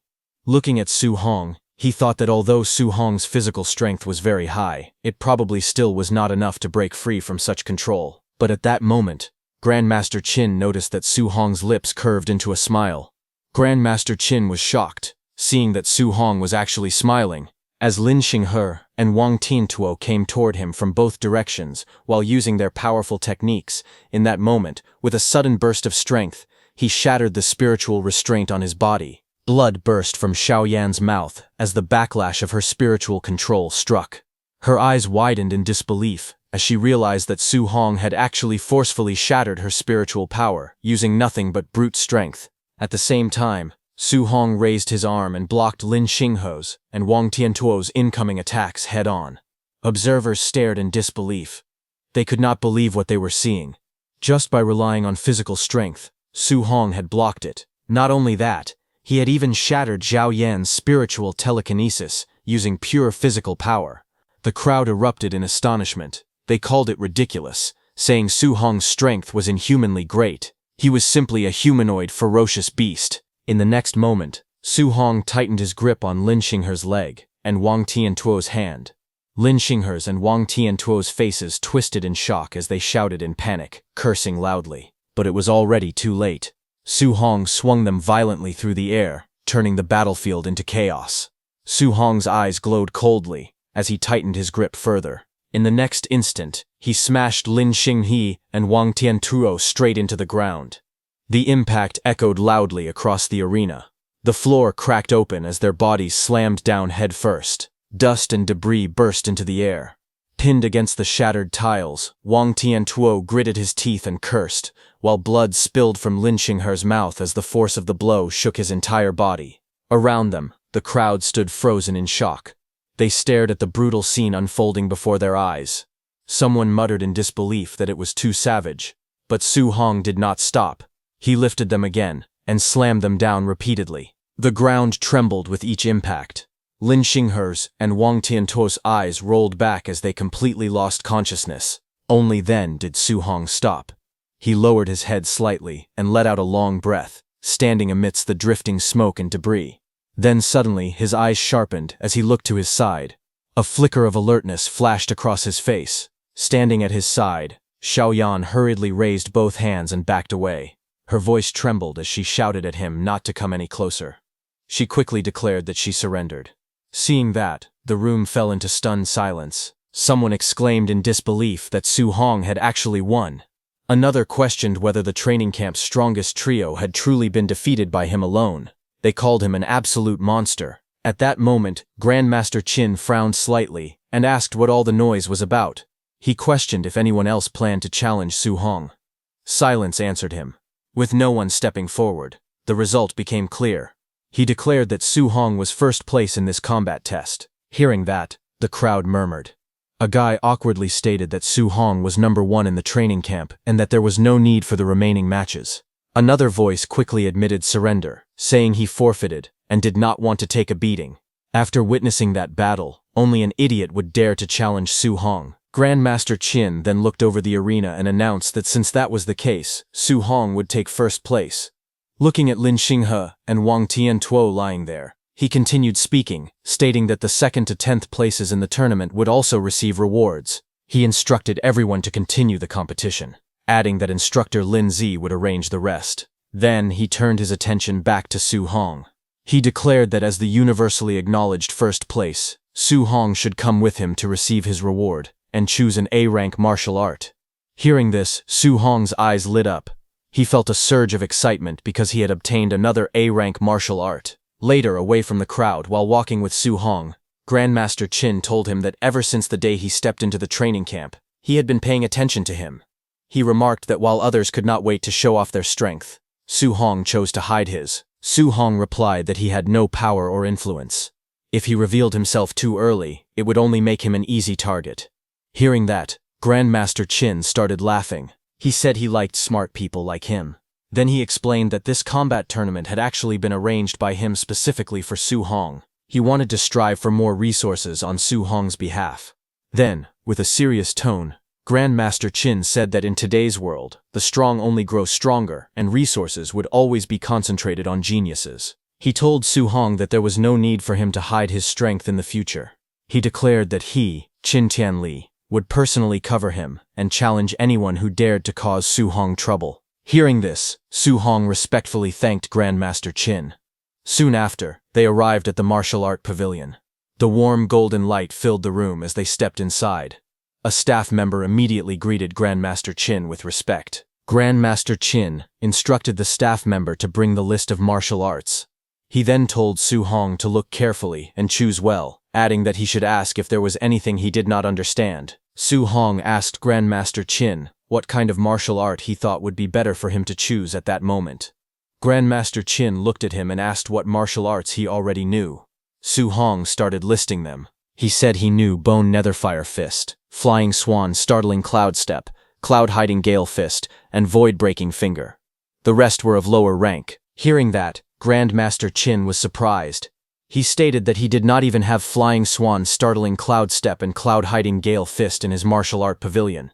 He asked if Su Hong had learned them simply by watching Lin Xinghe use them once. Su Hong only responded with a quiet sound. Hearing that, Grandmaster Qin fell silent. Inwardly, he admitted the truth that Su Hong was truly a monster. That staff member looked at Su Hong with surprise. She wondered who he was, thinking that Grandmaster Qin had actually brought him personally to choose a martial art. Grandmaster Qin calmly explained that Su Hong already had an offensive martial art and a movement technique. He said that Su Hong could now learn a control-type martial art, and pointed out that this one was not bad. He introduced it as Flame Cage, an A-rank martial art. He explained that it condensed fire spiritual chi into a flame cage to trap and solidify enemies. Grandmaster Qin continued explaining. He said that offensive martial arts only required attaching spiritual chi to weapons or the body. However, control-type martial arts required spiritual chi to leave the body, something most Tier 2 martial artists could not achieve. He reminded Su Hong that he was currently only at the Tier 1 initial stage. Logically speaking, he should not recommend it. But with Su Hong's talent, he believed he should be able to learn it. Grandmaster Qin then said that he had learned this martial art before. He offered to demonstrate it first, so Su Hong could decide whether to choose it or not. Hearing that, Su Hong respectfully thanked him. Grandmaster Qin raised his hand as spiritual chi gathered between his fingers. A small flame suddenly appeared, glowing brightly as it formed in the air. Grandmaster Qin told Su Hong not to think that control-type martial arts were inferior to offensive martial arts.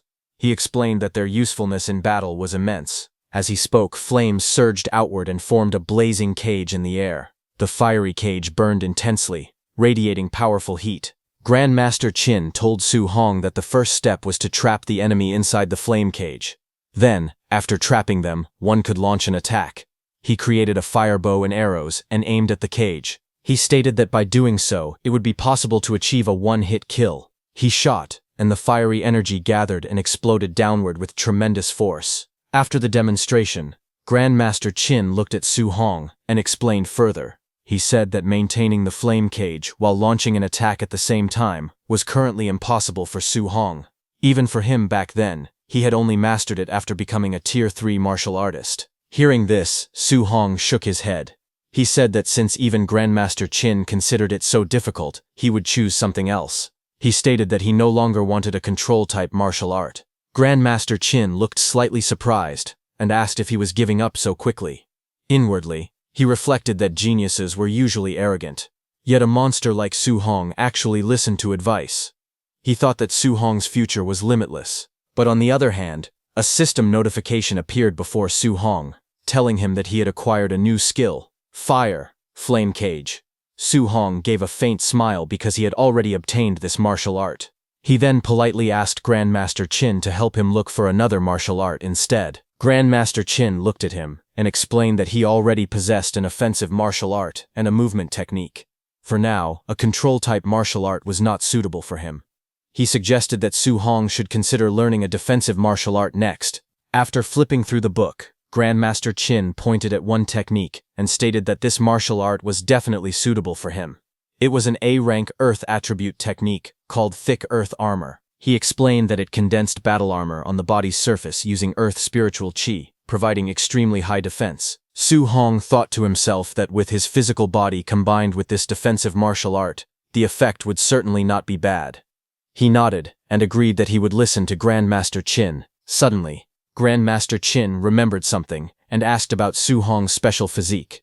Su Hong answered that his special physique was the Overlord body. Saying that, Su Hong thought inwardly that the Overlord body possessed the greatest strength among the 3,000 physiques. If the Grandmaster heard this, he might even pull out a whole basket of A-rank martial arts to give him. He even imagined that Grandmaster Qin was shocked and exclaimed that it was actually the once-in-a-millennium Overlord body, and excitedly declared that all those A-rank martial arts were his. But in reality, Grandmaster Qin frowned and said he had never heard of a physique called the Overlord body. Su Hong laughed awkwardly and admitted that he had actually come up with that name himself. Hearing that, Grandmaster Qin realized that it seemed to be a physique that had not been recorded yet. Grandmaster Qin then spoke seriously. He said that even a full-power punch from Wang Tintoke, who possessed the barbarian god body, had been easily blocked by Su Hong. The strength amplification of Su Hong's Overlord body was truly terrifying. He added that he had never seen the strength of a Tier 1 martial artist reach such a level. Just then, his phone rang with a funny ringtone. Su Hong was surprised to hear that.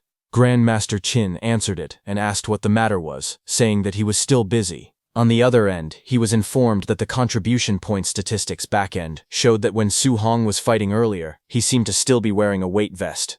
Grandmaster Qin was stunned. He immediately turned to Su Hong and asked whether he had really been wearing a weight vest while fighting Wang Tiantuo and the other two. Su Hong replied that if he had taken off the vest to fight those three, wouldn't he have been unable to get the contribution points? Hearing this, Grandmaster Qin was shaken. Sweat formed on his forehead as he tried to calm himself. He told himself to stay calm because Su Hong was a monster, and he should not view him with a normal mindset. Grandmaster Qin told Su Hong to stop obsessing over those contribution points. He explained that as long as Su Hong successfully challenged the training camp later, there would be plenty of martial art rewards. He urged him to hurry up and take off the weight vest. Su Hong agreed and took out his weight vest. The staff member stepped forward and said she would help him. She told him to take it off and give it to her, and she would send it back to the warehouse. Before handing it over, Su Hong told her that it was a bit heavy. With a proud expression, she declared that she was the Martial Art Pavilion Administrator, a dignified Tier 2 martial artist. However, the moment she took the vest, her expression changed. She froze in shock. Before she could react, the weight vest that Su Hong gave her dropped onto the ground from her hands. Its impact was thunderous. The floor cracked and shattered under the weight. Startled, the staff member asked how many kilograms the vest weighed. Su Hong answered that it weighed 5 tons. Hearing this, Grandmaster Qin was stunned. He thought to himself that Su Hong had been carrying a 5-ton weight at the Tier 1 initial stage. Not only that, he had even defeated 3 Tier 1 late-stage geniuses while wearing it. The realization left him speechless. Grandmaster Qin wrapped an arm around Su Hong's shoulders and called him a little monster. He said that he actually had an A-rank martial art that he wanted to give him. Su Hong looked up and asked what martial art it was. Grandmaster Qin reminded him that he used a spear. He added that Grandmaster Zhang Lin of Yang City also used a spear. He explained that Zhang Lin possessed an A-rank thunder spear art. Its power was considered extremely strong even among A-rank martial arts. Grandmaster Qin then proposed an idea. He said he would take Su Hong to arrange a battle with Zhang Lin's student and help him trick Zhang Lin out of his martial art. Su Hong hesitated and said that did not sound very nice. Grandmaster Qin immediately replied that Zhang Lin had been mocking Star City's training camp, calling it full of trash. He declared that he had to mock him back. After that, Grandmaster Qin told Su Hong to go back and prepare first. They would head to Yang City early the next morning. Su Hong agreed. Later that night, the lights of a student's building glowed under the quiet sky as Su Hong returned to his room. Su Hong looked around his room and said that the training camp had actually helped tidy it up very nicely. As he sat down to start cultivating, system notifications soon appeared before him, telling him that he had acquired a new martial art, fire. Then another notification appeared, saying he had acquired a new martial art, spirit, soul capture art. Then a third notification followed, saying he had acquired a new martial art, earth, thick earth armor. Sitting cross-legged, surrounded by rising flames, Su Hong decided that he would hurry and cultivate these 3 martial arts. He aimed to reach the basic level for all of them before tomorrow morning. At the same time, Grandmaster Qin contacted Zhang Lin. He told Zhang Lin to prepare his Thunder Spear art because tomorrow he would bring his student to challenge his dojo. Zhang Lin responded confidently. He told Grandmaster Qin to drop it. He said that Yang City's training camp had produced a wood spirit body and that the student had even broken through to become a Tier 2 martial artist. He added that in just 2 days, the student had cultivated the A-rank control-type martial art, Wood Prison, to the point where spiritual chi could leave the body. In front of him, in a training room, a muscular young man stood with a green aura surrounding him. Power surged through his body as he trained, showing the strength of his cultivation. His name was Lin Chunfeng. His eyes widened sharply as green light gathered within them. In the next moment, he unleashed his technique and shouted, "Wood Prison." Thick green vines burst out violently, twisting and spiraling through the air. They wrapped around everything in sight, forming a powerful wooden cage. The vines lashed forward with force, filling the room with glowing green energy. But suddenly at once, the raging vines trembled and stopped. Then the green energy shattered into glowing fragments. The wooden prison collapsed and the vines broke apart into scattered light before fading away completely. Breathing heavily, Lin Chunfeng lowered his head and admitted that he had failed again. From behind him, his master Zhang Lin told him that a control-type martial art was not something he could successfully train just because he wanted to. He warned him not to bite off more than he could chew. Lin Chunfeng clenched his teeth and looked up with determination. He told his master to give him at most 1 month, promising that he would successfully reach the basic level. Hearing that, Grandmaster Zhang Lin looked at his phone and asked Grandmaster Qin if he heard that Lin Chunfeng claimed he could learn it in a month. He recalled that back in his own day, he had spent almost 3 months on it. He remarked that the boy was truly a monster. He continued, saying that the student he was bringing was not someone that certain pieces of trash could challenge. On the other end of the call, Grandmaster Qin got furious hearing that and wanted to shout, but before he could, Grandmaster Zhang Lin abruptly hung up. After ending the call, Grandmaster Zhang Lin turned to Lin Chunfeng and told him that when Grandmaster Qin brought his student to their door, he must not win too easily. He instructed him to act as if the fight were evenly matched and to win by a narrow margin. He said they needed to leave the other side some face. Lin Chunfeng smiled confidently and assured him that there was no need to worry about his acting skills.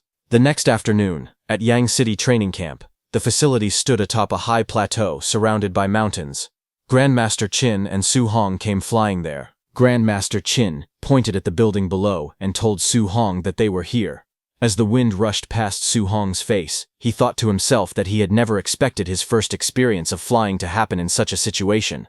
They soon landed in an open area surrounded by mountains. Grandmaster Zhang Lin stood there with several men waiting for them.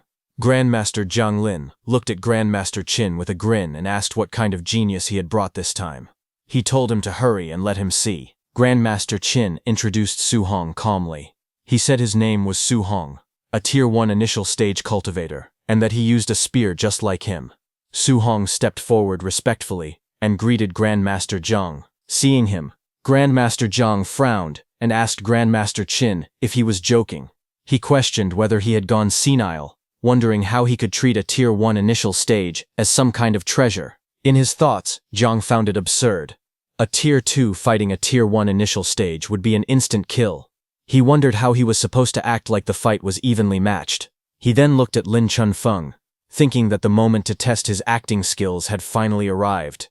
Grandmaster Qin told Grandmaster Zhang to hurry up and start the fight, saying that after finishing, they still needed to head back for dinner. At the training camp martial arena, a large crowd gathered in the open square. Among the students, some whispered curiously. One wondered what level of strength the genius from Star City had. Another laughed and said he hoped the challenger would not be weaker than him later. Standing in front of the crowd, Grandmaster Zhang raised his hand and introduced the guest. He told everyone that this was the famous Grandmaster Qin Tianli. The students immediately greeted him respectfully. Grandmaster Zhang continued speaking and said that the one standing beside Grandmaster Qin was the genius from Star City who had come to challenge them today. Su Hong stepped forward, smiled, and greeted everyone politely. Grandmaster Zhang forced a smile when he revealed that Su Hong's realm was Tier 1 initial stage. Hearing this, the whole crowd instantly erupted in shock. They could not believe that a Tier 1 initial stage had come to challenge them with just that level of strength. Someone shouted that Lin Chunfeng was a Tier 2 martial artist and could kill him instantly with one hand. Another person mocked him, wondering whether to praise his courage or his thick skin. Lin Chunfeng forced a nervous smile as sweat rolled down his face.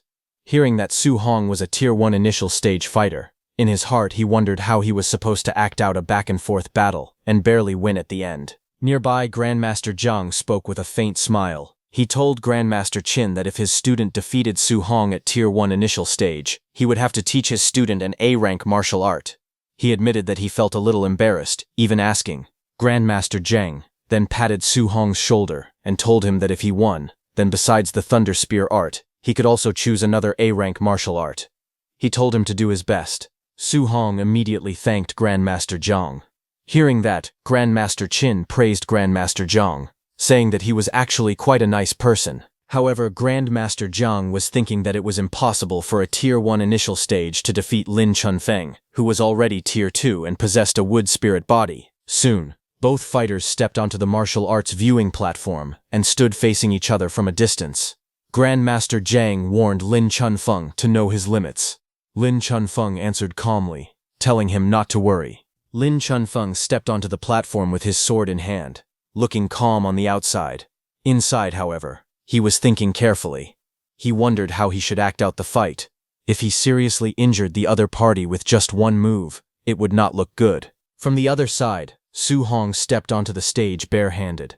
Seeing that, Lin Chunfeng called out to him and asked if he was not going to use his spear. Saying he remembered that Su Hong had brought one with him, Su Hong replied calmly that he would not use it for now. In his heart, he thought that he only knew the C-rank Raging Sea Spear technique. Its power was far inferior to the Cloud-Hiding Gale Fist and the Bone Nethercold Ghost Fist. If he used a spear, he would actually be at a disadvantage. But hearing this, Lin Chunfeng misunderstood him and sneered, calling him arrogant. Lin Chunfeng shouted that he wanted to see exactly what gave Su Hong the confidence to be so arrogant, and rushed forward at incredible speed. Wind gathered around his body as he shot through the air like a blade. A green aura burst out from him, and he slashed downward fiercely, but Su Hong easily dodged. The force of the attack crashed into the ground, sending shockwaves across the platform. Using his flying swan startles the cloud's footwork, Su Hong moved with incredible speed and went behind Lin Chunfeng. Seeing that, Lin Chunfeng was shocked, realizing that Su Hong actually knew an A-rank wind attribute movement technique. Watching that move, a smile appeared on Lin Chunfeng's face. He found it interesting. Lin Chunfeng sneered and charged at Su Hong again, declaring that movement techniques were useless against him right now. He extended his hand. Green light gathered around it as he activated his technique, Wood Prison. A burst of green energy shot forward, and wooden vines rose from the ground, rushing toward Su Hong and trapping his legs. Seeing the vines, Su Hong was shocked, realizing that it was a control-type martial art. He remembered Grandmaster Qin telling him that control-type martial arts were very hard to practice. Realizing this, he understood that Lin Chunfeng was truly a genius. Facing the incoming restraint, Su Hong narrowed his eyes and decided that if he could not escape normally, he would use brute strength to break free. But before Su Hong could do anything, something unexpected happened. The green vines started disappearing. Su Hong blinked in confusion. He was surprised to see that Lin Chunfeng's wooden restraint had dissipated in just a second. But at that moment, Lin Chunfeng was already behind Su Hong. He leapt into the air with his weapon raised high. With a fierce expression, he declared that being able to hold his opponent down for a moment was enough. He swung down with full force, aiming to finish the attack. Below him, Su Hong remained calm. His eyes sharpened as he watched the strike descend. In the next instant, green energy gathered around his fist. Power surged outward as he clenched his hand tightly. With a sudden burst of speed, he threw a punch. The air around his fist twisted as green energy spiraled violently. His body moved forward with unstoppable momentum. Seeing this, Lin Chunfeng's eyes widened in shock. He realized that the punch was far too fast. Before he could chop down with his weapon, the strike would arrive first, and hit him instead. Sweat ran down his face as he quickly made a decision. Shouting desperately, he activated his technique, Wood Escape. Wooden energy erupted in front of him, forming a protective barrier as he tried to block the incoming punch. Su Hong's punch slammed directly into the wooden defense. With a loud crash, the green barrier shattered under the force of his strike. Splinters and fragments exploded outward as the impact tore through the wood.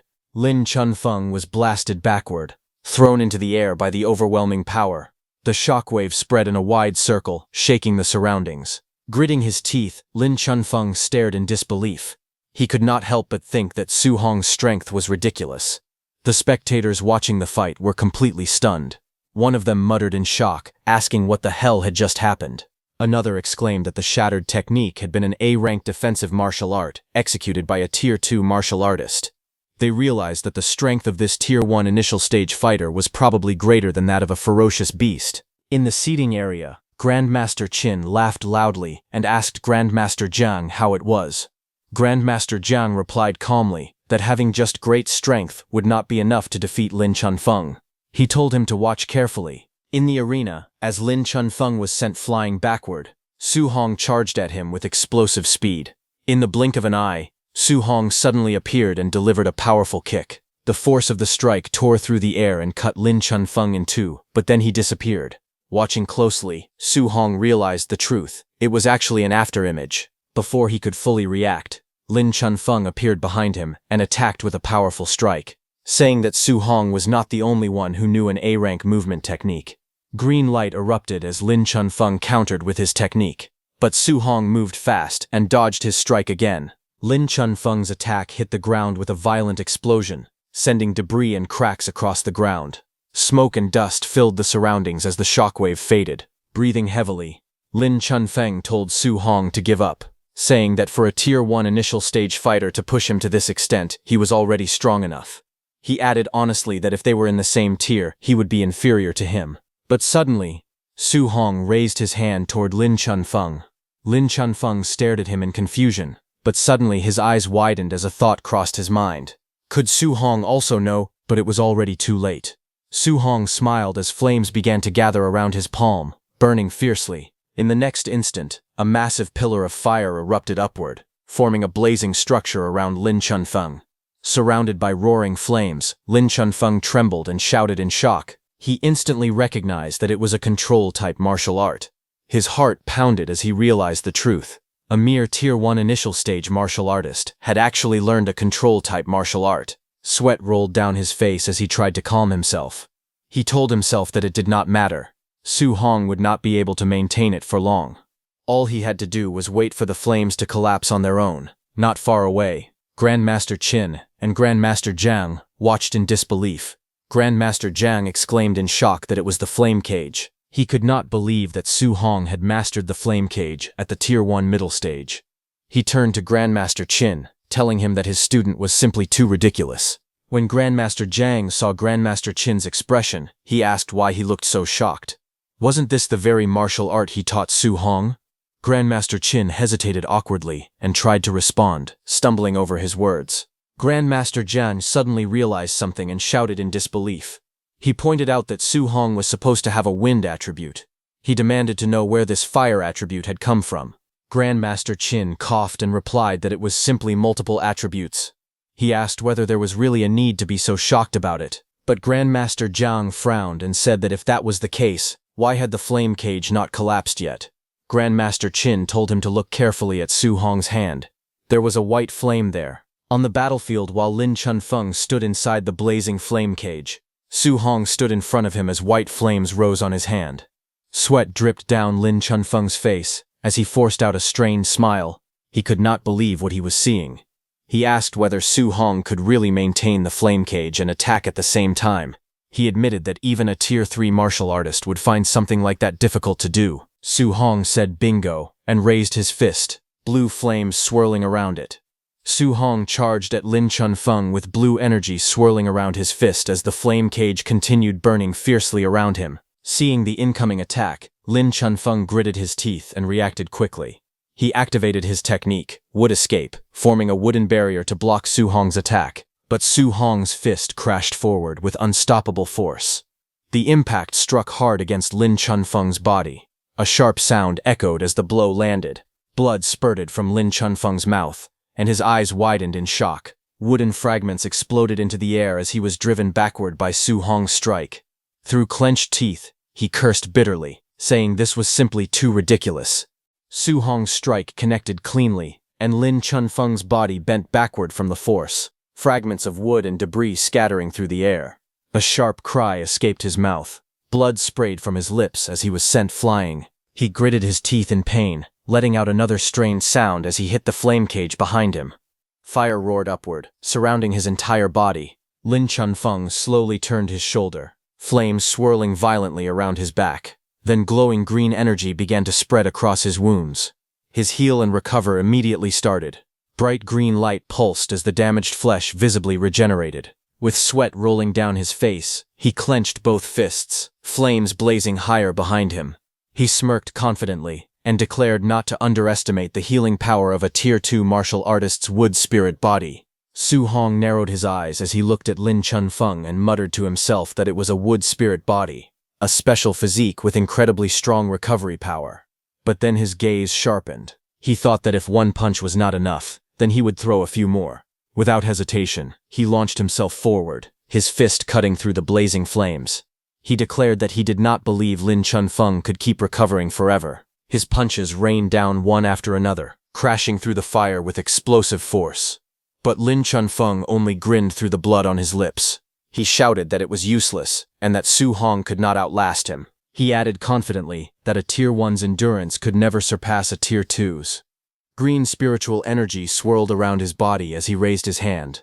He said he wanted to see whether the flame cage would collapse first, or whether his recovery power would run out first. Hearing that, Su Hong felt the strain in his body. He realized there was not much fire spiritual chi left within him. Once the restriction of the flame cage disappeared, the situation might reverse completely. Su Hong moved his hand, and with a swing of his arm he dissipated all the flames.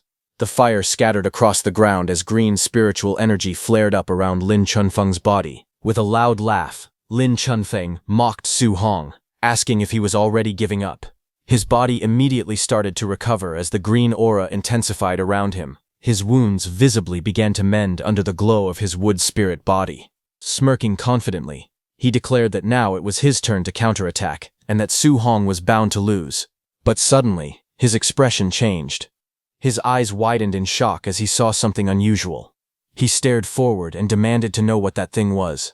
Across from him, Su Hong stood calmly as golden lightning and flames crackled around his arm. He admitted that this move consumed a great deal of energy and that he had not originally planned to use it.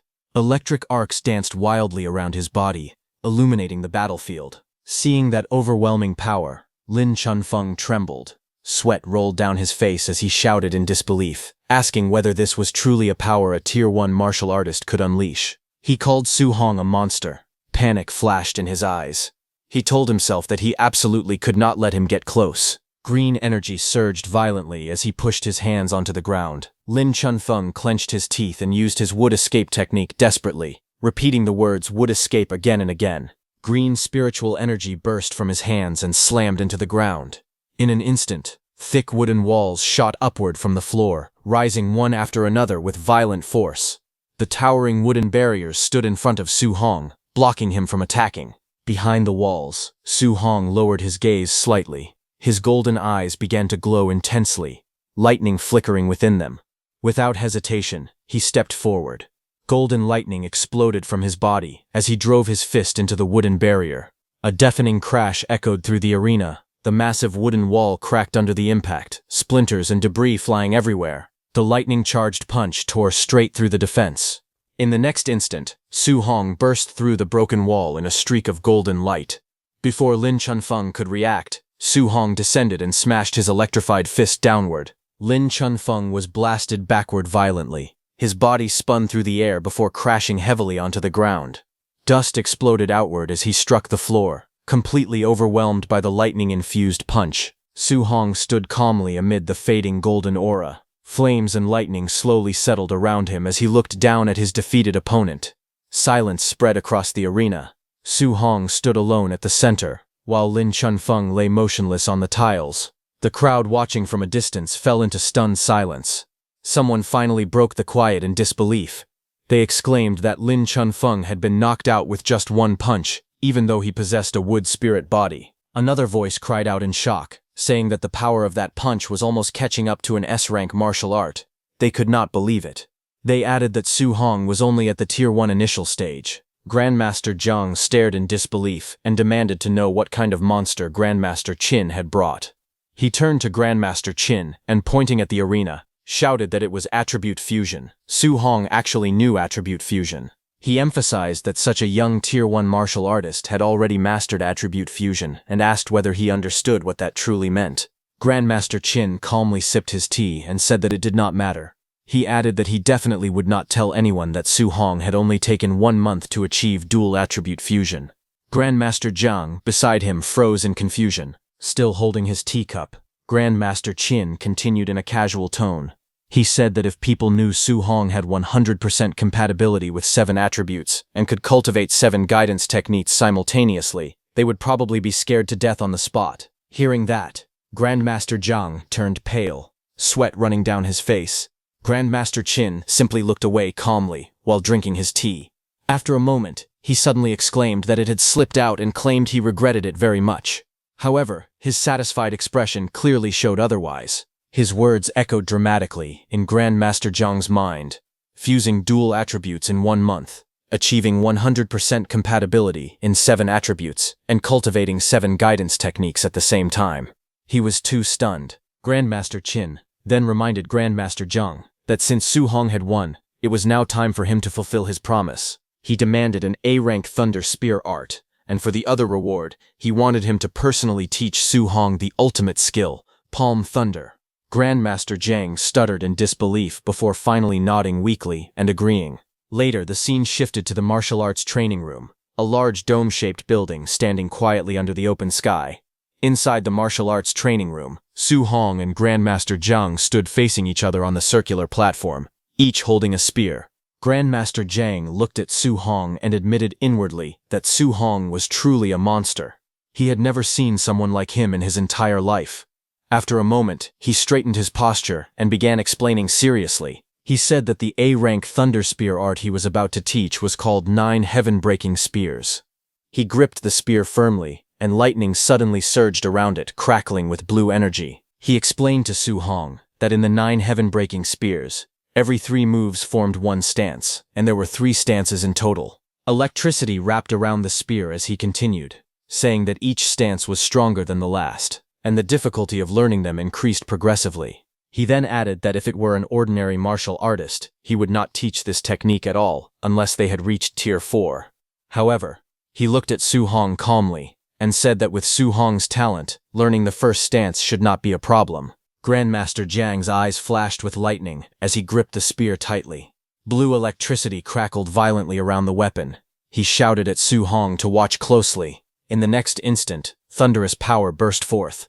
He declared the first stance, river overturning. A massive surge of lightning exploded outward like a raging river, flipping upside down. Waves of electric energy roared across the platform, crashing forward with unstoppable force. Without pausing, he continued. He announced the second stance, sea inverting. The spear swept downward, and the lightning transformed into something even more terrifying. It rose like an enormous ocean turned upside down. A colossal wave of thunder spiraled into the sky, swallowing everything in its path. The roaring energy surged, layer after layer, each strike heavier than the last. Standing below, Su Hong felt as if he were trapped in the center of a violent thunderstorm. He thought that in this storm of lightning, he was like a lone boat drifting in the ocean. Any single bolt of thunder, or even a raindrop, could completely overturn him. As the storm reached its peak, Grandmaster Jiang's voice rang out once more. He calmly declared the third stance. The spear tip erupted with blinding light, gathering all the thunder into a single dazzling point. Grandmaster Jiang shouted its name, heaven breaking. In the next instant, he flipped his body in midair and drove the spear straight downward. Thunder roared violently as the spear pierced toward the ground like a bolt falling from the heavens. The impact did not explode wildly. Instead, the gathered lightning spiraled outward, forming enormous twisting tornadoes of electric energy. The storm churned and rotated fiercely, filling the entire training room with terrifying pressure. Su Hong watched the raging vortex carefully. He realized that Grandmaster Jiang had clearly held back on that final spear strike so as not to destroy the room. Even so, the residual power of the move still whipped up a horrifying tornado. Facing such overwhelming strength, Su Hong admitted inwardly that he was like an ant standing before the instructor right now, but his eyes remained steady. He silently declared that in the future, he would also possess such combat power. Gradually, the thunderstorm subsided. The violent winds calmed, and the lightning scattered into faint sparks across the circular platform. Grandmaster Jiang lowered his spear and looked at Su Hong calmly. He threw a manual at Su Hong and explained that this was the full demonstration of the 9 heaven-breaking spears. He told Su Hong to practice it himself first, and if there was anything he did not understand, he could ask at any time. Su Hong respectfully thanked Grandmaster Jiang. Grandmaster Jiang smiled faintly and told him there was no need for thanks. He said he was only honoring the bet between them. He then added that once Su Hong had mastered the first stance, he would teach him a second martial art called Palm Thunder. Grandmaster Jiang explained that although the power of the 9 heaven-breaking spears was considered extremely strong compared to Palm Thunder, it still fell far short. Hearing this, Su Hong was surprised. He wondered if Palm Thunder was even more powerful than the 9 heaven-breaking spears. Holding the manual in his hand, he felt a surge of determination. He told himself that he needed to hurry and learn this spear art. Grandmaster Jiang then mentioned that he still had matters to discuss with Grandmaster Qin. He said he would return later to check on Su Hong's practice. With that, he prepared to leave, leaving Su Hong alone to begin his training. Then, 1 hour later, the training hall stood quiet from the outside as Grandmaster Jiang returned. He pushed the door open and stepped inside. He asked Su Hong if he had figured out the trick yet. Calmly, he told him not to rush, explaining that this technique could not be learned in just a month or two. But before he could say more, a sudden burst of golden lightning erupted from the center of the room. Thunder roared violently as Su Hong launched himself forward, spear in hand. Electric arcs wrapped around the weapon as he struck downward with force. The impact sent shockwaves across the floor, lightning flashing in every direction. Grandmaster Zhang watched from behind as the storm of energy gradually faded. Su Hong stood upright, breathing steadily. He admitted that the 9 heaven-breaking spear art was too difficult. For now, he had only barely reached the beginner level. Then, without hesitation, he looked at Grandmaster Zhang and firmly asked him to teach Palm Thunder next. Grandmaster Zhang wiped the sweat from his face as he forced a smile. In disbelief, he muttered to himself that this was what a monster's talent looked like. A few hours later, outside, the sun was already setting, its golden light reflecting off the glass dome of the training hall as someone was seated on its stairs. It was Grandmaster Zhang, who was staring ahead in a daze. At that moment, Grandmaster Qin approached and asked why he was standing outside, spacing out. He questioned whether he had taught Palm Thunder to Su Hong yet. Grandmaster Zhang calmly replied that he had already finished teaching it and told him to go see for himself. Grandmaster Qin narrowed his eyes and warned Grandmaster Zhang not to tell him that he had held back on Su Hong. He said that Palm Thunder was an extremely high-difficulty martial skill. If it was not taught step by step, how was Su Hong supposed to possibly learn it? Before he could finish speaking, the sound of crackling thunder echoed from inside. Grandmaster Qin looked through the doorway and saw Su Hong standing in the center of the room. Lightning surged around his body as golden arcs burst from his palms. The Palm Thunder technique had already taken form. Lightning crackled wildly around Su Hong's body as golden thunder gathered between his palms. With excitement in his voice, he declared that he had finally learned Palm Thunder. Outside the training room, Grandmaster Qin watched the scene unfold. He admitted that although he had been mentally prepared, he still did not expect Su Hong to master it so quickly. Grandmaster Zhang recalled that it had taken him 3 whole months to grasp Palm Thunder in the past. And even then, his teachers had called him a prodigy. But looking at Su Hong's performance, he concluded that Su Hong would definitely reach Tier 9 one day. His future was limitless. Grandmaster Qin then told Jan to stop sighing and said that he would treat him to a meal. It had been a long time since they had shared a proper drink together. Before leaving, he informed Su Hong that he would be going out drinking with Grandmaster Zhang. The camp assistants would arrange a temporary dormitory for him, and they would head back tomorrow. Su Hong immediately replied that he understood. That night, at the Yang City Training Camp dormitory building, Su Hong lay on his bed, thinking quietly. After defeating Wang Tiantuo and the others yesterday, and Lin Chunfeng today, he calculated that he had earned a total of 230 martial Dao points. A translucent system panel appeared before him. It displayed his current status. His vitality and blood were at 138.6, his mental power was at 100.2, and his physique, overlord body and spirit rank were at 1%. His guidance techniques were listed clearly. Thunder guidance technique had reached level 5. Heavenly flame guidance technique was also level 5. Spirit wind guidance technique was level 4. Under martial arts, his mental weapon condensation secret was still at the introductory stage. Cloud hidden gale fist, bone chilling nether flame fist, and flying swan startling cloud step had all reached the proficient level. Thick earth battle armor remained at the introductory level. Looking at the panel, Su Hong frowned slightly.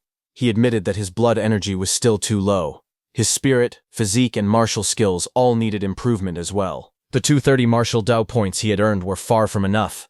He reminded himself that realm was the foundation. Increasing blood energy had to come first. With a focused expression, he began allocating points. The numbers on the panel started rising.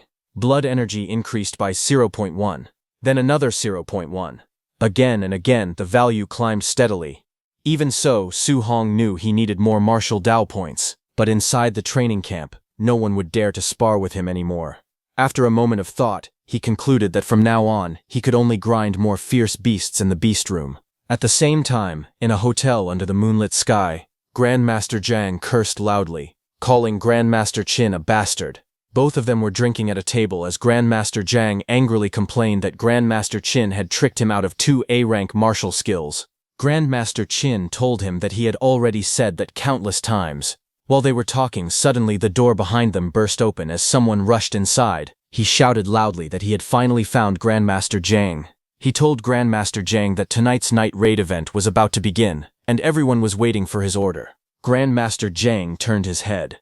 He responded that since it was a night raid, they should begin immediately and not go easy on the participants. The messenger quickly relayed the command. announcing that under Grandmaster Zhang's orders, the night raid would begin and they were to drill them hard.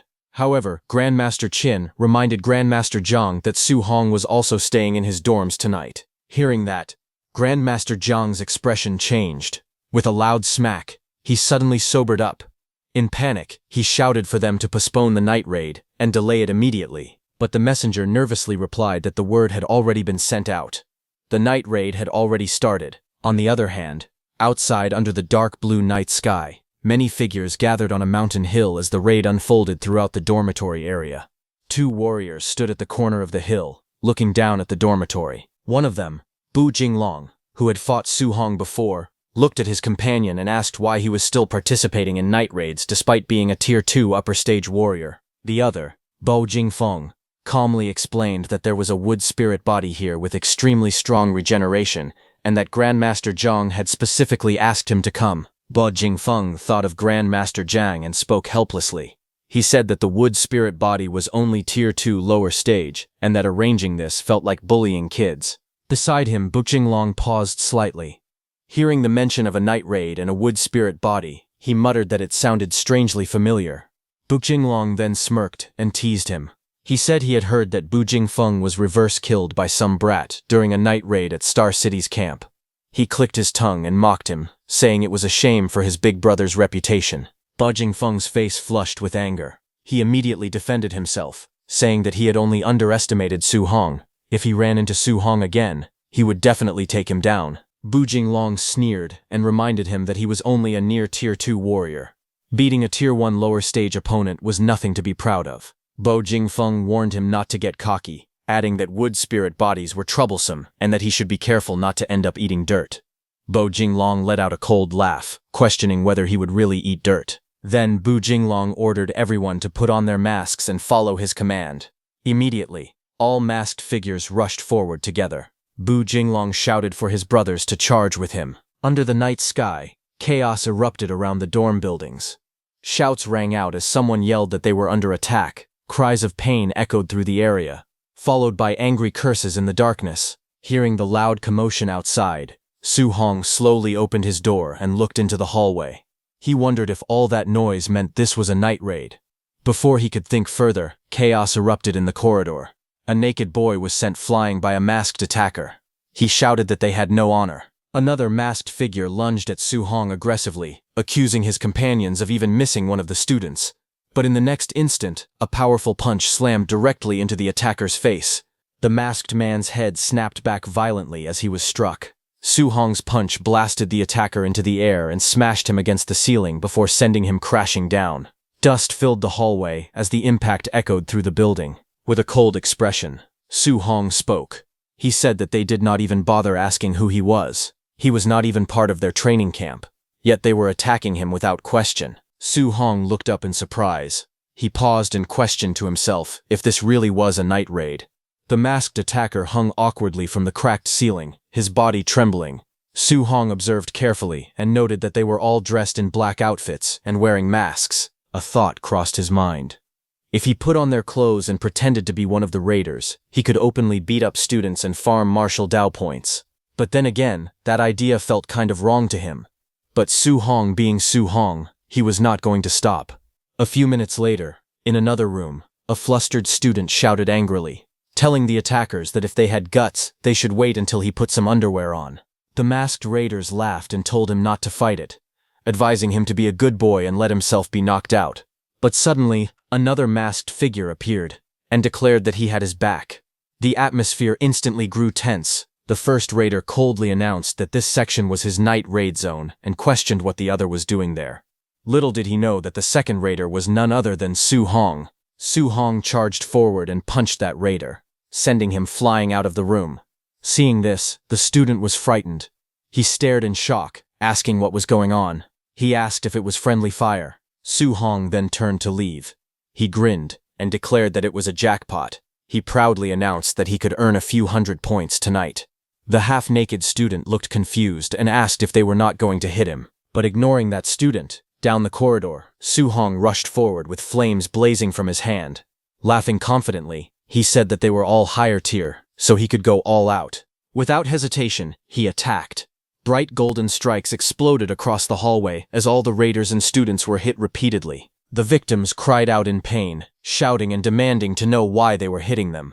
A raider yelled that they had a mole among them, but it was already too late. Chaos intensified as Su Hong delivered a powerful blow, sending that raider crashing backward. After defeating everyone, Su Hong let out a heavy breath. He said that the first floor had been cleared, and it was time to move up to the second floor. Moments later, the scene shifted to the second floor. Su Hong's powerful golden strike crashed down the corridor, sending masked figures flying in all directions as the impact echoed repeatedly. Blue system panels appeared around him one after another, showing martial Dao points increasing rapidly. +20, +8, +22, +5, +11, +6, +14, +16, and many more. Laughter rang out as Su Hong declared proudly that he was rich. The total kept rising as he ran upstairs. The scene shifted to the third floor. Several masked figures stood together, discussing the situation. One of them said that the student named Lin Chunfeng was a beast, still holding out against Tier 2 upper stage Bu Jinglong. Another added that Lin Chunfeng's regeneration was insane. If the fight dragged on any longer, Bu Jinglong would be the one in danger. Right in front of them, the battle on the third floor intensified. Lin Chunfeng, radiating bright green energy, hovered in the corridor. Opposite him, Bu Jinglong burned with red energy as the two prepared to clash amidst the shattered hallway. But from the side, Su Hong approached them from behind. He looked at the group gathered in the hallway and asked why they were all bunched up there. One of them replied that all the other students had already been taken down. Only that Tier 2 wood spirit body was left. Another told him that he should come and watch, saying that the boy's recovery was absurd. But Su Hong smiled and calmly said there was no need for that. Golden energy began to gather around his fist as flames flickered along his arm. The others noticed his movement and asked what he was doing, but in the next moment he moved. He struck fiercely, saying that he had already gotten a feel for wood spirit bodies. His attack slammed into all the masked fighters, sending them flying. From the side, Bu Jinglong, burning with red energy, shouted, asking why he was hitting his own people. Lin Chunfeng, wrapped in bright green energy, looked at him in confusion. The corridor grew tense as green and red auras flared against each other. Finally, Su Hong unleashed his golden aura and stepped forward confidently, telling them to come at him together. Bu Jinglong, surrounded by red energy, looked at Lin Chunfeng and told him to take a break. He said that after he finished the other guy off, he would deal with him next. Wrapped in blazing red energy, he leaped forward, his fist blazing as he charged straight down towards Su Hong, saying that Night Raiders were only responsible for their own targets. Since he was not following the rules, he would teach him a lesson. Seeing him coming, Su Hong calmly gathered his power. Golden light surged around his arm as he prepared to counter. Their attacks collided violently. Red and gold energy exploded against each other, lightning-like sparks flashing through the corridor. But Su Hong's punch was more powerful, and Bu Jinglong felt it. He frowned in confusion, surprised by the resistance he felt. His hand was also injured, and he backed off. Shocked, he cursed and demanded to know what kind of power this was. Su Hong forced Bu Jinglong to retreat and put some distance between them, but Su Hong charged at him again. Seeing him charge again, Bu Jinglong turned toward Lin Chunfeng and shouted that this guy's strength was not right. He suggested they join forces. Lin Chunfeng reacted with surprise, but agreed. Without hesitation, he raised his hand and used his wood prison skill. Bright green energy burst from his palm.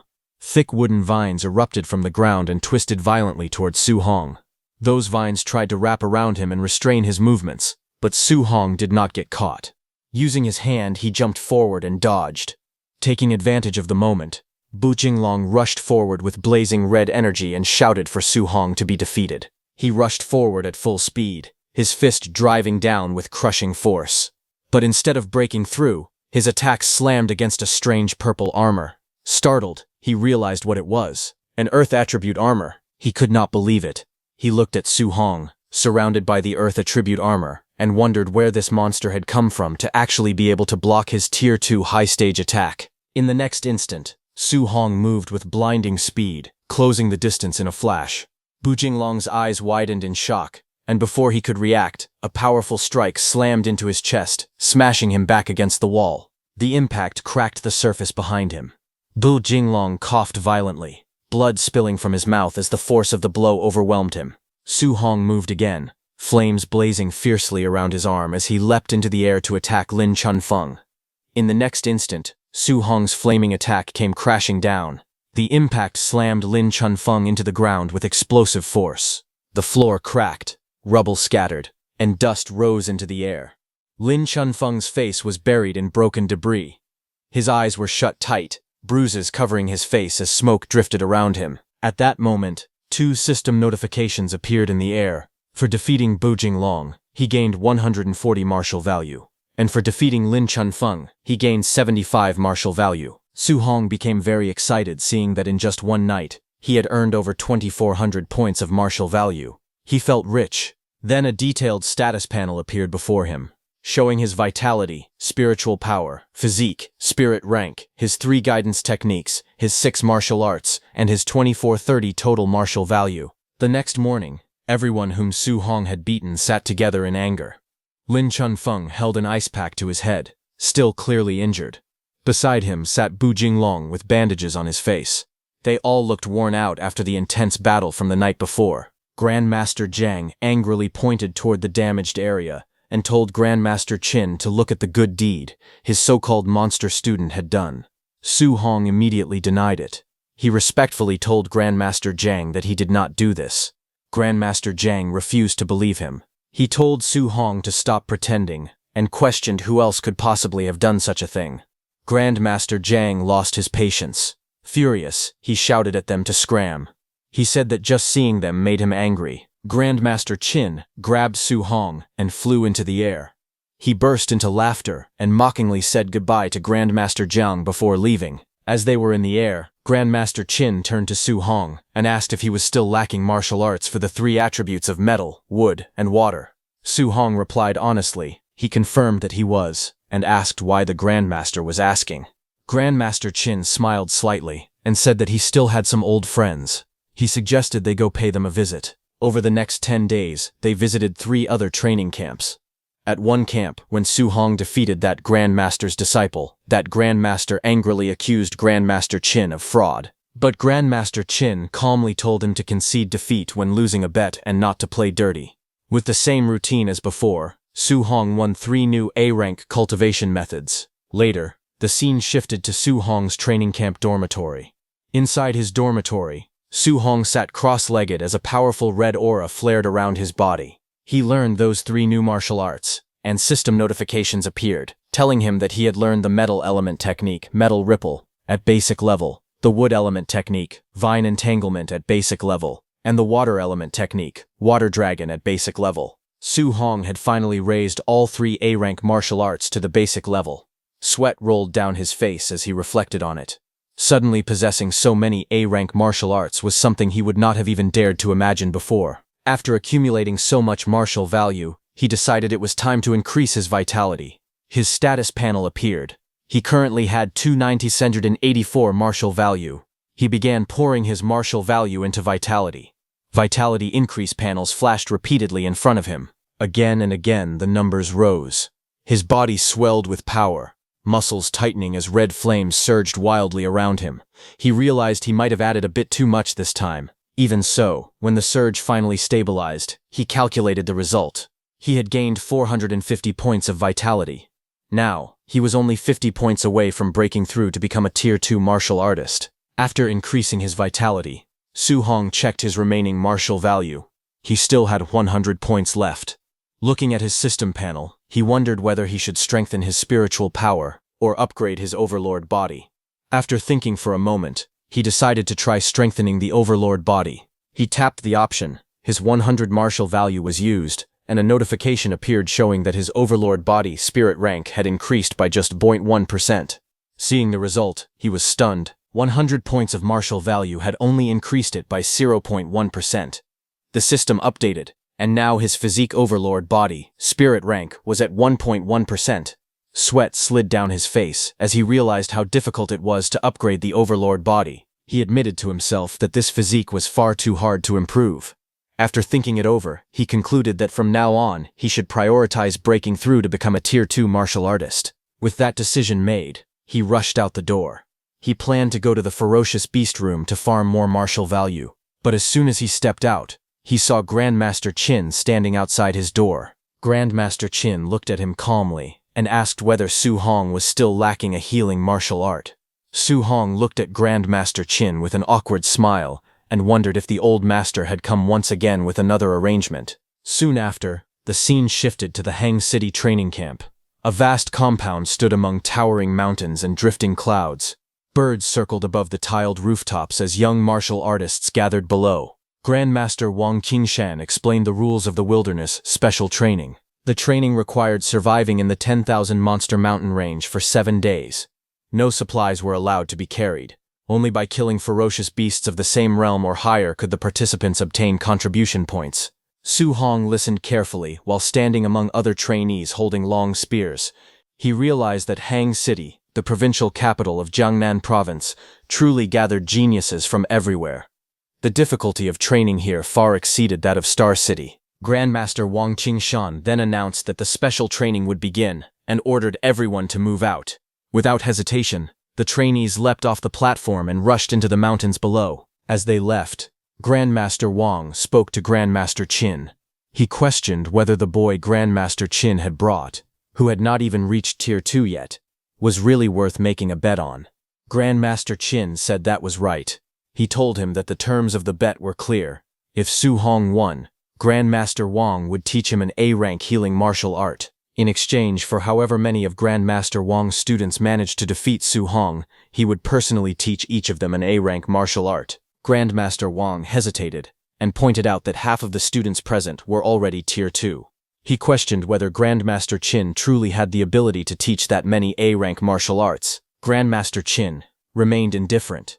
Seeing that, Grandmaster Wang said that letting the boy experience those beasts early on was not a bad thing. When Grandmaster Qin heard this, he was startled and asked if the beasts from the 10,000 races demonic cult had already arrived.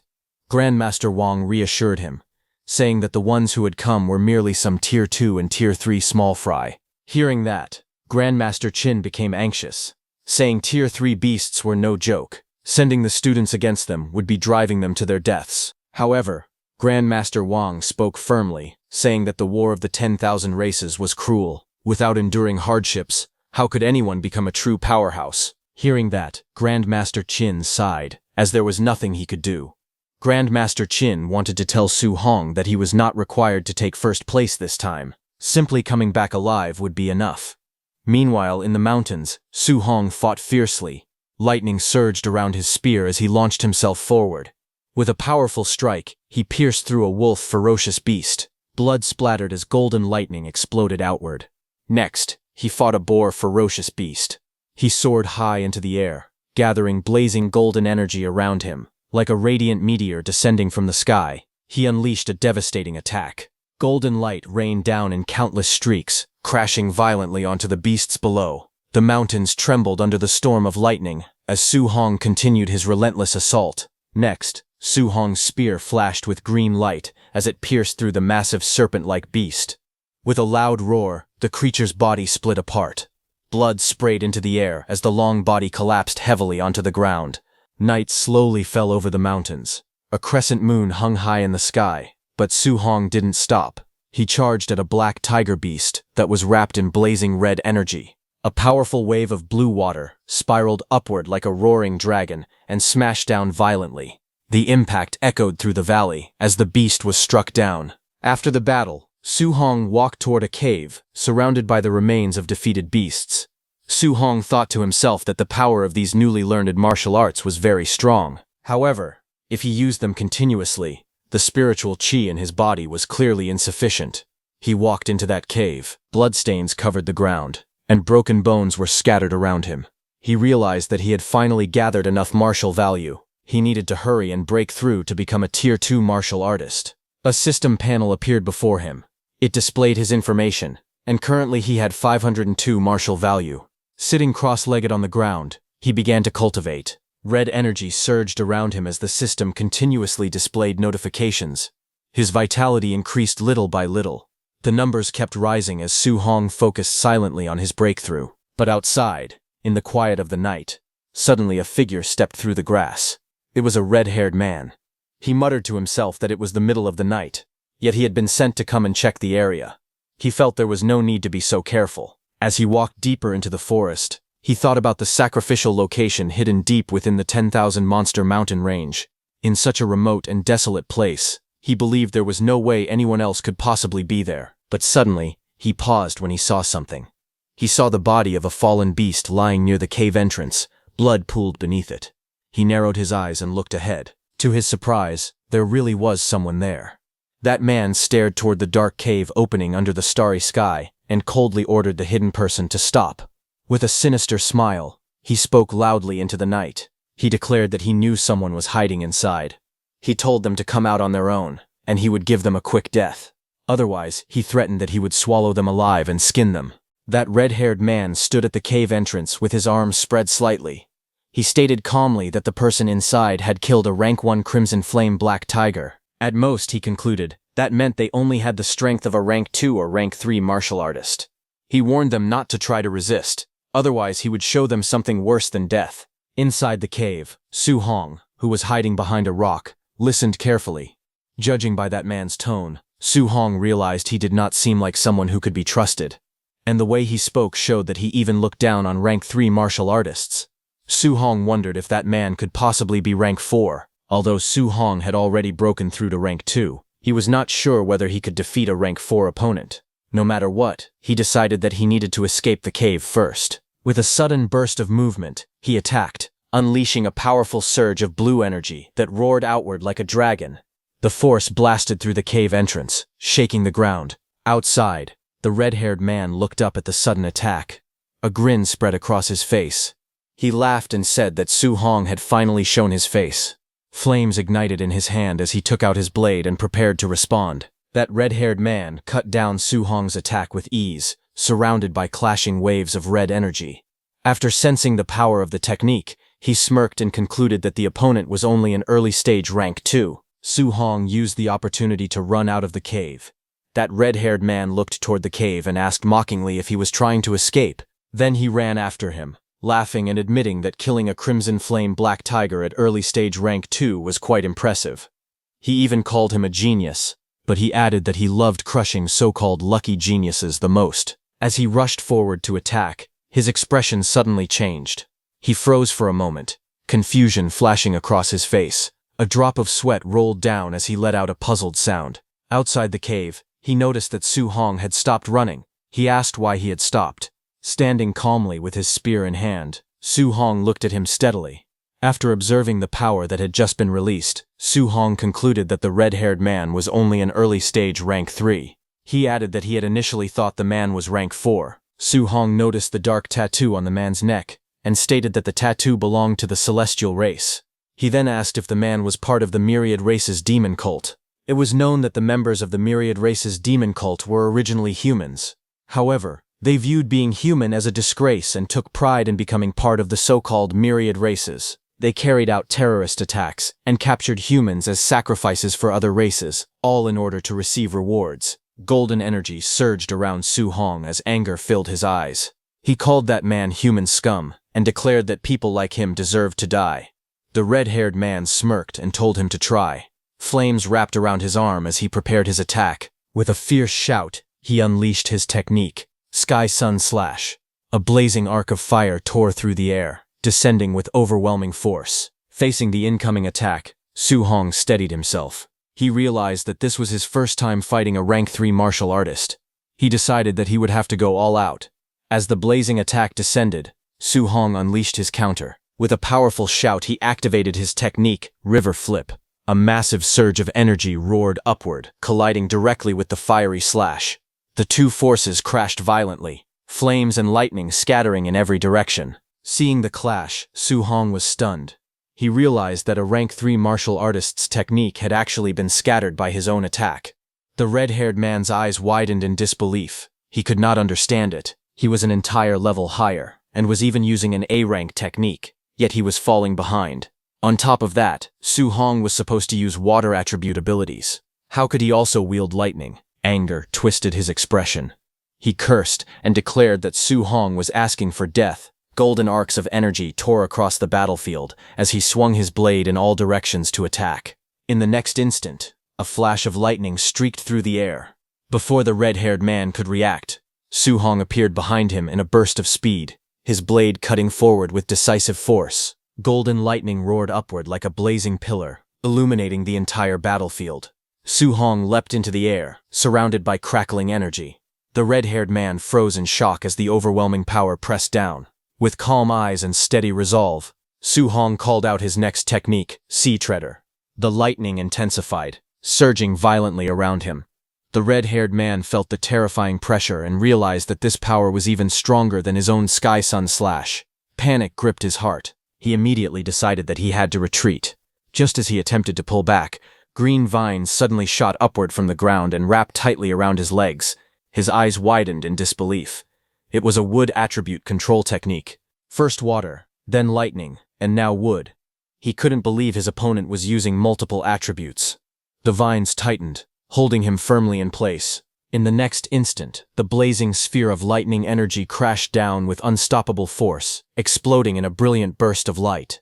The lightning slowly faded, leaving smoke drifting through the forest. Su Hong stood calmly, holding his spear as arcs of electricity crackled around him. In front of him, a molten figure knelt within the smoke, its body melting and reforming. Seeing that, Su Hong wondered if the man had dodged the attack using some strange movement technique. The molten body continued to dissolve, heat rising from it as it softened and shifted. Suddenly, a little farther away, fragments of dark rock began floating in the air. An eye opened within the rocky mass as it reappeared. The red-haired man reformed his body from the scattered stones, kneeling on the ground. His skin looked cracked like burning rock, glowing with lava-like veins. Fear filled his thoughts. He realized that he had not encountered a mere human genius. He had run into a complete monster. But anger quickly replaced fear, as Su Hong tracked him down, saying that he wanted to see where he could run now. With a furious roar, the red-haired man cursed him and shouted that the brat would pay. A bright light began to gather on his neck where the wing tattoo was, glowing intensely as he prepared another attack. The red-haired man roared as dark wings burst out from his back. He shouted for Su Hong to feel the divine might of the celestial race. His body, cracked like burning stone, surged with violent energy as the transformation continued. Seeing this, Su Hong tightened his grip on his spear and swung it forward. He declared that neither human nor ghost had ever mutated into such a state, and that everyone in the demon cult was insane. But in the next instant, the red-haired man caught the spear with his bare hand. Shockwaves rippled outward from the impact. Su Hong was flung backward as the force exploded between them. The red-haired man sneered and shouted that Su Hong knew nothing. Once his transformation was complete, he would become a true celestial. He then roared that their sacrifice ritual would not be ruined.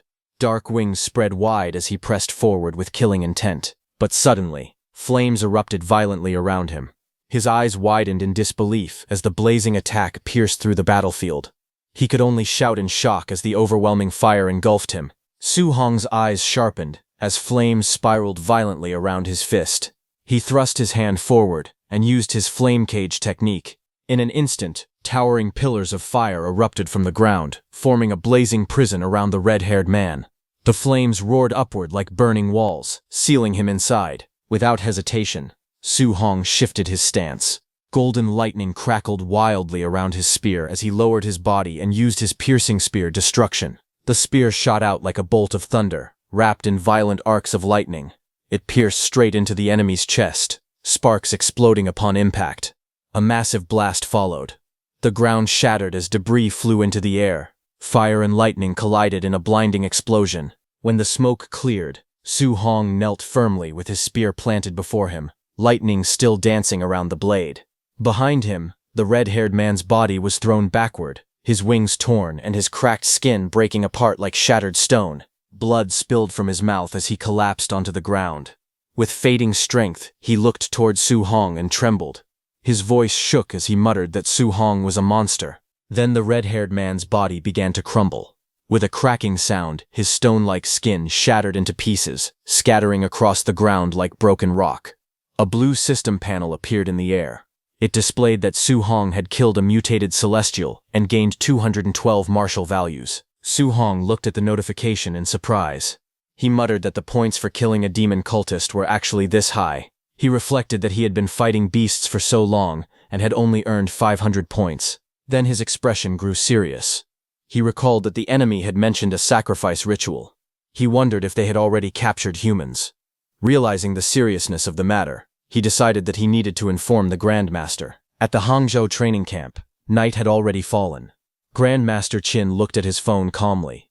He said that Su Hong had reported encountering the myriad race's demon cult. He explained that Su Hong mentioned they were performing a sacrifice ritual and had called for them to save people. Sitting at a tea table, Grandmaster Wang told him that the sacrifices this time were their own cult members, so there was no need to worry about them. Hearing that, Grandmaster Qin remarked that sacrificing their own people was truly demon cult behavior.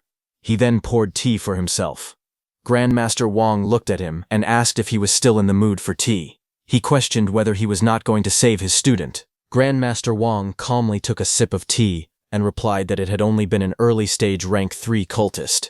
He said Su Hong had already taken care of him. Hearing that, Grandmaster Wang said that a high-stage rank 1 killing an early-stage rank 3 and a demon cultist at that was nothing special. He remarked that his student bragged too much.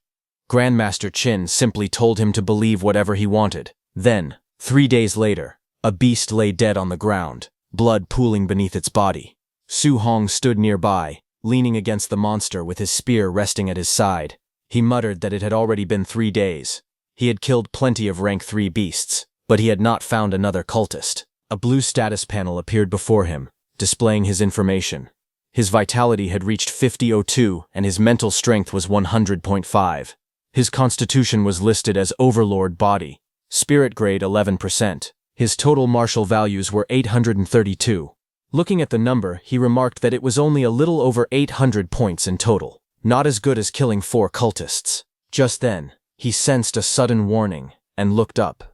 From between the trees, a woman stepped forward and spoke in a playful tone.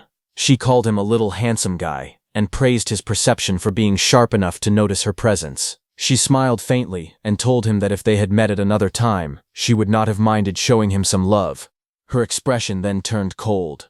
She declared that since he was here now, he would simply have to die. In the next instant, energy gathered in her hand. Sharp, glowing blades formed around her as she launched a fierce attack, sending multiple streaks of light slicing toward him at high speed. Su Hong stood calmly, his spear resting over his shoulder as the attacks rushed toward him. Looking at her, he realized she was a cultist. A faint smile appeared on his face as he thought that his martial values had just delivered themselves to him. Su Hong raised his hand and unleashed his powerful water dragon technique. A massive dragon formed from surging water burst forward, roaring as it crashed ahead with overwhelming force. The water dragon exploded outward, blasting through everything in its path. Just then, as Su Hong was extending his arm, a red robe suddenly blasted out from the smoke to attack him. In the next moment, Su Hong moved swiftly and grabbed that red robe. He thought that this was perfect. He could ask her where the other cult bases were. With full force, he pulled that woman toward himself, ordering her to get over there. The woman was dragged by that robe toward Su Hong. She was shocked and cried out in disbelief, asking what kind of crazy strength this was. That woman swung through the air, her red whip-like weapon still wrapped around him as the momentum pulled her violently. And in the next instant, Su Hong moved. With explosive force, he countered mid-air and slammed her down toward the ground. A powerful burst of energy followed as she crashed heavily below. Dust and shockwaves spread outward from the impact. Su Hong stood over her fallen body, his spear pointed down at her. Coldly, he ordered her to talk and demanded to know where the 10,000 Races demon cult base was located. Lying on the ground, injured and bleeding from the mouth, she quickly gave in. She told him it was 10 kilometers north of there. Desperately, she begged him to spare her life and promised to tell him everything. Without hesitation, he asked how many third-tier warriors they had brought this time. She answered weakly that, counting herself, there had only been one more third-tier warrior. Hearing that, Su Hong calculated that he had already taken out 2 third-tier warriors. That meant only one remained. If that was the case, then he could wipe out every last cultist there. Killing enemies at his own tier should be enough to push him into tier 2. While he was lost in thought, that woman suddenly broke free from him. She shouted that he was underestimating her and swore that this old lady would never let him off. Suddenly, the wing tattoo on her back began to glow. With a fierce roar, she declared that it was a heavenly god race mutation. Dark wings burst out from her back as her aura surged wildly. She announced that once she mutated, her strength would double, and killing him would be a piece of cake. But the next second, golden lightning suddenly tore down from above. In the next instant, a blazing pillar of energy struck through her body, forcing her down violently. Su Hong stood firm amid the crackling lightning and coldly stated that the 10,000 Races demon cult had committed too many vile acts. He would not let a single one of them escape. He then cut that woman in two, telling her to hand over her martial Dao points.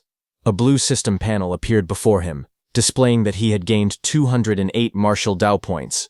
Seeing the number, he remarked that 208 martial Dao points were not bad at all. On the other hand, deep within the forest stood the 10,000 Races demon cult's sacrifice site. Dozens of cultists gathered around a group of humans, and the air was thick with tension. One of the humans cursed angrily, saying that the cultists had lied to them. They had been told there were only 2 people at the base. They were also told those 2 were Tier 2. But now, all of them were clearly Tier 3. At that moment, a tall and muscular man stepped forward. He was known as the Blood Commander. He gave a single order to the cultists to kill them. Hearing that, one cultist sneered and pointed out that there were 3 Tier 2 fighters, and all of them were human geniuses. With killing intent rising, they charged forward, mocking the so-called geniuses and shouting for them to die. They roared that they would skin them, tear out their tendons, and offer them up to the immortals. On the other side, the 3 fighters remained fearless. They declared that their enemies were only Tier 3, so there was nothing to be afraid of. Even if the worst happened, they would die together, and no matter what, their grandmasters would avenge them. High above the scene, Grandmaster Qin and Grandmaster Wang observed everything from a distance. Grandmaster Wang remarked that those 3 were the top geniuses in Hongcheng, and asked if they were not bad at all. Grandmaster Qin remarked that the 3 youths were truly impressive. To stand their ground against a swarm of Tier 3 enemies and risk their lives like that showed real courage. They were not bad at all. Grandmaster Wang then decided to let them fight it out first. If the situation truly became dangerous, they would step in. But Grandmaster Qin, looking behind him, said that he did not think it would be necessary. With a faint smile, he added that his little monster was already on the way to rescue his kids. Hearing that, Grandmaster Wang scoffed and asked how much fake liquor he had drunk that day. A Tier 1 kid saving people from a pack of Tier 3 warriors? Even he could not boast that boldly. Grandmaster Qin didn't reply to that and just smiled. Down below, the 3 young fighters were already injured and exhausted. One of them gripped his weapon tightly and shouted that he would hold the enemies off while the others ran, but his companions refused. If they were going to die, they would die together. Suddenly, a cultist lunged forward with a sinister laugh, declaring that none of them were getting away. A violent red slash tore through the air toward the trio. Seeing the attack descending upon them, one of the youths could only mutter in despair that it was over. Just as the red slash was about to strike the 3 youths, a golden streak suddenly tore across the battlefield. A powerful bolt of lightning shot forward, cutting through the air and slamming into the attacking cultist. The force of the strike carved a long trench across the ground. Before anyone could react, the cultist was blasted backward and pinned violently against a tree. Blood splattered as his body hung there, pierced through and unable to move. The surrounding cultists froze in shock. They looked around nervously and shouted, demanding to know who was there. In the next instant, Su Hong appeared in front of them with golden lightning crackling around his arms. He struck 2 cultists simultaneously, electricity wrapping around their bodies. They convulsed violently as the lightning exploded around them. Su Hong stepped in close and drove a palm filled with crackling lightning straight into his opponent's body. Golden electricity exploded outward with a sharp snap spreading across the man's chest. He moved with lightning speed and attacked several enemies simultaneously. They were all lifted off the ground as arcs of golden energy whipped around them in a wide curve. Su Hong then stopped and looked toward the 3 youths, asking if they were okay. The 3 stared at him in shock. One of them, breathing heavily and covered in sweat, recognized him. He asked if he was Su Hong from Star City. Another muttered in disbelief that he had taken out that many Tier 3 opponents in an instant. He could hardly believe it. Grandmaster Wang watched the scene with a serious expression. He turned and asked Grandmaster Qin why his student knew Thunder Palm. Didn't he say that Su Hong had no attributes and could not learn martial skills? If he could repeatedly use Fire Palm Thunder, did that mean he had already broken through to Tier 2? Grandmaster Qin was shocked himself and explained that when Su Hong first entered the camp, he had only been at the Tier 1 lower stage. Then suddenly, he advanced to the Tier 1 upper stage.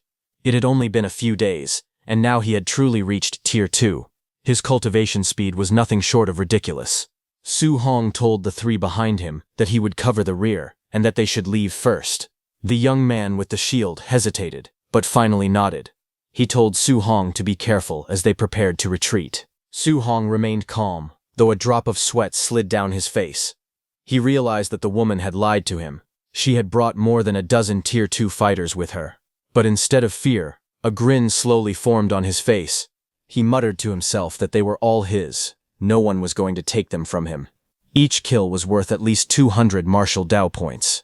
To him, this was a fortune waiting to be claimed. Suddenly, a bald man with glowing fists rushed forward, roaring that he would smash him into paste. The ground cracked beneath his charge as he lunged at Su Hong. In the next instant, golden lightning flashed. Su Hong moved like a streak of light, his kick striking with explosive force. Blood sprayed into the air as the attacker was blown away. When the dust settled, Su Hong stood alone, calm and unmoving, as the pieces of that man's body fell onto the ground. Golden lightning crackled violently around Su Hong's hand as he lunged forward. His eyes were cold and focused, as he declared that it was their turn next. The remaining men froze in fear. One of them stammered, telling him not to come any closer. Before they could react, screams echoed through the area. A terrified voice cried out that he was a monster. Another desperately shouted for the Blood Commander to save them. Far above, a caped figure walked calmly up a long staircase, ignoring the chaos below as the screams continued to ring out. That caped figure took a deep breath and smelled the blood in the air. On a blood-soaked platform, he stood among the corpses with his arms spread wide, and declared that the holy cult of the 10,000 races would never forget the sacrifice made today, and that it was all worth it. Back on the battlefield, as Su Hong killed an enemy and blood splashed into the air, he saw something unusual and tilted his head in confusion. Su Hong looked around at the battlefield and noticed something strange. He saw that the blood was flowing in one direction. He frowned slightly and wondered what was going on. The streams of blood began rushing forward, gathering together unnaturally around that caped figure. A dark red vortex formed above the platform. Su Hong narrowed his eyes. He muttered to himself, wondering if this was the sacrifice they had been talking about. All that blood condensed into a towering figure wrapped in crimson energy. Then a cold voice echoed through the air, calling humans lowly creatures. Golden light burst from above as enormous wings spread wide. A majestic being descended slowly, radiating brilliance. Feathers drifted through the air as the figure declared that they stood before the noble heavenly god race and ordered them to kneel. The winged figure hovered over the battlefield, looking down at Su Hong from above. But Su Hong did not kneel. Instead, he gripped his weapon and looked up calmly. He remarked that killing mutated cultists had already given him a large amount of martial Dao points. With a faint smile, he wondered how many points he would receive for killing a real member of the heavenly god race. That winged man looked down at Su Hong with cold golden eyes and called him an ant. He demanded to know who had allowed someone so insignificant to look up at him. His expression turned harsh as he declared that Su Hong would pay for his insolence with death. In the next instant, the winged figure vanished in a blur and appeared behind Su Hong. Seeing that, Su Hong's eyes widened slightly. Sweat ran down his face as he realized just how fast the opponent was. Before he could fully react, the winged man struck with overwhelming force. Golden energy exploded as his attack landed on Su Hong, shaking the ground beneath his feet. The battlefield cracked apart under the impact, light bursting outward in every direction. After that clash, the winged man looked at Su Hong with a faint smile. He admitted that it was interesting to see someone like him among the younger generation of the human race. Sweat rolled down Su Hong's face as he admitted to himself that the heavenly god race was truly powerful. The winged man looked down at him calmly. He said that he had originally thought this possession would be like before, nothing more than wiping out a few human ants. However, he did not expect to meet a monster genius like Su Hong among the younger generation of the human race. Because of that, he decided it would be better to strangle the threat in its cradle and remove it permanently. But suddenly, cracks spread across his body. He cursed the physical body he was using, complaining that its vitality had not even reached Tier 4 and was already about to collapse. Even so, he smiled coldly and declared that Tier 3 peak was more than enough to easily kill an ant like Su Hong. Su Hong's eyes sharpened as he processed the information. He realized that it was not a true member of the heavenly god race standing before him, but a human possessed by one of them. Understanding this, he clenched his fist as lightning began to surge around his body. Then he declared that, in that case, it was not certain who would kill whom. Su Hong used his Thunder Rush fist to attack. Golden lightning streaked across the battlefield as the two of them collided again and again.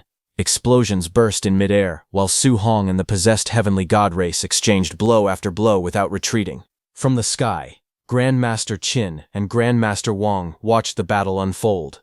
Grandmaster Qin admitted that the physical body of the heavenly god race was truly formidable. To actually be able to exchange blows with Su Hong like that, Grandmaster Wang frowned and replied that the heavenly god race was not the main point. The real question was what exactly was going on with Su Hong. On the battlefield, the fierce exchange continued.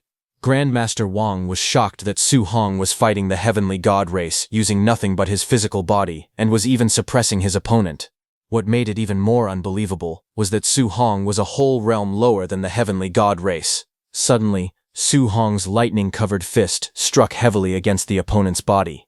The winged man's eyes widened in shock as he was blasted backward through the air. Staring at Su Hong in disbelief, he shouted, asking what kind of physique a mere human could possibly possess. He declared that even on the all-heavens battlefield, when facing the chosen ones of the 10,000 races, his physical strength had never suffered defeat.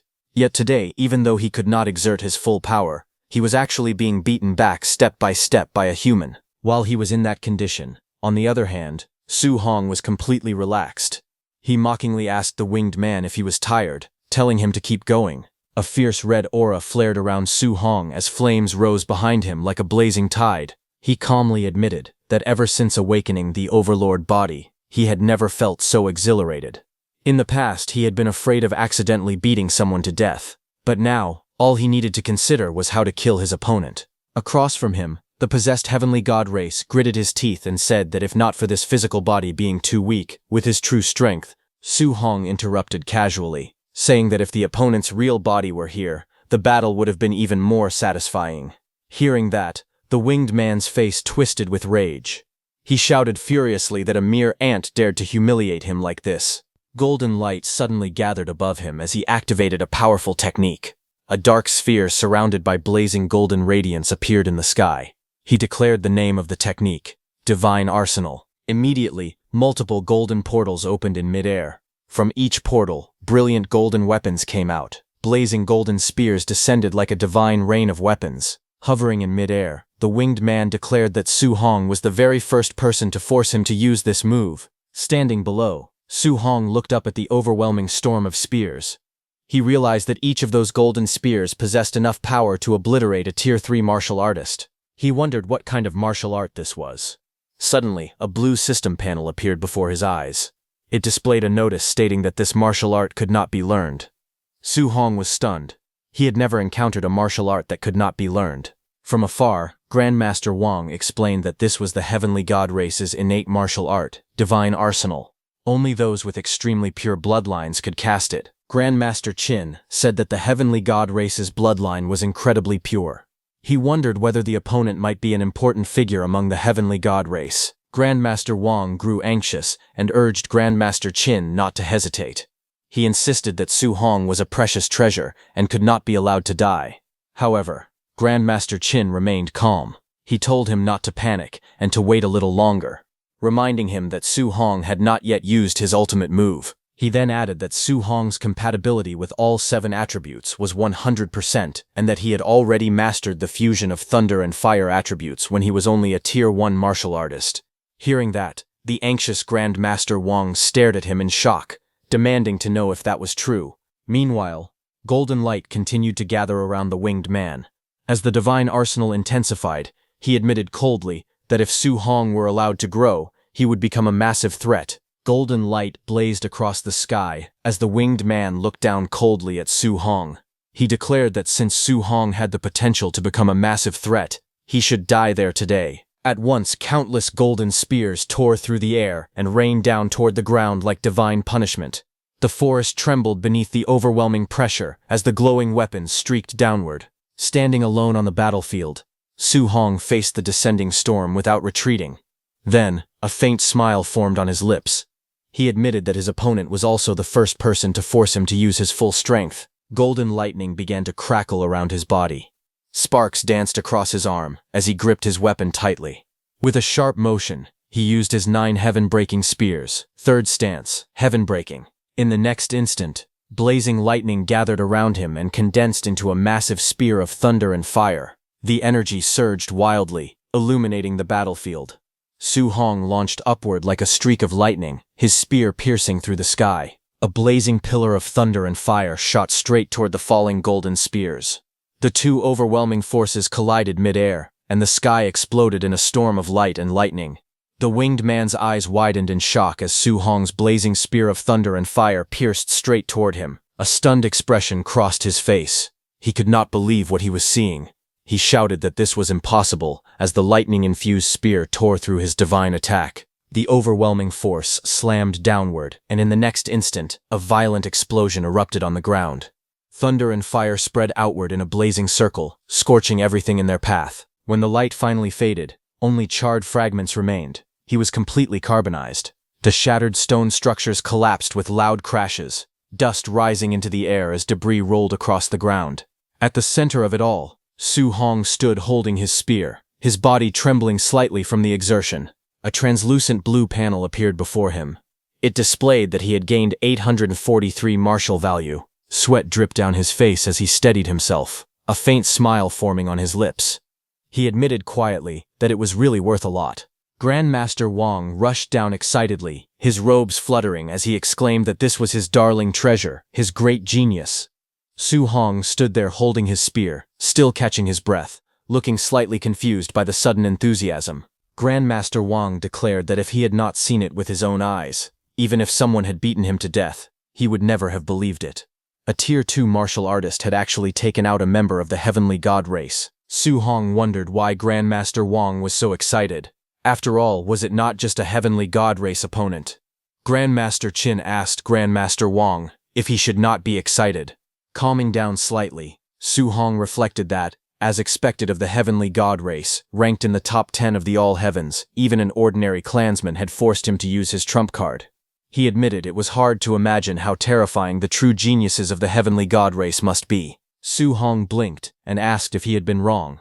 Grandmaster Qin quickly corrected himself, saying that he should not be this excited over defeating a small fry from the heavenly god race. Then, 4 days later, the special training came to an end. At the martial grounds surrounded by mountains and grand buildings, the results were announced. Someone commented that the Su Hong brought by Grandmaster Qin was far too absurd. The rankings were displayed. First place was Su Hong with 17,210 points. Second place was Lu Dao with 4,700 points, and then so on. Seeing the rankings, a guy muttered that Su Hong had not even reached Tier 2 yet, so those points must have come from cheating. But those students who had seen Su Hong fighting could not stand the accusations anymore. One of them angrily declared that Su Hong was impossibly strong. Even if the 3 of them teamed up, they still would not be his match. Another agreed, saying that Tier 3 demonic cultists were nothing to Su Hong. He took them down with a single move each. Someone then wondered where Su Hong was, mentioning that he still wanted to ask him for some guidance. Another replied that Grandmaster Wang was currently teaching Su Hong an A-rank martial art personally. Walking out of the hall, Grandmaster Wang clicked his tongue in disbelief and said that the little monster had learned his healing martial art in just half a day. Grandmaster Qin simply laughed and told him to get used to it. Meanwhile, Su Hong sat cross-legged inside the training room. His upper body was bare as energy swirled around him. After circulating the technique, he slowly opened his eyes. He said it was as expected of the most valuable healing martial art among A-rank techniques. It had completely erased even old, long-standing scars on his body. His skin gleamed as if polished. After killing ferocious beasts and demonic cultists, he had also accumulated enough for 4,800 martial value. A translucent panel appeared before him, displaying his information. His vitality was at 506.9, spiritual power at 100.6, and his physique, overlord body. Spirit rank was at 1.1%. He had 4,842 martial value. Looking at the panel, Su Hong calmly analyzed his situation. Not only could he raise his spiritual power to 500 points and become a Tier 2 Spirit Master, but his vitality could also be increased significantly. On the other hand, at the Heavenly God Race planet, within the Heavenly God Palace, A grand and radiant palace stood above cascading waterfalls and blooming gardens. Inside the majestic hall, towering figures of the heavenly god race sat upon their thrones, looking down at a lone man standing below. One of them questioned coldly how he could have lost. He had faced a human whose realm was lower than his. Not only had his physical strength been suppressed, but even after using the divine arsenal, he still lost. The man below lowered his head respectfully. He admitted that the human could only be described as a monster genius. His name was Tia Ming of the heavenly god race, the same winged man who had fought with Su Hong. Then a voice asked where Tian Shang was. Tian Shang stepped forward calmly and answered that he was present. The commanding voice declared that if the human child was not eliminated, he would surely become a massive threat. An order was issued to kill him and eradicate him as soon as possible. Tian Shang accepted the order without hesitation. That voice continued, asking whether the divine object fragments within the human race territory had been found.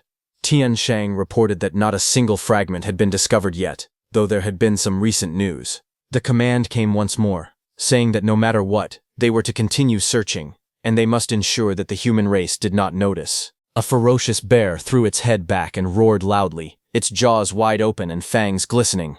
In the next instant, Wang Tiantuo charged forward. He unleashed the bone netherfire fist, his attack surging with power as it crashed toward the beast, cutting its head in two. At the Star City training camp, a group of trainees gathered below a large screen, watching the battle unfold. Someone exclaimed in disbelief, wondering if Wang Tiantuo had gone crazy. He had already fought several Tier 2 ferocious beasts. Another person said that ever since the three of them joined forces and were defeated by Su Hong, they had all gone mad. They now spent every day inside the gravity room and the ferocious beast room, exchanging all their contribution points for pills to improve their strength. In a training chamber, intense battles continued. Ferocious beasts fell one after another under relentless attacks. Surprisingly, within just a month, all three of them broke through to Tier 2. It was terrifying. Elsewhere, Lin Xinghe roared as he trained, gripping heavy weights in both hands. His muscles trembled as he pushed himself to the limit. Someone remarked that the once flashy Lin Xinghe had almost trained himself into a muscular macho man. At the same time, their thoughts turned toward one person. They wondered when Su Hong would return, admitting that they could no longer wait. Then, a few hours later, Grandmaster Qin returned to his own training camp. Lin Ze greeted Grandmaster Qin, saying that he was finally back. He immediately looked around and asked where Su Hong was. Grandmaster Qin calmly explained that Su Hong had wanted to train in the woods for a few more days, so he had returned first. Lin Ze questioned whether Su Hong would miss the training camp, since it would end in just a few days. Grandmaster Qin reassured them, saying that Su Hong was not stupid. 2 days later, deep in the mountains, a massive serpent coiled itself tightly around a tall stone pillar, its body wrapped firmly as it let out a sharp hiss. On top of that stone pillar, Su Hong sat cross-legged in meditation, surrounded by a golden aura. System notifications appeared one after another, showing his spiritual power increasing by 0.1 repeatedly. The increments continued steadily, until the display showed that his spiritual power had reached 500. At that moment, the giant serpent opened its jaws wide and roared fiercely. The giant serpent lunged at him with its jaws wide open, its red eyes glowing fiercely. A burst of golden light flared from Su Hong's hand as he thrust his palm forward. Su Hong's spiritual hand grabbed the giant serpent, making it unable to move. The giant serpent was stunned, but Su Hong remained calm. A brilliant golden radiance gathered in his palm, forming a sharp radiant structure. He declared the use of the weapon condensation art. The golden energy rapidly condensed into the shape of a massive sword, shining brightly against the dark sky. The enormous golden blade formed completely and descended with unstoppable force toward the serpent below. The sword sliced through the giant serpent's body like butter, its light overwhelming everything around it. Su Hong stood calmly as the shattered remains of the serpent scattered below him.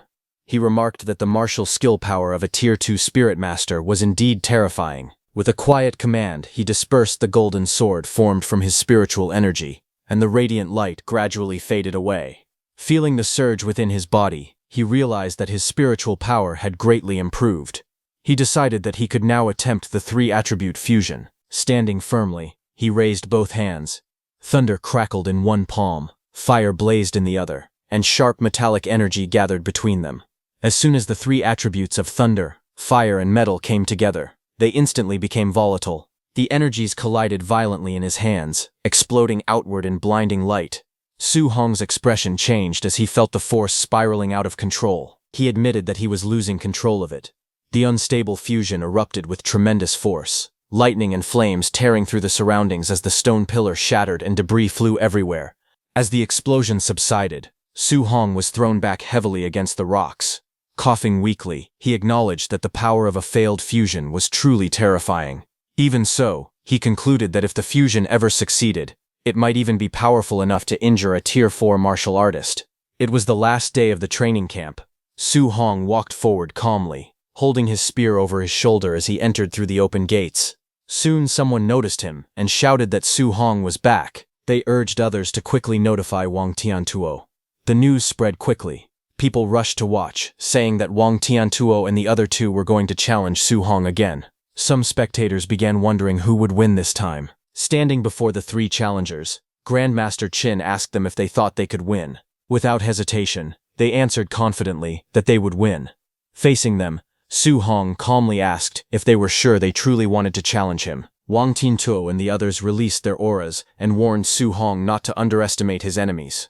Lin Xinghe declared that now all three of them had broken through to Tier 2. With overwhelming confidence, Xiao Yan added that she could now defeat him all by herself. Su Hong smiled awkwardly and apologized softly. Then he calmly revealed that he was also a Tier 2 martial artist now. Flames erupted around his body, rising fiercely as his aura expanded outward. All three opponents were stunned. Wang Tiantuo demanded to know how that was possible, saying that Su Hong had just been at the Tier 1 initial stage before. Lin Xinghe could not believe what he was seeing, and questioned if this was even real. Even so, Xiao Yan stepped forward boldly. She declared that even though Su Hong was Tier 2, she was still a Tier 1 spirit master and was not afraid of him. She immediately activated her weapon condensation art. Golden light surged into the sky, condensing into a massive radiant sword that descended with overwhelming power. But suddenly, her radiant sword was hit by another, more powerful sword, and shattered. Caught in the explosion of light, Xiao Yan coughed up blood and cried out in pain as the impact overwhelmed her. Su Hong pointed his spiritual sword, surrounded by a brilliant white aura, and apologized calmly once more, revealing that he was actually a spirit master as well. The three opponents were stunned. Lin Xinghe was shocked, realizing that Su Hong was a Tier 2 spirit master. Wang Tiantuo understood that Su Hong had not even used his full strength when he sparred with them last time. As they instinctively backed away, they began listing his abilities in disbelief. Tier 2 Spirit Master, Tier 2 Martial Artist, and a top-tier special physique. Looking down at them with a faint smile, Su Hong declared that the three of them were not enough. He suggested that everyone come at him together instead.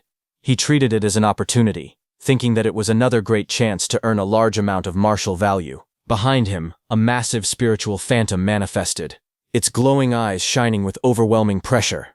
The spectators trembled at the terrifying presence. The crowd quickly panicked. Some shouted that they surrendered immediately.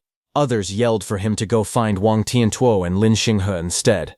Many warned him not to come any closer. Fear spread rapidly as Su Hong started attacking them, radiating absolute dominance. Instructor Linze and Bai Mu confronted their grandmaster, accusing him of hiding the news that Su Hong was a spirit master.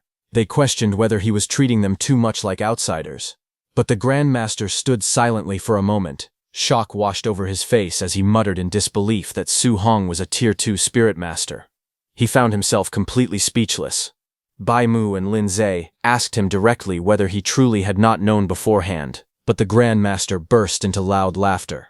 He declared that Su Hong was a monster among monsters. He even claimed that such a genius would only appear once in a millennium and that the human race was saved. Meanwhile, chaos continued in front of them.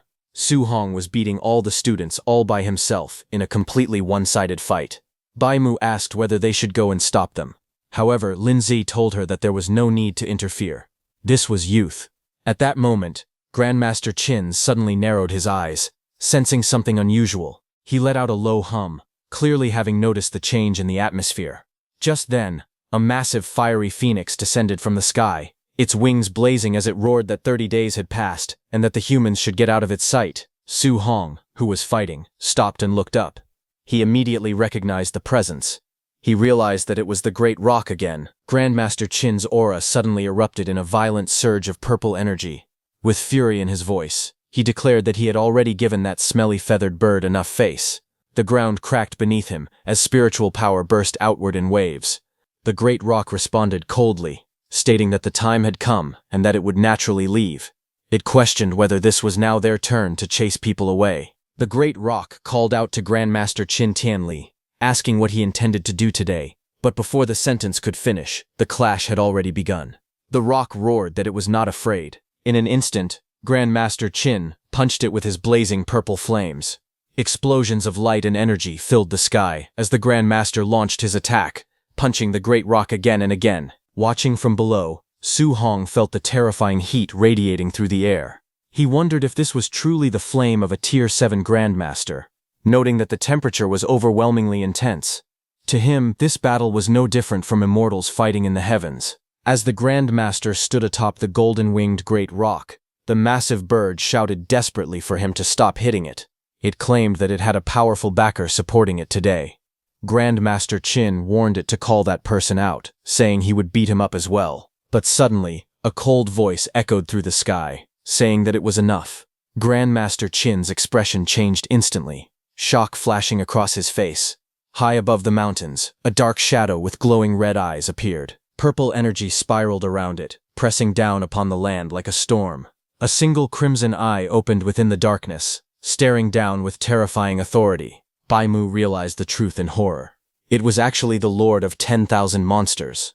Linze remembered that the golden-winged Great Rock was related to that supreme being. Su Hong clenched his fist as he knew that the Lord of 10,000 Monsters was one of the strongest entities in the entire 10,000 monster mountain range.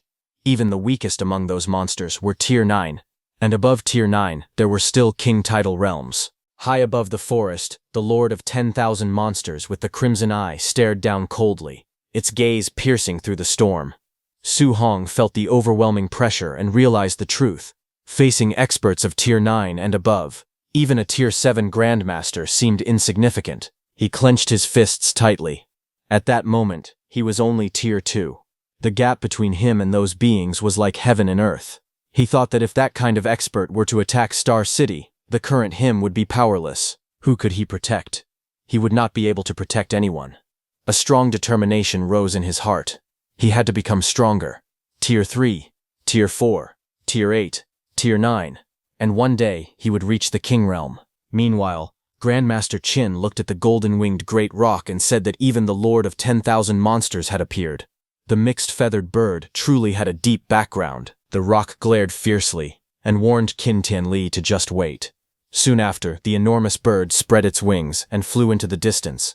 Its figure slowly dissipated into the sky. Grandmaster Qin didn't panic because, in the end, he knew that the Lord of 10,000 Monsters had an old agreement with the human race and could not attack casually. Therefore, there was no need to worry about him bullying the younger generation. Despite the sudden appearance of the Lord of 10,000 Monsters, the training camp eventually ended as usual. Vehicles arrived at the camp entrance as students began leaving in groups. Su Hong walked out with his backpack over his shoulder. It had already been a month since he left home, and he thought that his uncle and aunt must be very worried about him. Just then, someone called out happily, saying they had finally found him. It was his classmates, Chen Shen and Li Tu. They gathered around him and joked that after the training camp, he would become famous in Star City. Even though they had not gotten along before, they hoped he would not target them in the future. Su Hong sighed and asked if he was really that petty. He said that if they had not mentioned those past issues, he would have already forgotten about them. Soon, an announcement was made to all the students. They were praised for their hard work during training. To welcome everyone back, the City Lord's estate had prepared a banquet with various gifts. All students were invited to attend. The students thanked the City Lord for his hospitality. As his friends chatted excitedly around him, Su Hong felt slightly overwhelmed. In his heart, however, he did not want to attend any banquet. He only wished to return home as soon as possible and reunite with his uncle and aunt. The scene shifted to Star City, at the City Lord's estate. Inside the grand banquet hall, golden chandeliers hung from the ceiling, and a long red carpet stretched down the center. Guests filled the hall, seated at round tables covered with luxurious dishes. The atmosphere was lively, and the sound of chatter echoed everywhere. A waiter approached two guests and politely told them that they were assigned to a specific table. One of them nervously thanked him. It was Su Hong's uncle and aunt. When they sat down, an awkward silence surrounded them. The two looked uncomfortable as they stared at the lavish food in front of them. At another table, some elegantly dressed guests whispered among themselves. They questioned whose parents were sitting over there.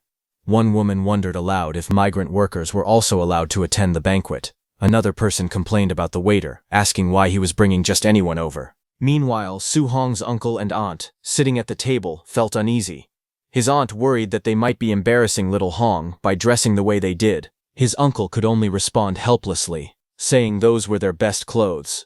With a sigh, they both felt that perhaps they should not have come at all. While they were feeling uneasy at their table, suddenly Su Hong's principal approached them with a warm smile. He asked if they were Su Hong's relatives. He then introduced himself as Li Chengsham, the principal of No. 1 High School. Su Hong's uncle and aunt were startled and quickly greeted him respectfully, addressing him as principal. Both of them were clearly nervous. The principal laughed kindly and told them there was no need to be nervous. He reached out to shake their hands, but Wu Lingshan noticed them and stepped forward. She grabbed Su Hong's uncle's hand and introduced herself as Wu Lingshan, the president of the Star City Martial Artists Association. With great excitement, she declared that Su Hong was the most promising genius she had ever seen. She laughed loudly, clearly proud of the young man. Overwhelmed, Su Hong's uncle and aunt stuttered nervously as they greeted the president. At another table, several guests watched the scene in shock. They whispered among themselves, wondering what was happening. They could not believe that the principal of No. 1 High School and the president of the Martial Dao Association had personally gone to greet those people.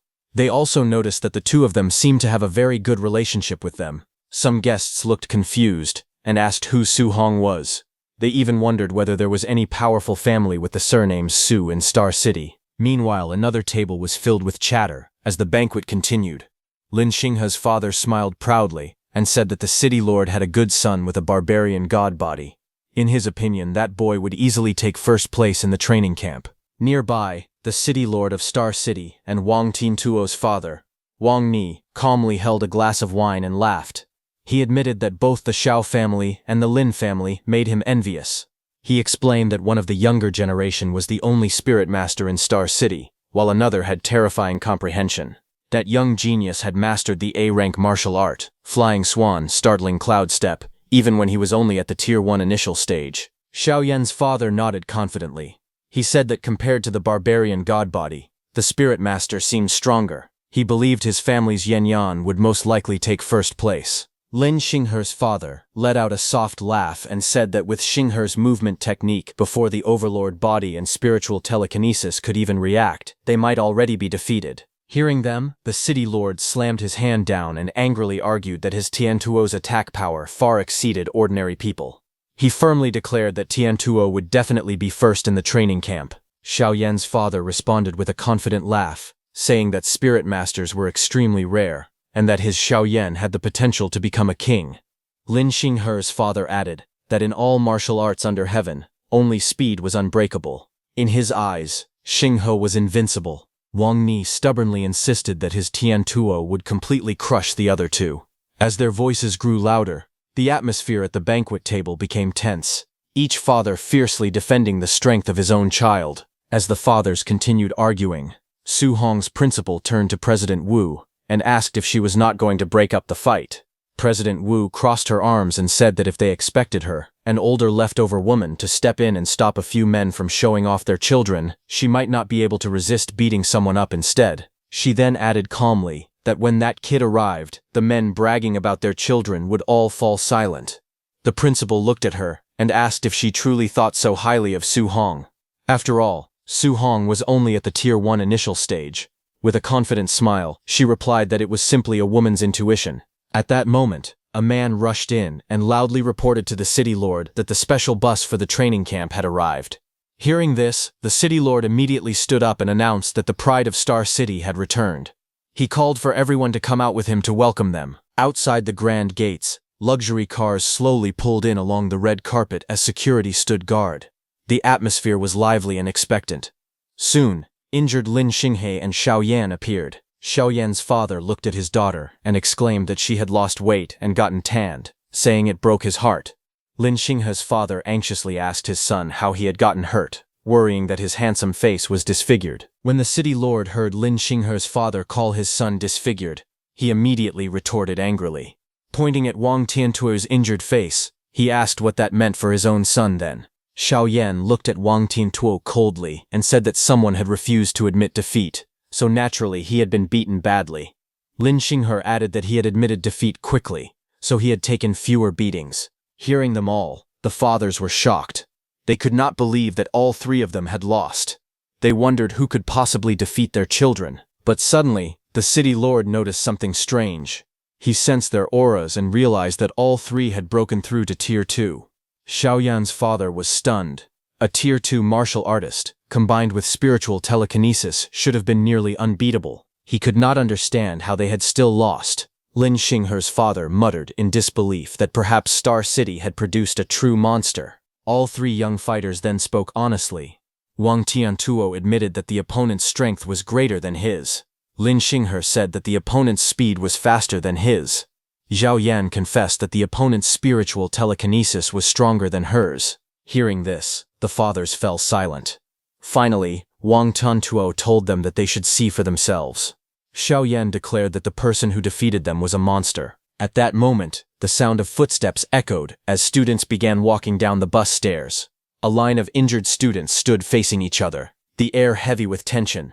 At last, a footstep echoed as Su Hong descended the stairs, saying that them acting like this made him feel very awkward. He casually added that he really wanted to go home. His uncle and aunt must have prepared good food for him and were waiting for him right now. The surrounding students stood in respect. In the distance, Su Hong's uncle and aunt rushed forward, shouting, "Little Hong!" Others looked confused and whispered, wondering whether he was actually their child. When Su Hong saw his uncle and aunt, his face lit up with happiness. But as his uncle and aunt were coming over, suddenly his aunt tripped. She cried out in surprise, but just as she was about to fall, her body suddenly stopped in midair. She began to float gently, surrounded by a faint force. The people behind her froze in shock as they watched her suspended above the ground. Su Hong stepped forward and quickly asked his aunt if she was hurt. His uncle, still amazed, asked what kind of martial art this was, saying it was incredible. His aunt reassured him that they were fine and had only been startled. Looking at him proudly, they said that he had grown stronger again. For the past month, they had been worried sick about him. Su Hong smiled calmly and told them there was no need to worry, since he had already returned. Not far away, the city lord and Xiao Yan's father stared at him in shock. The city lord exclaimed that Su Hong was actually a spirit master, and not just that, but a Tier 2 spirit master. Xiao Yan's father finally understood and muttered that no wonder his Yanner had lost. Su Hong's principal and President Wu turned to each other. Su Hong's principal demanded to know why the president had not told him that Su Hong was a spirit master. At the same time, President Wu angrily accused him of hiding the fact from her. After a brief pause, they both realized the truth at the same time. They had not known either. President Wu then stepped forward confidently and declared that anyone who still dared to covet her position should fight her for it. She warned them to be careful, or she would bring Su Hong to beat their disciples into a pulp. Laughing boldly, Su Hong's principal announced that his #1 high school would rise next year. He challenged them to see how they would compete with him for resources then. The others could only stand there, speechless and frustrated, as they celebrated their victory. As soon as the news spread, many influential figures reacted immediately. One person demanded all the information about Su Hong from #1 high school. Another urgently ordered someone to prepare a generous gift at once. Someone excitedly declared that he had found the perfect husband for his daughter. Another quickly instructed his people to bring their daughter to the city lord's estate and dress her beautifully. But someone had already taken out a luxurious tray, holding a bank card and property documents. Star City's city lord, Wang Ni, stepped forward proudly. He announced that student Su Hong was indeed the #1 genius of Star City, truly a dragon among men. He then offered Su Hong a villa and 3 million in cash, explaining that it was the bonus prepared for first place in the training camp, and asked him to accept it. Watching from the side, others immediately saw through it. They mocked the so-called bonus, saying the city lord had only just realized his own son was not first. They understood that he had clearly seen Su Hong's family was not wealthy, and had prepared the reward on the spot under the excuse of a training camp prize. They complained that the old fox had acted too quickly. The The city lord continued smiling and declared that as the #1 talent of Star City, Su Hong could ask for anything in the future, and he would help him with all his might. Hearing this, Su Hong thought carefully. He realized that the city lord was publicly trying to win him over. If he refused, he would offend him. But if he accepted and sided with him, he might not be able to refuse any requests from the city lord in the future. He silently weighed his options as the city lord extended his hand toward him. Su Hong carefully considered the situation. He knew that the city lord's faction was the most powerful in Star City, so he could not afford to offend him. Moreover, with the city lord protecting his family, he would be able to go out and train without worry. He also had Grandmaster Qin, President Wu, and his principals supporting him. With their backing, he would not have to fear the city lord forcing him into anything excessive in the future. After weighing everything, Su Hong made his decision. He thanked the city lord for his favor, and admitted that he truly did need his help. The city lord smiled broadly and shook his hand firmly, telling him to feel free to ask for whatever he needed. Su Hong then made his request. He explained that his aunt had a rare disease and asked if the city lord could help treat it. Hearing this, his uncle and aunt were deeply moved. His aunt softly called his name, her eyes filled with emotion. The city lord immediately agreed. He ordered his subordinates to handle the matter and instructed them to use the best medical resources available. His subordinate respectfully responded and promised to carry out the order. With that, the agreement between them was sealed, and Su Hong had secured powerful support for his family. The city lord looked at Su Hong with a satisfied smile and asked if there was anything else he wanted. He told him not to be polite, saying he liked straightforward young people the most.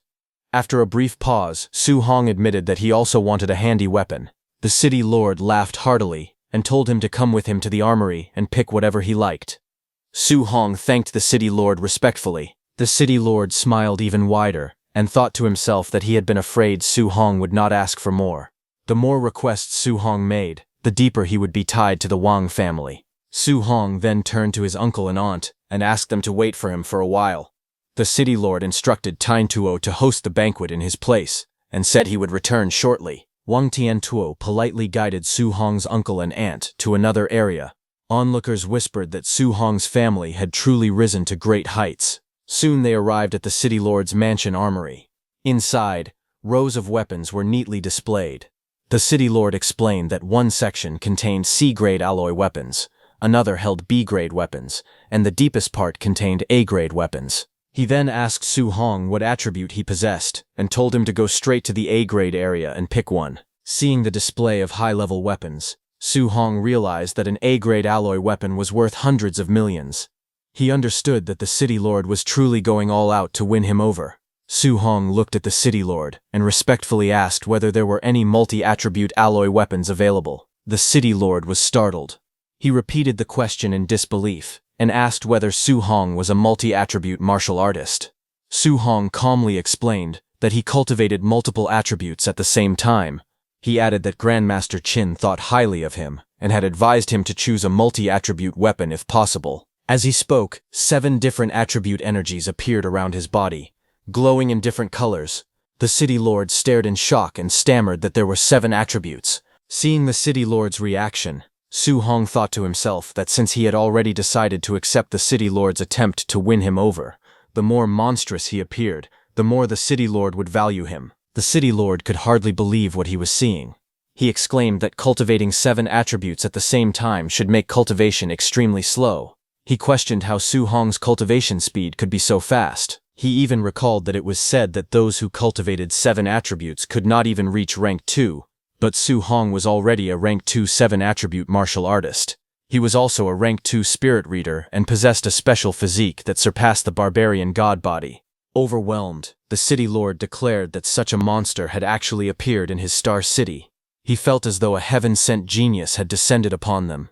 After a moment, he sighed and called himself useless in front of nephew Su Hong. Seeing his sudden reaction, Su Hong asked what had happened to the city lord all of a sudden. The city lord led Su Hong through the armory and explained that multi-attribute alloy weapons were extremely rare. Even in his own collection, there were only a few dual-attribute weapons. As for 3-attribute weapons, he said there was only one available, a B-grade dark gold profound iron spearhead. Holding the spearhead in his hand, the city lord asked whether Su Hong wanted him to dismantle an A-grade alloy spear shaft so he could make do with it for now. Su Hong clasped his hands politely and thanked the city lord for the offer. He said that for the shaft he could simply continue using his Thunderfire spear. A 3-attribute spearhead would already be enough for him at the moment. The city lord then mentioned that anomalies had recently appeared near Star City. Rumors claimed that dual-attribute and even multi-attribute fierce beasts had emerged.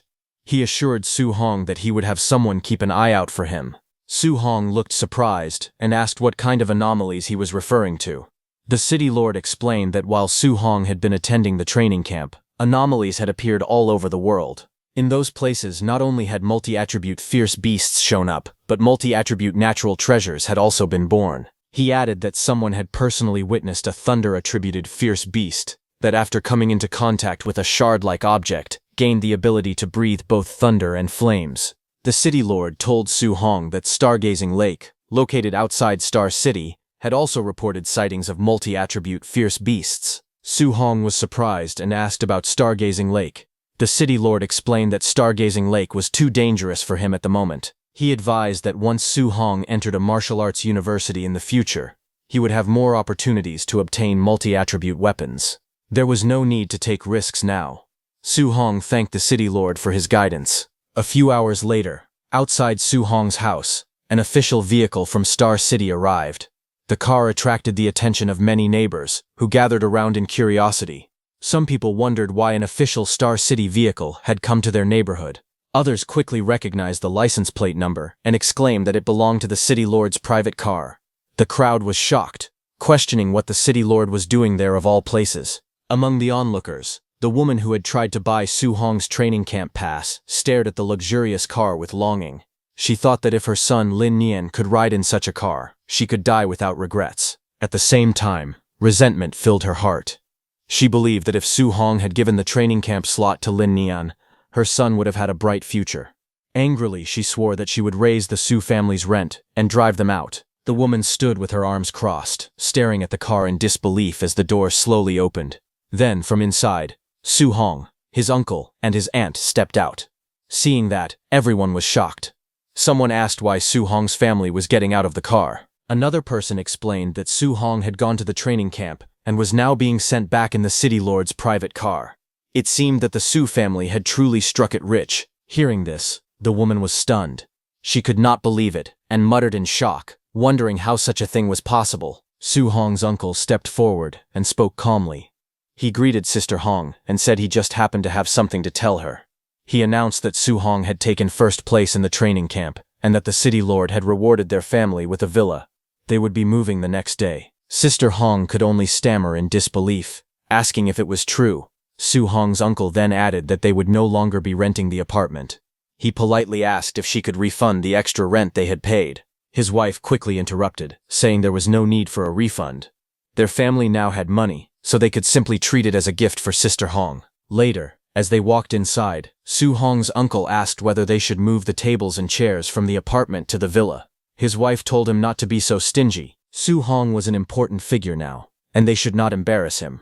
Su Hong laughed and said he was not afraid of being embarrassed as long as everyone was happy. That night, under the quiet city lights, Su Hong stood on his rooftop, watching over the silent buildings. He said that today would be the last time he trained in that place. Surprisingly, he felt a little reluctant to leave. He checked his remaining martial values and calculated that after upgrading his mental strength and defeating everyone in the training camp, his total martial values had exceeded 1,900. His status panel displayed his information. His blood chi was over 500, and his mental strength had reached 500. Various breathing techniques and martial arts skills were listed, along with their levels. At the bottom, his martial values showed 1944. He began to convert his martial values into blood chi. One notification after another appeared, each showing his blood chi increasing by 0.1. His blood chi steadily increased until it reached 701. With over 700 blood chi points, he successfully broke through to the mid-stage of rank 2. As he sat there, red energy flames surged around his body. His muscles swelled as the power coursed through him. After stabilizing himself, he said that he should look up the anomalies the city lord had mentioned, along with information about Stargazing Lake. However, when he gripped his phone, cracks suddenly spread across the screen. He realized that his body had not fully adapted to the power of mid-stage rank 2 yet.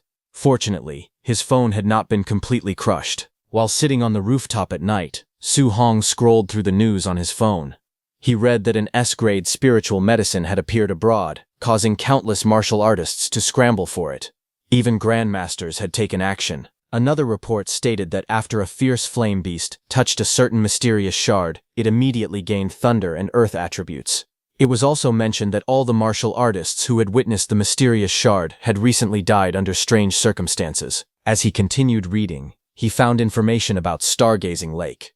A rank 2 multi-attribute fierce beast had been discovered there, attracting a large number of rank 3 and rank 4 martial artists. Su Hong fell into deep thought.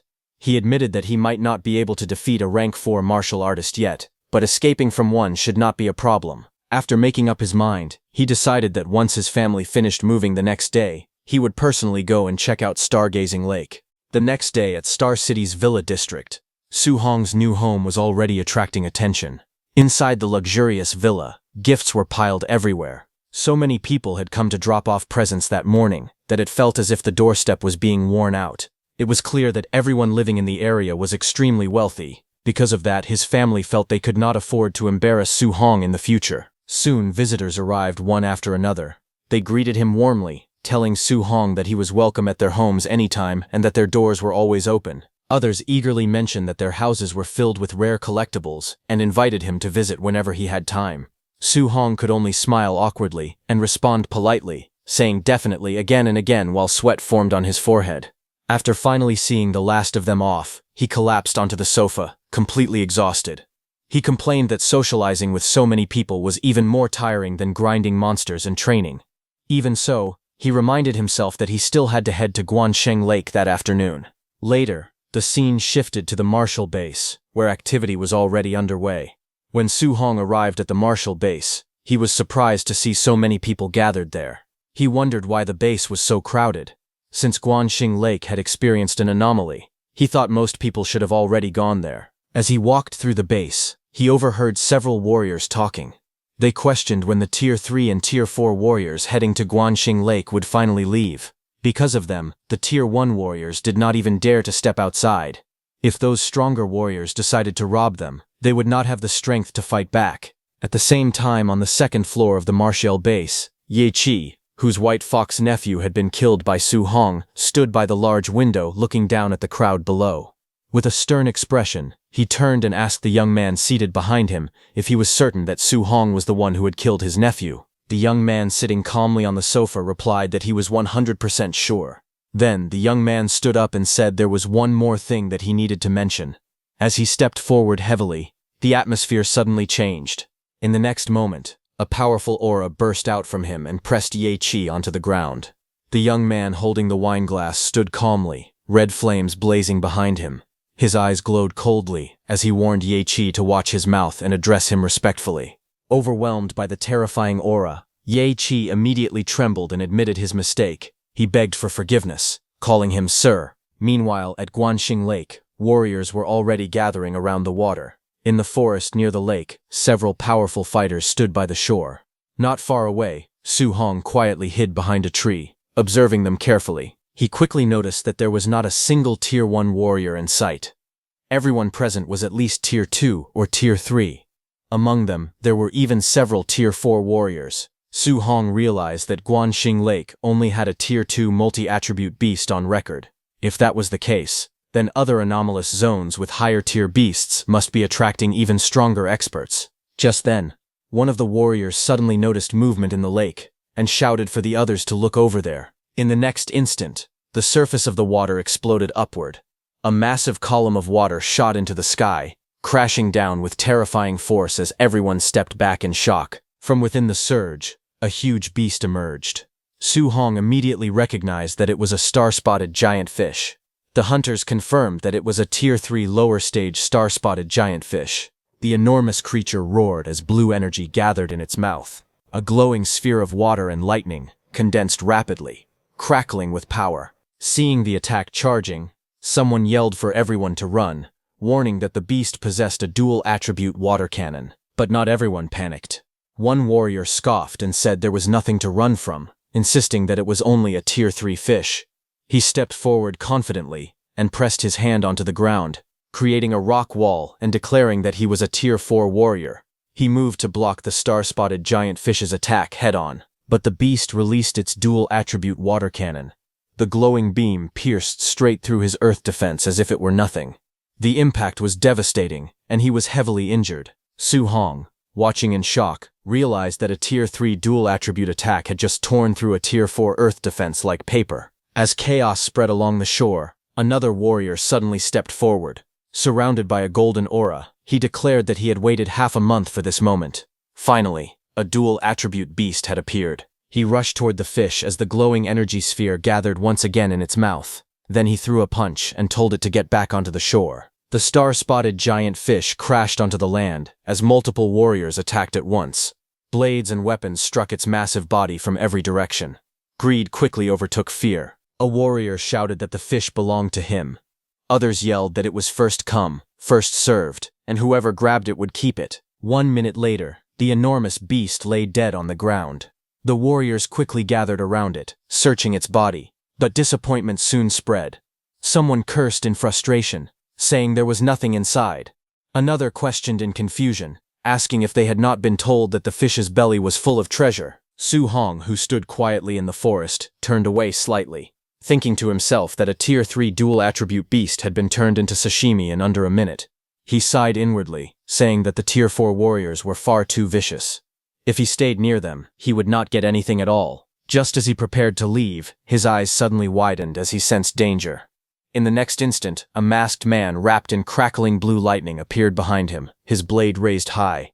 The assassin lunged forward with explosive speed, aiming a deadly strike at his back. But for a second, the assassin's body froze mid-attack. He was stunned. Seeing that, Su Hong reacted instantly. He twisted his body and leaped upward, narrowly dodging the attack as the ground below shattered from the force. The masked man realized something shocking. He recognized that Su Hong was a spiritual mind master. Su Hong's eyes widened in shock as he realized that the assassin was a Tier 4 warrior. He immediately ran away from there. Sweat rolled down his face as the thought struck him again. A Tier 4 had tried to ambush him. If he had not used his spirit power to freeze the attack at that exact moment, he would already be dead. Before he could go far, several figures rushed out from the forest behind the masked attacker. One of them shouted at their leader, accusing him of being careless and failing the ambush. Su Hong quickly counted them. There were 6 more, and they were all Tier 3 warriors. The masked leader snapped back angrily, telling them to shut up.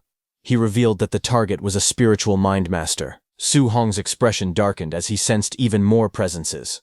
There were 7 more nearby, and they were Tier 3 as well. That meant roughly a dozen Tier 3 killers, along with 1 Tier 4 killer, all assembled just to eliminate him, a mere Tier 2 warrior. Even Star City's city lord would struggle to deal with so many at once. As he dashed forward through the forest at full speed, one thought echoed in his mind. When had he offended someone so important? As the masked assassins chased after him, frustration spread among them. One of them demanded to know why Su Hong was so fast. Another immediately recognized the technique and shouted that it was the A-rank soaring Hong steps. They decided to keep him running and wear him down, confident that a Tier 2 warrior could never outlast them. But as Su Hong sprinted forward, he merely smiled faintly. He thought to himself that no one had ever said anything about competing in stamina. In the next moment, he shot upward into the sky, moving so fast that the forest below blurred into streaks of green. The assassins stared upward in disbelief. One of them shouted in shock that he was a Tier 2 warrior who could actually fly, calling it insane.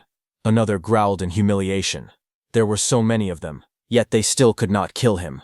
Dozens of kilometers away, Su Hong finally slowed down and landed in a quiet forest.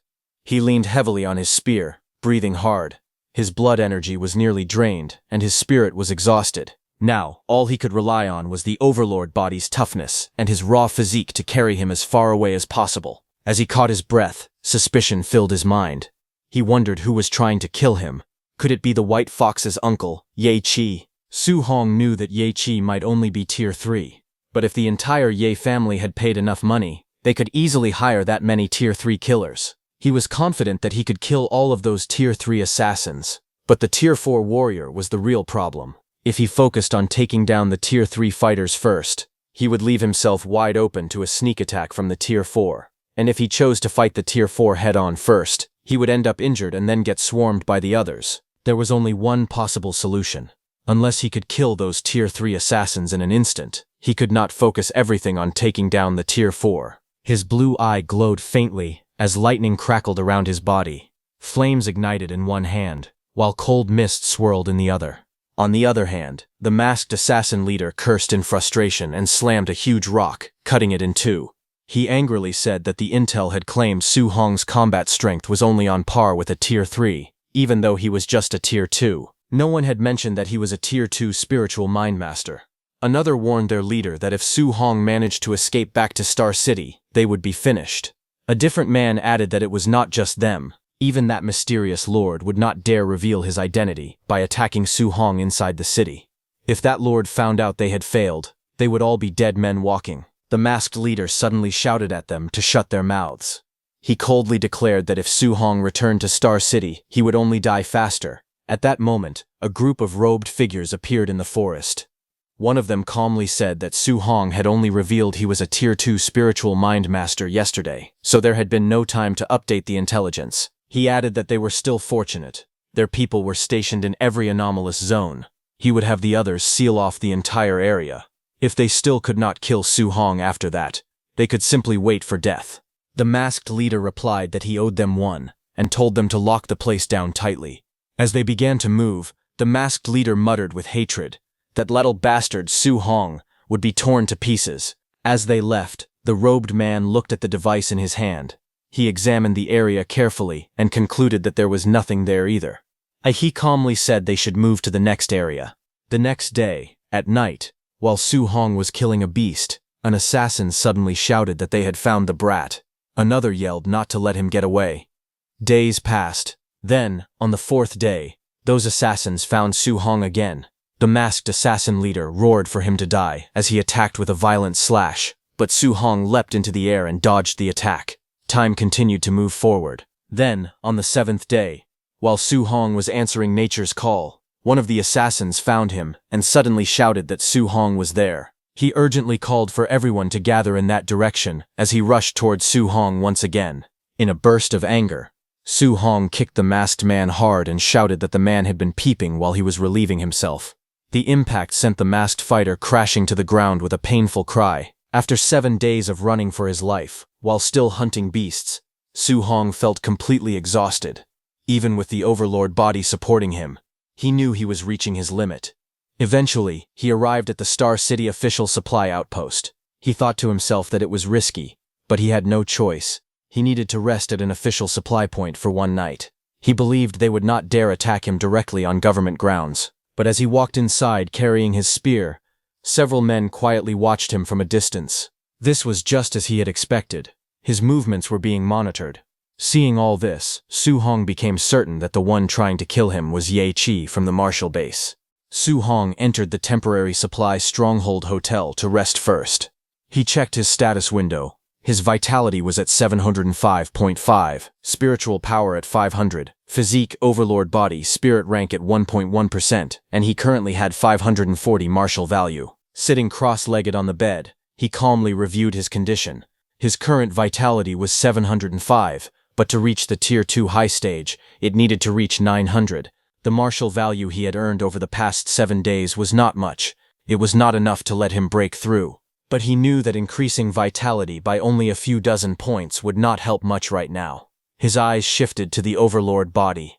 Its spirit rank was only 1.1%. He decided that strengthening the Overlord body would be better. Not only would it directly increase his combat power, but it would also improve his endurance. He began upgrading it.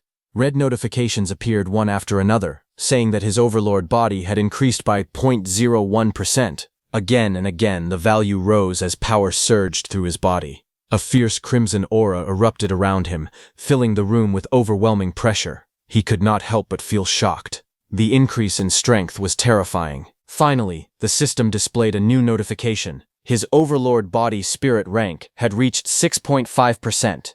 Although it had only increased from 1.1% to 6.5%, his overall strength had risen by at least 20%. Su Hong decided that next he would cultivate his guidance techniques while resting his eyes. Red energy continued to flow around his body as he calmly focused on training. He thought that if enemies came, he would simply jump out of the window and escape. A few hours later, night fell. The moon hung quietly in the sky outside the open window. Su Hong went downstairs to the dining hall. Someone laughed loudly and told the others to hurry and record the scene to post online. Su Hong, sitting alone with food in his hands, suddenly lost his appetite after seeing that scene. It had been a long time, yet those killers still had not found him. He began to wonder if they truly did not dare to make a move inside the supply stronghold and were instead preparing to ambush him outside. Nearby, a group of people talked loudly. One of them complained that he had found a 3-star patterned dark purple bamboo that day, but it had been robbed by a few Tier 4 martial artists. Another man exclaimed that a 3-star pattern was a treasure comparable to an A-rank treasure. Someone else asked where exactly it had been found, and whether the man was just bragging. Hearing them, Su Hong recalled that the star-patterned dark purple bamboo was an extremely rare multi-attribute natural treasure. A 1-star patterned dark purple bamboo could contain 2 attributes of spiritual qi. With each additional star pattern, it could hold 1 more attribute. A 3-star patterned dark purple bamboo could contain 4 attributes of spiritual qi. Su Hong thought that even if he mastered 4-attribute fusion in the future, he would still be able to use it. Su Hong joined their conversation, telling them that it was said that in the birthplace of natural treasures, there were strange magnetic field rules. Even a Tier 4 martial artist would not find it easy to simply snatch such a treasure. Hearing that, someone at the table praised him, saying that he was quite knowledgeable. He explained that there was an extremely strong gravity magnetic field around the dark purple bamboo, and the higher the tier of the martial artist entering, the stronger the magnetic field became. The man who had been bragging laughed loudly and said that the Tier 4 martial artists who tried to rob the bamboo were crushed into meat paste by the gravity the moment they rushed in. Others were shocked, saying that even Tier 4 martial artists had died instantly. It was far too terrifying. Hearing this, Su Hong quietly wondered whether his overlord body could withstand that terrifying gravity. He squeezed the burger in his hand slightly, but suddenly, a violent explosion of red energy burst across the hall. Debris flew everywhere, and the people at the nearby tables shouted in shock, cursing loudly in panic. A pillar of red energy suddenly shot upward, tearing through the hall with terrifying force and rushing towards Su Hong. But Su Hong remained seated. He simply leaned back slightly in his chair and dodged it. The pillar of red energy shattered walls and sent debris flying in every direction. Su Hong turned his head and looked ahead with cold eyes. He thought that it was finally here. That group of masked men stepped forward, weapons in hand. Their masked leader mocked Su Hong, asking why he was not running this time, and reminding him that he used to be good at escaping. The onlookers trembled in shock. Someone whispered that a Tier 4 martial artist was leading the attack, accompanied by more than a dozen Tier 3 fighters, all just to kill a youth who was only Tier 2. They wondered what kind of huge trouble Su Hong had gotten himself into.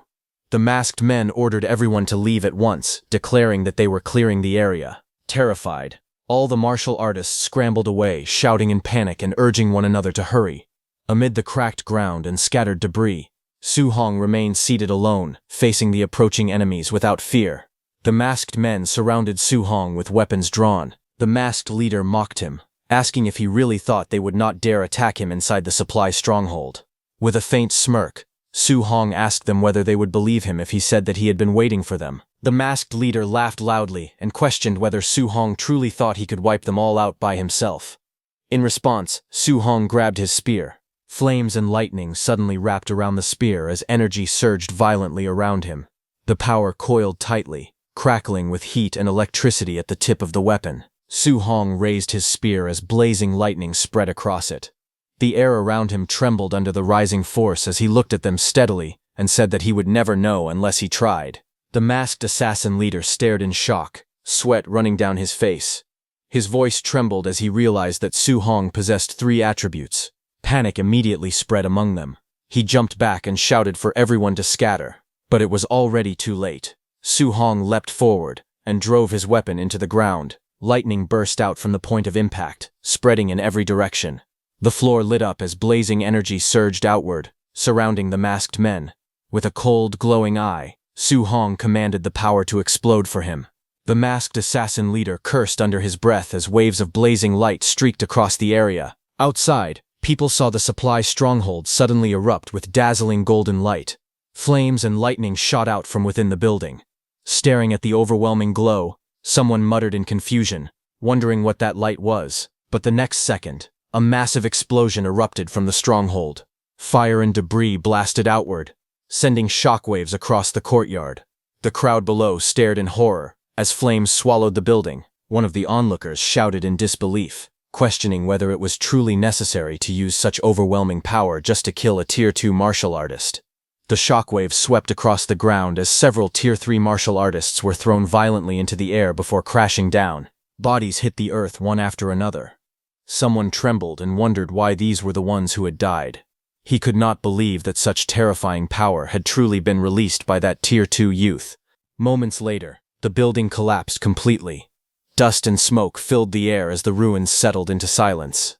At the center of a deep crater, with debris scattered all around, one figure slowly stirred, coughing repeatedly. He struggled to rise amid the fallen bodies surrounding him. It was the Tier 4 masked assassin leader. He stood among the ruins, his body trembling slightly as embers drifted through the night sky. He stared at the destruction in disbelief and admitted that the power was truly terrifying. He realized it was even a 3-attribute martial art. Frustration rose inside him as he cursed the intelligence network for failing to mention this detail. Looking at the crater and the scattered bodies around him, he assessed the situation calmly. Even at the center of the explosion, as a Tier 4 martial artist, he himself had suffered heavy injuries. Since Su Hong was only Tier 2, he concluded that he must be dead. After a moment of silence, he decided to let it go. Although the casualties were severe, the mission could still be considered complete.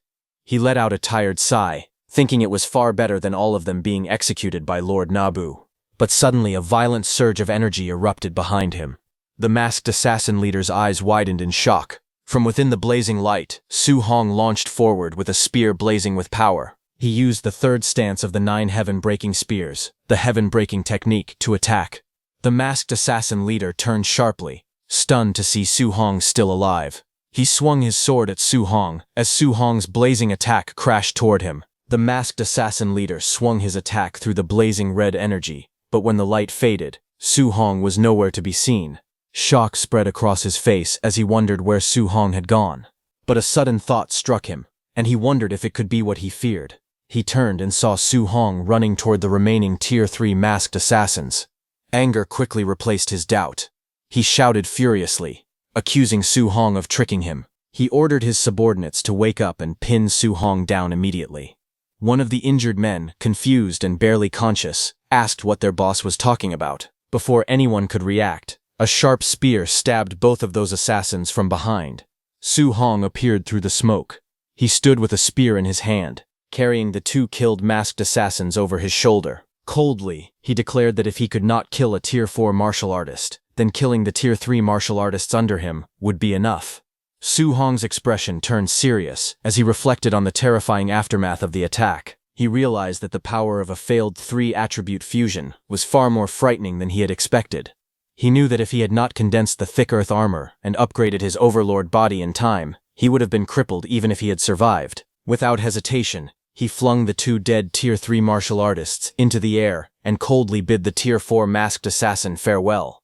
He immediately turned and ran away from there. In his heart, he calculated the situation clearly. The enemy's Tier 3 martial artists were almost completely wiped out.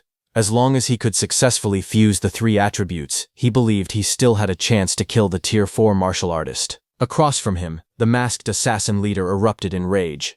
His eyes glowed blood red with killing intent.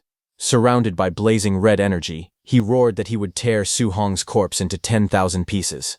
The scene shifted to the Star City martial artist base. Inside the base, several martial artists gathered near the entrance, discussing recent events. Among them was the group of Wang Tiantuo, Lin Xinghe, and Zhao Yan, who were at the training camp with Su Hong. Lin Xinghe sighed and said that he had originally wanted to invite Su Hong to go to Stargazing Lake together. However, he had not expected Su Hong to leave 7 days earlier. Wang Tiantuo added that Su Hong had only rested for 1 day before heading to Stargazing Lake to train, while the rest of them had taken 7 full days to recover. Lin Xinghe told him not to compare themselves to a monster. Determined, Xiao Yan suggested that they set off quickly. Perhaps they could even run into Su Hong near Stargazing Lake. Elsewhere, a furious voice cursed those masked assassins as nothing but trash. It was Ye Qi. Sitting in a chair, he angrily smashed a teacup onto the ground. He couldn't believe that those masked assassins had not only impersonated the martial artists of his base, but had also locked down the area around Stargazing Lake. On top of that, they had dared to attack Su Hong directly at the supply stronghold. Ye Qi was very scared, because he knew that if Su Hong were to die, even a fool would suspect him. He also knew that the City Lord valued Su Hong greatly, and if anything happened to him, the City Lord would not hesitate to wipe out their entire clan. The scene then shifted to the dark purple bamboo forest. There, a terrifying purple gravity field spread across the forest. The bamboo bent under the overwhelming force. Only a single bamboo was still standing beneath that powerful aura descending from above. This was the mysterious gravity field. Several martial artists struggled within the field. One man clenched his teeth and cursed. He said the gravity was too terrifying. The treasure was right in front of his eyes, yet he simply could not reach it. Another martial artist revealed that he had only taken the 14th step, and the gravity was already more than 30 times stronger than normal. Outside the gravity field, someone calmly calculated that, assuming a body weight of 80 kilograms, 30 times the gravity would equal a little over 2 tons. He questioned how a Tier 3 martial artist could not even withstand this. Another person explained that this was not like carrying a heavy object. Instead, every single cell in the body had to endure 30 times the gravity. Even if the bones and muscles could withstand it, the internal organs and brain might not survive such pressure. While they were talking, the group that had helped those masked assassins hunt down Su Hong appeared behind them. Those martial artists were surprised to see them. The group's leader, a black-haired man holding a tablet, stepped forward. Looking at the gravity field, he said that the higher a martial artist's cultivation, the greater the gravity applied by the gravity field. He added that if a Tier 4 martial artist like himself entered, the gravity he would endure would probably be several times greater than what a Tier 3 martial artist experienced. Looking at the bamboo standing in the middle, the black-haired leader thought that although the 3-star patterned dark purple bamboo was certainly precious, it would be meaningless if it could not be obtained. The black-haired leader then turned around to leave, thinking that he should continue searching for the divine object instead. But as he walked, the compass-like tablet in his hand suddenly reacted. He froze and shouted for everyone to stop. Staring at the device, he realized with surprise that he had finally found it. He looked toward the direction indicated by the tablet, and saw that it was pointing at the 3-star patterned dark purple bamboo in the gravity field ahead. His expression darkened upon seeing that. He thought that of all places for the divine object to be hidden, it had to be inside the dark purple bamboo. Frustrated, he wondered how he was supposed to retrieve it. Just then, he sensed someone approaching. He turned sharply and saw Su Hong running toward him. He was confused about why Su Hong was there. He couldn't believe that a Tier 4 leading a group of Tier 3 martial artists had actually failed to kill a mere Tier 2 brat. With killing intent rising in his eyes, he gripped his weapon tightly and cursed his subordinates as useless trash. In the end, he would have to handle this himself. The black-haired leader immediately charged at Su Hong, thinking that there was no reason to refuse merits delivered right to his door. If he killed Su Hong, that lord would definitely reward him. At that moment, Su Hong sensed the attack and felt the overwhelming pressure approaching. He could not help but admit that it was a strong aura. The black-haired leader lunged forward with full force, his weapon slashing down fiercely toward Su Hong. But in the next instant, a blazing energy erupted. A powerful orange energy flared around Su Hong's body, forming a fiery defense that covered him completely. The attack collided with the burning aura, and a massive explosion of light and force burst outward, shaking the surroundings. The smoke slowly dispersed, and Su Hong stood at the center, gripping his staff. The black-haired leader faced him from a short distance away. Breathing heavily, Su Hong looked at the black-haired leader and admitted that he was not bad. He had actually managed to withstand his strike, but the black-haired leader's expression turned cold. He declared that Su Hong must die today. With a fierce shout, the black-haired leader swung his weapon again, a powerful wave of energy forming around the blade as he charged forward. Su Hong's eyes sharpened. He recognized the black-haired attacker as a demonic cultist, and he realized that he even knew his name. As the black-haired leader rushed closer, Su Hong understood that, aside from Ye Qi, the demonic cult also wanted him dead. Without hesitation, flames erupted along his arm and weapon. A blazing strike shot forward, colliding head-on with the incoming attack. The two forces met in midair with a thunderous crash. The two forces collided violently, and a blazing explosion burst outward, flames roaring as the impact shook the ground. The shockwaves spread across the forest, tearing through the earth and sending dust flying in all directions. The black-haired demonic cultist was thrown backward at high speed, crashing through the bamboo grove as a long trail of force carved a path behind him. Struggling to steady himself, he stared ahead in disbelief.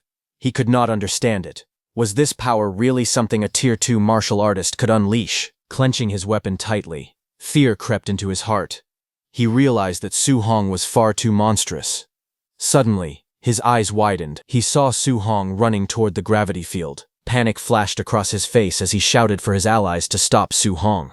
In the next moment, several figures rushed forward together, charging through the forest toward Su Hong. Seeing the demonic cultists blocking his path in front, and Tier 4 martial artists chasing from behind, Su Hong felt that this pursuit was endless. The cultists gritted their teeth as they ran. They had seen it clearly. Su Hong had taken all of their leader Bai Ao's attacks head-on. One of them suggested undergoing a mutated transformation to deal with him. Another immediately rejected the idea. He argued that Su Hong could only cast such a tremendously powerful martial art once at most. It would be impossible for him to use it a second time. Another man said that as long as they held Su Hong back, their leader Bai Ao would catch up and finish him. A bald man covered in blue energy shouted for everyone to attack with all their strength and stop Su Hong. But before the command could even be completed, a blazing slash cut across his neck. In a single instant, Su Hong tore through them like light. Their bodies were struck before they could react. It was an instant kill in one move. The remaining cultists froze in terror, sweat pouring down their faces. They stared in disbelief and shouted in panic, questioning how he could possibly use that move again after claiming he could not. But the cultists refused to retreat. No matter what, they had to stop him. One of them shouted for his brothers to charge, and they rushed forward through the bamboo forest. In the next instant, Su Hong leapt high into the air, lightning wrapping around his spear. He unleashed his move, treading sea. A blazing wave of lightning and flame crashed down like a tidal force. The ground split apart under the impact. The cultists were swallowed by the storm of energy. They screamed in shock, realizing that the kid was far too terrifying. Before the dust even settled, the cultist leader, Bai Ao, roared angrily and lunged forward with his weapon. He shouted that he wanted to see how Su Hong would block his move. His attack came down like a crashing waterfall of force. But just as the strike descended, Su Hong stepped onto a purple bamboo and, using his flying swan startling cloud step, jumped inside the gravity field. He moved with lightning speed inside the gravity field, thinking about why he would bother blocking the full-powered strike of a Tier 4 martial artist. The surrounding men stared in disbelief, seeing that Su Hong had stepped more than 10 paces in an instant. They wondered how powerful Su Hong's physical body must be. It was as if gravity had no effect on him at all. Seeing this, the cultist leader Bai Ao roared angrily, telling Su Hong not to think that just because he had escaped into the gravity field, there was nothing he could do. But as Bai Ao took his first step inside, the gravity intensified rapidly. With only one step, the pressure had already increased 30-fold. Bai Ao's face twisted in shock. He thought that if someone at his level continued deeper for over 10 steps, he would have to endure hundreds of times the gravity. Meanwhile, Su Hong continued forward without hesitation. Seeing that, Bai Ao cursed the crushing gravity as it pressed down on him. Even so, he gathered his strength and threw his spear at Su Hong with full power. The spear shot forward with unstoppable force. In an instant, the spear was overwhelmed by the surrounding gravity force and fell onto the ground. Seeing that from afar, the cultist leader Bai Ao shouted angrily, telling Su Hong that if he had the guts, he should not come out. Seeing that the cultist leader Bai Ao was not coming any closer, Su Hong lowered his spear and steadied his breathing. Having reached this position, he believed it should be temporarily safe. Right before his eyes stood the 3-star patterned dark purple bamboo. However, as he tried to get closer, his body trembled under the immense pressure. He could clearly feel that the gravity around him was growing stronger and stronger. Besides that, he also had injuries on his body, and he was already close to his limit. He decided that he needed to use a healing technique first. Knowing that the people from the demonic cult would not be able to cross into this area for the time being, he sat down and began circulating a healing martial art. A green aura wrapped around his body, slowly restoring his injuries. Watching from a distance, several people were shocked. They realized that he was actually using a healing martial art to treat himself. Someone pointed out that he had just used the thunder attribute earlier. How could he also know a wood attribute healing technique? Another person exclaimed that this was not the main issue. The real problem was that he was already only a little over 10 steps away from the dark purple bamboo. The cultists' leader Bai Ao immediately ordered his men to notify Lin Chen and the rest to come quickly, saying they needed to join forces to kill Su Hong. They absolutely could not let him leave alive. Seeing Su Hong inside the gravity field, his face twisted with anger and fear because he knew that the divine object was very likely hidden inside that dark purple bamboo. If Su Hong managed to obtain it, none of them would survive. Near Stargazing Lake, a wounded cultist with dark wings lay on the ground, unconscious and battered. Not far from him, 3 people stood at the edge of a cliff overlooking the lake. It was Wang Tintuo, Lin Xinghe, and Xiao Yan who had killed that cultist. They had just discovered that the entire area around Stargazing Lake had been locked down by demon cultists. Wang Tiantuo wondered whether the cult might be targeting Su Hong. Lin Xinghe replied that it was hard to say. The demon cult could also be searching for treasure. After a brief pause, they decided to hurry back to the martial artist base to report that demon cultists had appeared in the area. As they ran through the forest, Xiao Yan frowned and said that something felt wrong. If Stargazing Lake had truly been locked down, it was impossible for the martial artist base to have no reaction at all. Lin Xinghe immediately understood the implication and asked if she was suggesting that the martial artist base might be colluding with the demon cult. Determined to confirm the situation, Wang Tiantuo decided to directly notify his father and have him send people to seize control of both the martial artist base and Stargazing Lake at the same time. At the City Lord's mansion, City Lord Wang was shocked to hear that the Stargazing Lake area had been sealed off by demon cultists and that the martial artist base might be working together with them. Wang Tintuo also told him that Su Hong was likely near Stargazing Lake and could be the demon cult's true target. Hearing this, the City Lord was furious. Without hesitation, he declared that he would personally bring men over immediately. On the other hand, at the purple bamboo gravity field, Su Hong was still inside. Not far away, several demon cultists stood in the forest. Just then, the masked assassin whom cultist leader Bai Ao had called for arrived. However, cultist leader Bai Ao was shocked and demanded to know why he was alone and where the others were. The masked assassin leader, who was injured and breathing heavily, explained that Su Hong, whom they were after, had fought dirty and caused heavy casualties among their brothers. Cultist leader Bai Ao was stunned upon hearing that over a dozen Tier 3 martial artists had been completely wiped out. He said that even if they had faced a dozen Tier 3 wild boars, they would not have been eliminated so easily. Yet they had fallen to Su Hong, who was supposedly only a Tier 2 martial artist. The masked assassin leader gripped his sword in anger and revealed that Su Hong knew a powerful 3-attribute fusion martial art. He blamed their intelligence network for failing to mention such critical information, and warned that anyone else who had gone unprepared would have died as well. Cultist leader Bai Ao scoffed at the claim, saying that a 3-attribute fusion martial art should not even exist in this world, and that the excuse sounded ridiculous. However, as he recalled the battle, doubt crept into his mind. He remembered seeing that Su Hong truly possessed 3 attributes. He began to wonder if there really could be a martial art capable of fusing 3 attributes together. In the end, they looked toward Su Hong and agreed on one thing. No matter what the truth was, if they failed to eliminate Su Hong, the higher authority behind them would kill them instead. 2 hours later, Su Hong slowly opened his eyes while seated within the gravity field.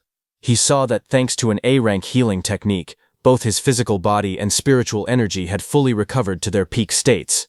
However, he could still see that the group of demon cultists had not left. It was clear to him that they would not stop until they killed him. He fixed his gaze on the 3-star patterned ink purple bamboo standing ahead. Once he obtained it, he planned to escape immediately. With that thought, he rose to his feet and stepped forward, gripping his weapon tightly. But the moment he moved, the ground beneath him cracked. The gravity in the area had intensified again. After only a few steps, the pressure pressing down on his body grew significantly heavier. Sweat poured down his face as he struggled to endure it. He gritted his teeth and forced himself to continue, telling himself that he could definitely do this. From a distance, the masked assassin leader watched in disbelief. He calculated that Su Hong needed only 5 or 6 more steps to reach the ink purple bamboo. He was shocked by how strong Su Hong's physical body was. Cultist leader Bai Ao cursed under his breath. calling him a genius with a rare 3-attribute constitution. Cultist leader Bai Ao concluded that the moment Su Hong pulled out the ink-purple bamboo, the magnetic field would completely disappear. As soon as that happened, they planned to immediately rush in, surround him, and kill him without hesitation. The masked assassin leader swore that he would personally tear Su Hong into pieces. Inside the terrifying field, Su Hong struggled forward, step by step under the crushing gravity. Sweat dripped down his face as he endured the overwhelming pressure. Finally, after immense effort, he reached the ink-purple bamboo. He let out a breath of relief and murmured that it was finally within reach. However, just as he stood there, something caught his attention. Under the horrifying gravity of the magnetic field, even solid rocks were being crushed into powder. Yet a small black fragment lying near the bamboo had not deformed in the slightest. This abnormal detail immediately raised suspicion. He wondered whether the fragment could be some kind of treasure. He bent down and picked it up, holding the strange black fragment in his hands. Su Hong examined it carefully. He admitted to himself that he could not tell what kind of material it was. There did not seem to be anything unusual about it at first glance. Still doubtful, he decided to test its toughness. Even when he used all his strength, he could not bend the fragment in the slightest. It was far too tough, far beyond ordinary materials. As he continued gripping it, the sharp edge suddenly sliced his palm, and a drop of blood flowed onto the fragment. Before he could fully process what was happening, he felt the fragment moving. To his shock, it began merging into his body through the wound on his palm. In that instant, a violent reaction occurred. All 7 types of spiritual energy around him began skyrocketing at once.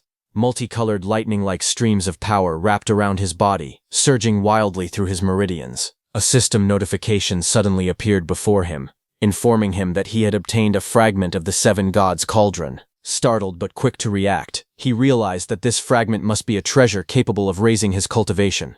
Gritting his teeth, he immediately sat down and seized the opportunity, absorbing the surging energy as his aura flared upward in blazing red waves. Outside the magnetic field, the masked assassin leader watched in confusion.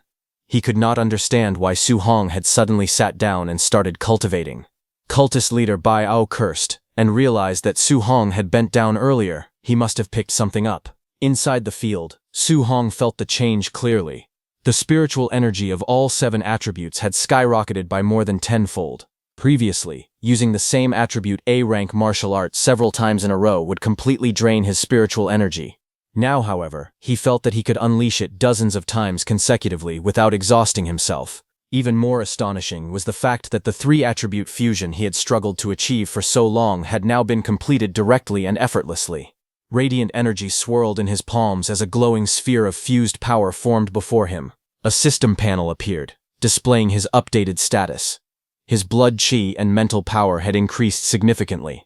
His overlord body spirit rank had risen, and the 7 gods cauldron fragment was listed as 1 out of 100. Realizing this meant there were 99 more fragments scattered somewhere. Su Hong's heart stirred with ambition. Just a single fragment had caused his strength to soar.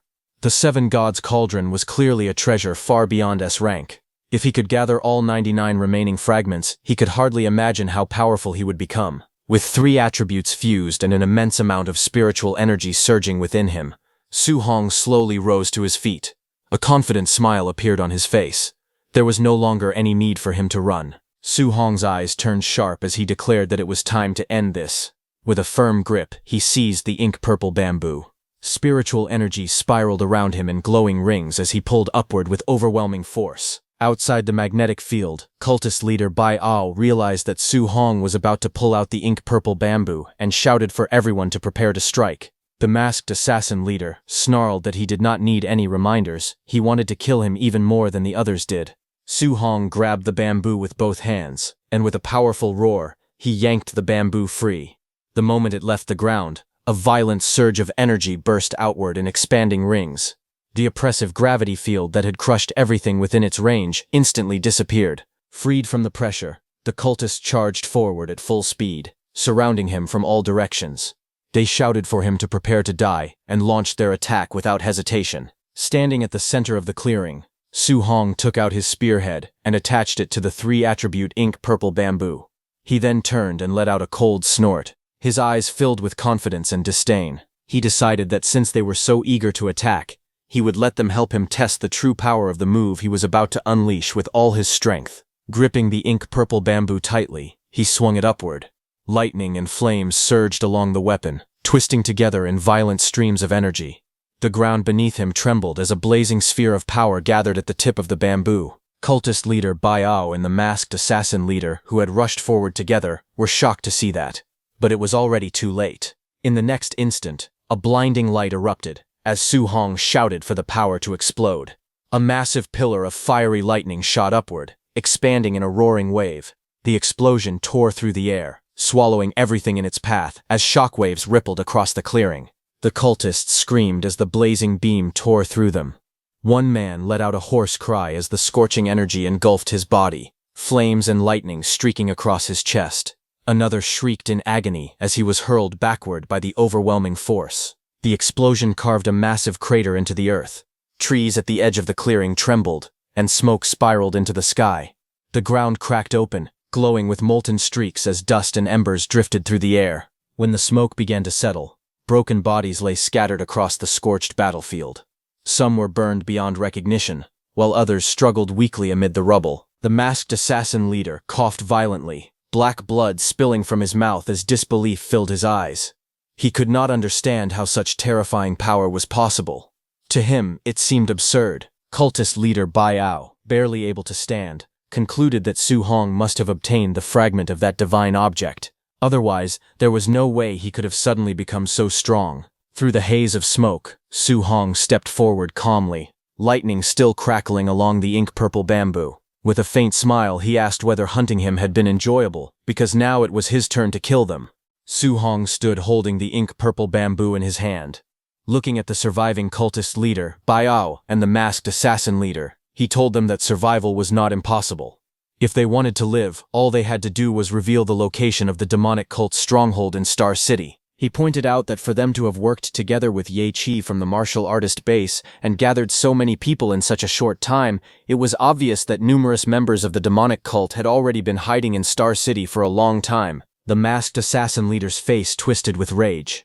Refusing to submit, he leaped forward to attack Su Hong, shouting that Su Hong should not be so arrogant. Even if he died, he swore he would drag Su Hong down to hell with him. At the same time, the injured cultist leader, Bai Ao, threw something towards Su Hong and urgently yelled for the masked assassin leader to stop and retreat immediately. A blinding flash erupted from the hidden device Bai Ao had thrown. Su Hong covered his eyes to block the light. As the smoke and dust disappeared, Su Hong saw that Bai Ao and the masked assassin leader had vanished. Seeing that, Su Hong's legs gave out, and he fell to the ground. He let out a sigh of relief, saying that they had finally run away. He sat on the scorched battlefield, leaning on the ink-purple bamboo as sweat rolled down his face. That devastating attack he had just unleashed had nearly drained all of his thunder, fire, and metal-attributed spiritual qi. Su Hong knew that if those two Tier 4 martial artists had truly been willing to fight to the death instead of retreating, he might not have been able to defeat them. Knowing he was in a dangerous state, Su Hong decided he needed to recover as quickly as possible. Once his spiritual qi returned, he intended to settle the score with Ye Qi. Without wasting any time, he activated a healing technique. Green spiritual energy flowed around his body as his injuries slowly began to recover. Meanwhile, far away in the forest, the cultist leader Bai Ao and the masked assassin leader continued running at full speed. The masked assassin leader suddenly looked back and realized that Su Hong had never pursued them. Thinking it over, he concluded that the terrifying martial arts Su Hong had used must have completely exhausted his spiritual qi. In his view, Su Hong had merely been bluffing to scare them away. But the cultist leader Bai Ao immediately argued back. What if Su Hong had not been bluffing at all? After all, geniuses often possessed abilities that defied logic. Still unwilling to admit fear, the masked assassin leader pointed out that Su Hong was only a Tier 2 martial artist, while the two of them were Tier 4. However, Bai Ao angrily told him to shut up, reminding him that both of their teams had been completely wiped out despite that advantage. As they continued fleeing, Bai Ao said that a single Tier 2 martial artist had somehow reduced two Tier 4 martial artists to commanders without an army. If news of such a battle spread, few people would believe it, yet the reality was right before their eyes. In their minds, these monstrous geniuses seemed to become more outrageous with every generation. At the martial artist base, tension was growing by the minute. Ye Qi sat alone in a luxurious room, anxiously waiting for news. He knew the blockade around the area could not continue forever. If it dragged on any longer, the city lord would eventually discover what was happening. Just as his patience was running out, the communication token in his hand suddenly lit up. A message arrived through the token, and a smile briefly appeared on his face. At last there was finally a result. However, the moment he heard the report, his expression froze. The operation to assassinate Su Hong had failed. Shock instantly replaced his confidence. He shouted in disbelief, asking if they were kidding him. They couldn't even kill a Tier 2 martial artist. He said that if Su Hong didn't die, their secret would definitely be exposed. Ye Qi cursed repeatedly in frustration. His mind raced as he searched for a way out of the disaster. In the end, he came to only one conclusion. He had to flee Star City immediately. Otherwise, once the city lord uncovered the truth, there was no chance he would be spared. As Ye Qi hurried toward his vehicle, rage and panic churned inside him. In his heart, he blamed everything on Su Hong. If not for him, he would never have been driven into such a desperate situation. Just as he was about to escape, a blazing wall of fire suddenly erupted in front of him, cutting off his path. Ye Qi froze, sweat forming on his forehead, as a familiar voice echoed through the area. Su Hong had arrived. Stepping out from the shadows, Su Hong looked at him and asked where he thought he was running. The sight of Su Hong instantly filled Ye Qi with shock and fury. With his eyes glowing red from anger, Ye Qi roared Su Hong's name. He unleashed his power and charged forward. In his mind, Su Hong was nothing more than a Tier 2 martial artist, while he himself stood at the peak of Tier 3. There was no way a mere Tier 2 could threaten his life. Flames surged around him as he launched a fierce attack, but Su Hong remained calm and moved slightly to the side, easily dodging the attack while gripping his spear as lightning crackled around it. Su Hong looked at Ye Qi and replied that it was hard to say who would win. The next moment, with a powerful swing of his staff, Su Hong unleashed a terrifying strike. Before Ye Qi could react, the lightning-charged blow reached him and pierced his chest. Blood sprayed from Ye Qi's mouth as he stared at Su Hong in disbelief. At that moment, only one thought remained in his mind. Su Hong was a monster. Su Hong's attack carried overwhelming force as it sent Ye Qi flying into a car behind him. The next second, a deafening explosion followed, and Ye Qi's vehicle was engulfed in flames. Amid the burning wreckage, Su Hong turned around with his staff resting on his shoulder, his expression unchanged as sparks drifted through the air around him. The surrounding spectators were completely stunned. Someone recognized the victim as Ye Qi, the person in charge of the martial artist base. What shocked them even more was that Su Hong had killed a peak Tier 3 martial artist in a single move. The crowd stared at the burning scene in disbelief.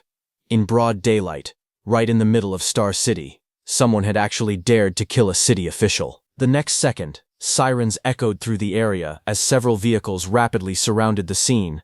From one of them came City Lord Wang. The crowd recognized him and shouted that the City Lord had arrived. The atmosphere immediately grew tense. Many spectators believed Su Hong was in serious trouble. After all, he had killed Ye Qi in public. In their eyes, there was no way the City Lord would simply let him go. However, some people quickly began discussing how they could help Su Hong. They suggested testifying that Ye Qi had attempted to ambush him first and had merely been killed in self-defense. Others readily agreed, saying that Ye Qi had deserved his fate and that they should support the young martial artist. But to everyone's surprise, the City Lord did not show the slightest anger. Instead, he hurried over to Su Hong and anxiously asked whether he had encountered any danger, repeatedly checking to see if he had been injured anywhere. The crowd instantly fell silent. No one knew how to react to the scene unfolding before them. Su Hong awkwardly scratched the back of his head and could only smile helplessly. The City Lord then noticed the dark purple bamboo staff in Su Hong's hand. His eyes widened in shock as he identified it as a 3-star patterned dark purple bamboo, an extremely rare treasure. He praised Su Hong's incredible luck, saying that obtaining such a treasure was practically heaven-defying. Su Hong could only respond with an embarrassed smile. Looking at the overly concerned City Lord, he felt somewhat uncomfortable. Then the City Lord looked at the burning car behind him with Ye Qi lying on top of it. Staring at Ye Qi burning in the flames, he asked Su Hong to tell him everything that had happened. More than 10 minutes later, after leaving the scene, Su Hong sat inside a vehicle and calmly recounted the entire story. When he finally finished, he simply said that was roughly everything that had happened. Hearing all that, City Lord Wang's jaw dropped in shock. Trying to organize the unbelievable information, he slowly summarized the situation. According to Su Hong's account, the demon cult had secretly colluded with Ye Qi. Together, they had sent 2 Tier 4 martial artists and more than 20 Tier 3 martial artists to hunt him down. For 8 straight days, Su Hong had been forced to flee while fighting for his life. During that time, he had either killed or severely injured every Tier 3 martial artist pursuing him. Even more shocking, he had seriously wounded the 2 Tier 4 martial artists and managed to seize the 3-star patterned dark purple bamboo from them. Su Hong nodded and confirmed that the summary was more or less accurate. The city lord was completely stunned. Unable to contain his excitement, the city lord grabbed Su Hong by the shoulders and asked whether he would be interested in marrying all 40+ of his daughters. He said that maybe they could mass-produce monster geniuses like Su Hong and then save the human race. Su Hong was left speechless by the absurd proposal. He quickly waved his hands and awkwardly asked the city lord to stop joking around. He pointed out that the mastermind behind the demon cult might still be hiding somewhere within Starpole City. The city lord immediately agreed. He said that although the enemy's previous attempt had failed, the next assassins sent after Su Hong could be far stronger, perhaps Tier 6 experts or even Tier 7 grandmasters. And given Starpole City's current strength, they simply did not have the ability to guarantee his safety against opponents of that level. Fortunately, the college entrance examination was only a month away. The city lord advised Su Hong to enter one of the nation's top universities, such as Magic City University or Imperial Capital University. Once he was accepted into one of those elite institutions, even a Tier 7 grandmaster would not dare attack him so easily. Su Hong nodded firmly, saying he would definitely get in. Before they parted ways, the city lord promised to send 2 teams of martial artists to patrol around Su Hong's residence, so he could cultivate without worry during the next month. Su Hong sincerely thanked him for the arrangement. When Su Hong finally returned home, his family was immediately alarmed by his appearance. Seeing him covered in blood and carrying his weapon, they rushed over in panic. They anxiously asked if he was injured and urged him to go to the hospital at once. Su Hong quickly reassured them, saying the blood covering his body belonged to ferocious beasts he had fought along the way. He himself was not seriously hurt, so there was no need to worry. After returning to his room, Su Hong sat on his bed and reviewed the results of his recent battle in the bamboo forest. The fight had rewarded him with roughly 3,100 additional points of martial value. Opening his status panel, he carefully examined his current attributes. His vitality had reached 707.5 points, while his spiritual power stood at 501. He also saw the progress of his overlord body physique, the 7 Gods Palace fragment, and the various cultivation techniques and martial arts he had mastered. As he studied the numbers, Su Hong fell into deep thought. If he invested all of his martial value into vitality, his vitality would immediately surpass the 1,000-point threshold, allowing him to advance into the realm of a Tier 3 martial artist. However, doing so would leave his spiritual power lagging behind. His spiritual power had only recently broken through to Tier 2, and neglecting it now could hinder his future growth. The situation left him conflicted. Because of the recent assassination attempts, he could not leave Starpole City for the time being. Without the opportunity to hunt powerful enemies or gather large amounts of martial value, improving his spiritual power might become extremely difficult for quite some time. Su Hong finally made a decision. He would simply strengthen both his vitality and spiritual power at the same time. With that thought in mind, he immediately began allocating his martial value. Both attributes started to rise. After distributing his martial value between vitality and spiritual power, Su Hong sat cross-legged on his bed and began cultivating. As his power surged, his spiritual energy affected the environment around him. Water rose from a nearby glass and floated through the air in shimmering streams, circling the room under the influence of his growing spiritual force. Then the next day, at Star City No. 1 High School, Chen Shan and Li Tu were telling the story of the battle at the training camp. They told the students that more than 100 enemies had surrounded Su Hong, yet he had merely swung his spear once and instantly wiped them all out. Many students praised him as an unparalleled genius. Some even joked that they could not compare to a single strand of his hair. Just then, a student from another class arrived looking for Chen Shan and Li Tu to give speeches about Su Hong's achievements at the training camp. He pointed out that it was supposed to be Class 7's turn to hear the stories, so why had they come to Class 8 instead? He said that their class had been waiting for them for a week. Chen Shan and Li Tu turned around and asked if they hadn't already spoken in Class 7 yesterday. But the student reminded them that they had spoken in Year 2 Class 7 the previous day, while they were Year 3 Class 7. At that moment, a student looked out the window and excitedly shouted that Su Hong had come to school. The announcement immediately attracted everyone's attention. Outside, as Su Hong walked through the school gates, he suddenly felt the ground tremble beneath him. The next second, countless students came rushing toward him from every direction like a tidal wave. They shouted his name excitedly, calling for him not to run away. Many of them cheered, saying they had finally waited for the day he returned to school. The sight left Su Hong completely stunned. Looking at the enormous crowd charging toward him, he broke out in a cold sweat. He could not understand why nearly every student in the school wanted to get to him. He started to wonder if he had somehow offended everyone without realizing it. Su Hong soon found himself surrounded by an overwhelming crowd of students, their excitement quickly turning into a storm of voices directed at him. Everyone urged him to hurry up and share the details of his recent deeds, eager to hear the story firsthand. The crowd buzzed with admiration. One student laughed loudly, calling him Old Su and praising him for being unbelievably amazing. He said that when Old Lee heard the news, his eyes had nearly popped out in shock. While he was saying this, Teacher Lee was standing right behind him. Su Hong coughed, trying to warn the student, but the student went on describing how the entire class had been left completely dumbfounded, laughing endlessly at the situation. Su Hong coughed awkwardly again. The student noticed and asked if he had caught a cold, wondering why he kept coughing. Just then, Teacher Lee stepped forward and grabbed the student's head. The student was stunned and stammered as he respectfully addressed Teacher Lee, asking why he was there. However, Teacher Lee responded with a faint smile, teasingly pointing out that he had just been calling him Old Lee moments ago. Teacher Lee dragged the student away, but before leaving, he turned to Su Hong and informed him that the principal was waiting for him. Su Hong calmly agreed, saying he would head over immediately. The student desperately cried out for help, shouting that he should be saved first. Meanwhile, Su Hong quietly made his way toward the principal's office and knocked on the door. He barely had time to announce himself before the door swung open. The principal greeted him with an enthusiastic smile, calling him Star City's great treasure, and jokingly asking if he had finally found time to come to school. The principal quickly ushered him inside. After the two sat down in the office, Su Hong asked the principal why he needed him.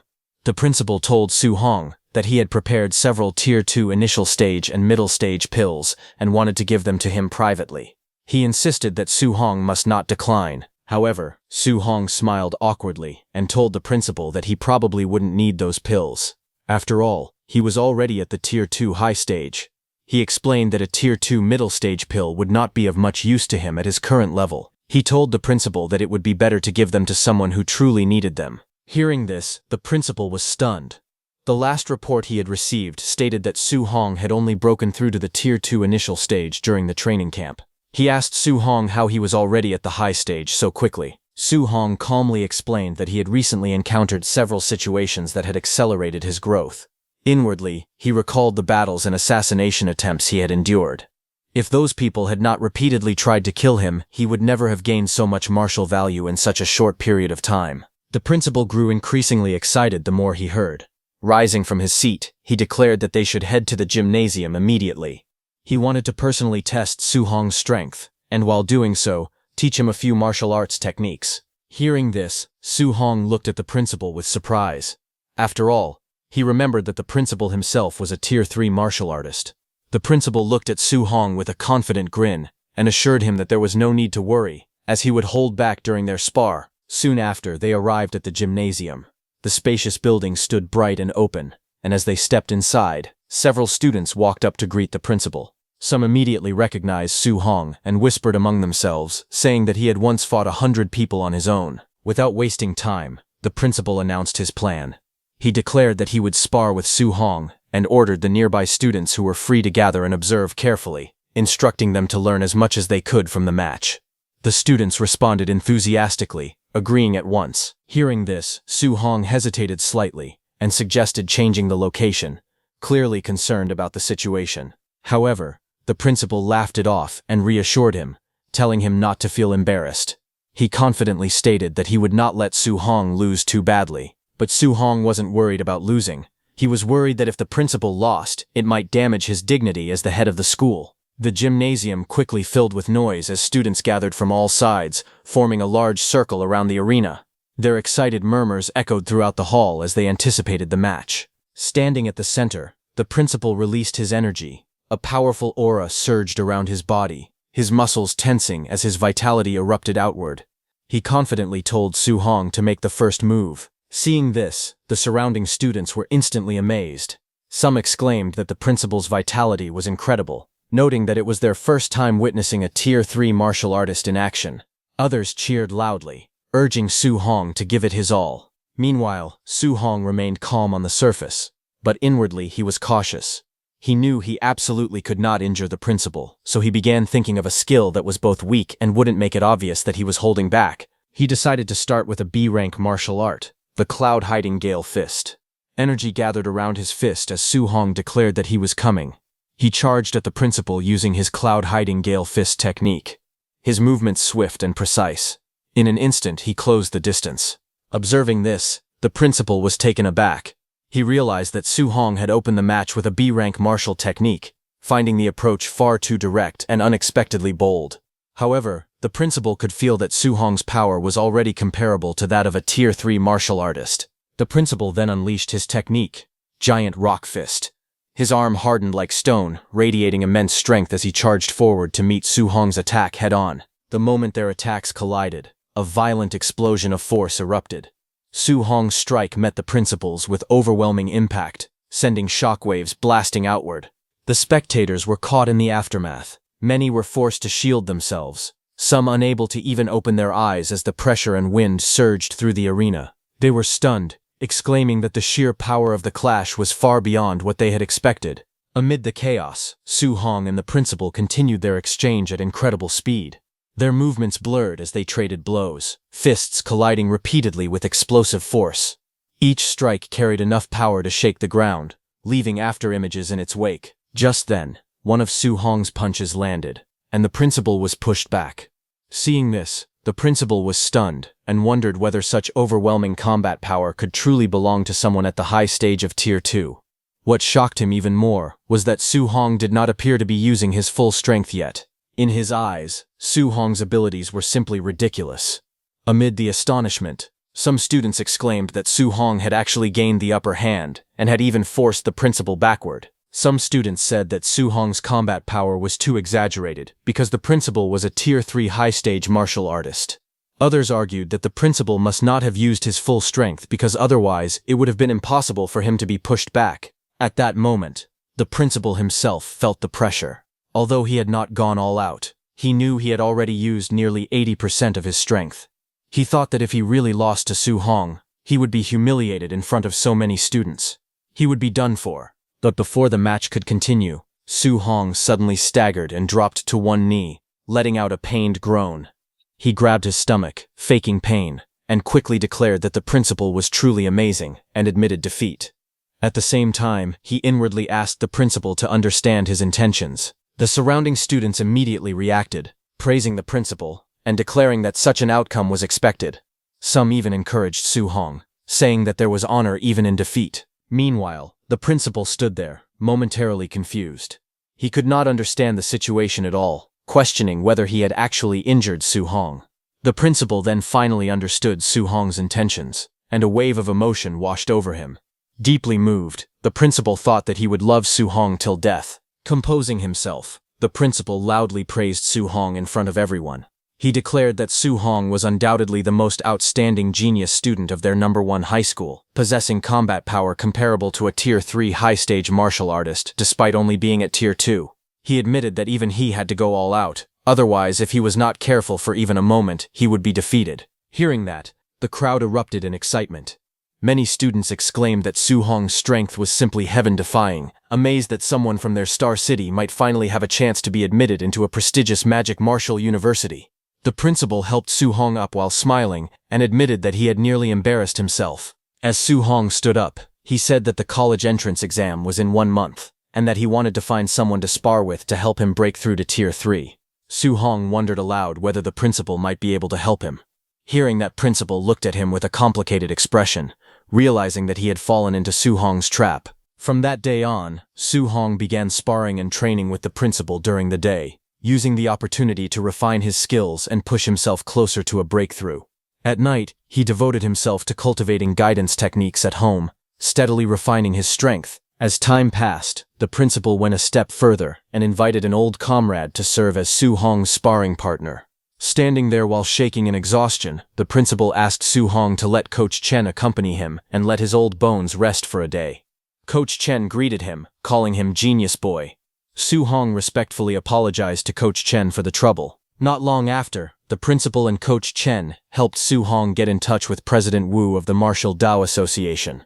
Exhausted, both of them stood there as the principal told President Wu that he was entrusting Su Hong's training to her. However, upon seeing the exhausted state of the two of them, President Wu could not help but question why they looked completely drained.